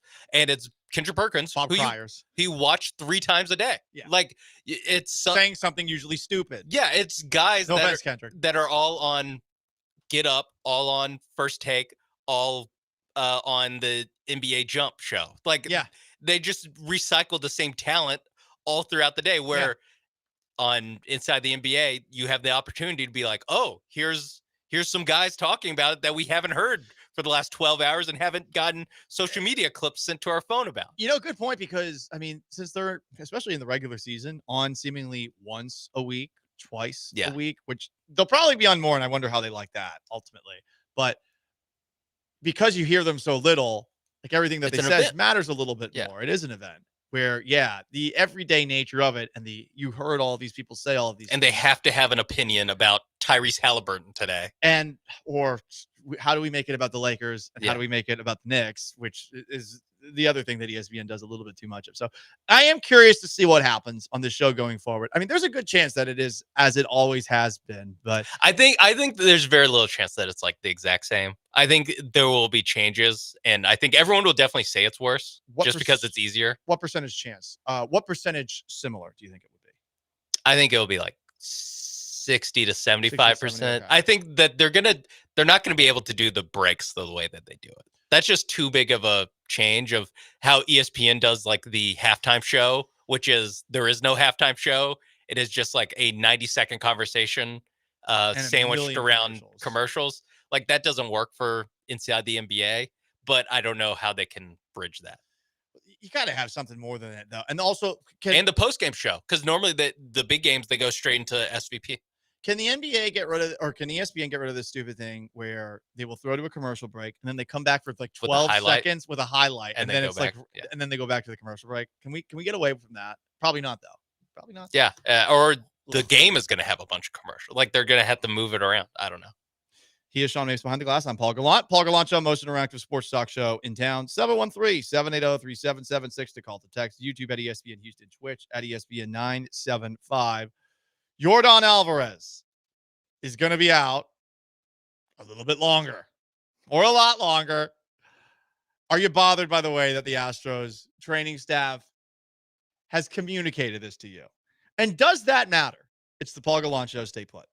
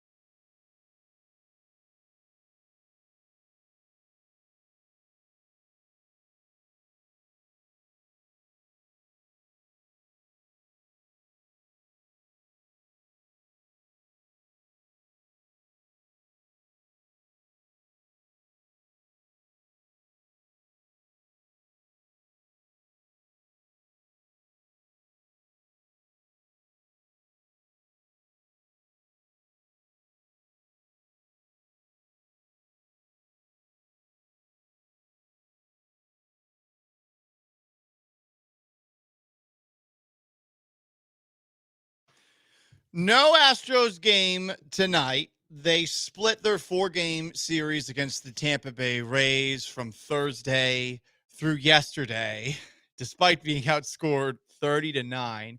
Awesome complete game from Framber Valdez on Friday, and a 6-inning performance by Hunter Brown, where he allowed just one hit, and the remaining Astros relievers who came in, Brian King, Brian Abreu, and Josh Hader, allowed just one hit. So a 2-hitter yesterday. Astros pitching looking good those 2 games, but getting shelled, especially once they got into the bullpen on Thursday and on Saturday. You had a walk-off home run from Yainer Diaz along the way. You had 2 home runs from Jerome Pena, who was the second best wins above replacement in all of baseball on Saturday. And somehow you scored a run on Sunday in an inning where you swung the ball at 5 first pitches, made contact, and put into play all 5 of those first pitches. What a weird game. That was it. That was all your offense. First inning. Fast inning, though. It was a fast inning. Gotta get people out of here as soon as possible. You were at the game on Friday, right? I was, yes. That was the Framber 83 2 pitch hour start. 1 minute. How do you like a regular season pitcher's duel when you're at the game? Well, it depends on what day of the week it is, and if I have been invited afterwards? to things afterwards, which I was. So I went to hang out with some friends afterwards, and then went to. I was like, I'm gonna get a drink at the bar. I haven't been to the bar in a while. Went to the bar, and I watched the sunrise. So that was a long night. I didn't realize how long it had been until I was like, "Is that the sun?" Oh, that's the sun. Oh, all right. Well then. So there you go. Is it a problem the way that the Astros are doing their messaging here? I mean, I think that they're putting Dana Brown and Joe Espada in a bad spot. And I do think that if the communication that we're getting from Dana Brown and from Joe Espada is the same communication that they're giving to their players, I think it's a problem. But let's say some of the people that are just annoyed that this is a regular conversational piece when it comes to the Astros, let's say the people there are like, this isn't that big of a deal. Say they've got a point here. Is it the end of the world that this is the way that the Astros go about doing things? I mean, it's certainly annoying. It's certainly frustrating. To what you were saying earlier in the show, Sean, is this really the flaw on a significant other that is very annoying, but you're willing to overlook because no one's perfect? Yeah, to me, it's less like the messaging, like I don't love, but I can live with the idea that when they say someone's injured, like, and they are going to lie to you, like, I'm okay with them not being 100% honest when they're talking like that. That actually, I'm actually kind of fine with if organizations want to shroud it in mystery, a la the New England Patriots and Bill O'Brien when he was with the Texans. Just how some teams operate. It's annoying, but that's fine as long as you believe that they internally they have the timeline and they're going to complete it on a straightforward and as advertised time horizon. The problem with the Astros isn't just the messaging of like, man, he feels great. Whenever he says he can play, he's playing. Right now, it's all on him, though, to tell us he's ready to play. Like, that sucks, but whatever. If they want to do that, that's fine. What they can't do is have guys return get pushed back because they had him swing a bat because he felt good and they didn't do imaging. And then it turns out it hurts afterwards. And they're able to do imaging and oops, there's a fracture where we didn't see one. Like, that's the mistake. That's the problem, is that not that they lied to us about how long it would take for Jordan to come back. It's that they never knew how long it was actually going to take him to come back. Yeah, that's it. And it doesn't feel like they've learned either. And all right, if everyone's good to go by the end of the regular season, this is more just an amusing thing that gave us something to talk about on a slow day where the Astros aren't playing a game, which I'm thankful for, by the way. I am thankful for that. It's our first show of the month of June, and we got a pretty easy layup on how are we going to fill 3 hours. From a content perspective, it's easy. And from I can laugh at this because it is kind of funny in a messed up way. That's cool too. Yeah. But is it actually a problem? Because I know right now everyone's annoyed with the messaging and they're like, oh my God, this again. But if Jordan's back by the end of the year, as I said just a second ago, I think it's all right. Yeah, I was going to say, in general, are you saying, is it a problem specifically this case with Jordan or in general with how in general, just the messaging that they give us? It honestly isn't. It really isn't. It's the messaging isn't like it's not great, but if it came with the assumption that they were going to get things right medically, I'm okay with it. Yeah. It's just I have no faith that they're going to get it right medically. So the actual messaging I'm mostly fine with, because Dana Brown, what are we? We're at year 3 of Dana Brown on the as GM of the Astros, like regular season number 3. Third season, yes. I know I'm up on his tricks, on his way of packaging information to be optimistic, and that's fine, whatever. But I can at least deal with that. It's just that it feels like every, I don't know, third guy who gets hurt, he has to do a press conference where he's like, actually, there's something else wrong with them, or we went to see 3 different opinions, and he actually is getting Tommy John. If they gave us less, this would actually be okay. If they were like the Texans talking about an injury, we wouldn't know. We wouldn't know that. We would have never known that they didn't know he had a broken bone in his hand, and then they found it, and then he was out. Because I think if Jordan Alvarez was just kind of out, like, hey, hand injury, he's going to be out for, let's take him at face value that he's actually 60% of the way through. So he's going to be out in total for 2 months. That's not the worst thing in the world, especially the Astros can stay in the AL West race during this time. And like you said, what's really important is that it's healthy for the end of the season into the playoffs. That's what's most important. We would be able to deal with it. It is the fact that we know so much, the fact that they didn't know he had a broken hand. And if it was one of these things where, oh, he's out this long, oh, it's probably a fracture. And had they done that last year with Kyle Tucker, oh, it's probably a fracture. Yeah. None of this would be a problem. It's the weird middle ground of like optimism with injuries that they're misdiagnosing. Yes. Yes. Or at least publicly misdiagnosing. Because maybe they're not misdiagnosing it publicly. Maybe this guy is, what's his name? Jeremiah Johnson? Jeremiah Randall. Jeremiah Randall. Maybe this guy just like hates talking to baseball people. He's like, I'm a doctor. Yeah, I'm a doctor. Damn it. No one here understands me. What if he's also moonlighting somewhere else? You know, what if he's not just the Astros doctor? What if he's doing some extra stuff on the side? He's like, I've got patients to focus on. He throws his clipboard up in the air.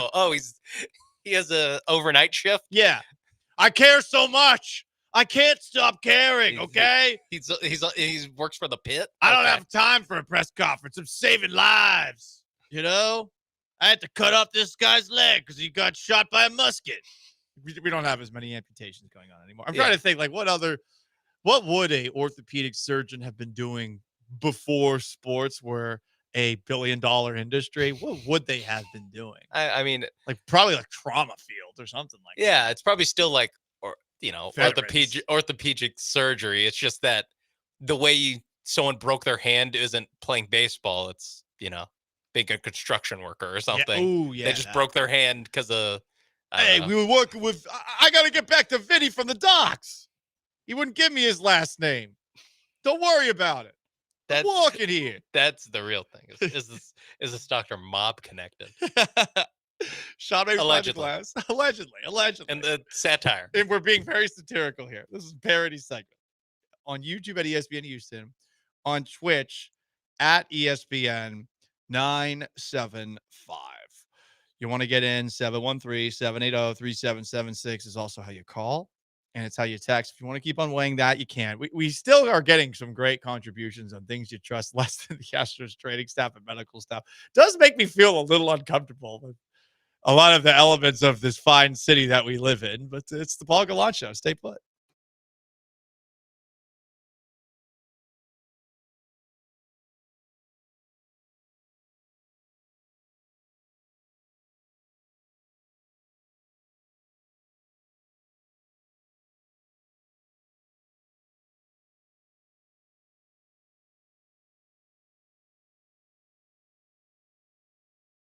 Hey guys, Lance Zerline here from ESPN 97.5 and 92.5. You can catch me arguing with John Granado and Del Olaleye on the radio on a regular basis. But when you miss the show, how are you going to know what you missed? How are you going to know about our conversations and what everyone's talking about? Well, you can follow us on our social media pages, and I'm talking about for the radio station. We do a great job of taking all of the show content that you see on our show and all of the great shows on ESPN 97.5 and ESPN 92.5 lineup, and we will recycle and let you hear the best of the best.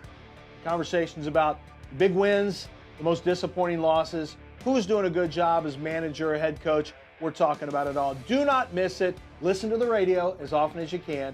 But if you miss it, follow the social media pages, like, subscribe, and never miss a second of the great content right here on the station.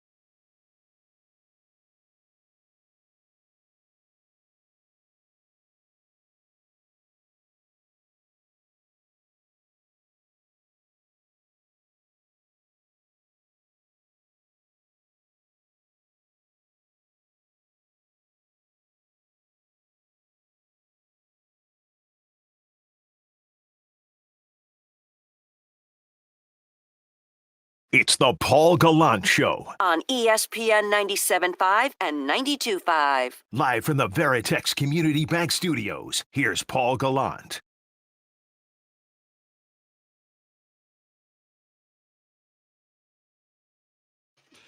Most interactive sports talk show in town. 713-780-3776 to call, to text. YouTube at ESPN Houston. Twitch at ESPN 975. I had an interesting theory from some on the Twitch about why Yordan Alvarez is out.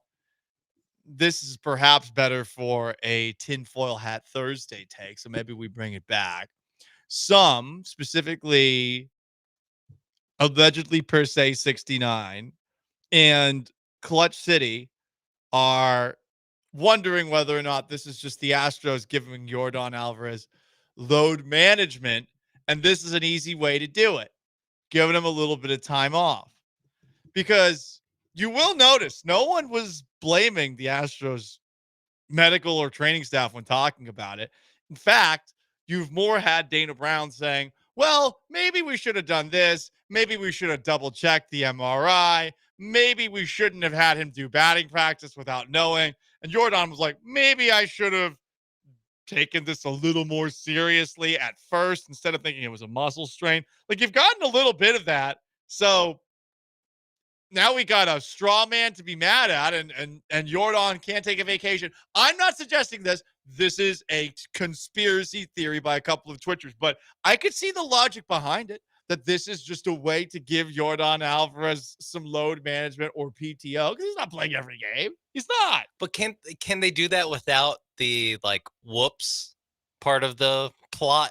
They should try to do it, but maybe they're realizing that Where they're like, well, if we just say hand inflammation, we can't get 2 weeks off for Jordan. Mm-hmm. A muscle strain. Yeah. Because it was muscle strain, then it became hand inflammation, and now it's a small fracture that's 60% healed. But maybe, just maybe, there's this too. Okay? Think about this. Long season, right? Yeah. And the NFL is more popular. The NBA is more popular. College football is more popular. Is the WNBA more popular? Well, based off of the ratings that one Sunday Night Baseball, it might be. If the Fever and Sky play every game, yes. Do the Astros realize that all publicity is good publicity? Are they looking at their friends up the road in Dallas, the Dallas Cowboys, and saying, screw it. Let's just be a mess. Let's be a hot mess. Let's be like those reality TV shows. Yeah. Let's sign Stephon Diggs. Exactly. What can we do to steal Right. headlines? Right. Who's the Stephon Diggs of baseball? Could we bring him in? Wait, the Paul Gallant Show did 2 segments on Stephon Diggs Friday? Not enough. F honestly. that. Look, send Dana Brown out there for an update on Jordan Alvarez. He's out another month. Yeah, They'll come talk on. about it all show now. We should be the center of attention at all times. I mean, that would be funny. Again, these are our tinfoil hat conspiracies. Honestly, I feel like it's a tinfoil hat in honor Thursday, but I may, just to make sure that anyone watching can't take me out of context, I'll be like, hey, I said this with a tinfoil hat on my head. Immunity. Okay, I have immunity here. This was a bit. I was doing this as a joke, but yeah, it could be that. It could be, let's be messy. So the new significant other, she sent me a clip last night. She's been watching The Real Housewives of Utah, and she said, listen, I don't want you to judge me for this, okay? After all, we just made ourselves exclusive, okay? But this show's hilarious. And she showed me a clip of one of these women on The Real Housewives of Utah just saying, I had my boyfriend try ketamine for me just to make sure that it cares about our relationship. Because now there's a lot of microdosing of ketamine going on, which seems crazy to me. I'm not a doctor. I mean, it's a microdose. But this is the kind of stuff that keeps you in the news. And maybe the Astros, maybe that's the next step. Like, guys Ketamine? in rehab assignments are going to get ketamine. Right. Again, the tinfoil hat's on my head. I'm screwing around here, okay? I'm screwing Keep around. it on just in case. I'm keeping it on just yeah. But if you were to do the mystery, because like they're not the team to invent load management. So we've seen how other teams do load management that invite less questions, or at least are less embarrassing. Like they have to have less press conferences about it. Like this season, LeBron just wasn't with the Lakers for like a week, and they kept giving updates of like, yeah, he'll come back. We feel fine. He'll be all right. And then he just kind of came back, and everyone kind of forgets about it because there's 17,000 different Lakers news cycles going on at all times. So the LeBron just isn't with the team for a week, kind of blows over. But if they didn't say like LeBron, he has some inflammation in his hand, and he feels good though. He's progressing well. And then after 3 days go, actually, it's much worse of an injury. Like that, it's the correction of like, whoops, our bad, worse injury. That's where it takes me at face value, because why would you lie about that? That makes you look like such morons. But maybe that's part of the conspiracy, is that they want to look like morons, have all the other teams underestimate them. They don't know. Ooh, could be that. They don't know that they're actually secret brilliant. See, that would be funny. You're going into a series, make it seem like everyone on the Astros is injured, and then they all come trotting out. And then the Yankees collectively crap their pants first before the game. Like, these guys are way more healthy than we thought. Pinstripes ain't hiding that poop stain, guys. Ain't doing that. Hey, what do you trust less than the Astros training staff? This has been a fun one all show long. I got a couple of people responding to me on X, at Gallant Says, at Shawnee Mapes, at ESPN 975. No Opinion Haver posted a green light for the first 3 seconds in Houston. I trust that less than the Astros medical staff. Yeah, that is something I have started doing a lot of. I try not to be the guy driving through a yellow light as fast as possible, tapping the hood of the top of the ceiling of the car. But every now and then I do that. But when a light does change, I generally wait a little bit. When you're stopped and the light turns green, yeah, you give it a beat. You kind of have to, especially since, if I drive east, wait, hang on. If I drive west on Westheimer, okay, that's when it turns into the Fury Road. But when I go east towards the Galleria on Westheimer from where I'm at, it's actually okay. It's not psychos. It's not Fury Road. But the last time I keep on going out to that Chick-fil-A where on my way back I got hit and run from her once, and I was like, why do I go out here? What are you doing, Paul? Yeah, once the chimney rocking in, that really is the line. Zone. That really maybe Fountain View. Maybe Fountain View. Yeah. Westheimer is scary. It's just a scary road. It is like a medieval map though. Where once you go past a certain point, then there's like dragons and sea monsters. The most recent thing I saw was just people just jaywalking in the middle of 4 p.m. traffic on Westheimer. Oh, yeah. I'm like, what are you guys doing? Do you have a death wish? Are you looking to get that lawsuit money? Do you think that Jim Adler's gonna appear out of nowhere? Have you been hit by a car on the west side of Westheimer, and you didn't use a crosswalk, but it wasn't your fault because F that guy, you could sue him. I'm the Texas Hammer. Damn. I love those Jim Adler ads. It'd be the best. And this is me impersonating Jim Adler, by the way. I don't think he would do that, but that's what I'm wondering. Why are you crossing the street? Yeah, you're jaywalking on Westheimer, and what led to my car getting hit and run was some dumb lady, like this stupid broad had her. And I'll be sexist here. You have your stupid Shih Tzu dog, and you have him off a leash on Westheimer. There's like 8 lanes of traffic. What do you think's gonna happen? That's. I saved the dog that day at the expense of the original Gallant mobile. That's bad. That's not on you. That's bad on the dog owner. Bad on the dog owner. But yes, it is. It's the pedestrian. Like once you feel like you got a handle on the motorists on the road, then you go, oh wait, there's also going to be someone just walking, like you said, jaywalking just in the middle of the road, just not like kind of halfway between two intersections. So it's once you're already up to speed, you're already going 35, 40 miles per hour. Yeah.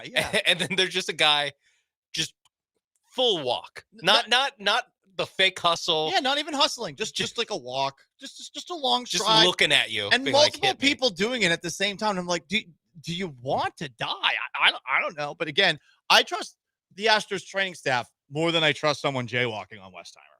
Yeah. I do not trust because a lot of times those people also don't look like they have a destination in mind. No. I'll say. It looks like they're just kind of walking. It's like, wow, you cut off 30 seconds and then you cut off 3 cars and they T-boned each other and 7 children died. I'm exaggerating on that front. A long drive after a Mexican lunch. Another one says things I trust less than the Astros training staff.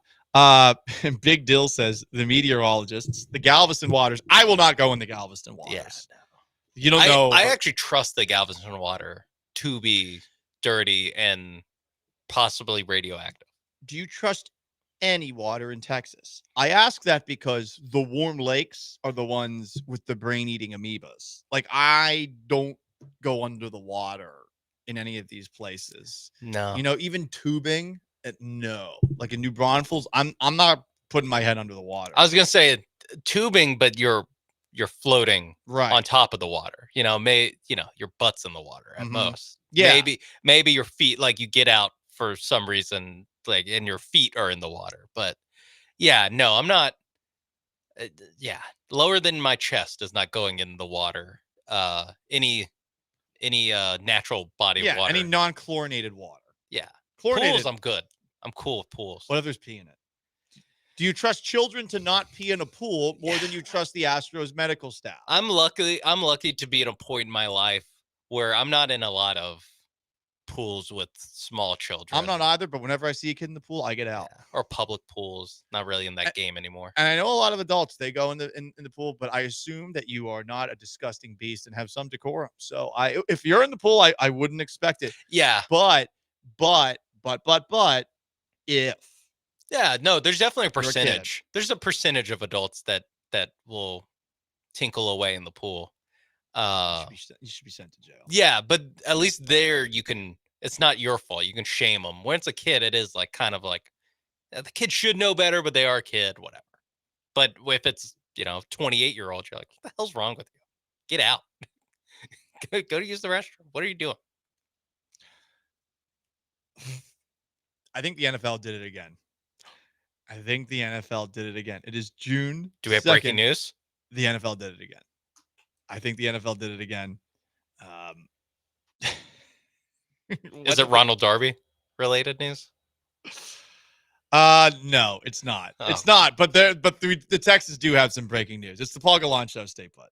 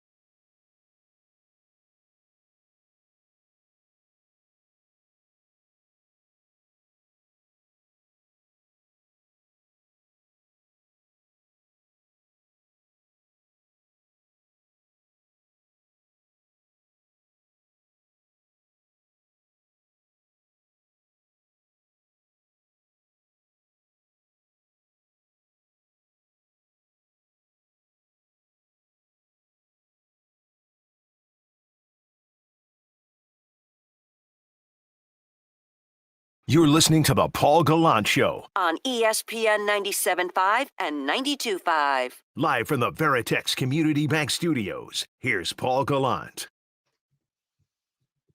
Most interactive sports talk show in town. I'm really tired of these aggregator accounts online because now I can't tell if something is breaking news. I thought, due to an account by the name of @MLFootball, that got a big following by legitimately doing their own version of the NFL logo, but making it say MFL and getting a ton of followers that way. They reposted a video that the NFL put up back in 2021. And the video is just a bunch of people. Check that. It's just a bunch of sentences about what the NFL is. So this was posted by the NFL on June 28th, 2021. The caption is, if you love this game, you are welcome here.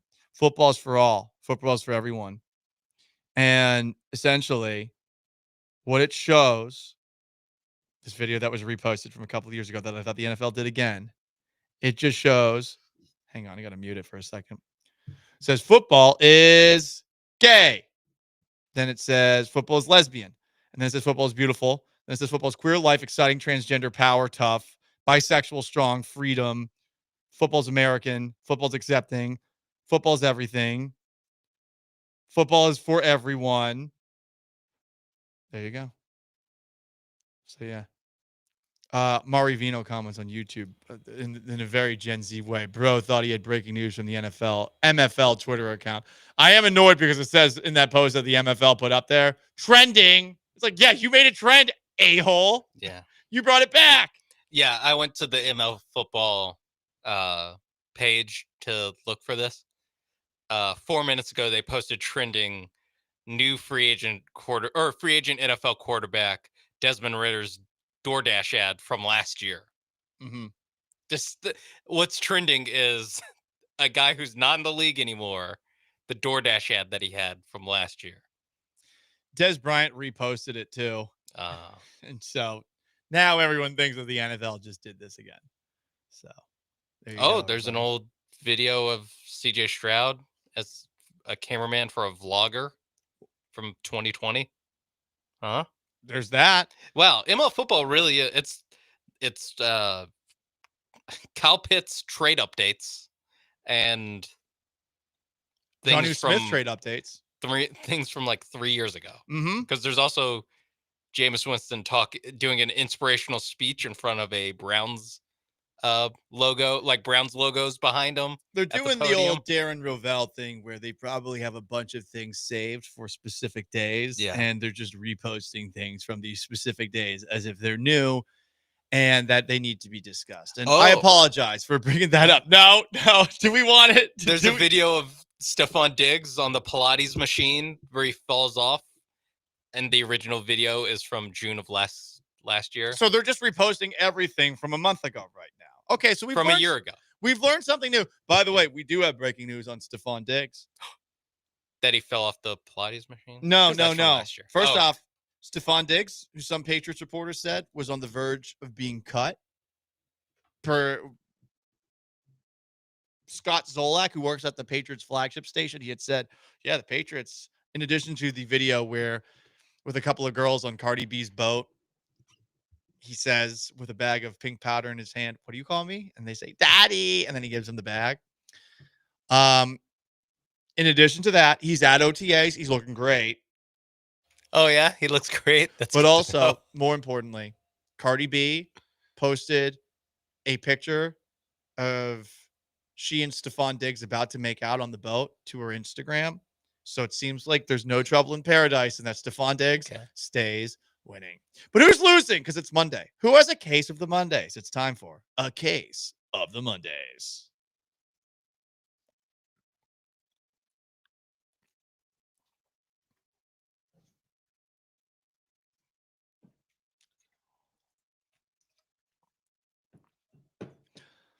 The Colorado Rockies are 9-50.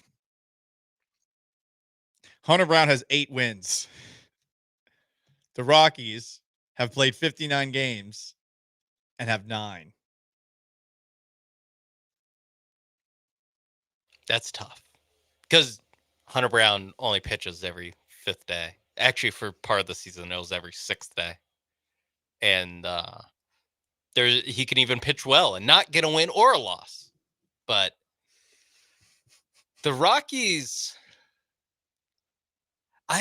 is it a recent thing where, like the White Sox last year, now the Rockies this year, where there's just like an absolutely terrible baseball team every single year now?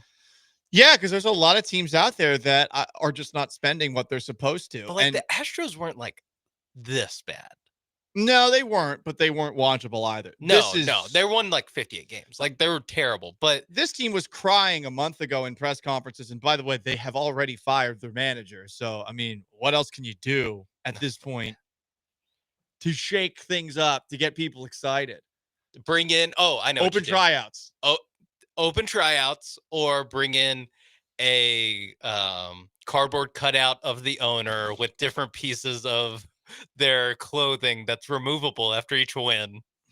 All right. Well, is the Colorado Rockies owner a model or ex-stripper / I hope so, because that's kind of my plan's dependent on that. Colorado Rockies owner, the Monfort brothers. That's tough. I would have liked Monfort's sisters, but can we work with the Monforts? They look like oil barons. They look like they belong in Texas, for what it's worth. Okay. Well, they're apparently the biggest bozos in baseball because they run a team that's 9-50. Not good. They're on pace to win like 20 games this year. You know who else has a case of the Mondays? Texas baseball, Vanderbilt baseball, Dunzo. 1 and the 2 seed. Yeah. SEC, it's a grind, you know. Well, they didn't lose to SEC teams, though. But because of all that, Sean, they lost to UTSA and Wright State. Yeah, Wright State. What is that? I don't even know how to spell it. That's embarrassing. WRIGHT. You'd lose to Wright State. Yeah, that's true. Named after the Wright brothers. Vanderbilt was the number 1 national seed. That's the worst loss, I'm assuming, after the Wright brothers as well. And Texas eliminated by UTSA.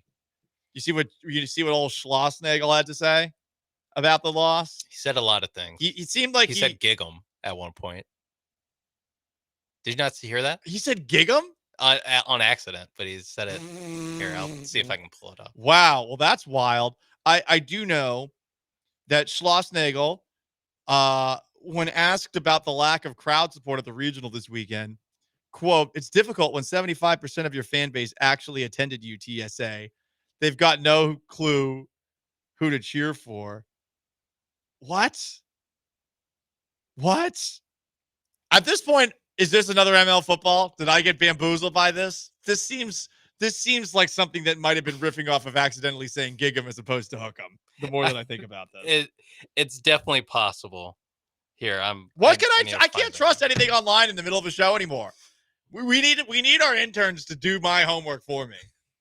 We might have a new thing of like, if it's not from a like very I think I got twice in the same segment. If it's not from a reporter whose name we know, yeah, or a video of it, let's not go with it. But here, 1 second, load it on here.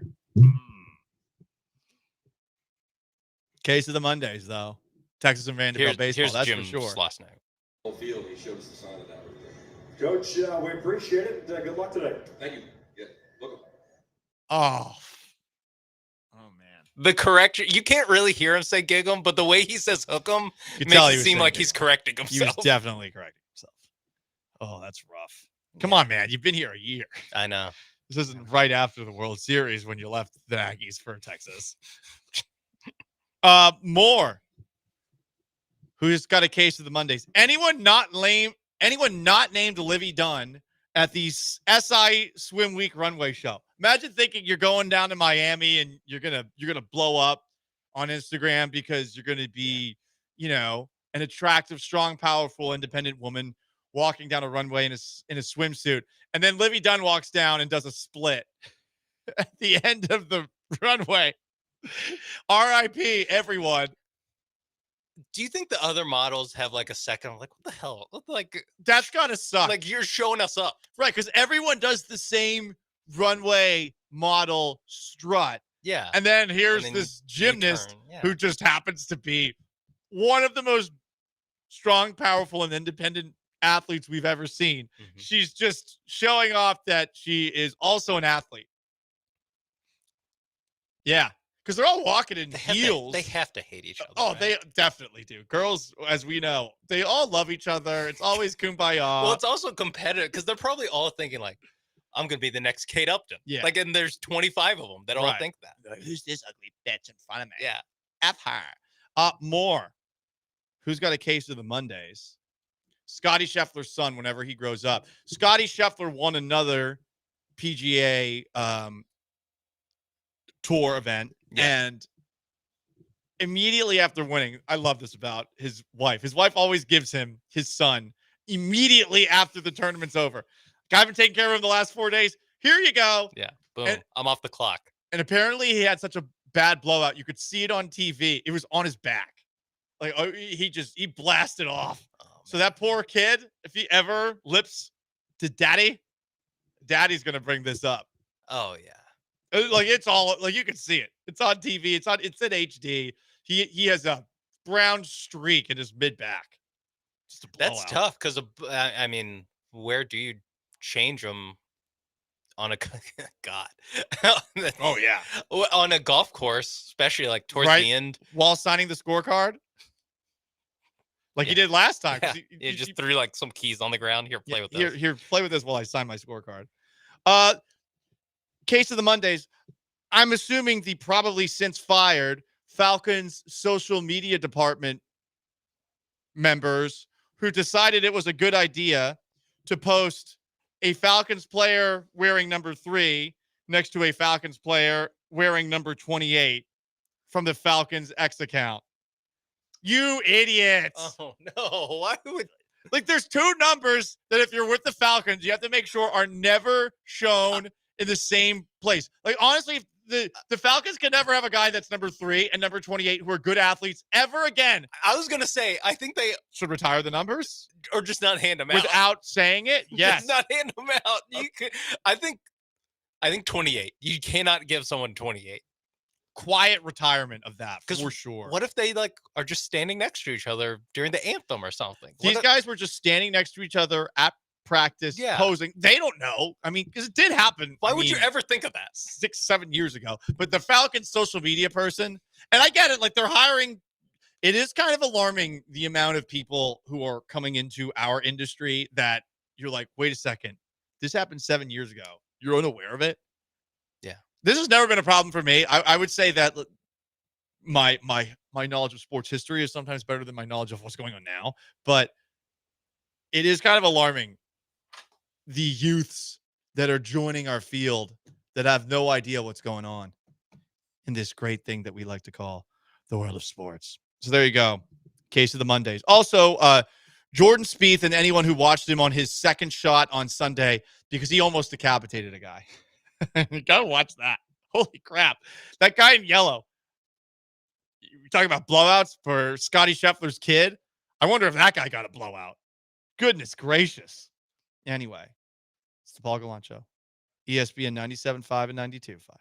713-780-3776 to call the text. YouTube at ESPN Houston and on Twitch at ESPN 975. Stick around.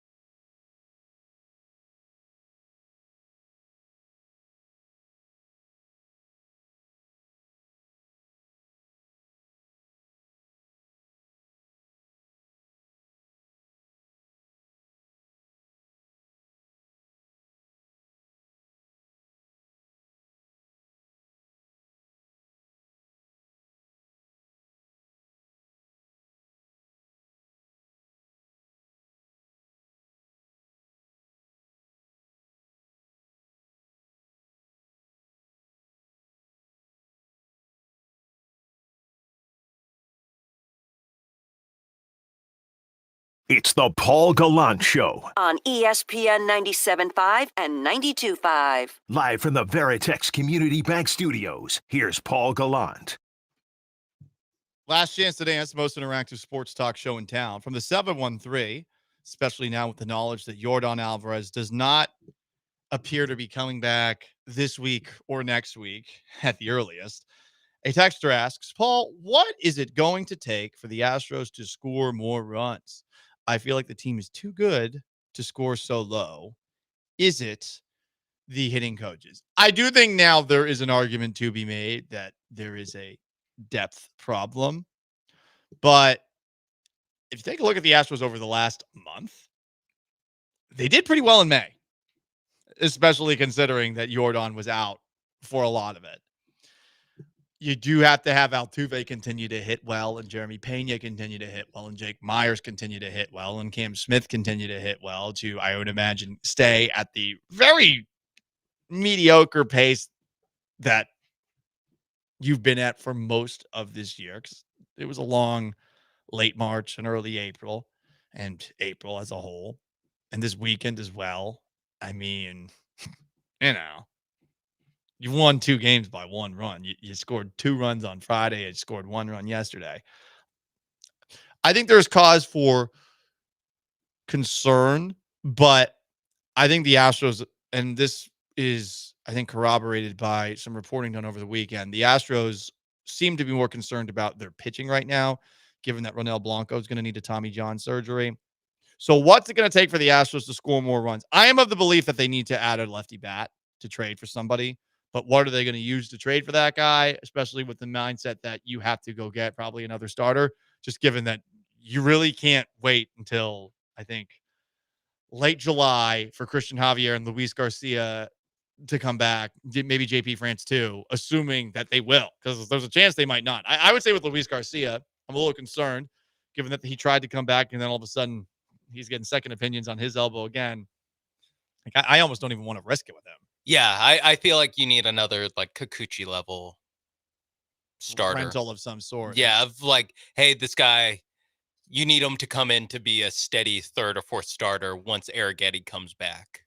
Yeah. That level guy, just so you're not so dependent on the Space Cowboys first starts once a week, more basically, maybe twice a week. So I think that's the biggest thing, because they are going to get a lefty bat, Paul. They're going to get one back. What if they don't get him back? What if they don't get Yordan Alvarez back? Right before the trade deadline. Okay, fair enough. At least before the trade deadline. You would hope at this point. God, I hope so. I think it will be July though before he comes back. That's just my pessimism with how this has gone down. I don't care that he said 60%. There's another month that he's going to miss. That is Sean Mapes. I am Paul Gallant. Time for a little garbage time before we GTFO.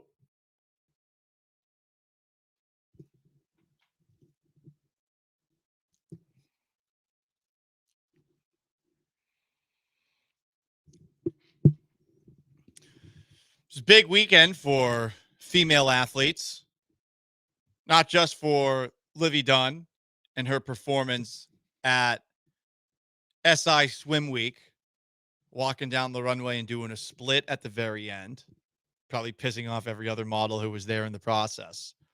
But we've also got another athlete who is vowing to take things to the next level. Last time we heard about her, she was being detained by police in England, perhaps as part of a stunt that we have not investigated ourselves, researched ourselves. How would we? I don't know. I wouldn't know how to. You're right. But one of the greatest athletes of the 21st century in the oldest sport that's ever been played is out to break some real records. I am, of course, talking about Bonnie Blue. Bonnie Blue vowed to sleep with 2,000 men while being tied up in a glass box open to the public in London on June 15th. Wait a second. She just got arrested there. They are going to break this up. Yeah. Is she going to go to jail They're naked? not going to, whatever permit you need to pull this off, they're not going to let you do it. Not in England, for sure. Right. This is This maybe could happen in Vegas or something like that. But you'd have to have it closed off a little bit. But yeah, Bonnie Blue bragged about her plans to sleep with 2,000 men in one day and be tied up in a glass box that is open to the public. She's told men to get involved or just walk around and watch as she plans the 2,000 man stunt. Get involved. She Like- hit like it's 1,000 in a GoFundMe. day, 2,000 in a day. The way she delivered an all-time quote that I cannot read on the air about this. She definitely sounds like she cares about giving. She's generous, very generous, and one of the greatest athletes in the oldest sport that's ever been played that we've ever seen, at least in terms of sheer volume, you know? Yeah. Yeah. All-time points leader. Right.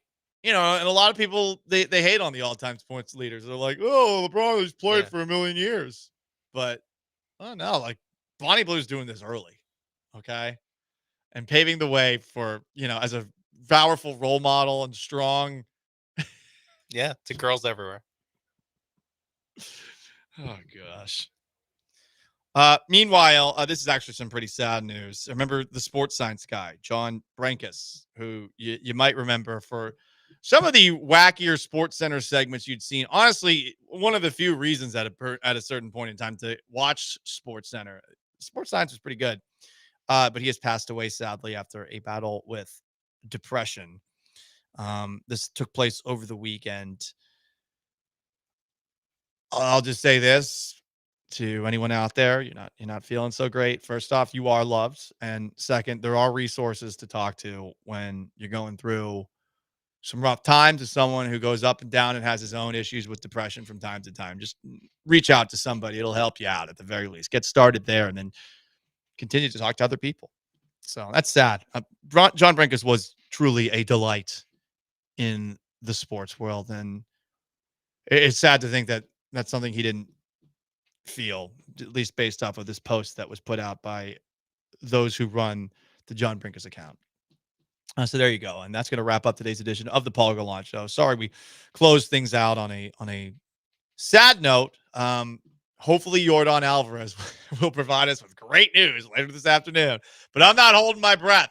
Big thanks to everyone who tuned into today's edition of the most interactive sports talk show in Houston, to our texters, our callers, our Twitchers, and our YouTubers. For Sean Mapes behind the glass, I am merely Paul Gallant. So long, farewell, and have yourselves a wonderful Monday. The Killer Bees are next. Peace!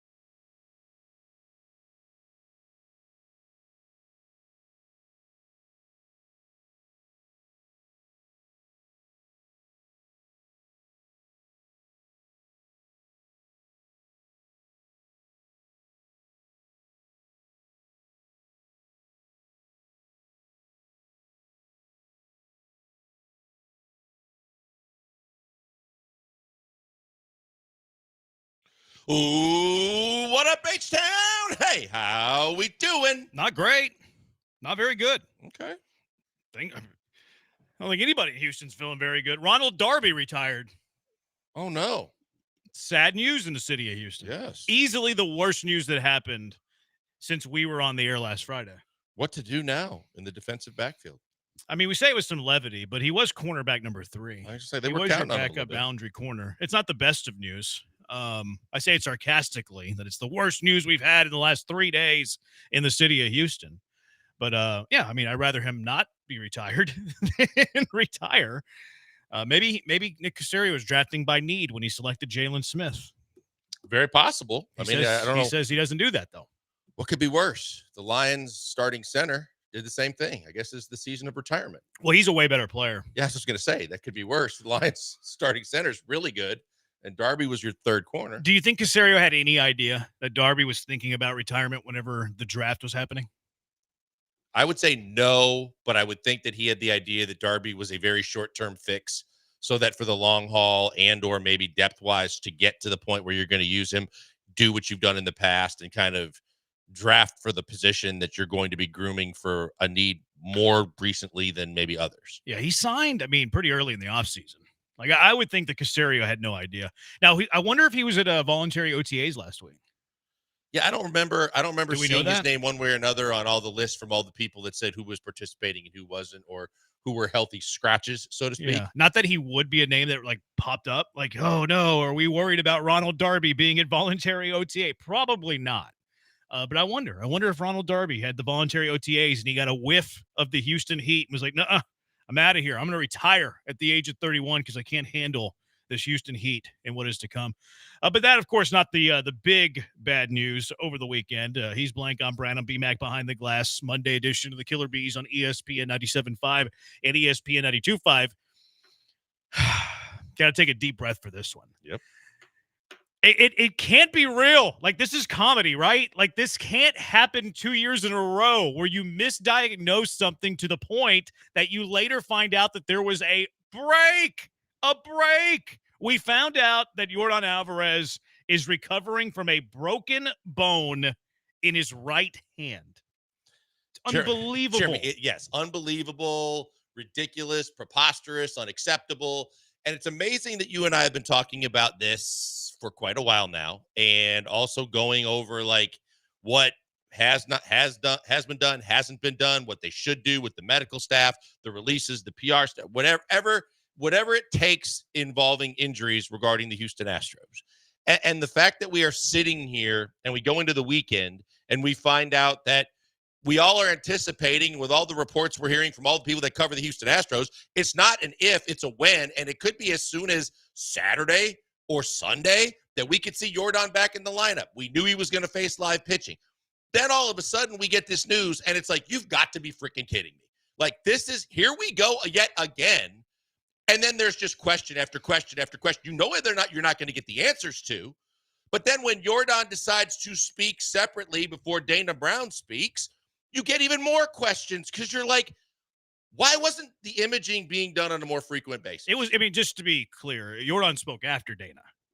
Okay, I saw it where Yordan spoke, and then I thought they were going to hear from Because Dana's the one who broke the news. Okay. But then for whatever the reason, when Yordan speaks, I'm going, well, he also got a second opinion. And then there's contrary reports that the second opinion was the one that found the actual fracture.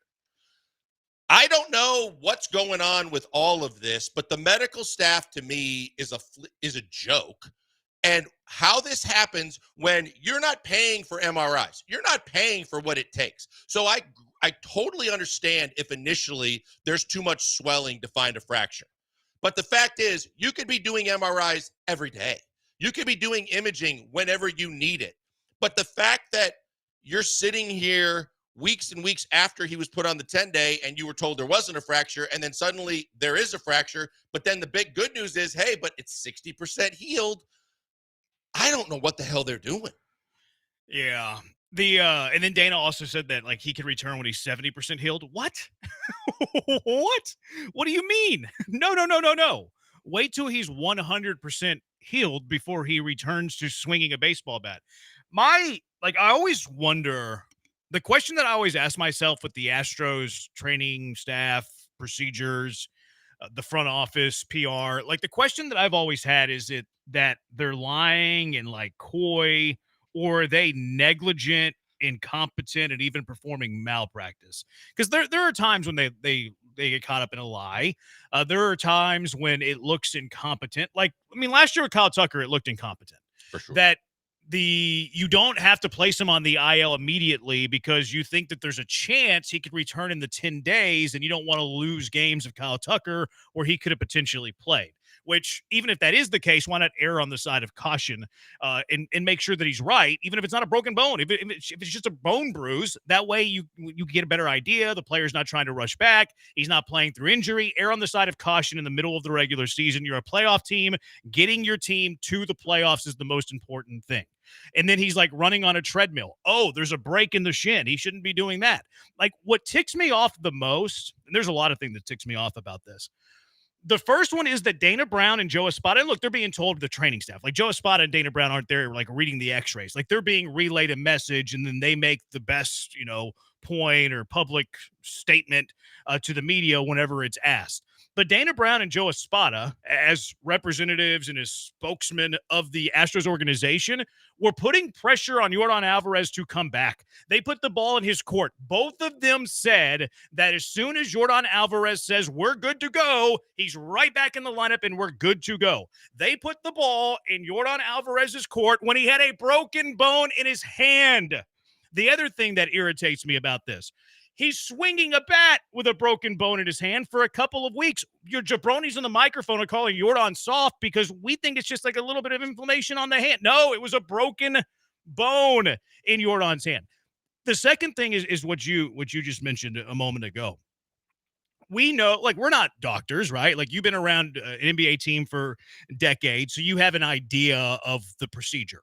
I've been around an athletic program for a couple of decades. I have an idea about the procedure. We talk to doctors. We talk to athletic trainers, sports medicine staffers. We're not doctors or trainers, but we do have a bit of an idea. We do have a bit of a background on like what goes on, or at least what they're looking for. We know, again, not medical experts here, that it is very possible for inflammation to hide a break. We all know that. You that are listening on the radio right now know that. This is common practice. It is not some like fluke that inflammation is hiding a break. So I believe that part. I don't think they're lying to us about a break. I think, or that inflammation covered up a break. I believe that. The problem that I have is, one, when the inflammation settles, why aren't you reviewing it again just to even if you don't think that, just to check the box and say, okay, we can 100% confirm it's not broken because inflammation's out of the way and now we get a clear picture. How do you not do that? Secondly, if you're not doing that, how do you not take imaging before he picks up a baseball bat and potentially swings a bat with a broken bone in his hand? It is unfathomable that everything that you just said is going on with a major league franchise. It is ridiculous to think that even college programs would do anything like this. But the fact that this is just a small microcosm of what has been the bigger picture with this team and this medical staff over the last God knows how long now is just how we've gotten to this point, and we continue to everybody just go, okay, it's the Astros. They can do whatever they want. It's okay. It's not okay. And the fact that the players are feeling embarrassment. And when Chandler Rome spoke last week, when he talked about how the whole Kyle Tucker situation finally had to get resolved a different way because Kyle Tucker felt embarrassment and there was pressure on the player because of the fact that everybody was expecting, like you said with Yordan, that he was supposed to be back already, that he should be playing. And the fact that player and agent had to get involved, because I got in a back and forth with Dustin, his sources, a listener of the station and the show, good dude. But we were talking about the fact that he was like, hey, maybe Yordan just isn't established enough yet to be able to say, hey, they're pushing me when I shouldn't be pushed, but it doesn't feel right. No player, anytime in any situation, if you don't feel right, should not feel like they don't have the right to go timeout. This isn't right, and we need to figure out what the hell's going on because I'm the only one that feels it, and I know it doesn't feel anything close to the way it's supposed to feel. But if you're putting pressure on the player and the medical staff isn't also stepping in to kibosh it going, timeout, wait, we shouldn't be doing this no matter what it is this soon if he's feeling this. And yet he does everything to where it's basically pinpointed that when he started facing the live pitching, that it was just not right to the point where he couldn't do it anymore. And then they did the imaging. It's a joke. Yeah, there's no other way to I think it's malpractice, quite frankly. Like, if you were the head of athletic training, you're not qualified. If I were the head of athletic training, I'm not qualified. I have no right to be anywhere near that position. I know that it's possible that inflammation can cover up a break. They're telling us inflammation covered up the break. Well, what else is inflammation covering? It's telling you that you're not 100% sure if there's a broken bone or not. So make sure that you dot your I's, cross your T's, check off all the boxes, and do your due diligence to make sure that there's not a break. Well, how could you find out? Wait for the inflammation to go down. If the inflammation can't give you an accurate read, wait a week. If you can't see it then, wait another week. If you want to wait right before he starts swinging a bat, then do that. That, to me, is the biggest crime here. And Dana Brown confirmed it. Like, this isn't speculation. Dana Brown said that there were 2 images on Yordan Alvarez's hand. The one on May 6th, whenever he was placed on the IL, which, by the way, do you remember they said we don't think we need imaging? Yep. What? That's right. You don't think? Why? And then I was mocking it. Chandler Rome was the one who reported it. I went back and looked to see what I said. I was mocking it. I said, not even for peace of mind? I could have handled this better than the Astros medical staff, and I'm a buffoon. I'm a jabroni. I have no right to be an athletic trainer or part of a medical staff. And even in that moment, I said, why wouldn't you just get imaging for peace of mind? It's just, why wouldn't you do that? It makes so much. And again, you get paid millions of dollars from all these different people that want to be your medical provider. But part of it is you don't pay for anything. But as the prop, especially because of a guy that's that important to this team. But for any player on any team that's playing anything at all, but all players should deserve the peace of mind and also the medical attention to say, if we didn't see something early on, but he's still experiencing this, we need to keep checking it almost on a daily basis to make sure that it is healing, so that before it got to 60%, we could have said, hey, guess what? We found it, but it looks like it's already on the way to recovery. Good news. But instead, it's like you're looking at this, and then I heard people say, because we had the conversation last week, well, Jim Crane should get involved. They should do a complete, I said they should do a complete internal investigation and retooling of their medical staff. And we've been saying this for a while, and I've been on this for a long time. And people are like, it's the owner. What's the big deal? Well, the big deal is, too, for every one of these injuries, instead of costing you 3 or 4 days or being told it's going to be 3 or 4 days, it's 3 or 4 months. Or it's this situation, or it's how many pitchers that were supposed to be back within 10 months to 12 months to 15 months are taking 2 to 3 years and being shut down over and over again. And they can't see that this is a problem. Yeah. I mean, if I'm Jim Crane, I hate to call for people's heads, but heads have to roll. Like, they should have rolled after the Kyle Tucker stuff. They could have easily rolled after the pitching return to play stuff. James Click talked about how they needed to do a return to play project and really evaluate their return to play. And he ended up getting fired later that season, so he could never really complete that project. If I'm the owner of the Astros and I see the Kyle Tucker situation, this Yordan Alvarez situation, how are bodies and heads not rolling here? And look, I don't know who the right person to blame is. I don't know if it's the athletic trainer, Jeremiah Randall. I don't know if it's the team physicians. It's hard to know their structure and how they handle things. Perhaps Randall is telling them to go to the doctor, and then the doctor's like, well, this is fine, no big deal. And Randall, who's not performing the X-ray and isn't reading the X-ray, is like, oh, okay, you know what you're doing. You're a doctor. I don't know who to blame. That would require an internal investigation. That would have to be something that, I can't sit here and say this is the one single person that you have to blame in this entire situation. I do not know that.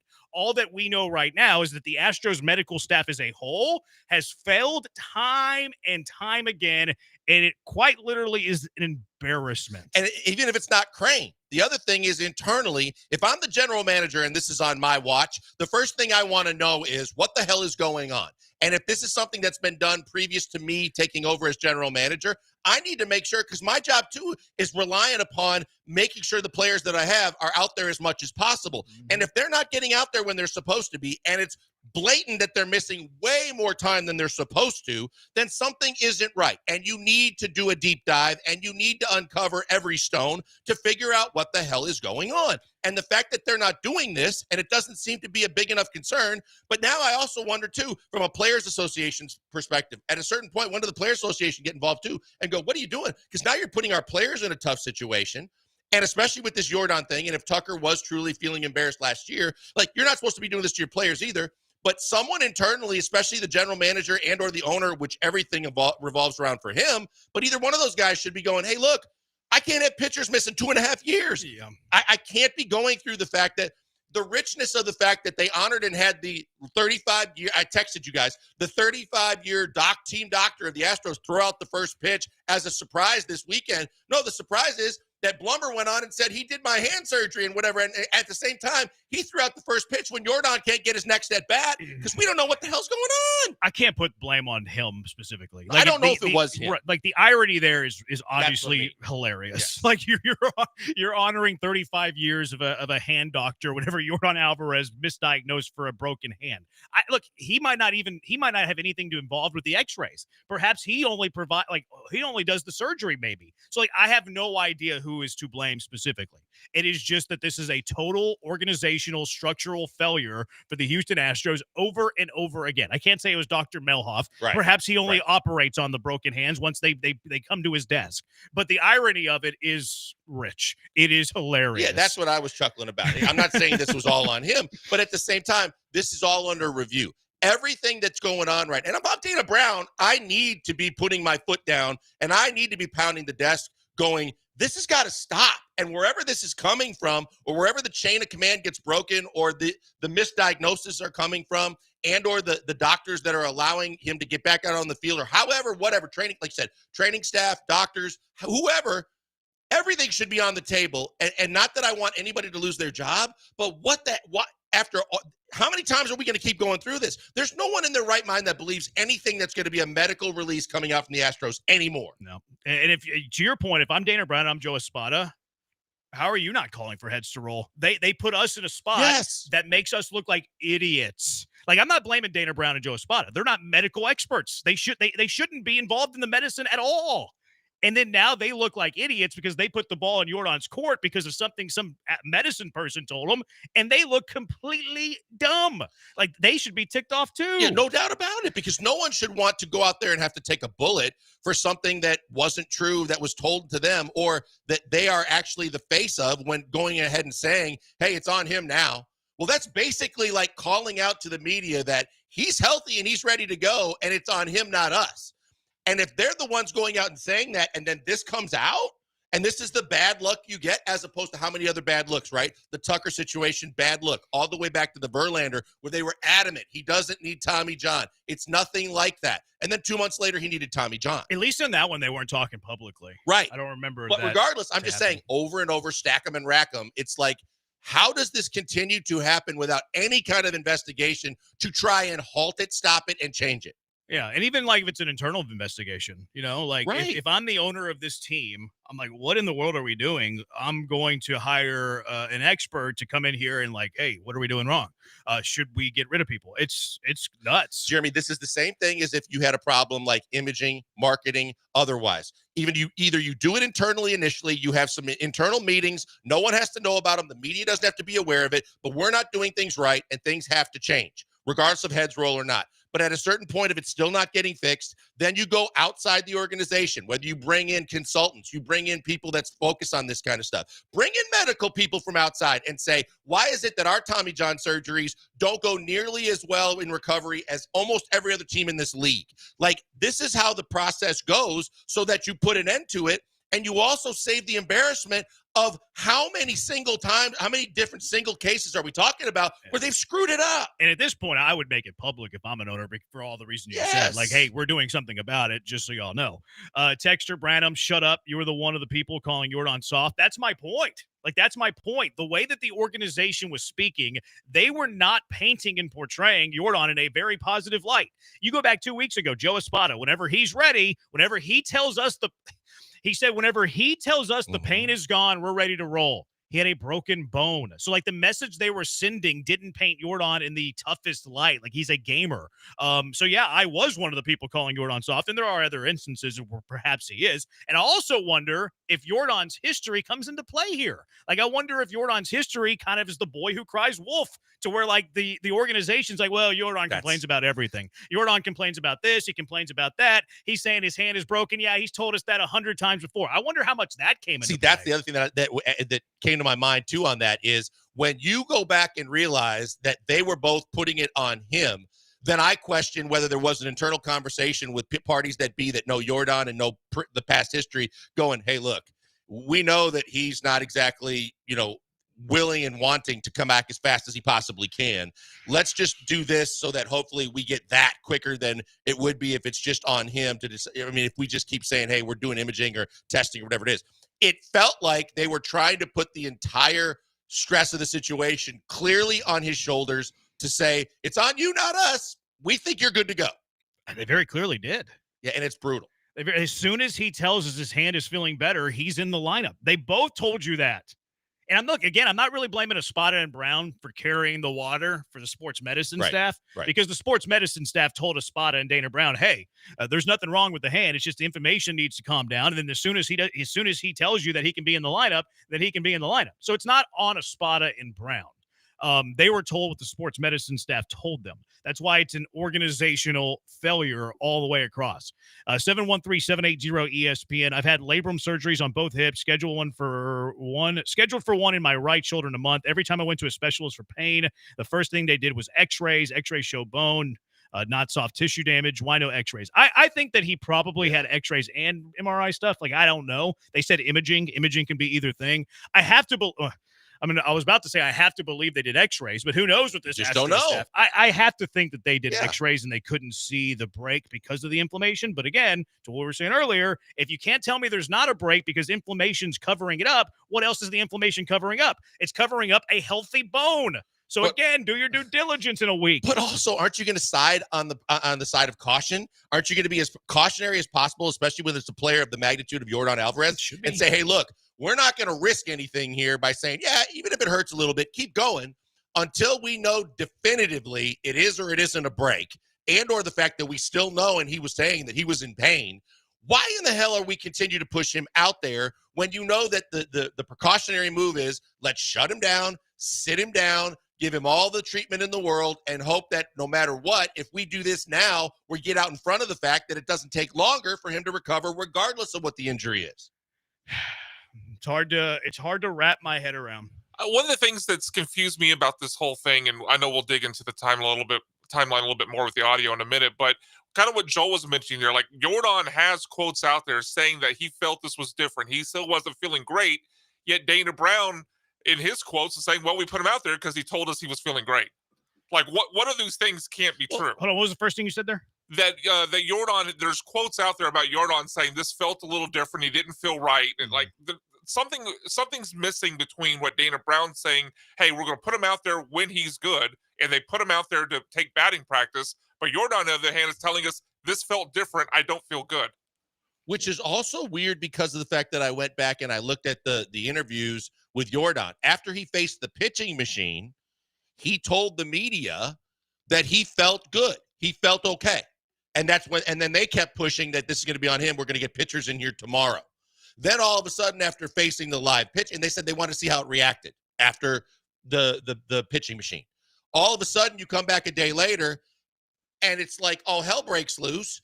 And you're going, well, shouldn't you have done imaging after every step, even if off the pitching machine, just to make sure everything is going as well? But all of a sudden, it's like mind-boggling and blowing. Wait a minute. The good news is it's 60% healing. How did you not know that it was 40%, 20%, 10% because you were checking it every day? The how many rings were around the bone? You can tell the.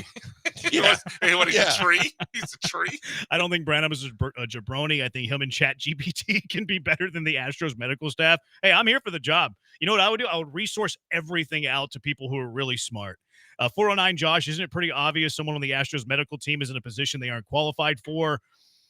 Maybe. Like, I have to imagine these guys are qualified, especially if they've had their job for forever. Now, I think that there's been enough action and inactivity that they should probably lose their jobs, but maybe it's like complacency. I don't know. It's hard to know without an internal investigation, but we know something is amiss, a foul even. And it's got to follow you at a certain point. You can't take this anymore. And even if it's just the fact, and that would be the most ridiculous thing ever, if you were just worried about the embarrassment your organization was facing. But if you're an owner that cares anything about I know when I worked for Les Alexander, I'll tell you what, he cared probably almost too much about the team. But the minute anything like this happened the first time, he wouldn't be afraid to fire people, but he damn well would have had everybody in a room try to figure out what the hell happened and to make sure it doesn't happen again. And as an owner, I don't want my pitchers missing 2.5 years. I don't want us seeing how many times do we see a rehab start go amok. And the next thing you know, we're shutting him down. He's not good. And even if it's the guys, I don't know who's doing the surgeries. I don't know who's doing the diagnosis and doing situations like this, but they damn well should. And they know if it's the same guy or guys and it's the same results over and over again, stop it.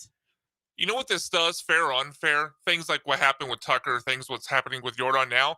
It makes me go back and start to think about all the other situations where we put it more on the player. Like, was it really? Yeah. Like, is Lance McCullers missing 2.5 years just because he's broken? This isn't new logic. This is something that we've been discussing for a while. But I'm just like, well, same thing with Luis Garcia. Like, I mean, my thought process with Luis Garcia is like, oh, he maybe things went poorly.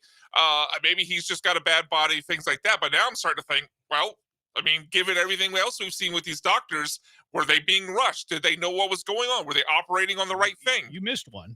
They've admitted to rushing JP France back. True. Yeah. Who's now that's a big one. Dunzo for the year. Like, probably Dunzo for his career. They didn't want to do imaging on Jordan's hand. What? It's down the hall, right? And here's the thing. What? Like, we're looking at, and we're hearing, it's the same blueprint too.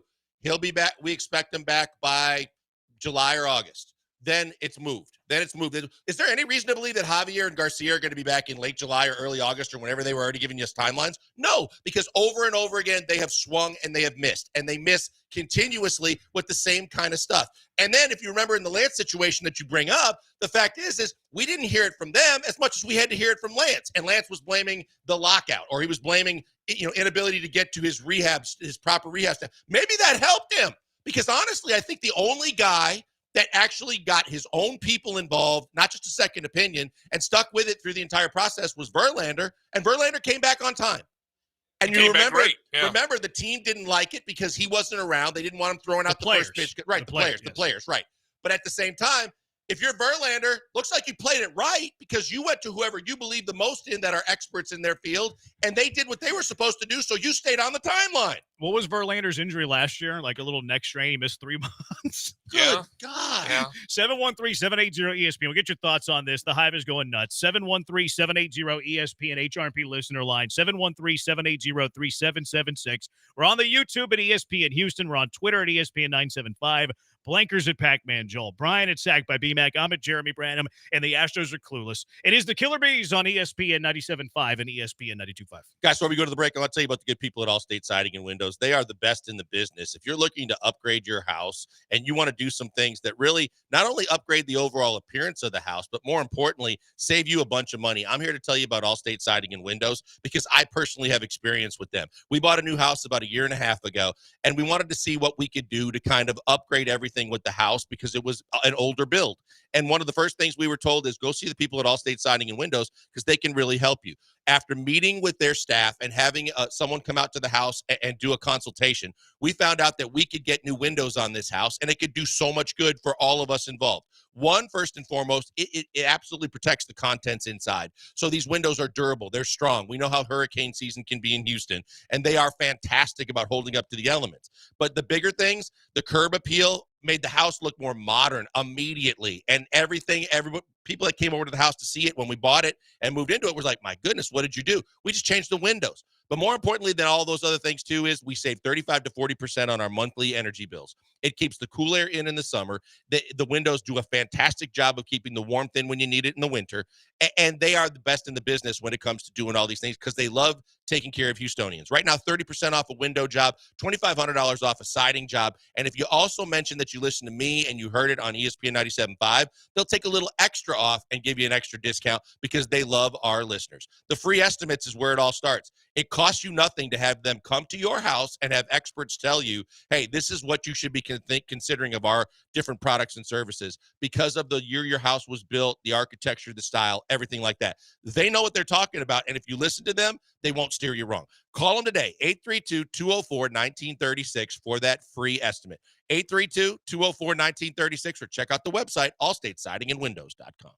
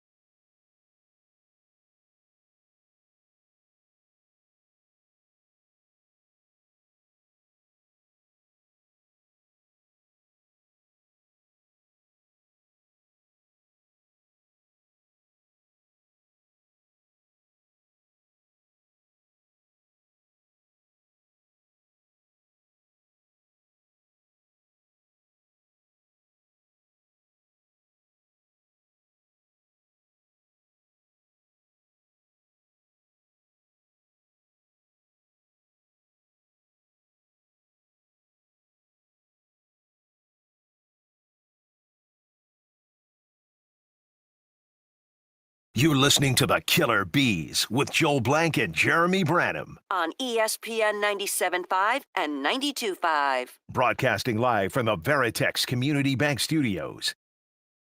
Killer Bees, ESPN 97.5, ESPN 92.5. What do you think of Rays Jake Mangum? 29 years old and playing great, save for injury setback. Yeah, he's a fine player, but today's not the day. We're not talking about Jake Mangum when Yordan Alvarez was swinging a baseball bat with a broken bone, a healing broken bone in his hand. We're not worried about 60%. I like him as a player, but no. 713-780-ESPN. Here's the guy that might be operating on Yordan Alvarez's hand, by the way.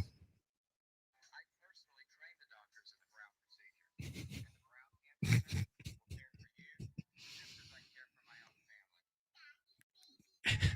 had to throw that in there. Daddy's baby girl. That commercial used to go hard. I mean, it was a popular commercial back in the day. They were all over the place. The commercial has Jeff Bagwell's wife in it. It sure does. That's what I was going to say. Daddy's baby girl, but there's 5 kids in this picture too. Baggy's. He's no longer with us. That guy. No, I'm looking up. Yeah, he had some complicated stuff in his life. He definitely had legal issues before he. Yeah. What happened to Dr. Brown? What happened to him? We remember that there was some complications and controversy in his life, and that he's now dead. We just don't remember what happened to him. Yeah, I thought I don't want to say because I'm speculating, but I remember hearing he had some big time legal trouble. Big time legal trouble. I know a guy. All right, what did you say? You found something? So he had he lost his license. He had several. He pleaded guilty in federal court to interfering with a flight attendant and was sentenced to surrender, and then announced the hand center was closing, and then he attempted suicide before he went to prison. That's not funny. No, I'm saying you're chuckling. I'm saying that I'm going through all, and prior to his death, all of his assets had to be auctioned off. And I'm looking to he declared bankruptcy and he suffered cardiac arrest. Yeah, poor guy. Tough life. Jeff Bagwell. 713-780-ESPN. Will Kunkel covers all things Houston sports, kicking it with Kunkel. Filled in the other day for Blankers. You can find him on Fox 26. He is a journalist. Covers the Astros each and every day. Will, what's up? What you got? Paging Dr. Kunkel. Paging Dr. Kunkel. Here for you, boys. Like, I understand the frustration of not having the answers, but I think there's a gap here between what they knew, what they didn't know, and then like what the fans know and what we know. And I think the emotions get so much the better of us. From all the doctors, I talked to a couple different doctors, a couple different orthopedic surgeons, and they said you won't be able to see stuff regardless. And regardless, because they were trusting Yordan's pain because of what it was, he was going to be out 4 to 6 weeks. So the public's operating on this day by day, and I guess the Astros are to a degree as well, but it's still up to Yordan. But when you go back and you figure it out what it is, when you do, like he was going to be out 4 to 6 weeks regardless. It was never really day to day until you figured it out. I do wish that they did imaging when I put out a post on X between step 8 and step 9 before he took soft swings. I think that was the biggest thing. But also keep in mind, he did not re-injure this. Like when he took swings, from everything I've heard, he did not re-injure this. They just found out, and the public felt like they re-injured it because it got worse. And that's not really the case. It was what it was the whole time. The public just didn't know about it. Here's what the things that I would have an issue with. And you mentioned the re-imaging of it. Like, if you can't see a break, you also can't see that it is not broken, right?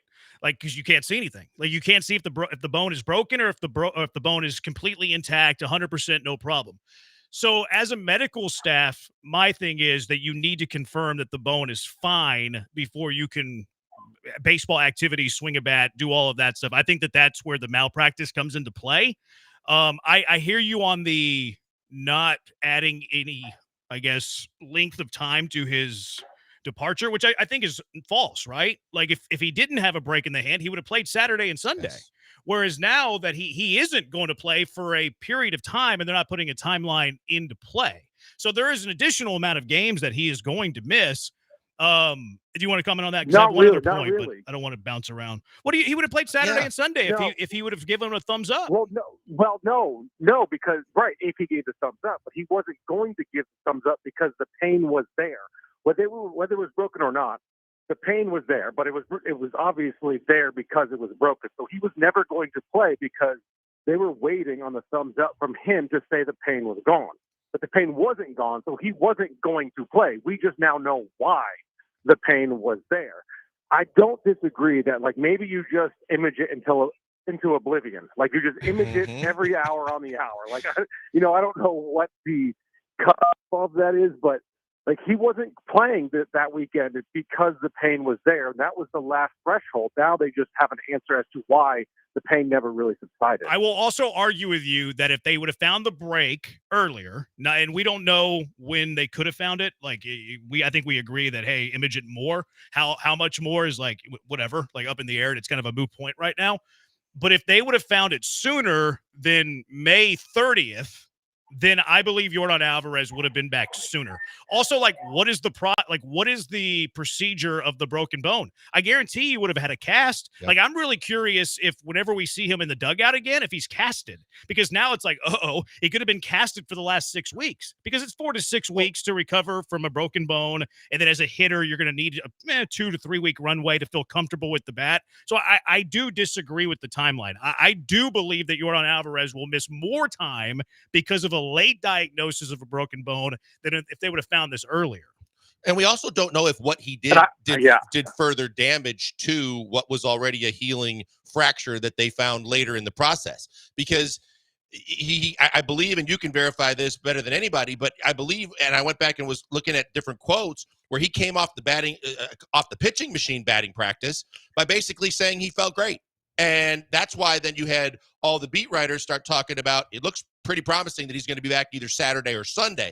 But then because he faced the live pitching, and they were also said they were going to wait to see how it felt the next day, that when he comes back and then after he faces the live pitching, that then all of this kind of breaks the dam and all the information comes out. And then they want to preach that it's 60% healed, but we don't know if he did more damage by doing what he did the previous 2 days.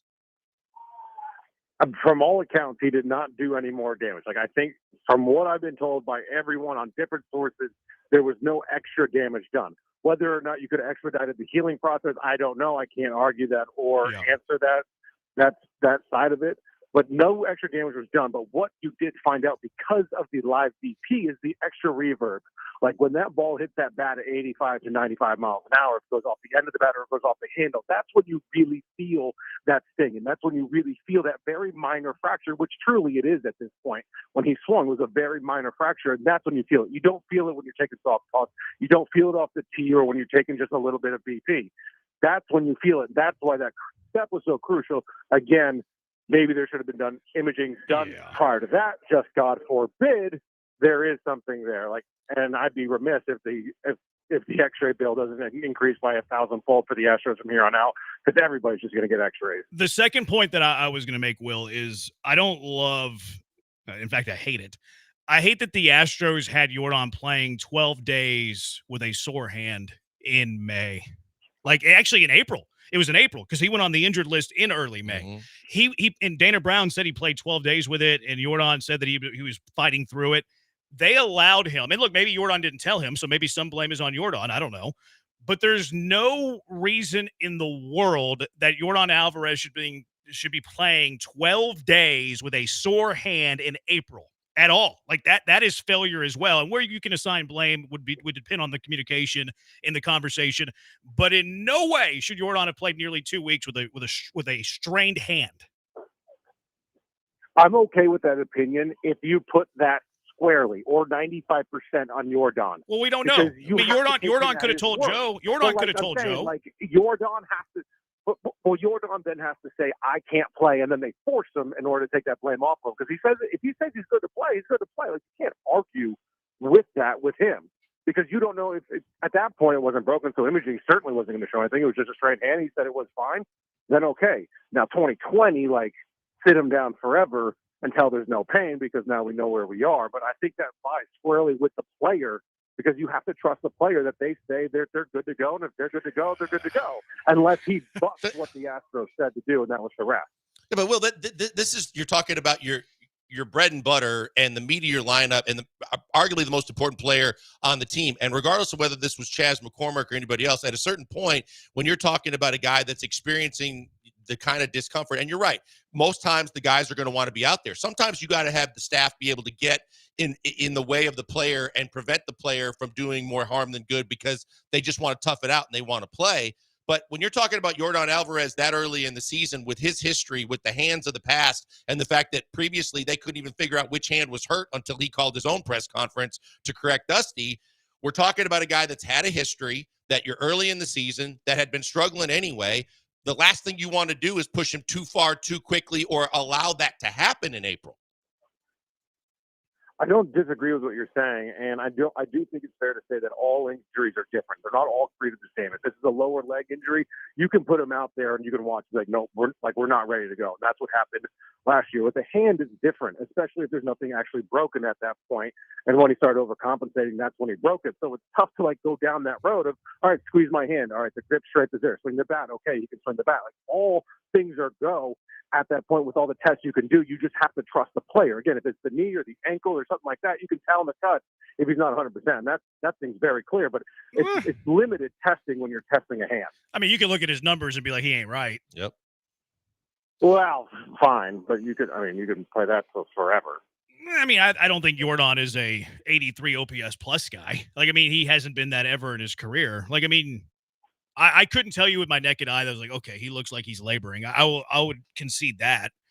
But if he, and again, we don't know the it's communication. hard to tell a guy like you can't play because you suck. No, but I mean, I think you can. I think you absolutely can. Isn't that what making the lineup is? Like, hey, Chas McCormick, you're not playing in center field today because the other guy's better. Like, I mean, you're not putting it in such like vain terms of like, hey, you suck, but hey, you're not playing because we think the other guy's better. Yeah, and I think the other thing, Will, but Chas doesn't get the benefit of the doubt. Yordan gets the benefit of the doubt. I mean, if he's sitting there saying he has a horrible hand and that it's hurting, and again, this is where we don't know the communication, so it's hard to like jump to conclusions.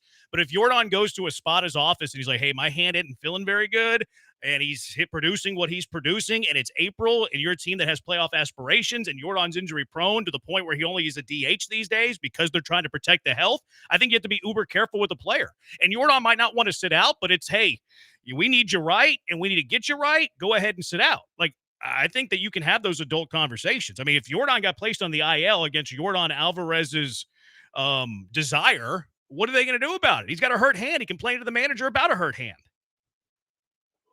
Yeah, I mean, I again, to your point, we don't know the communication. We don't know what was said. It's really hard to like die on the hill. Mm-hmm.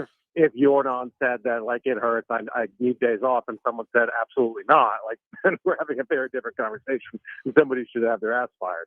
But that's I don't think that's where we are at this point. But again, I'm always going to side with the player, at least on something like this, of like you need to be honest. And maybe it just wasn't what we all thought it was. I don't know. But I think it's a little bit more convoluted than I have hand soreness and you should be out. But, Will, isn't this also the bigger picture? Because we're all focused on the Yordan situation because it's what we're dealing with at the current time. But to the bigger picture of because of the fact that we're dealing with all the, and I don't want to say medical malpractice, but I want to say just all the screw-ups of all the different issues of all the recent past with all the different players involved, like something has to change. And there's no reason for anybody, whether it be the fans or, you know, or the people, the other players or the Players Association or anybody involved to look at all that's been going on and believe anytime the Astros release anything, how the heck are you supposed to believe it? Because what's supposed to be day to day turns out to be 4 months with Kyle Tucker or all the pitchers that Tommy John was supposed to be 10 to 12 months to 15 months that turns out to 2.5 years with McCullers and longer with others and rehab assignments that are shut down. Like that's the bigger picture. Yeah, and I think that's fair as a fan and putting your emotions into it, but I think it's really unfair to like lump them all together. Those are all so extremely different. And then if we want to look at a different team, look at Giancarlo Stanton with the Yankees. He came into camp with elbow soreness, and now he hasn't played a game yet. Like, what the hell happened in the offseason? Why is no one doing imaging there? Like, it happens, unfortunately, across baseball and across all sports. Obviously, this hits a lot more, and we're hyper-focused on it. So I don't know. Obviously, somebody missed something. I am not writing anything off. Like, no one's getting away scot-free. I don't know if somebody needs to be held accountable, but somebody certainly missed something. There was a step missed somewhere. But this is hardly an anomaly to the Astros in just baseball right now. It's not an anomaly. It's not. I mean, how many times are you going to see a diagnosis in which the prognosis is the recovery should take this long, and whether it's a pitcher or a position player, that it takes in certain cases weeks to months later to sometimes years with some of the instances. Yes, every individual is different, but when the diagnosis comes back as something very mild or the recovery is supposed to be this long, and every single time you're looking at way longer than what they projected, that's not just an individual and how their body reacts. Like the Tommy Johns and all the arm surgery things, there's no one coming back close to on time, and they're being shut down more than they're coming back. I mean, but you could play that game forever. Like, what about Christian Harris? Where the hell was he? We were told that he was really back. We were told that Nico Collins was only supposed to miss X amount of time. He missed 2X time. Like, is it because we were lied to, or is it because it may be a little bit tough to predict exactly how it's going to heal and exactly what's wrong initially when you get put on the IL? Like, when you get put on the IL, it doesn't look that bad, and all of a sudden it actually is a little worse, and then everything changes. I think it's a little bit harder than it is for us to be like, oh, what the hell's going on? You get paid millions, figure it the hell out. I mean, I think the biggest malpractice here is that they did imaging on May 6th, and then they didn't do imaging again until the day after he hit, or maybe even that night, I don't know. But after he hit live BP against pitchers, and their reasoning and their claim is, well, the inflammation covered up a break. You could use that same reasoning to say the inflammation covered up what should have been a perfectly healthy bone. We have no idea because the inflammation was cloudy and prevented us from seeing that. I think that you need to see and have confirmation of a clean bone before you resume swinging a bat when a guy's complaining about a hand injury. That, to me, is the biggest thing. I would not disagree. Yeah, I would not disagree at all. I think that's actually, I think it's reasonable and it's fair to say, hey, before the next big step, let's clear what we think could be a hurdle. Let's get one more thing of imaging before we do this. But with that said, just keep in mind that doesn't mean that no more damage was done, because it wasn't. We would like to just know beforehand. I think that's the way we feel about it. See, I disagree with that statement. Like, I don't know for sure that damage hasn't been done. And in fact, Jordan Alvarez was asked that question. He said it's possible. Like, I think that there is a likelihood that he will eventually miss more time than if he would have just gotten diagnosed with a broken hand the first moment he went to imaging. And I know they didn't see it, but if they find it a week later, I still think he returns to play quicker. That's why I'm really curious to see how they treat this. Like, if he's in the dugout with a cast tomorrow, then absolutely it's a longer return to play than it would have been if they saw this on May 12th. Yeah, that's tough to argue. 100% would be tough to argue. And again, I'm not arguing just for argument's sake. I'm just trying to put some things into some boxes. No, and I think you're right. You're doing a great job. Take some things out of the box where they don't belong. And I do think you're right. Like, I do think you're right. If he's in a cast tomorrow, forget about it. Like, holy hell, hell's going to break loose, because you're right. If you need a cast at 60%, where the hell would the cast have been at 10 or 20% or whatever? Yeah, I'm very curious to see that. No, and Will, that's great information. I do appreciate you calling in, and I like the counterpoint. I wanted some counterpoint today because I knew we would be aligned on this. But great conversation. Appreciate you calling in. Appreciate you, boys. Take care. Will Kunkel, you can catch him on Fox. Reports the news. He's a good journalist. Yeah, he's a journalist. He is a journalist. No, I know. The thing is that to the point of recovery, what is it, May 2nd that they came out with the announcement? May 2nd is when he went on the IL. Okay. Or that might have been the last time he played in a game. So May 2nd, if you shut him down, right then and there, regardless, and you're playing precautionary, to our point, okay? Then if you go 4 to 6 weeks and take the longer side of that, right? Second week in June, he's back, okay? Right now, we don't know if he'll be back in the month of June because of the fact that whatever happened, right? And then he goes and he takes the BP and he does the swings. I think your timeline's a little aggressive. Like, if you have a broken bone, that could be 6 weeks. It could be 6 weeks before you're even touching a bat. Okay, but so it could be 8 weeks. I was going 6 weeks just to start doing the things that he did later this month, which actually prolongs the date of return because of the fact you could have done damage. We don't know, but now we're talking about what are you going to do to backtrack to cover for the fact that you didn't diagnose this when you did. So you don't know what you don't know, but at the same time, the belief is it's probably going to be longer in the recovery process now, like if he casted it now instead of casting him when it first happened. It depends on when he returns to play. Like, because no one knows the answer yet, because he wouldn't be back yet if they found out he had a broken bone on May 3rd. And again, they couldn't find out that they had a broken bone on May 3rd. They tried. They had imaging. They realized that they couldn't see anything because of the inflammation. Okay, let's wait a week and then see what it looks like after a week of letting the inflammation. I had this happen to me. I broke my fibula. They x-rayed it that night. Didn't find anything because the swelling was too bad. I knew it wasn't right. Like 3 or 4 days later, went back and they found a hairline fracture. So like this happens all the time. Like we know that this happens all the time. That's why doctors, because we know this happens all the time, should check that off whenever they're doing their due diligence. But if we just go conservative here and we say they wait a week, so they probably took the first look. I don't even know when they took the first look of imaging because they said they didn't want to do imaging. They didn't want to do imaging. We didn't even bring that up with Will. So let's say they go a week. Let's be very, very conservative here. Let's say they did imaging May 3rd. Actually, Dana Brown actually told us it was on May 6th. So they did imaging May 6th, didn't see anything. Okay, they wait a week. Let's say they wait a week. May 13th, inflammation is down. Oh, there's a crack there. What do? They're going to put them in a cast. Yep. They're going to put them in at least a soft cast, something to try to keep it tight there. Okay, so that would be May 13th, right? So if we go, let's say 6 weeks, let's again be very, very conservative. That puts you at the end of June. June. Right. So if Jordan comes back at the end of June, then Will is right. He didn't miss any more time. But if he comes back in mid-July, well, it just cost him 2 weeks. It cost him half a month. So that's why we have to wait. If it's anything past June, I believe that the Astros cost Jordan Alvarez games. And the biggest issue is, regardless of which player you're dealing with, but because you're dealing with your franchise type player, your most important player, the imaging you should have been bordering on, and Will mentioned, the cost of, they're going to bring up cost to do more x-rays. They're not paying for anything. And regardless, it's worth the investment to pay for every single imaging, even if you were, because of who you're dealing with. And the fact that he's so important to your lineup. And the fact that if you're not checking this thing almost daily, as I keep repeating, that for a professional sports team with unlimited budget and resources to not be checking this more than less is ludicrous to me, especially because of how important the player is. But I'd have been checking this every other day, if not more frequently than that. They don't like doing x-rays that much because of the radiation. Now, Google told me that it doesn't really matter a lot of time, that like an average person can handle as much radiation as possible. But a lot of times doctors will stray away from a lot of radiation because they don't like the side effects that it could potentially cause. Do it once a week. Okay, right. But also, I know damn well as a training staff when the swelling's gone down.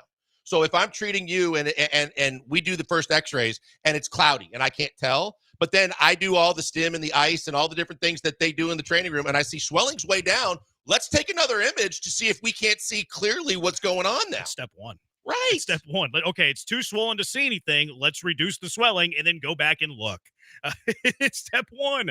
We don't need any more Mr. Dr. Brown and Astro interactions. His office did my carpal tunnel surgery about 12 years ago. How is your carpal tunnel doing? 713-780-ESPN. Chuck Chester on the line. The text line's on fire. 713-780-3776. Killer Bees, ESPN 97.5 and ESPN 92.5.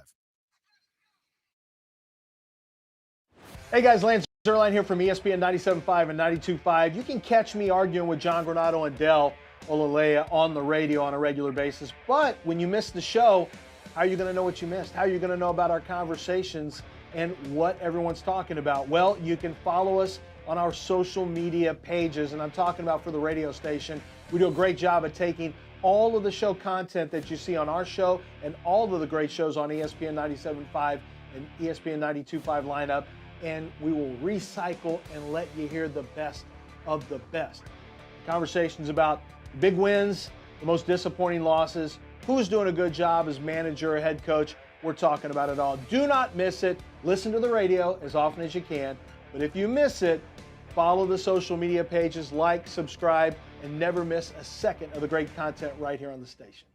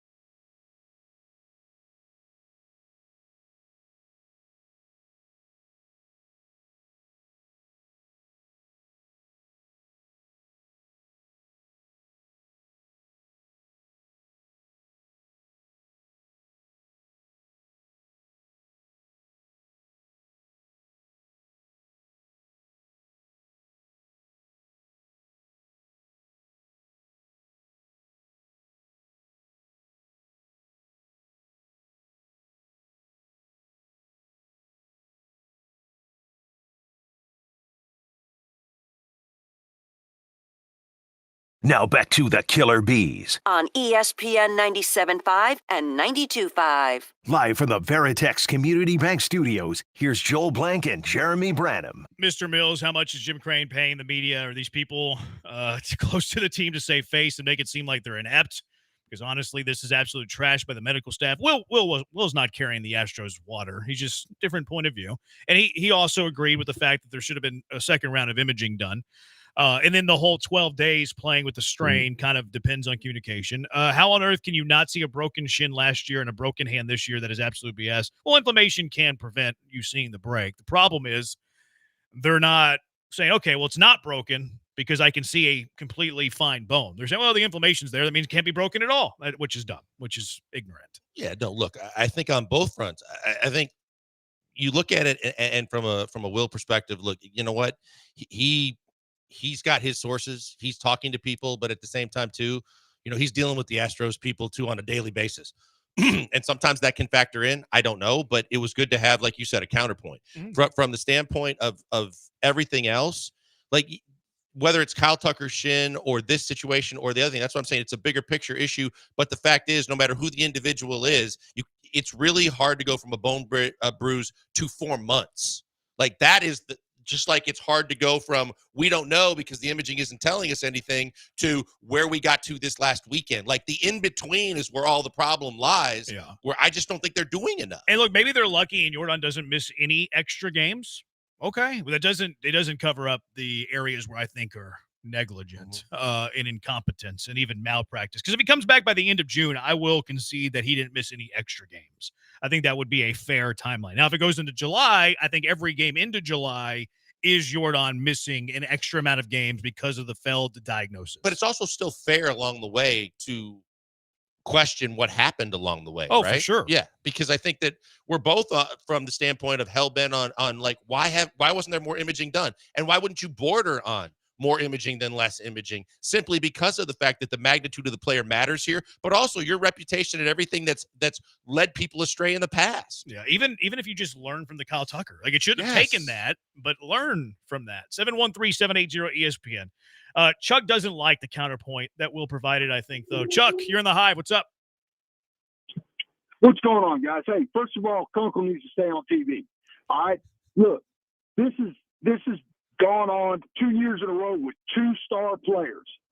Not only that, this is the 3rd year in a row since we won the championship that our pitchers' arms are literally falling off.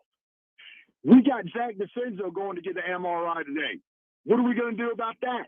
What are they going to say about that? They pushing him out in a wheelchair, telling him he's all right?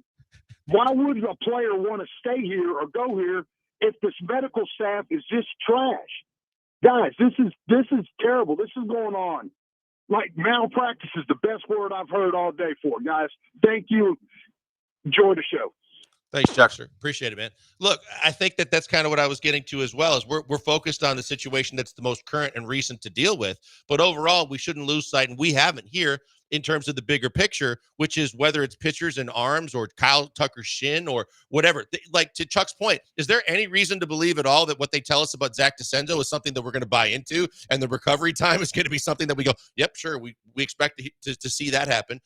Because we all have PTSD, because there's just been too many that have been stacking over the last several years of whether it be misdiagnosis, just missed timelines, misinformation, seemingly not the right medical attention that was necessary at the right times, over and over again. But something has to be done about it. Yeah, it's maybe I was wrong whenever I said Jordan's the enigma. Maybe it's the Astros medical staff that is the enigma. You heard Chandler Rome say that eventually they had to come out and tell more about Kyle Tucker because he was embarrassed. But we also know that Jordan has come out twice now and talked to the media himself.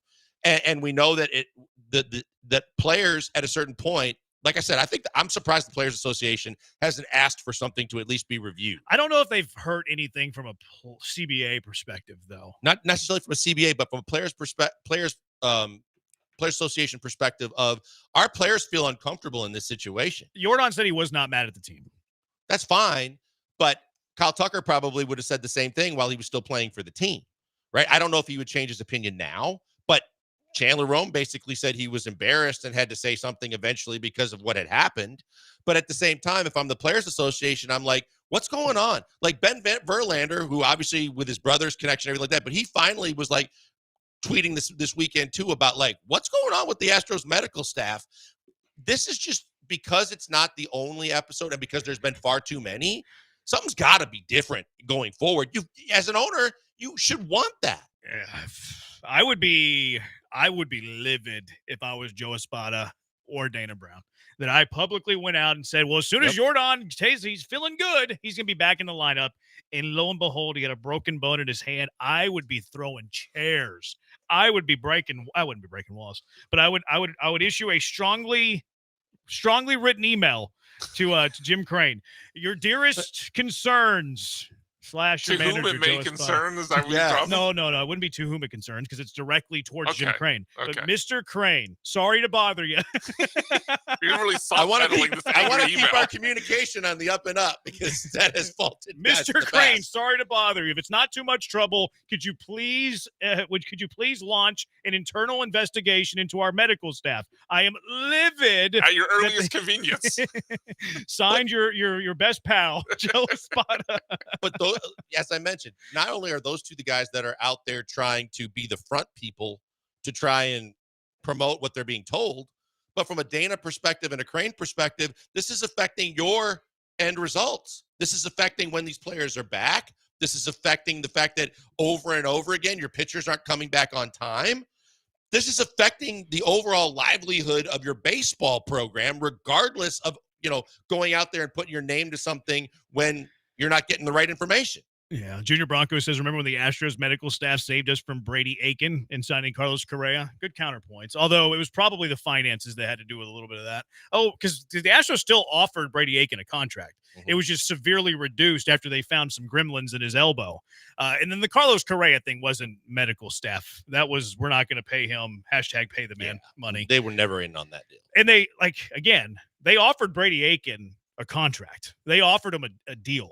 But they were very limited, kind of no way he's going to accept that deal because of the gremlins in the elbow, which actually they were right about. He ended up having TJ, and he never amounted to anything. He never pitched in the bigs, Brady Aiken. I don't think he's bouncing around in the minors. I think he might Not be that I've toast. seen. Yeah, not that I've I seen. think he might be donezo. All right, 713-780-ESPN. The Hive have thoughts on this. A little bit later, we'll hear from Dana Brown and Yordan Alvarez through an interpreter, of course. 713-780-ESPN. Killer Bees on ESPN 97.5 and ESPN 92.5.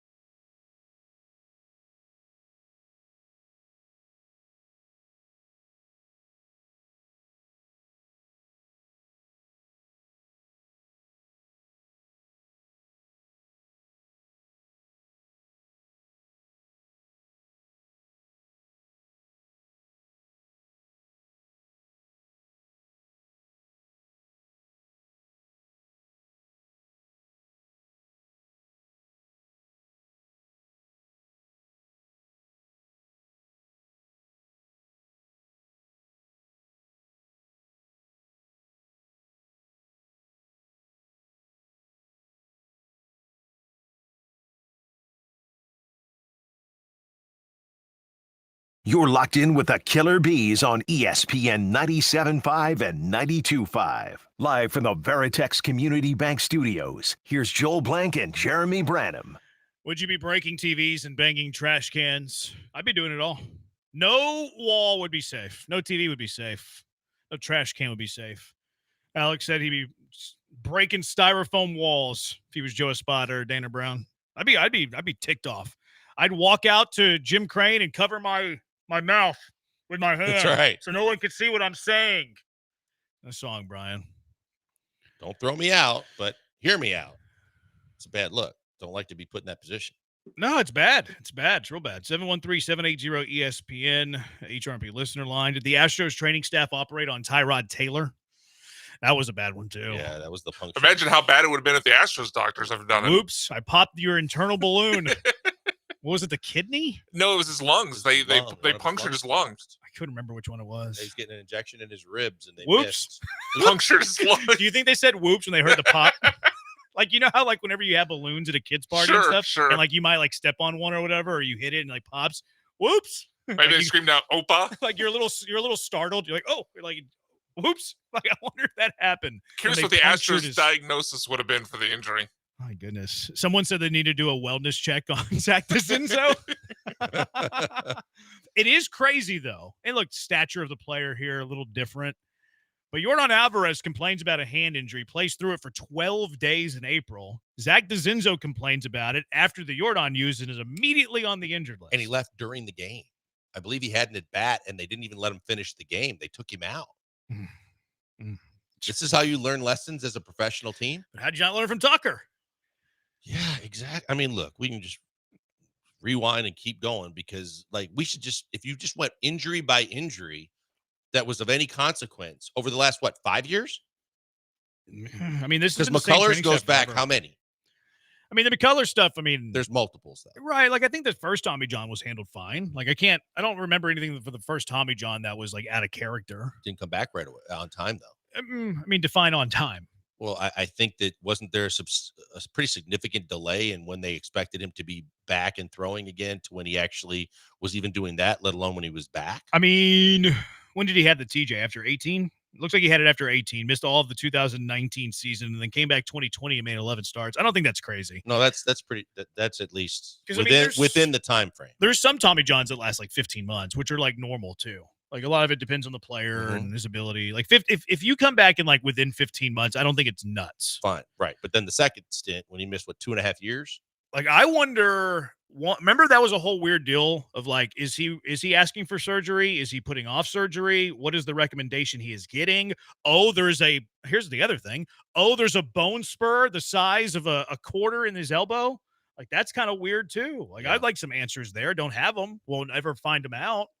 Yeah. And again, some of these, I don't know like how soon JP France was supposed to be back, but but they're basically saying it's going to be all this season too. Yeah, they say like the earliest, like late in the year, which at that point, it's 2 years. Yeah.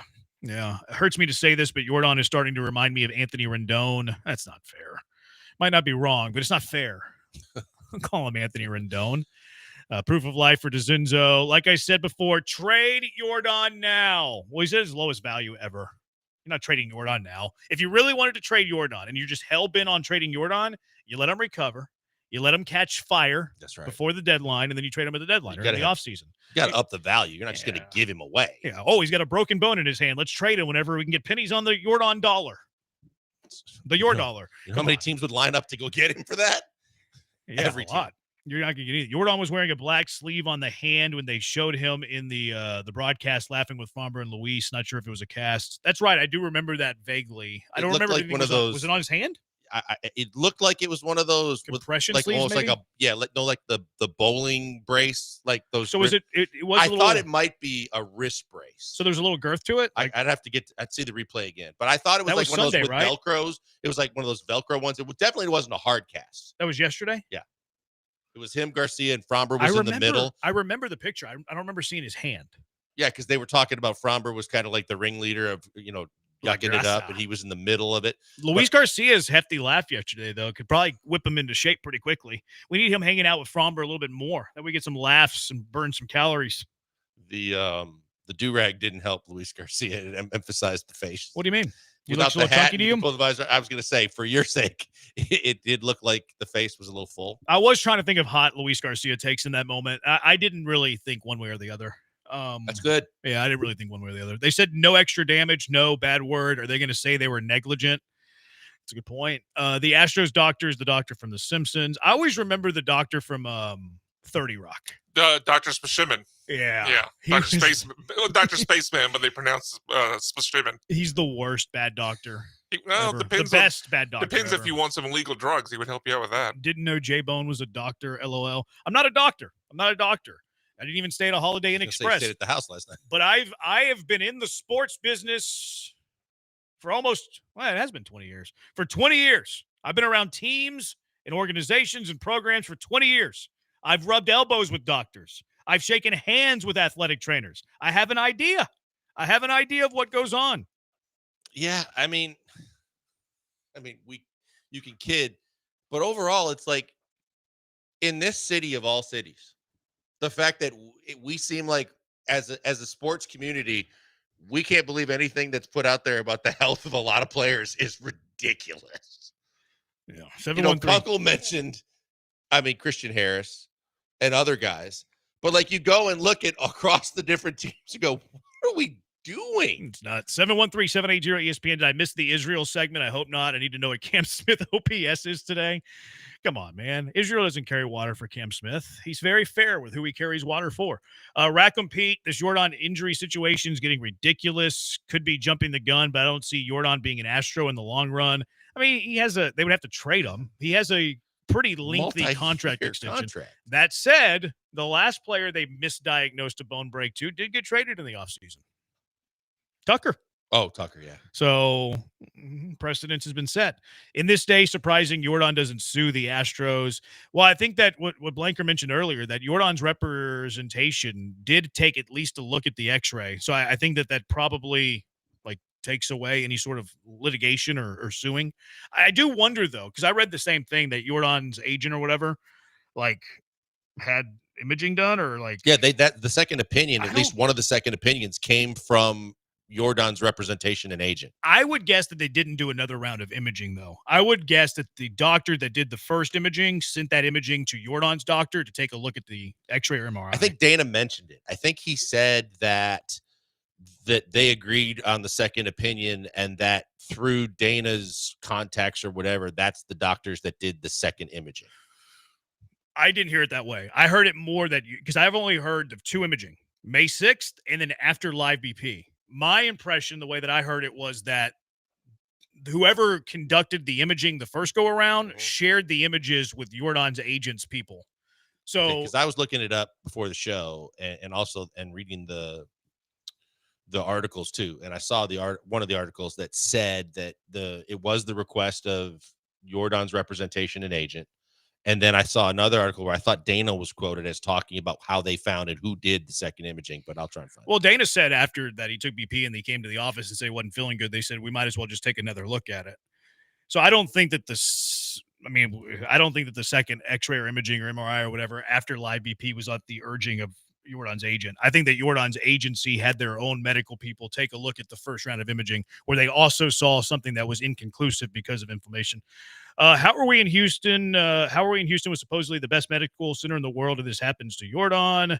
I think one of the biggest slaps in our face is that Jordan is front and center in a commercial for Memorial Hermann, who are leading the sports industry. That's right. I kind of did think about that. The real shame is this is supposed to be Houston, home of the world-renowned medical center, and Dana looks like a fool. Yeah, it stinks for Dana, too, because he got hung out to dry by the medical staff. I think this is from the Chronicle, but when I Googled it, it said Alvarez said he sought a second opinion through both team doctors and independent doctors. Brown affirmed the second opinion was through him and his agent. Second opinion doesn't mean second imaging. Second opinion could be a maybe different so. set of eyes from a doctor That's that's fair. looking at the same image. That's fair. Which is vague. It's very vague. It could be interpreted different ways. 713-780 ESPN. Let's go out to the HRP listener line. Pete, you're in the Hive. What's up, Pete? Hey, guys. How's it going? Good.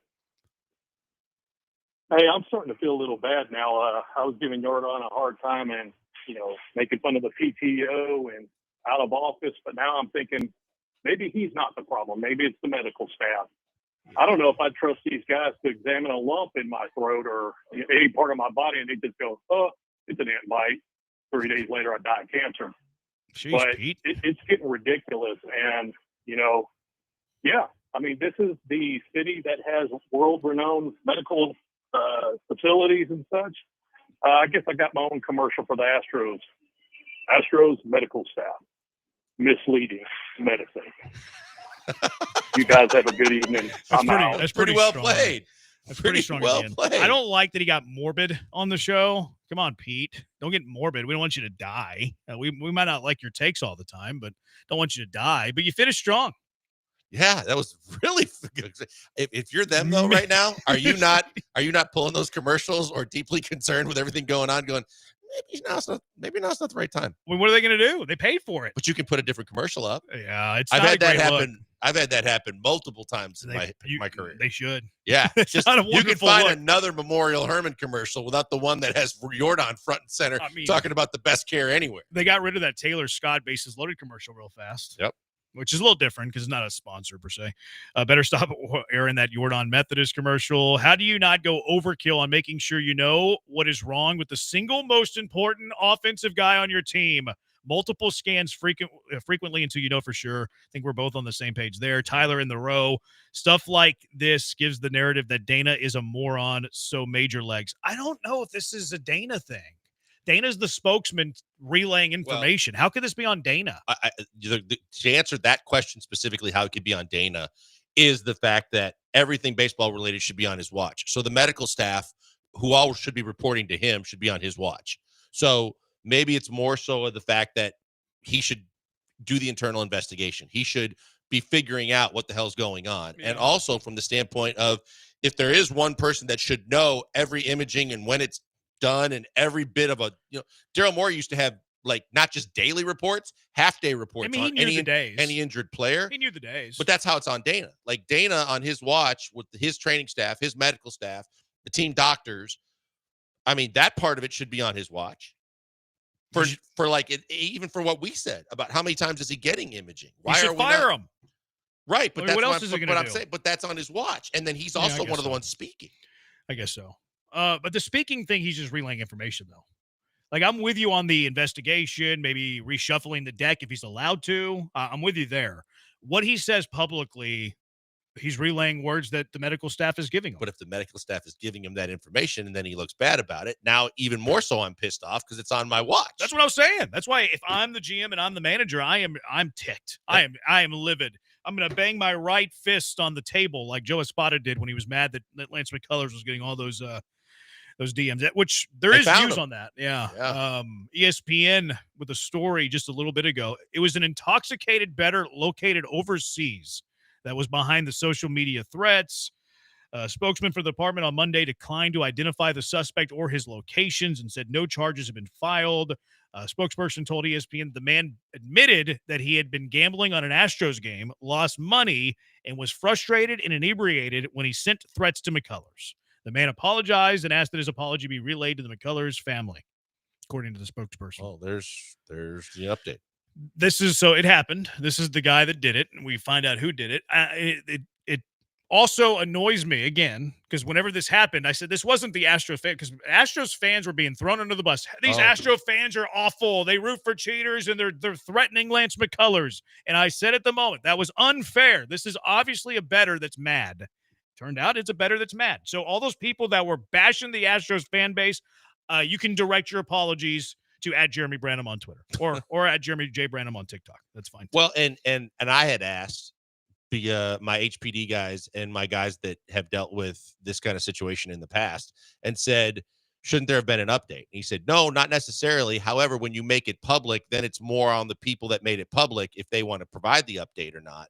But he said, normally from the standpoint of the investigators, they don't give updates. So that's the worst thing that they would do. So I stood corrected there and was, definitely pleased that I got the information from him. But he also said, hey, look, once they make it public, both player and organization, then if the media is asking or however they want to deal with it, at a certain point, you would think they're going to give you their own update. So we can't call him Jussie McCullers. No. Or Now, does he? Lance Smollett. Hopefully, he can feel comfortable enough to cancel his personal security detail that he was paying for now too, if it came from overseas. Yeah, I don't know. That's a tough call. Yeah, that's a tough call. All right, 713-780-ESPN. Let's hear from Dana Brown, the horse himself, and Yordan Alvarez as well when it comes to this injury. 713-780-3776. Killer Bees, ESPN 97.5 and ESPN 92.5.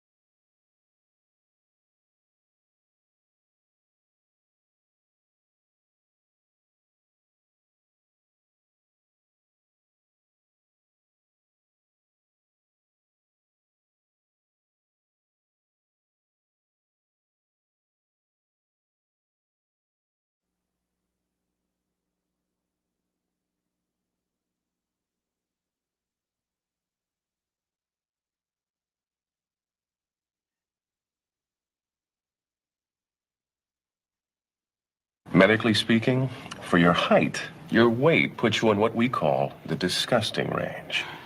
Fortunately, there are solutions. For example, crystal meth has been shown to be very effective. You're locked in with the Killer Bees on ESPN 97.5 and 92.5. Live from the Veritex Community Bank Studios, here's Joel Blank and Jeremy Branham.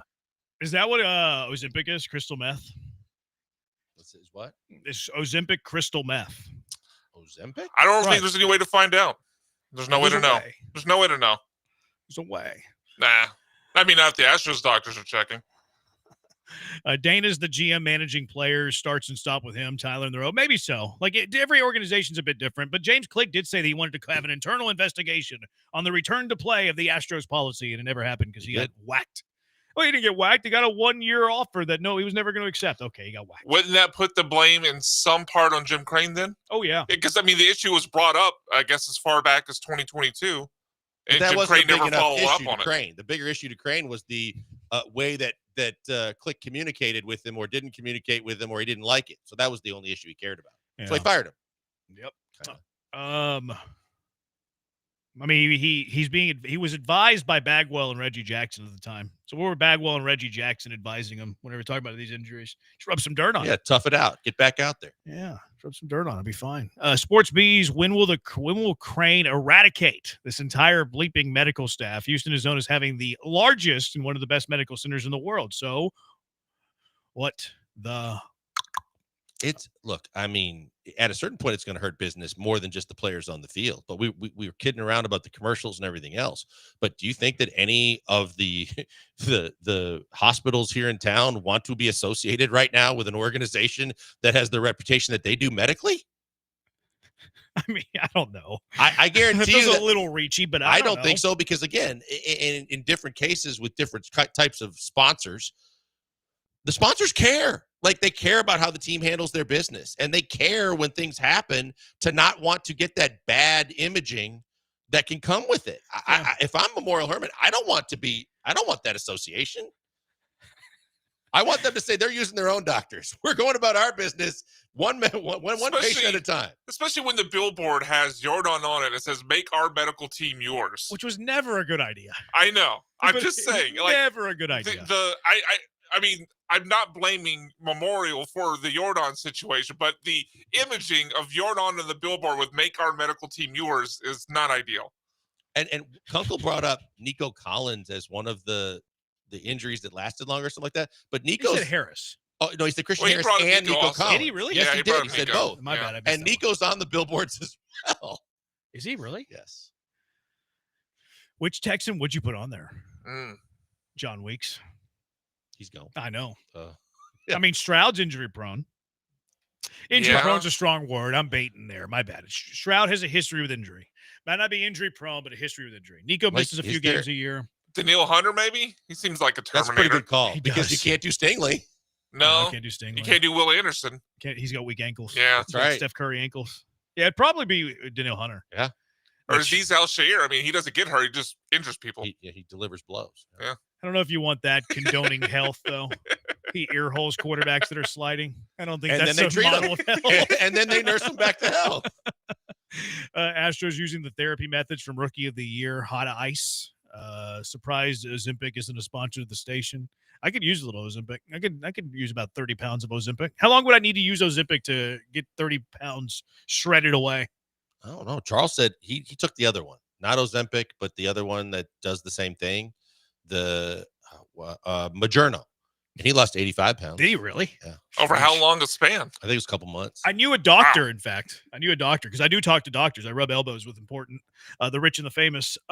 He told me that he didn't say, we weren't talking about the use of Ozempic, but he was saying that clients and patients that he has that have used Ozempic, he says you can't trust a fart. Oh, really? Mm-hmm. Mm-hmm. Sometimes it's not only that. It's been rumored that in the entertainment industry and also in the news industry that it's a very popular product. Oh, for sure. And it works quickly. Yeah, the side effects kind of spooks me off.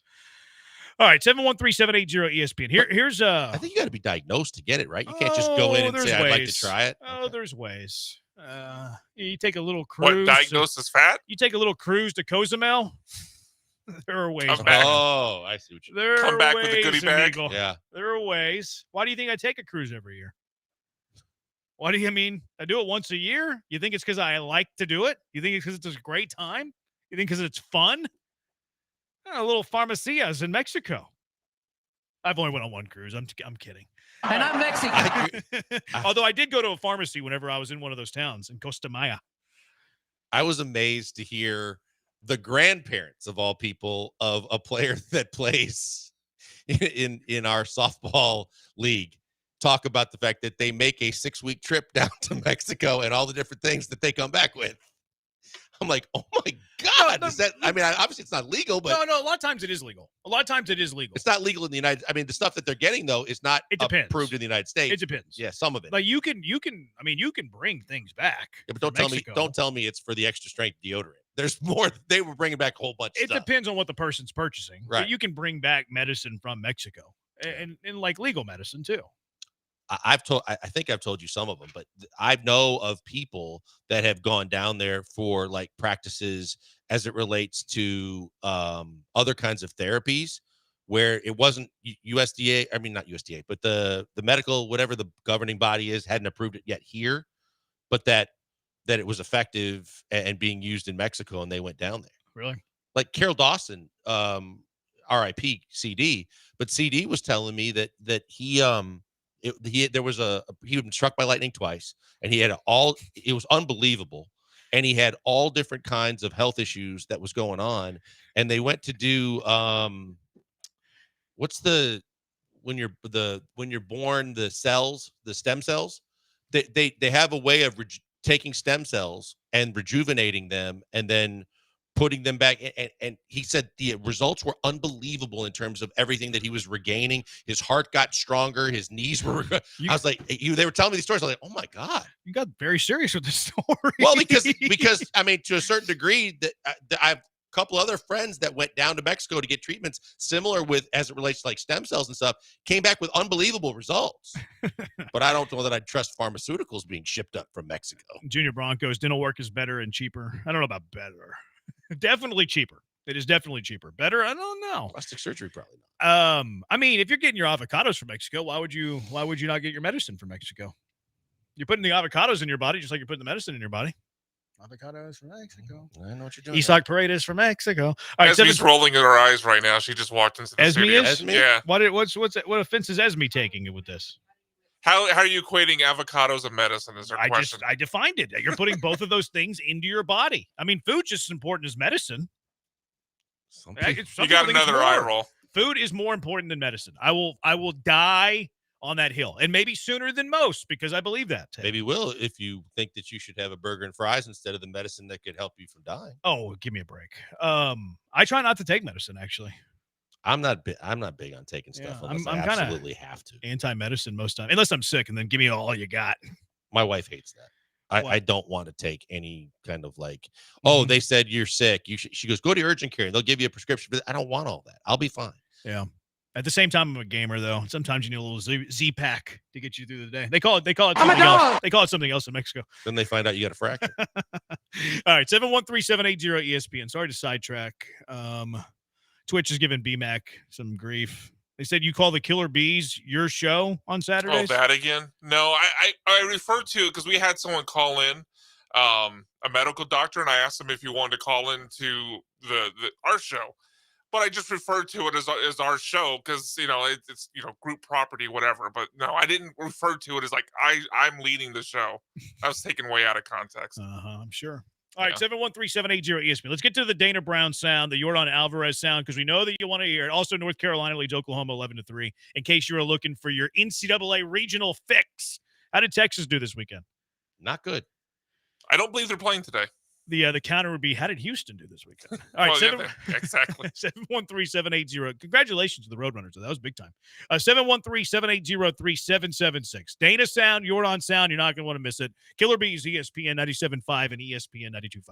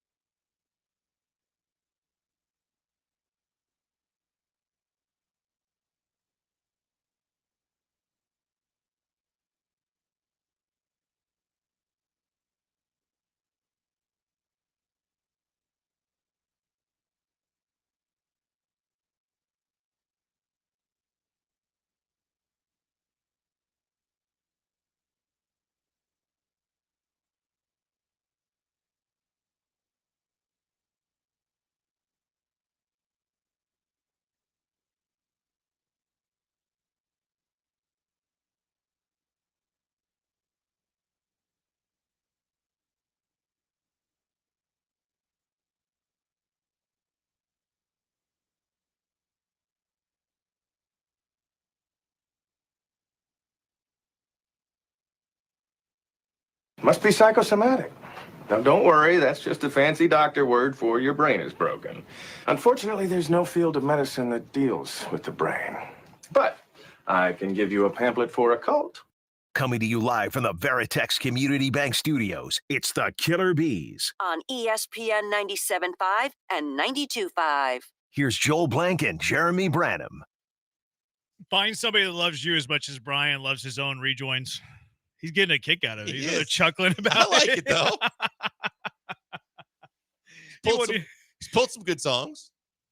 I looked over. He's in there like crackling. I'm currently in the middle of a 30 Rock we watched, so I think it just hit me at the right time. Oh, you do the 30 Watt? Yeah, my wife and I are watching it. Yeah, we watch every now and then. How many more you got in the tank for the rejoins? None scheduled right now. I was just gonna wait out and see how it goes. I know a few more, but I'm just curious to see what other polls you got. If we keep with the Jordan topic, I'll find more. All right. As much as BMAC talks in the show and say it is his show, dang. I have not talked much today. I don't know who he's roasting, us or BMAC. I think mostly me. You guys did replace the Willhouse party of 3. Touche. Astro management, it's only 40% broke. Get them out there. Good to go. That's a good point. It's 60% healed. We think it's a good thing. Here was Dana Brown breaking the news in the early timeline of the Jordan break in the fourth, how do you say it, metacarpal? Metacarpal. Fourth metacarpal of Jordan Alvarez. Jordan back in the Chicago series, May 2nd, after the first game is when we shut him down. Prior to that, probably about 10 days prior to that, he felt some discomfort in his hand. He started really fighting through it. And it was unlike any of his other hand injuries. So he felt like, I'm okay. I think I can fight through this. So he fought through it for probably about 12 days or so. I don't love the sign of my best offensive player fighting through a hand injury where he's had problems with his hand before for 12 days. Like, how is it communicated? Like, I get all of that. I just do not like that Jordan Alvarez for 12 days was fighting through a chronic hand problem in April. But Jeremy, this is, again, if it's any player, but if it's a player of Jordan's magnitude, regardless of if he tells you this is a different feel than the other injuries I've had that I've felt with my hands, the bottom line is play it smart. Have someone look at it and or take some imaging of it to make sure that it's not just something you can play through, that it might be something more significant. Their counterpoint would be we did take imaging. They didn't think so at first. They didn't think that they needed imaging, but they later did take imaging. But by the time you decided to take imaging, could more damage have been done? Oh, probably. There you go. It could have been. It could have. Right. Whoa. We don't know. No, we do know.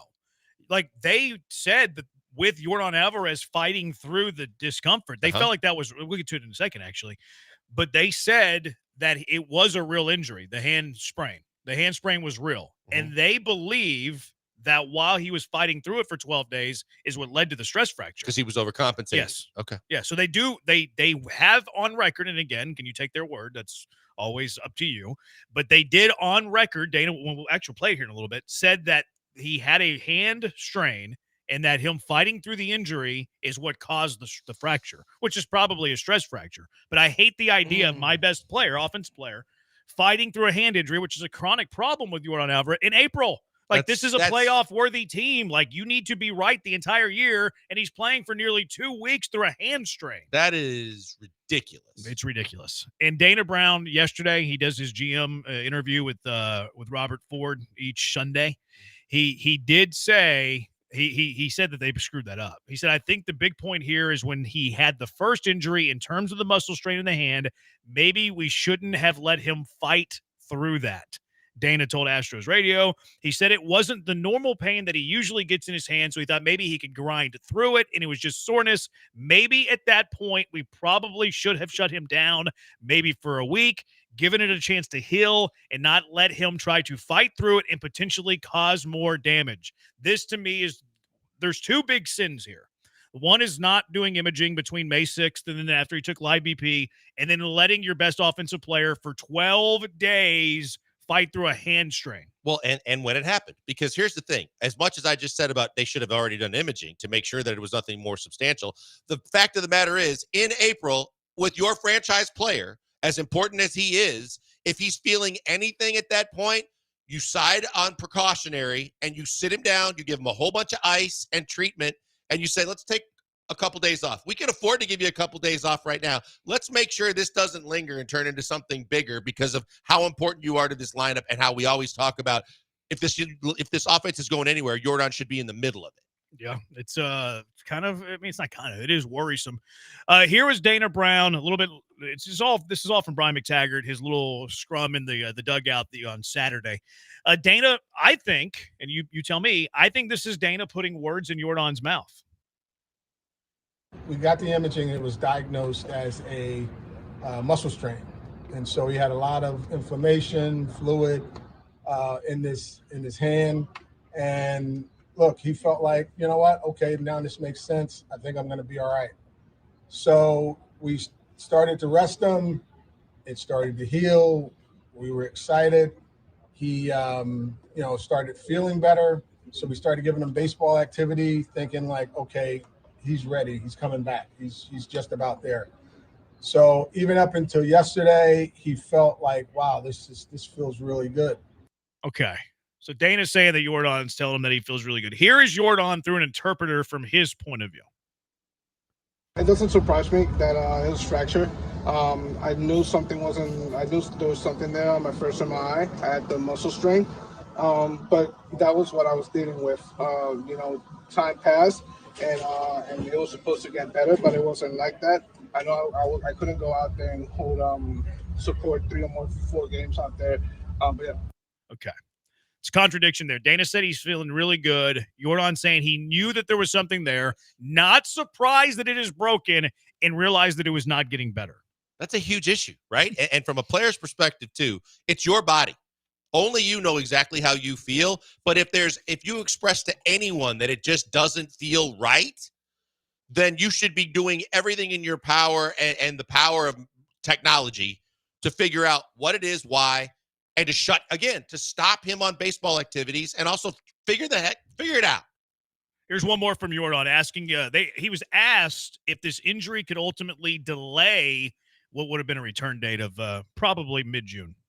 Yeah, it's possible because obviously there's an injury there, and it would be 3 or 4 days without hitting, and I would feel good. But then when I would come back and do game swings, the hurt would come back. And like I said, time passed, and I was supposed to feel better, but it wouldn't. I would still, be playing up on my head. Says it could potentially delay the return of what would have been had they diagnosed it properly. I think it's more than potentially. I think it's probably, but we'll see. Are you good with that timeline? Of what? Late June. If he goes in, I think if they would have diagnosed this as early as possible, and I'm giving them the benefit of the doubt on the inflammation. Mm-hmm. May 6th, inflammation, can't see anything. Okay, that's fine. I understand. May 13th, a week later, inflammation should go down. And to your point earlier, let's get the inflammation down and see. That should be step 1. Okay, May 13th, we find the break. May 13th, I think end of June would be a fair conservative return date. Yeah, I was guessing that if they did this without any of this extra stuff that could have caused, I was guessing that by mid-June. But if you want to say late June, okay, fine. And I think we're in the same ballpark, and I'm being conservative, right? I'm trying to be on the conservative side of this. So any game in July that he misses is on the Astros misdiagnosing this. No question. Okay, we're all on the same page there. You want to do a Jordan guess the But day? here's the other thing, too, before we get to that. But can I just ask you something about what Kunkel said? Because Kunkel said no. Because when Kunkel said he took BP off the machine, that it wasn't the same as when he took it off the live pitching because of if you get jammed or the end of the bat and the reverb. You're getting that with a wooden bat no matter who you're taking pitching off of. It depends on if you catch on the sweet spot. And if you get, I think there is more of a chance to get reverb from a pitcher than in pitching machine, because pitching machine, you're probably going to hit it solid because you know where it's going to be the whole time. Maybe so, but I know the pitching machines underneath are the ones where they can pinpoint everything. They're not doing that with the Jordan. But that's what I'm saying. But that's exactly what I'm saying. Yeah. The ones underneath. But the ones at BP, if they're just putting it in a jugs gun or whatever, and it's putting it out there for you, you still could end up catching one more on the handle or on the end. If you're trying, they said he went the other way. But do you think they're doing that? Do you think that they're throwing Jordan a bunch of different repertoire of pitches while he's recovering from a hand injury? No, but that's what I'm saying. That's why I said he would have felt some of the reverb even on Thursday, let alone on Friday when he faced live pitching. I thought that he would have felt, because he said after the pitching machine too, he felt good. Well, I don't think you're going to get as much reverb on a pitching machine as you would live pitching. I still think you could do it. I still think, especially because they were saying he hit a couple out. Dana said he hit a couple out. He hit a couple balls the other way. You don't feel those. But my point is, if you're going the other way, there's a chance you could catch it on the end of the bat or off the sweet spot where you catch a little reverb. There's a chance, yeah. But I don't think that a guy of Jordan's stature is missing many pitching machine pitches.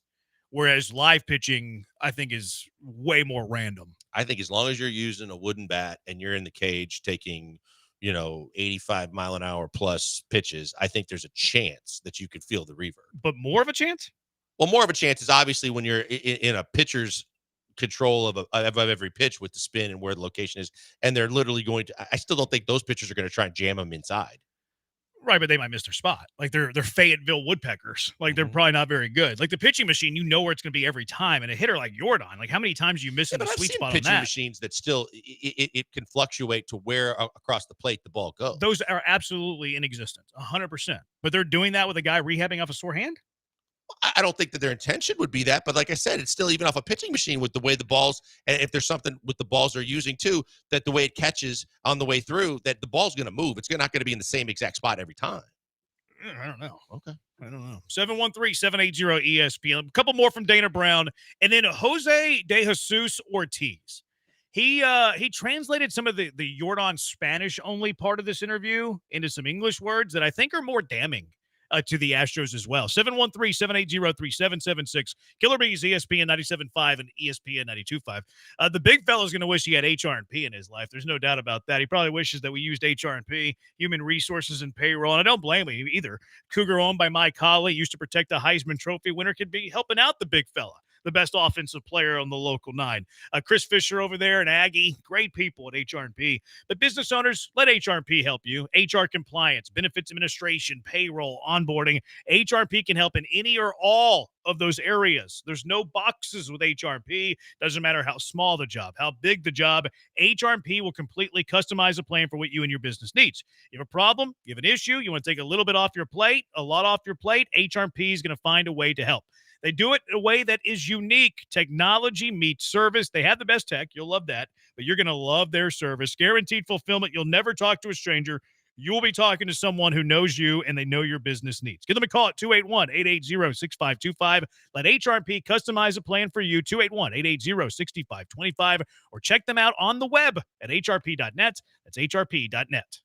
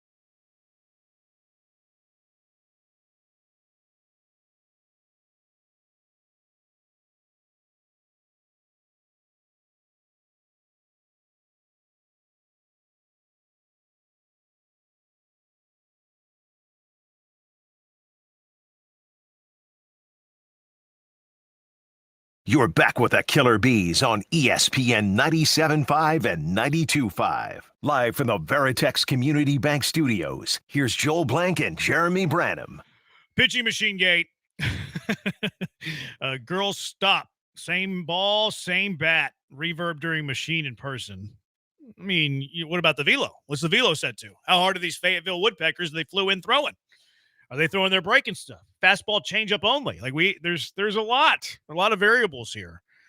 Probably felt better off the machine the first day because he wasn't sore. Then he was sore from the reverb that the pitching machine caused, and it was amplified during live BP. Maybe I just asked the question. I don't even know what we're arguing anymore. Yeah, I mean, I think it's all in play. I think the reverb's greater with a live pitcher than a pitching machine, but then you're right. Like the variables of the pitching machine come into play. I would agree that we don't have that greater, information. yes. What a fun conversation. You think Jordan's hitting every pitch off the machine flush? No way. That's the whole point of the machine, to get your swing consistently right. Depends on the setting. Are they putting it on BMAX setting or are they putting it on blanker setting? Because if it's on BMAX setting, he's knocking everything out of the park. But if you're giving him 82 down the middle every single pitch, yeah, I think Jordan hits every single one of those flush. I do. Yeah, I mean, the velocity matters, right? Because sure. I think as the faster those things get ramped up too, the more that there's a differentiation in where each pitch ends up as it crosses the plate. Yeah, no, I don't know. I don't know how ramped up it was. Like, they thought he was going to play Saturday. Maybe it's way more ramped up than I'm giving credit to. Like, I don't know. But, I mean, if he's taking pitching machine on Thursday and they think he's going to play on Saturday, then I imagine that would be pretty ramped up. On the other side of it, I don't think they would have it that high or ramped up against Jordan. I don't know. It's always one of those things we don't know what we don't know. But at the same time, when you're using a wooden bat too, you're going to feel a lot, even unless you hit it like dead sweet spot every time. Which I think Jordan's capable of doing, depending on the setting. Possibly, yes. Depending on the setting. Like if he was getting 85 right down every single time, I think he's flushing every single one of them. Yeah, then you're just worried about timing from the standpoint of catching up to a pitch at a certain speed. But, you know, again, I don't want to get too technical or anything like that, but no matter what the pitching machine you're using too, when you're using baseballs with seams on it, the ball moves. I mean, not if it's a four-seamer. Depending on how you put the ball in. See, that's what I'm saying. But are they putting every ball in the exact right way? And when the ball catches the jugs wheels or whatever as it comes out, it can move. Texture, regardless, hitting a wood bat causes much more vibration than composite. What? Of course it does. Like, That's not the argument here. But that's what I'm saying. As long as you're taking BP with a wooden bat, you're going to feel some reverb. He was trying out the torpedo bat, said somebody. Wheatstraw says, if you could shoot me your stem cell guy's info, tore my bicep during deadlifts. Look at Wheatstraw. He's bragging that he works out. What a flex. I work out. Although don't... wouldn't be my guy, but at the same time, one guy I referenced is not a guy that I can get information from anymore. Habla español. When a guy has enough hand history to have a usual feeling when it's hurt, then you should probably play it safe and not play through the pain. That's where I think that the Astros were at fault. Here's one from Dana Brown discussing what caused the break in Jordan's hand. So the muscle strain was real. I really think that when he was fighting through those weeks, knowing that it wasn't the same feeling as some of his hand problems in the past, that he was just trying to fight through it. And maybe that's when, he may have caused a little bit more damage. There you go. Caused more damage because they let him play through it. Way to go, Astros. And then one more on Jordan, and when we could see Jordan again. We're hopeful that because he's healed so much that we're hopeful that he'll be back sooner rather than later. Thank you, Dana. Sooner rather than later. Is he dead or alive? How many people believe that? No, I don't mean. How many people in this city or in all of baseball believe that? What is the end of sooner? Like if Dana Brown is ultimately right, for the sake of conversation, if Dana Brown is right that Jordan is back sooner than later, what is the line of demarcation? What does sooner mean? Is sooner July 31st? Is it July 13th? What is sooner? Define that for me. Because he won't. Because again, I want you to. Because I don't know how much we got sidetracked by what they already did that they shouldn't have done. But if he says right now he should be back sooner to me would be by the end of June. Okay, yeah. So, yeah, I think it'll be later than, but based on your timeline, I don't think we see him in June. No, I don't think either. He'll be a July baby. And again, as long as they're sitting where they're sitting and they're not chasing 12 games under 500 or, chasing to be respectable, I don't think that they're sitting there saying we have to have him back before the end of June. I mean, they were saying they had to have him whenever they let him play through the muscle strain for 12 days in April. Well, again, I'm not saying that they're not dumbasses in the way they've handled all of this. I'm just saying that if you're sitting there right now, currently a half game out of first place, and you're about to go on a road trip to face the Pirates and the Nats, I would think that for the time being, right now where you sit, you don't have to have him back. No, you get it right. Get it right. AJ from the Woodlands just came into this convo. Is there a Jordan setback due to PP? Yeah, Jordan. They found out AG that Jordan has a broken bone in his hand. His fourth metacarpal is jacked up in his right hand. How long you been working on that one? Whenever you told me how to say it right the other segment ago. Dana sounds like he has no idea. Well, he's not a doctor, Dana. Amputation and go to the hooks. That'd be kind of fun to see Jordan take one-handed hacks against AA pitchers. Is this like it's better to break your ankle than sprain it situations? Hopefully. No, it's not better. No, it's not better because the muscle strain did exist. That injury didn't go away. He just has both now. He had the muscle strain, and then also because he's been on the shelf for 3 weeks, there was a bone in there that's been healing that was broken, and they figured out that it was broken because of the calcium buildup in the hand in the fourth metacarpal. Remember we were talking about this, a week and a half ago, about how there's so many bones in the hand that, you just don't know. And if one of them has any kind of a hairline fracture, it can be extremely painful and still last for a while. Mm-hmm. It's ugly. It's ugly. Here was Jose de Jesus Ortiz. You remember this guy? He used to cover the Astros for the He's Chronicles. a big U of H guy. Doesn't he cover the U of H a lot now? I don't think so. No? No. Oh, that's Joseph Duarte. But Yeah. I also thought that Jose Ortiz, before he left the Chronicle, I thought he was doing U of H stuff. I think he's doing Dynamo stuff. Oh. No. You get your Jose de Jesus Ortiz. I knew you were going to do that. Joseph Duarte's messed up. I'm sorry you teed me up. But anyways, here was Jose de Jesus Ortiz. That's a little riddle there. But anyways, Jordan did a part of this interview in Spanish only with the Spanish reporters. And a lot of times the English reporters don't report that because they're English, not Spanish. But Jose de Jesus Ortiz kind of grabbed some video on it and then translated it in English. Jordan, they're just going to read them here. First of all, this is Jordan. The plan was this. We had a plan. Obviously, it was to hit against pitchers yesterday. Obviously, I agreed with the plan, but I knew I wasn't well. So that's kind of weird. Like, he agreed to it even though knowing he wasn't well. Don't love that from either side. Jordan's side. I don't like it at all. And management side. Jordan, I knew I didn't feel well. So I said, if there's anything else, I'll have no choice but to go out like this. I told the guys, my teammates, I will play, but I know I'm not well. Then I hit against pitchers and said, no, literally, I don't feel good. So he was telling people that he didn't feel good, but felt obligated to do this because it was like the last hurdle, either But make who's or he break. telling, right? Because So does the players. Yeah, he can tell the players, but he also should have been telling the training staff, the coaches, everybody else, because also, again, I go back to, as a player, if I know something is not right and that my livelihood is dependent upon and judged upon me performing at a certain level, if I know it's not right, then why am I going to continue with the process? He felt obligated. Well, that's now Dustin on Twitter was the one that said, hey, he doesn't feel like he's a big enough, like an Elijah Wan in the Rockets era where it's just a lot, whatever Akeem says goes. He's Jordan Alvarez. And it doesn't matter at any point as a player, if your body doesn't feel right, you reserve the right to be able to say, I'm not doing this. I mean, I think Jordan feels pretty Jordan-y. I don't agree should with he, that. but they put it all on him. So if it's on him and he doesn't feel right, he should say something. I mean, Jordan Alvarez knows that Jordan Alvarez is important. Like, I don't believe But the at the whole same- Jordan but Alvarez Jeremy, doesn't carry clout. But thing. if you took BP one day off a machine and you knew you didn't feel right, you're not going to say something? If I'm Shea Whitcomb, I might not, because I'm worried about my job. I'm worried about my big league stay. I'm worried because, Shea Whitcomb hasn't made tons of money. I'm worried about my per diem, which is a lot more in the majors. Like, I could see like a Shea Whitcomb playing through this for sure. I don't believe the notion that Yordan Alvarez doesn't think highly of himself to where he would go into the office and be like, hey, I can't play. I don't believe That's that my at all. point. If I don't I feel agree with right, you, I think. yeah, I'm throwing up the red flag immediately and going, hey, I know you guys and we all want this timeline, but what I'm feeling right now ain't right.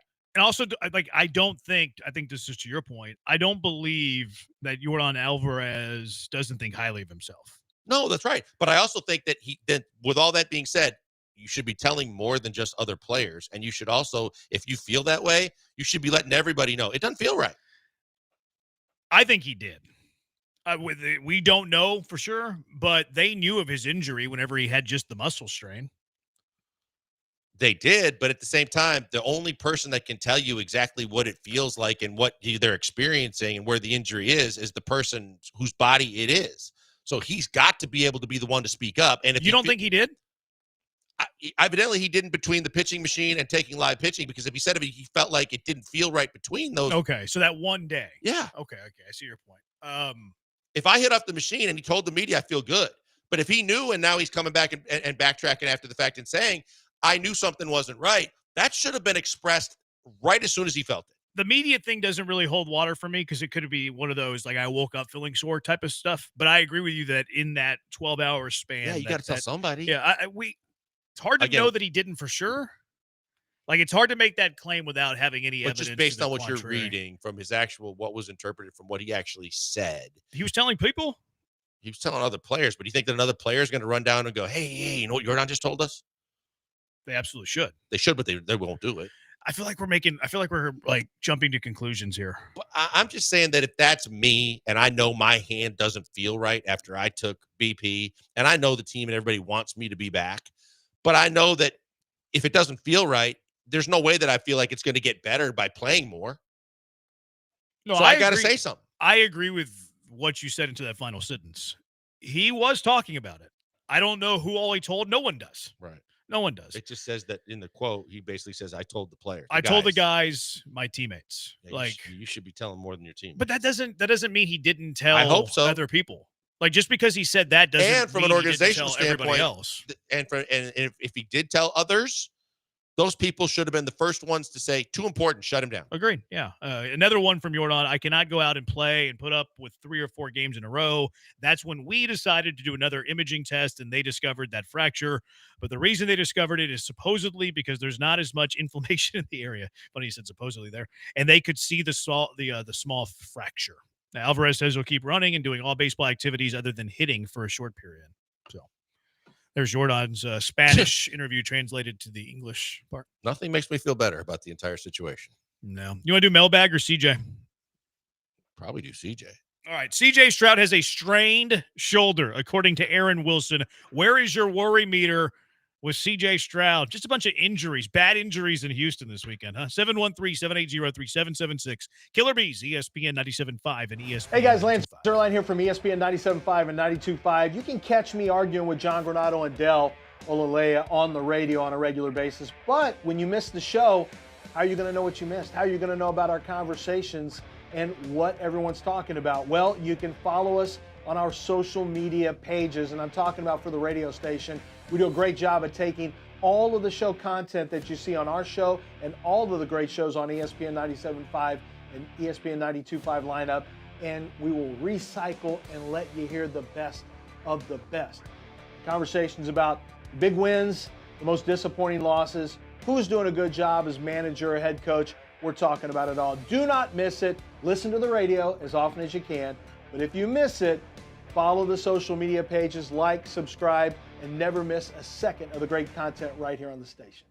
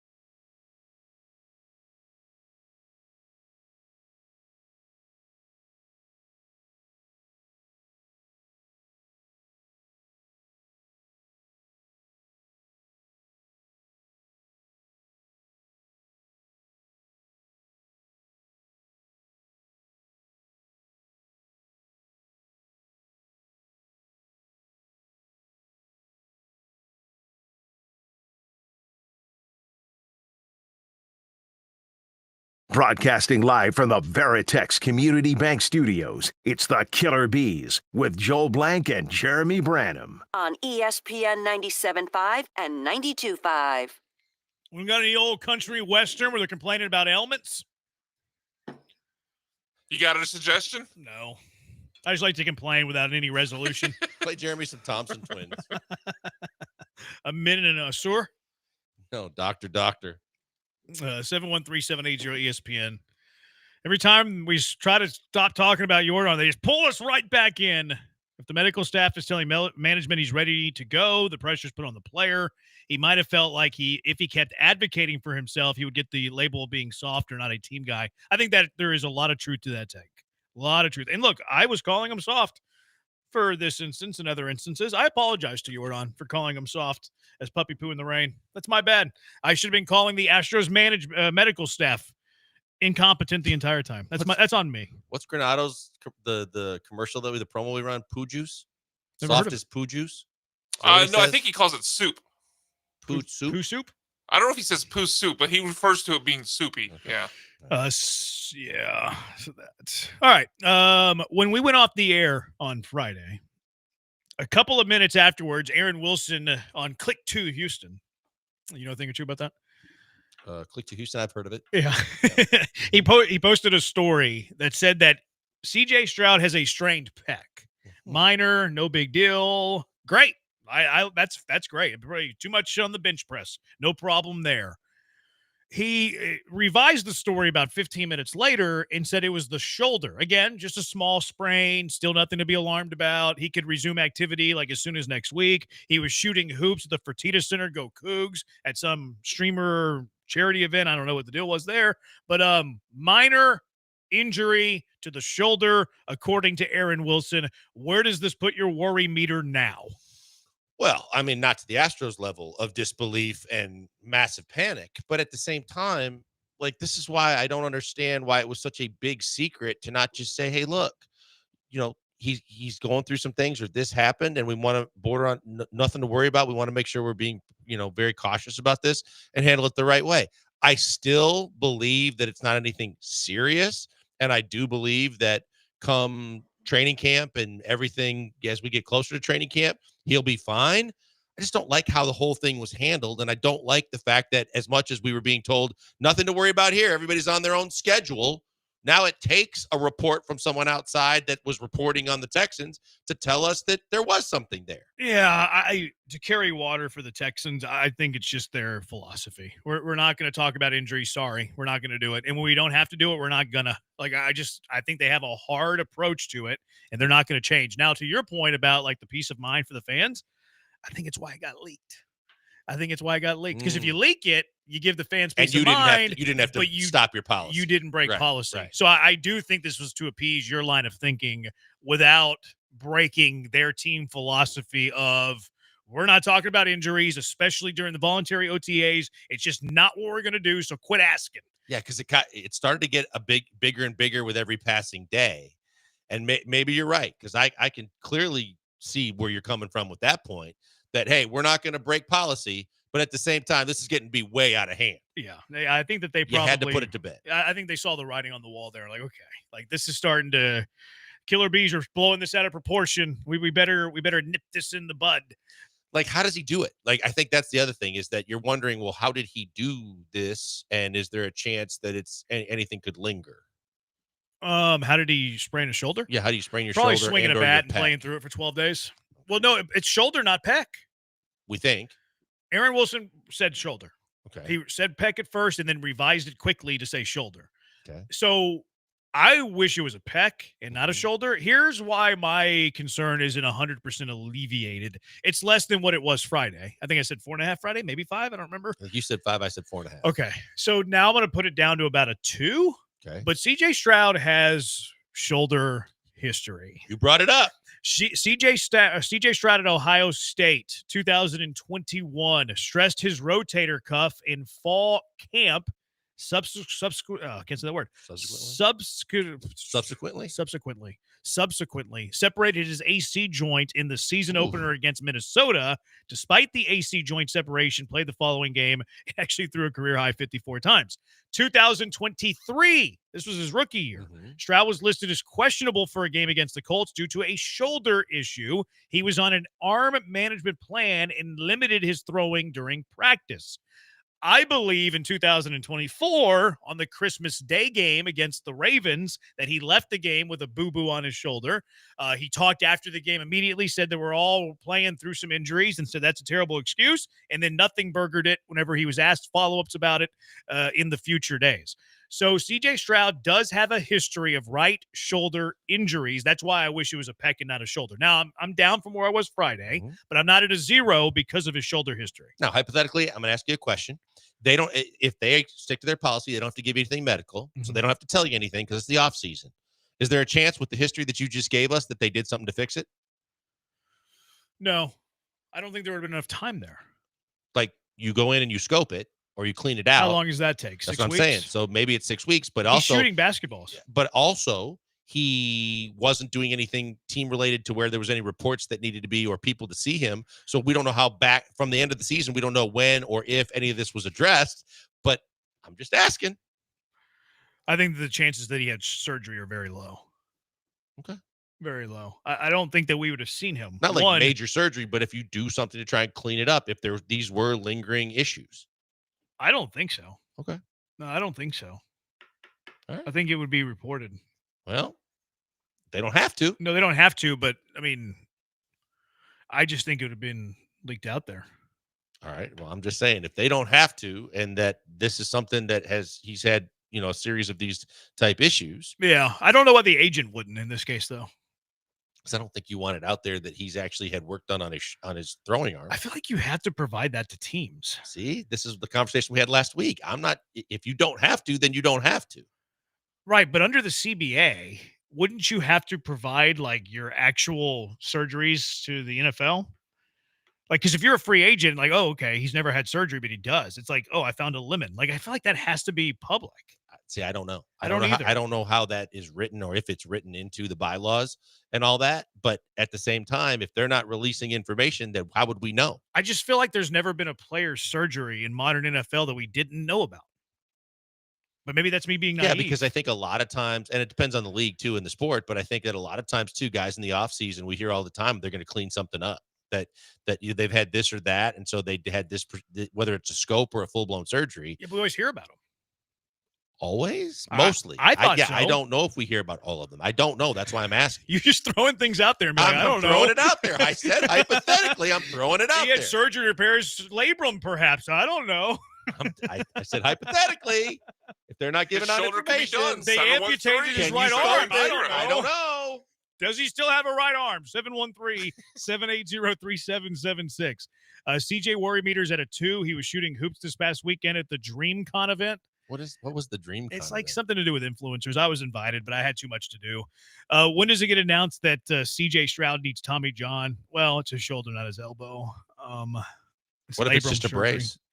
That's still the elbow. I know, but it's not Tommy John, technically. But it's a shoulder here. Okay.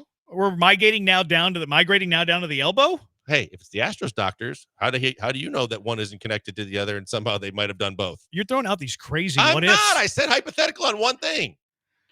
No, I asked you a more question than one hypothetically. thing. I said one thing. You said, I said, if is they're it the possible? Astro doctors. Why would they be the Astro doctors? Because they don't know how to diagnose anything. Right, but why would he go visit them? It was a joke because of the fact that if we were dealing with the Astros, it'd be a different story. Crazy hypotheticals.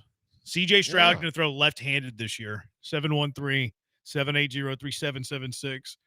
Do we ever hear about LeBron getting hair bugs? I don't think so. Good point. Touche. That's definitely the same thing. Dre says it sounds like Branham is subsequently scared to make the bet. CJ60. I'm not scared to make the bet. I offered you odds that you were scared to take. So What bet? I think that CJ's going to get $60 million a year whenever he gets extended. Dre asked me to bet it. I said I would bet it at plus 150 odds, and we hold our money bet in escrow, and he started to weasel away. I'm in total agreement. He's getting 60 plus. Yeah, I mean, there are some, like, there are some things in play that would prevent him from getting 60. Injury being one of them. Yes. So, like, if we're going to make this bet, I would need some sort of injury, like, allowance. I'm not going to just be like, yeah, let's do it. And then he separates his shoulder in week 3 and I'm on the hook. So, I mean, I am willing to make this bet. He just doesn't want to negotiate any part of this bet because he's trying to get over on me. So I'm not going to do that. I'm not foolish, Dre. I was born last night. I was born last night. I was born at night, but it wasn't last night, Dre. Get out of the left lane. Stop impeding traffic. 713-780-ESPN. Mailbag Monday. What's your question for the Killer Bees? 713-780-3776. Killer Bees, ESPN 97.5, ESPN 92.5.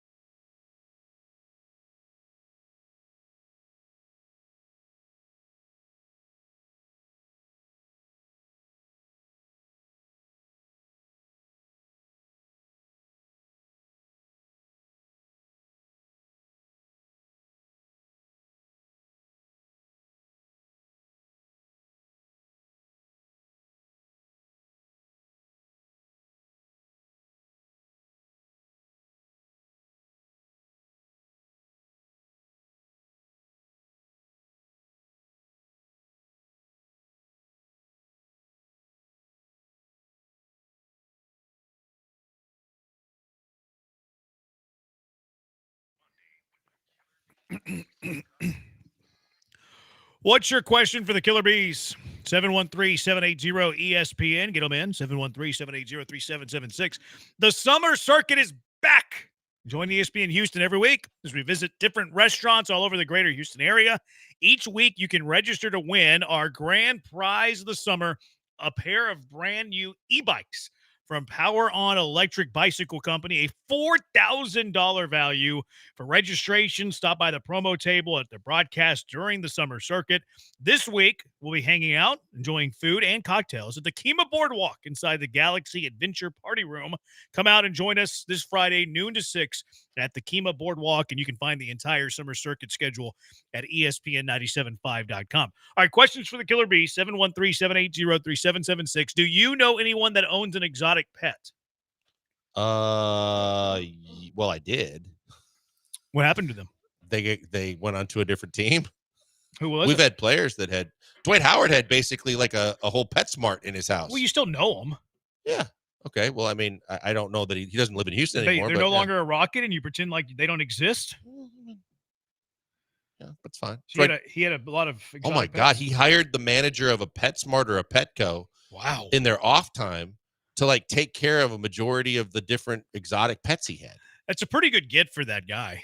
Yeah, extra cash on the side. Oh, so he did it in addition to? Oh yeah. Oh, I thought he like quit, become a full-time. Oh no, he did both. Oh, okay. Which is probably even better. You keep your regular job, then you head over to Dwight Howard's house and you take care of all of his exotic pets and get cash on the side, probably tax-free. Yeah, probably. We used to have a red-eyed tree frog in the house. Does that count as exotic? Sounds like it. We used to have that. That's pretty much as a pet. Oh yeah, we had 3 of them. They get lonely when you have just one. They all died. Yeah, they're kind of cool. Sounds cool. They were nocturnal. Okay. They ate crickets. Okay. Yeah. But then if Branham you kid better loves eat the reptiles. crickets right away because I don't want to hear them. I'm not eating them. No, I mean they better be dead when they eat them. I don't want to hear the crickets if they're in the tank or whatever, and then they're not eating them right away. One sex of cricket, male or female, I can't remember which one, does not make noise. Oh. Yeah, I can't remember which one. Let's hope it it's was, those. I can't remember which one it was. Yeah, they ate them pretty quick. They were good hunters. Blankers and J-Bones. Why would an NBA GM trade a young, highly touted player with great upside for an aging superstar who's nearly 40 years old? Who are we talking about? Kevin Durant? He didn't say names. Yeah, I don't. I wouldn't.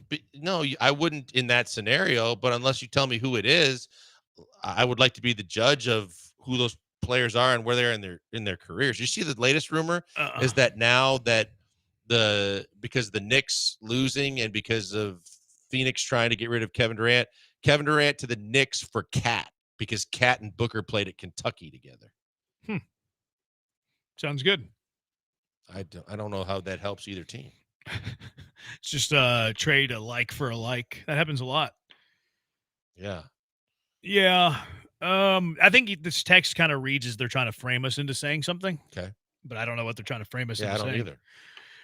When do I receive my Chick-fil-A bet? After you guys said the Astros were getting swept this weekend, not a Rays fan. Nice try.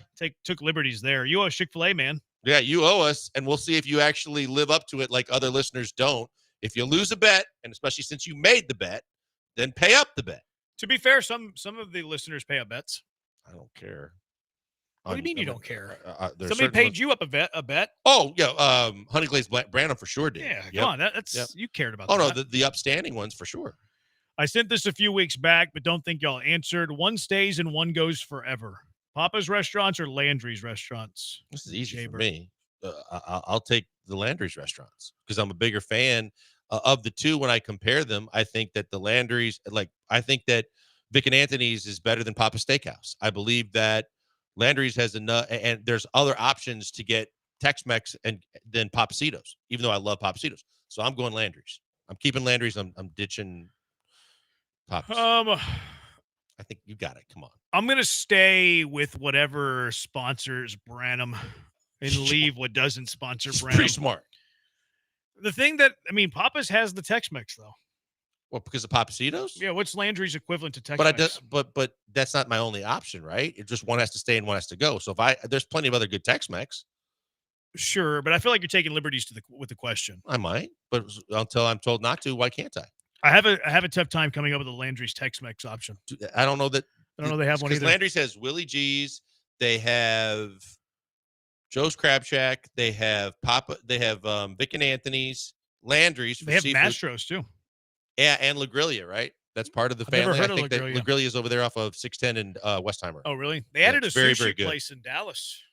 I saw the grand opening of that a few weeks ago. And don't they also have a La Grilla, I believe, off of West Gray. I've never heard of La Grilla, so I can't tell you where fantastic. they are. Yeah. Yeah, you're right. I don't know that Landry's has a Tex-Mex place. I don't think that they do. Who on the show can throw the football the furthest, Jay Burt? Not Brian.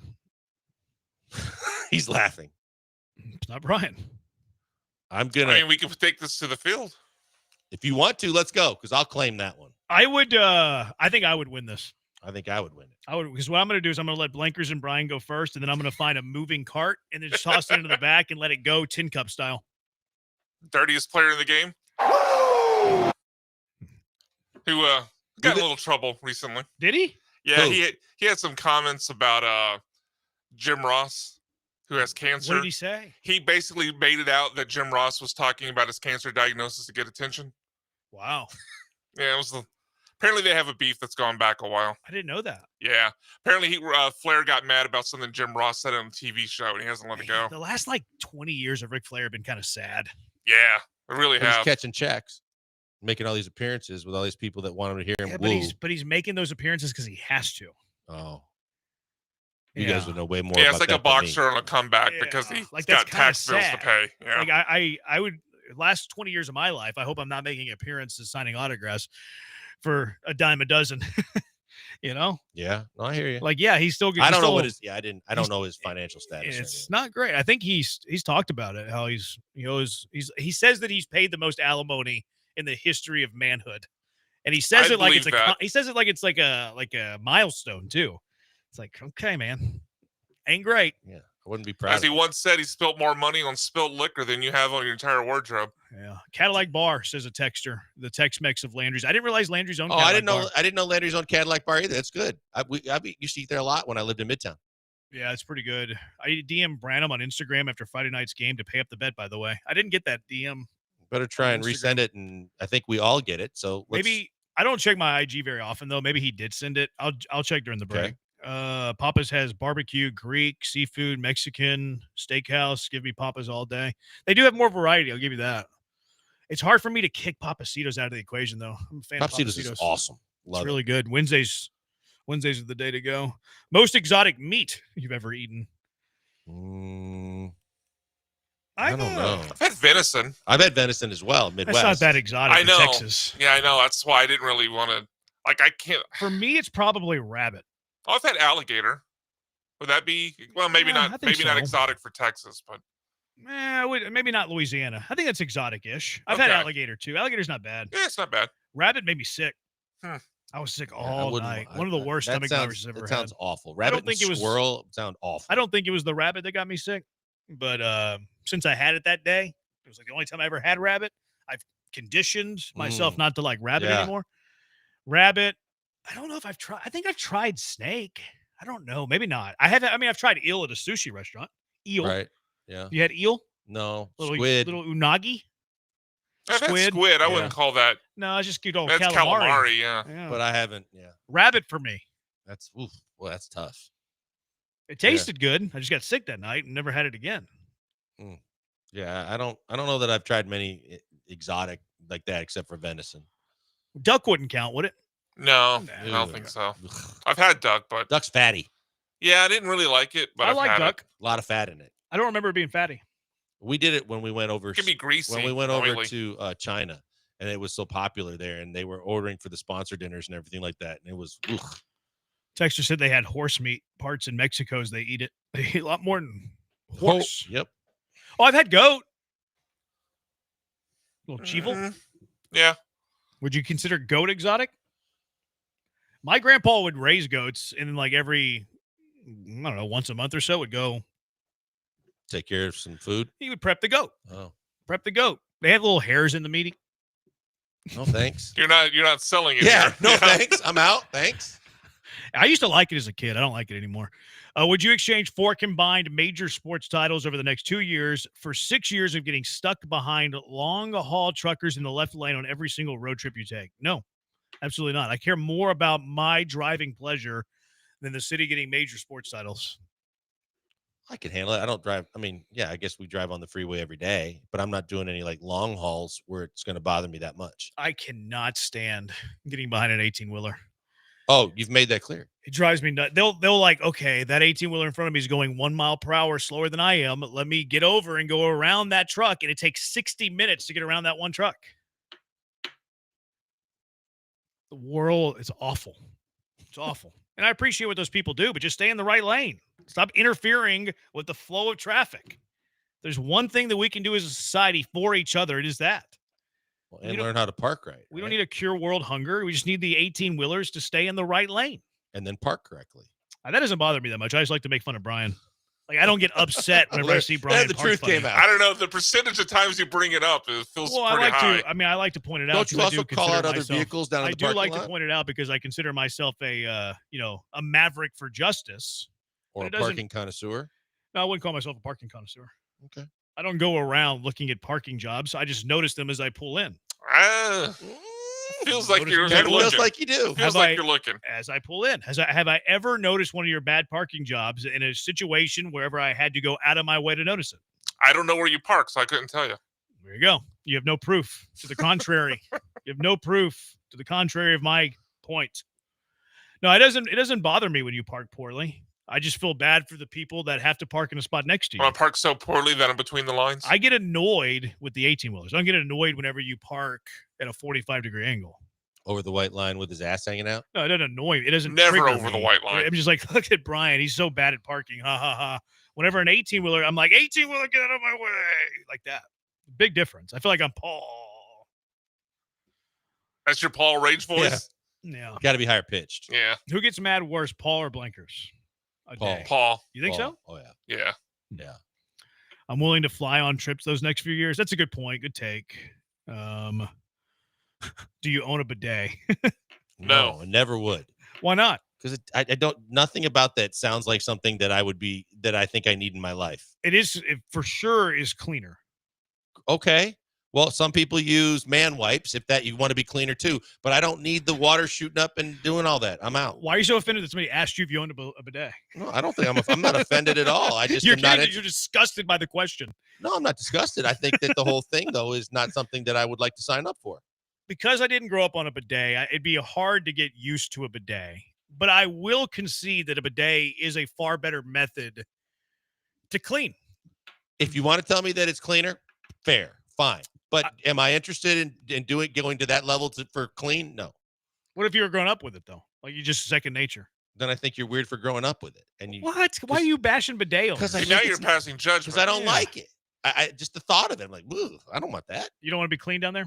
I want to be clean down there without having the water shoot up there. So you rather be dirtier, but it's not something that you would like. You got it. I've had a few bidets in my hotel rooms in the past. Never used them, but me either. They look. I don't even know where to start. Exactly. You just decide not to go that time. Plenty of road trips with the Rockets where they're in the hotel rooms. I'm out. I'm not trying that. There was one time I was like, I don't know if I'm supposed to face the wall or look away from the wall. Sit down, find out.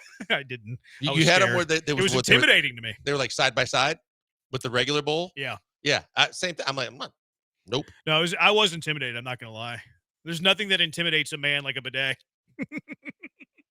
Jordan's soft. You guys are intimidated by a bidet. Have you ever tried a bidet? No, I haven't. Okay. There you go. There you go. I would try it. I've never come across Of course you would try a bidet, you weirdo. You can't park straight and you like a bidet. Brian's looking for the water pressure control. I need more. Get the job done. All right, let's get to our car wreck of the day. Probably these 18-wheelers that are impeding traffic. That's next. It is the Bees, ESPN 97.5 and ESPN 92.5.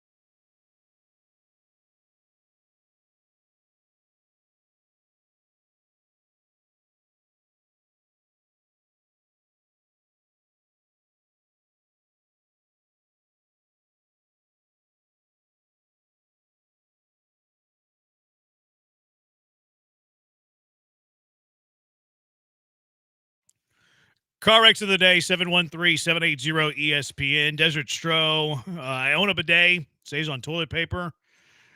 Garcia, I bought a bidet that attaches to your regular toilet during the early stages of COVID. I've had no previous experience with one, and now I hate going without it. Bidet is so much easier to train your kids. Kids have less poop underwears. I recommend it. I didn't realize they were so popular. Texture, I'll try anything twice. Don't you still have to, when you use a bidet, you still got to dry off, right? You still have to use toilet paper. I've always wondered that. Like, how do you just have a towel there? Like a little hand towel? I guess you wouldn't call it a hand towel at that point. I think you still dry off a little bit with the toilet paper. No way. But You can't use toilet paper after you wet yourself with a bidet. That would leave residue. It has to be a towel, at least a towel substance. The toilet where paper. You put the towel when you're done with it. Hopefully in the wash.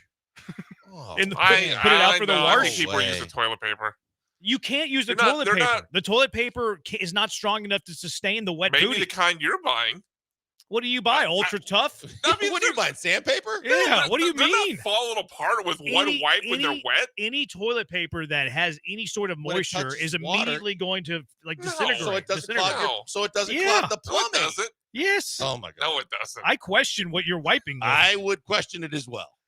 Dry yourself off with man wipes. That's not a bad alternative. Dave in Clear Lake wants to nominate. Man wipes are wet. Bidet talk. Car wreck of the day, Josh from Seabrook, the medical staff for Houston sports teams.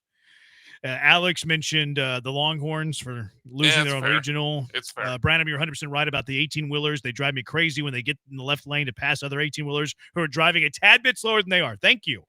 It's the take of the century. You pat, not wipe, after using car wreck of the day butt towels. All right, what do you nominate for car wreck of the day? Well, we're getting short on time. I'll take the most. You can say the baseball one for tomorrow. All of them? Yeah, the ones that have audio. Because that was my bad. Yeah. Okay, so the one that doesn't have audio but is ridiculous is AJ Gracia of Duke. The fact that he's swinging a hot bat, he's their best player. He hits a home run. They have their celebration in the dugout where they give him a hard hat to wear when you do something good. Later in the at bat for the team, a guy gets a big clutch single to give them the lead, and when the run scores and the teammates come out of the dugout to encourage, to give him high fives and say, way to go for scoring the run, he still had the hard hat on. It is a college baseball rule that if you are not wearing the appropriate batter's helmet or hat, you're thrown out of the game. The rules for bringing a prop onto the field. You can't bring a prop onto the field. It's ridiculous. He took 2 steps out of the dugout with a hard hat on, and now he's got to sit out the first game of the Super Regional. They put that rule in place a couple of years ago that you can't bring a prop onto the field because it was getting out of hand. I don't even know if he remembered he still had it on, but he was holding it in his hand. Ridiculous. It's a stupid rule. I mean, there's a reason the rule was put into place because people were going nuts with it. I want to nominate Taylor Walls acting like he didn't tap his hand. He looked at the umpire, tapped his hand. I didn't know what I did. No, you knew what you were doing. Brian, what you got? Colorado Rockies set a modern baseball record by reaching 50 losses before they got to 10 wins, on pace for just 25. They have 8 wins. They have 9 wins. Hunter Brown has 8. Yep. Hunter Brown has 8 wins. Rockies have 9. All right, what's winning? Embarrassing. The medical staff. Yeah, medical staff. You're on medical staff. Medical staff Astros, congratulations. You got a dub. Does it for us. Thanks to Brian for the hard work. He's blank on Brandon. We'll talk to you tomorrow. ESPN National coming up.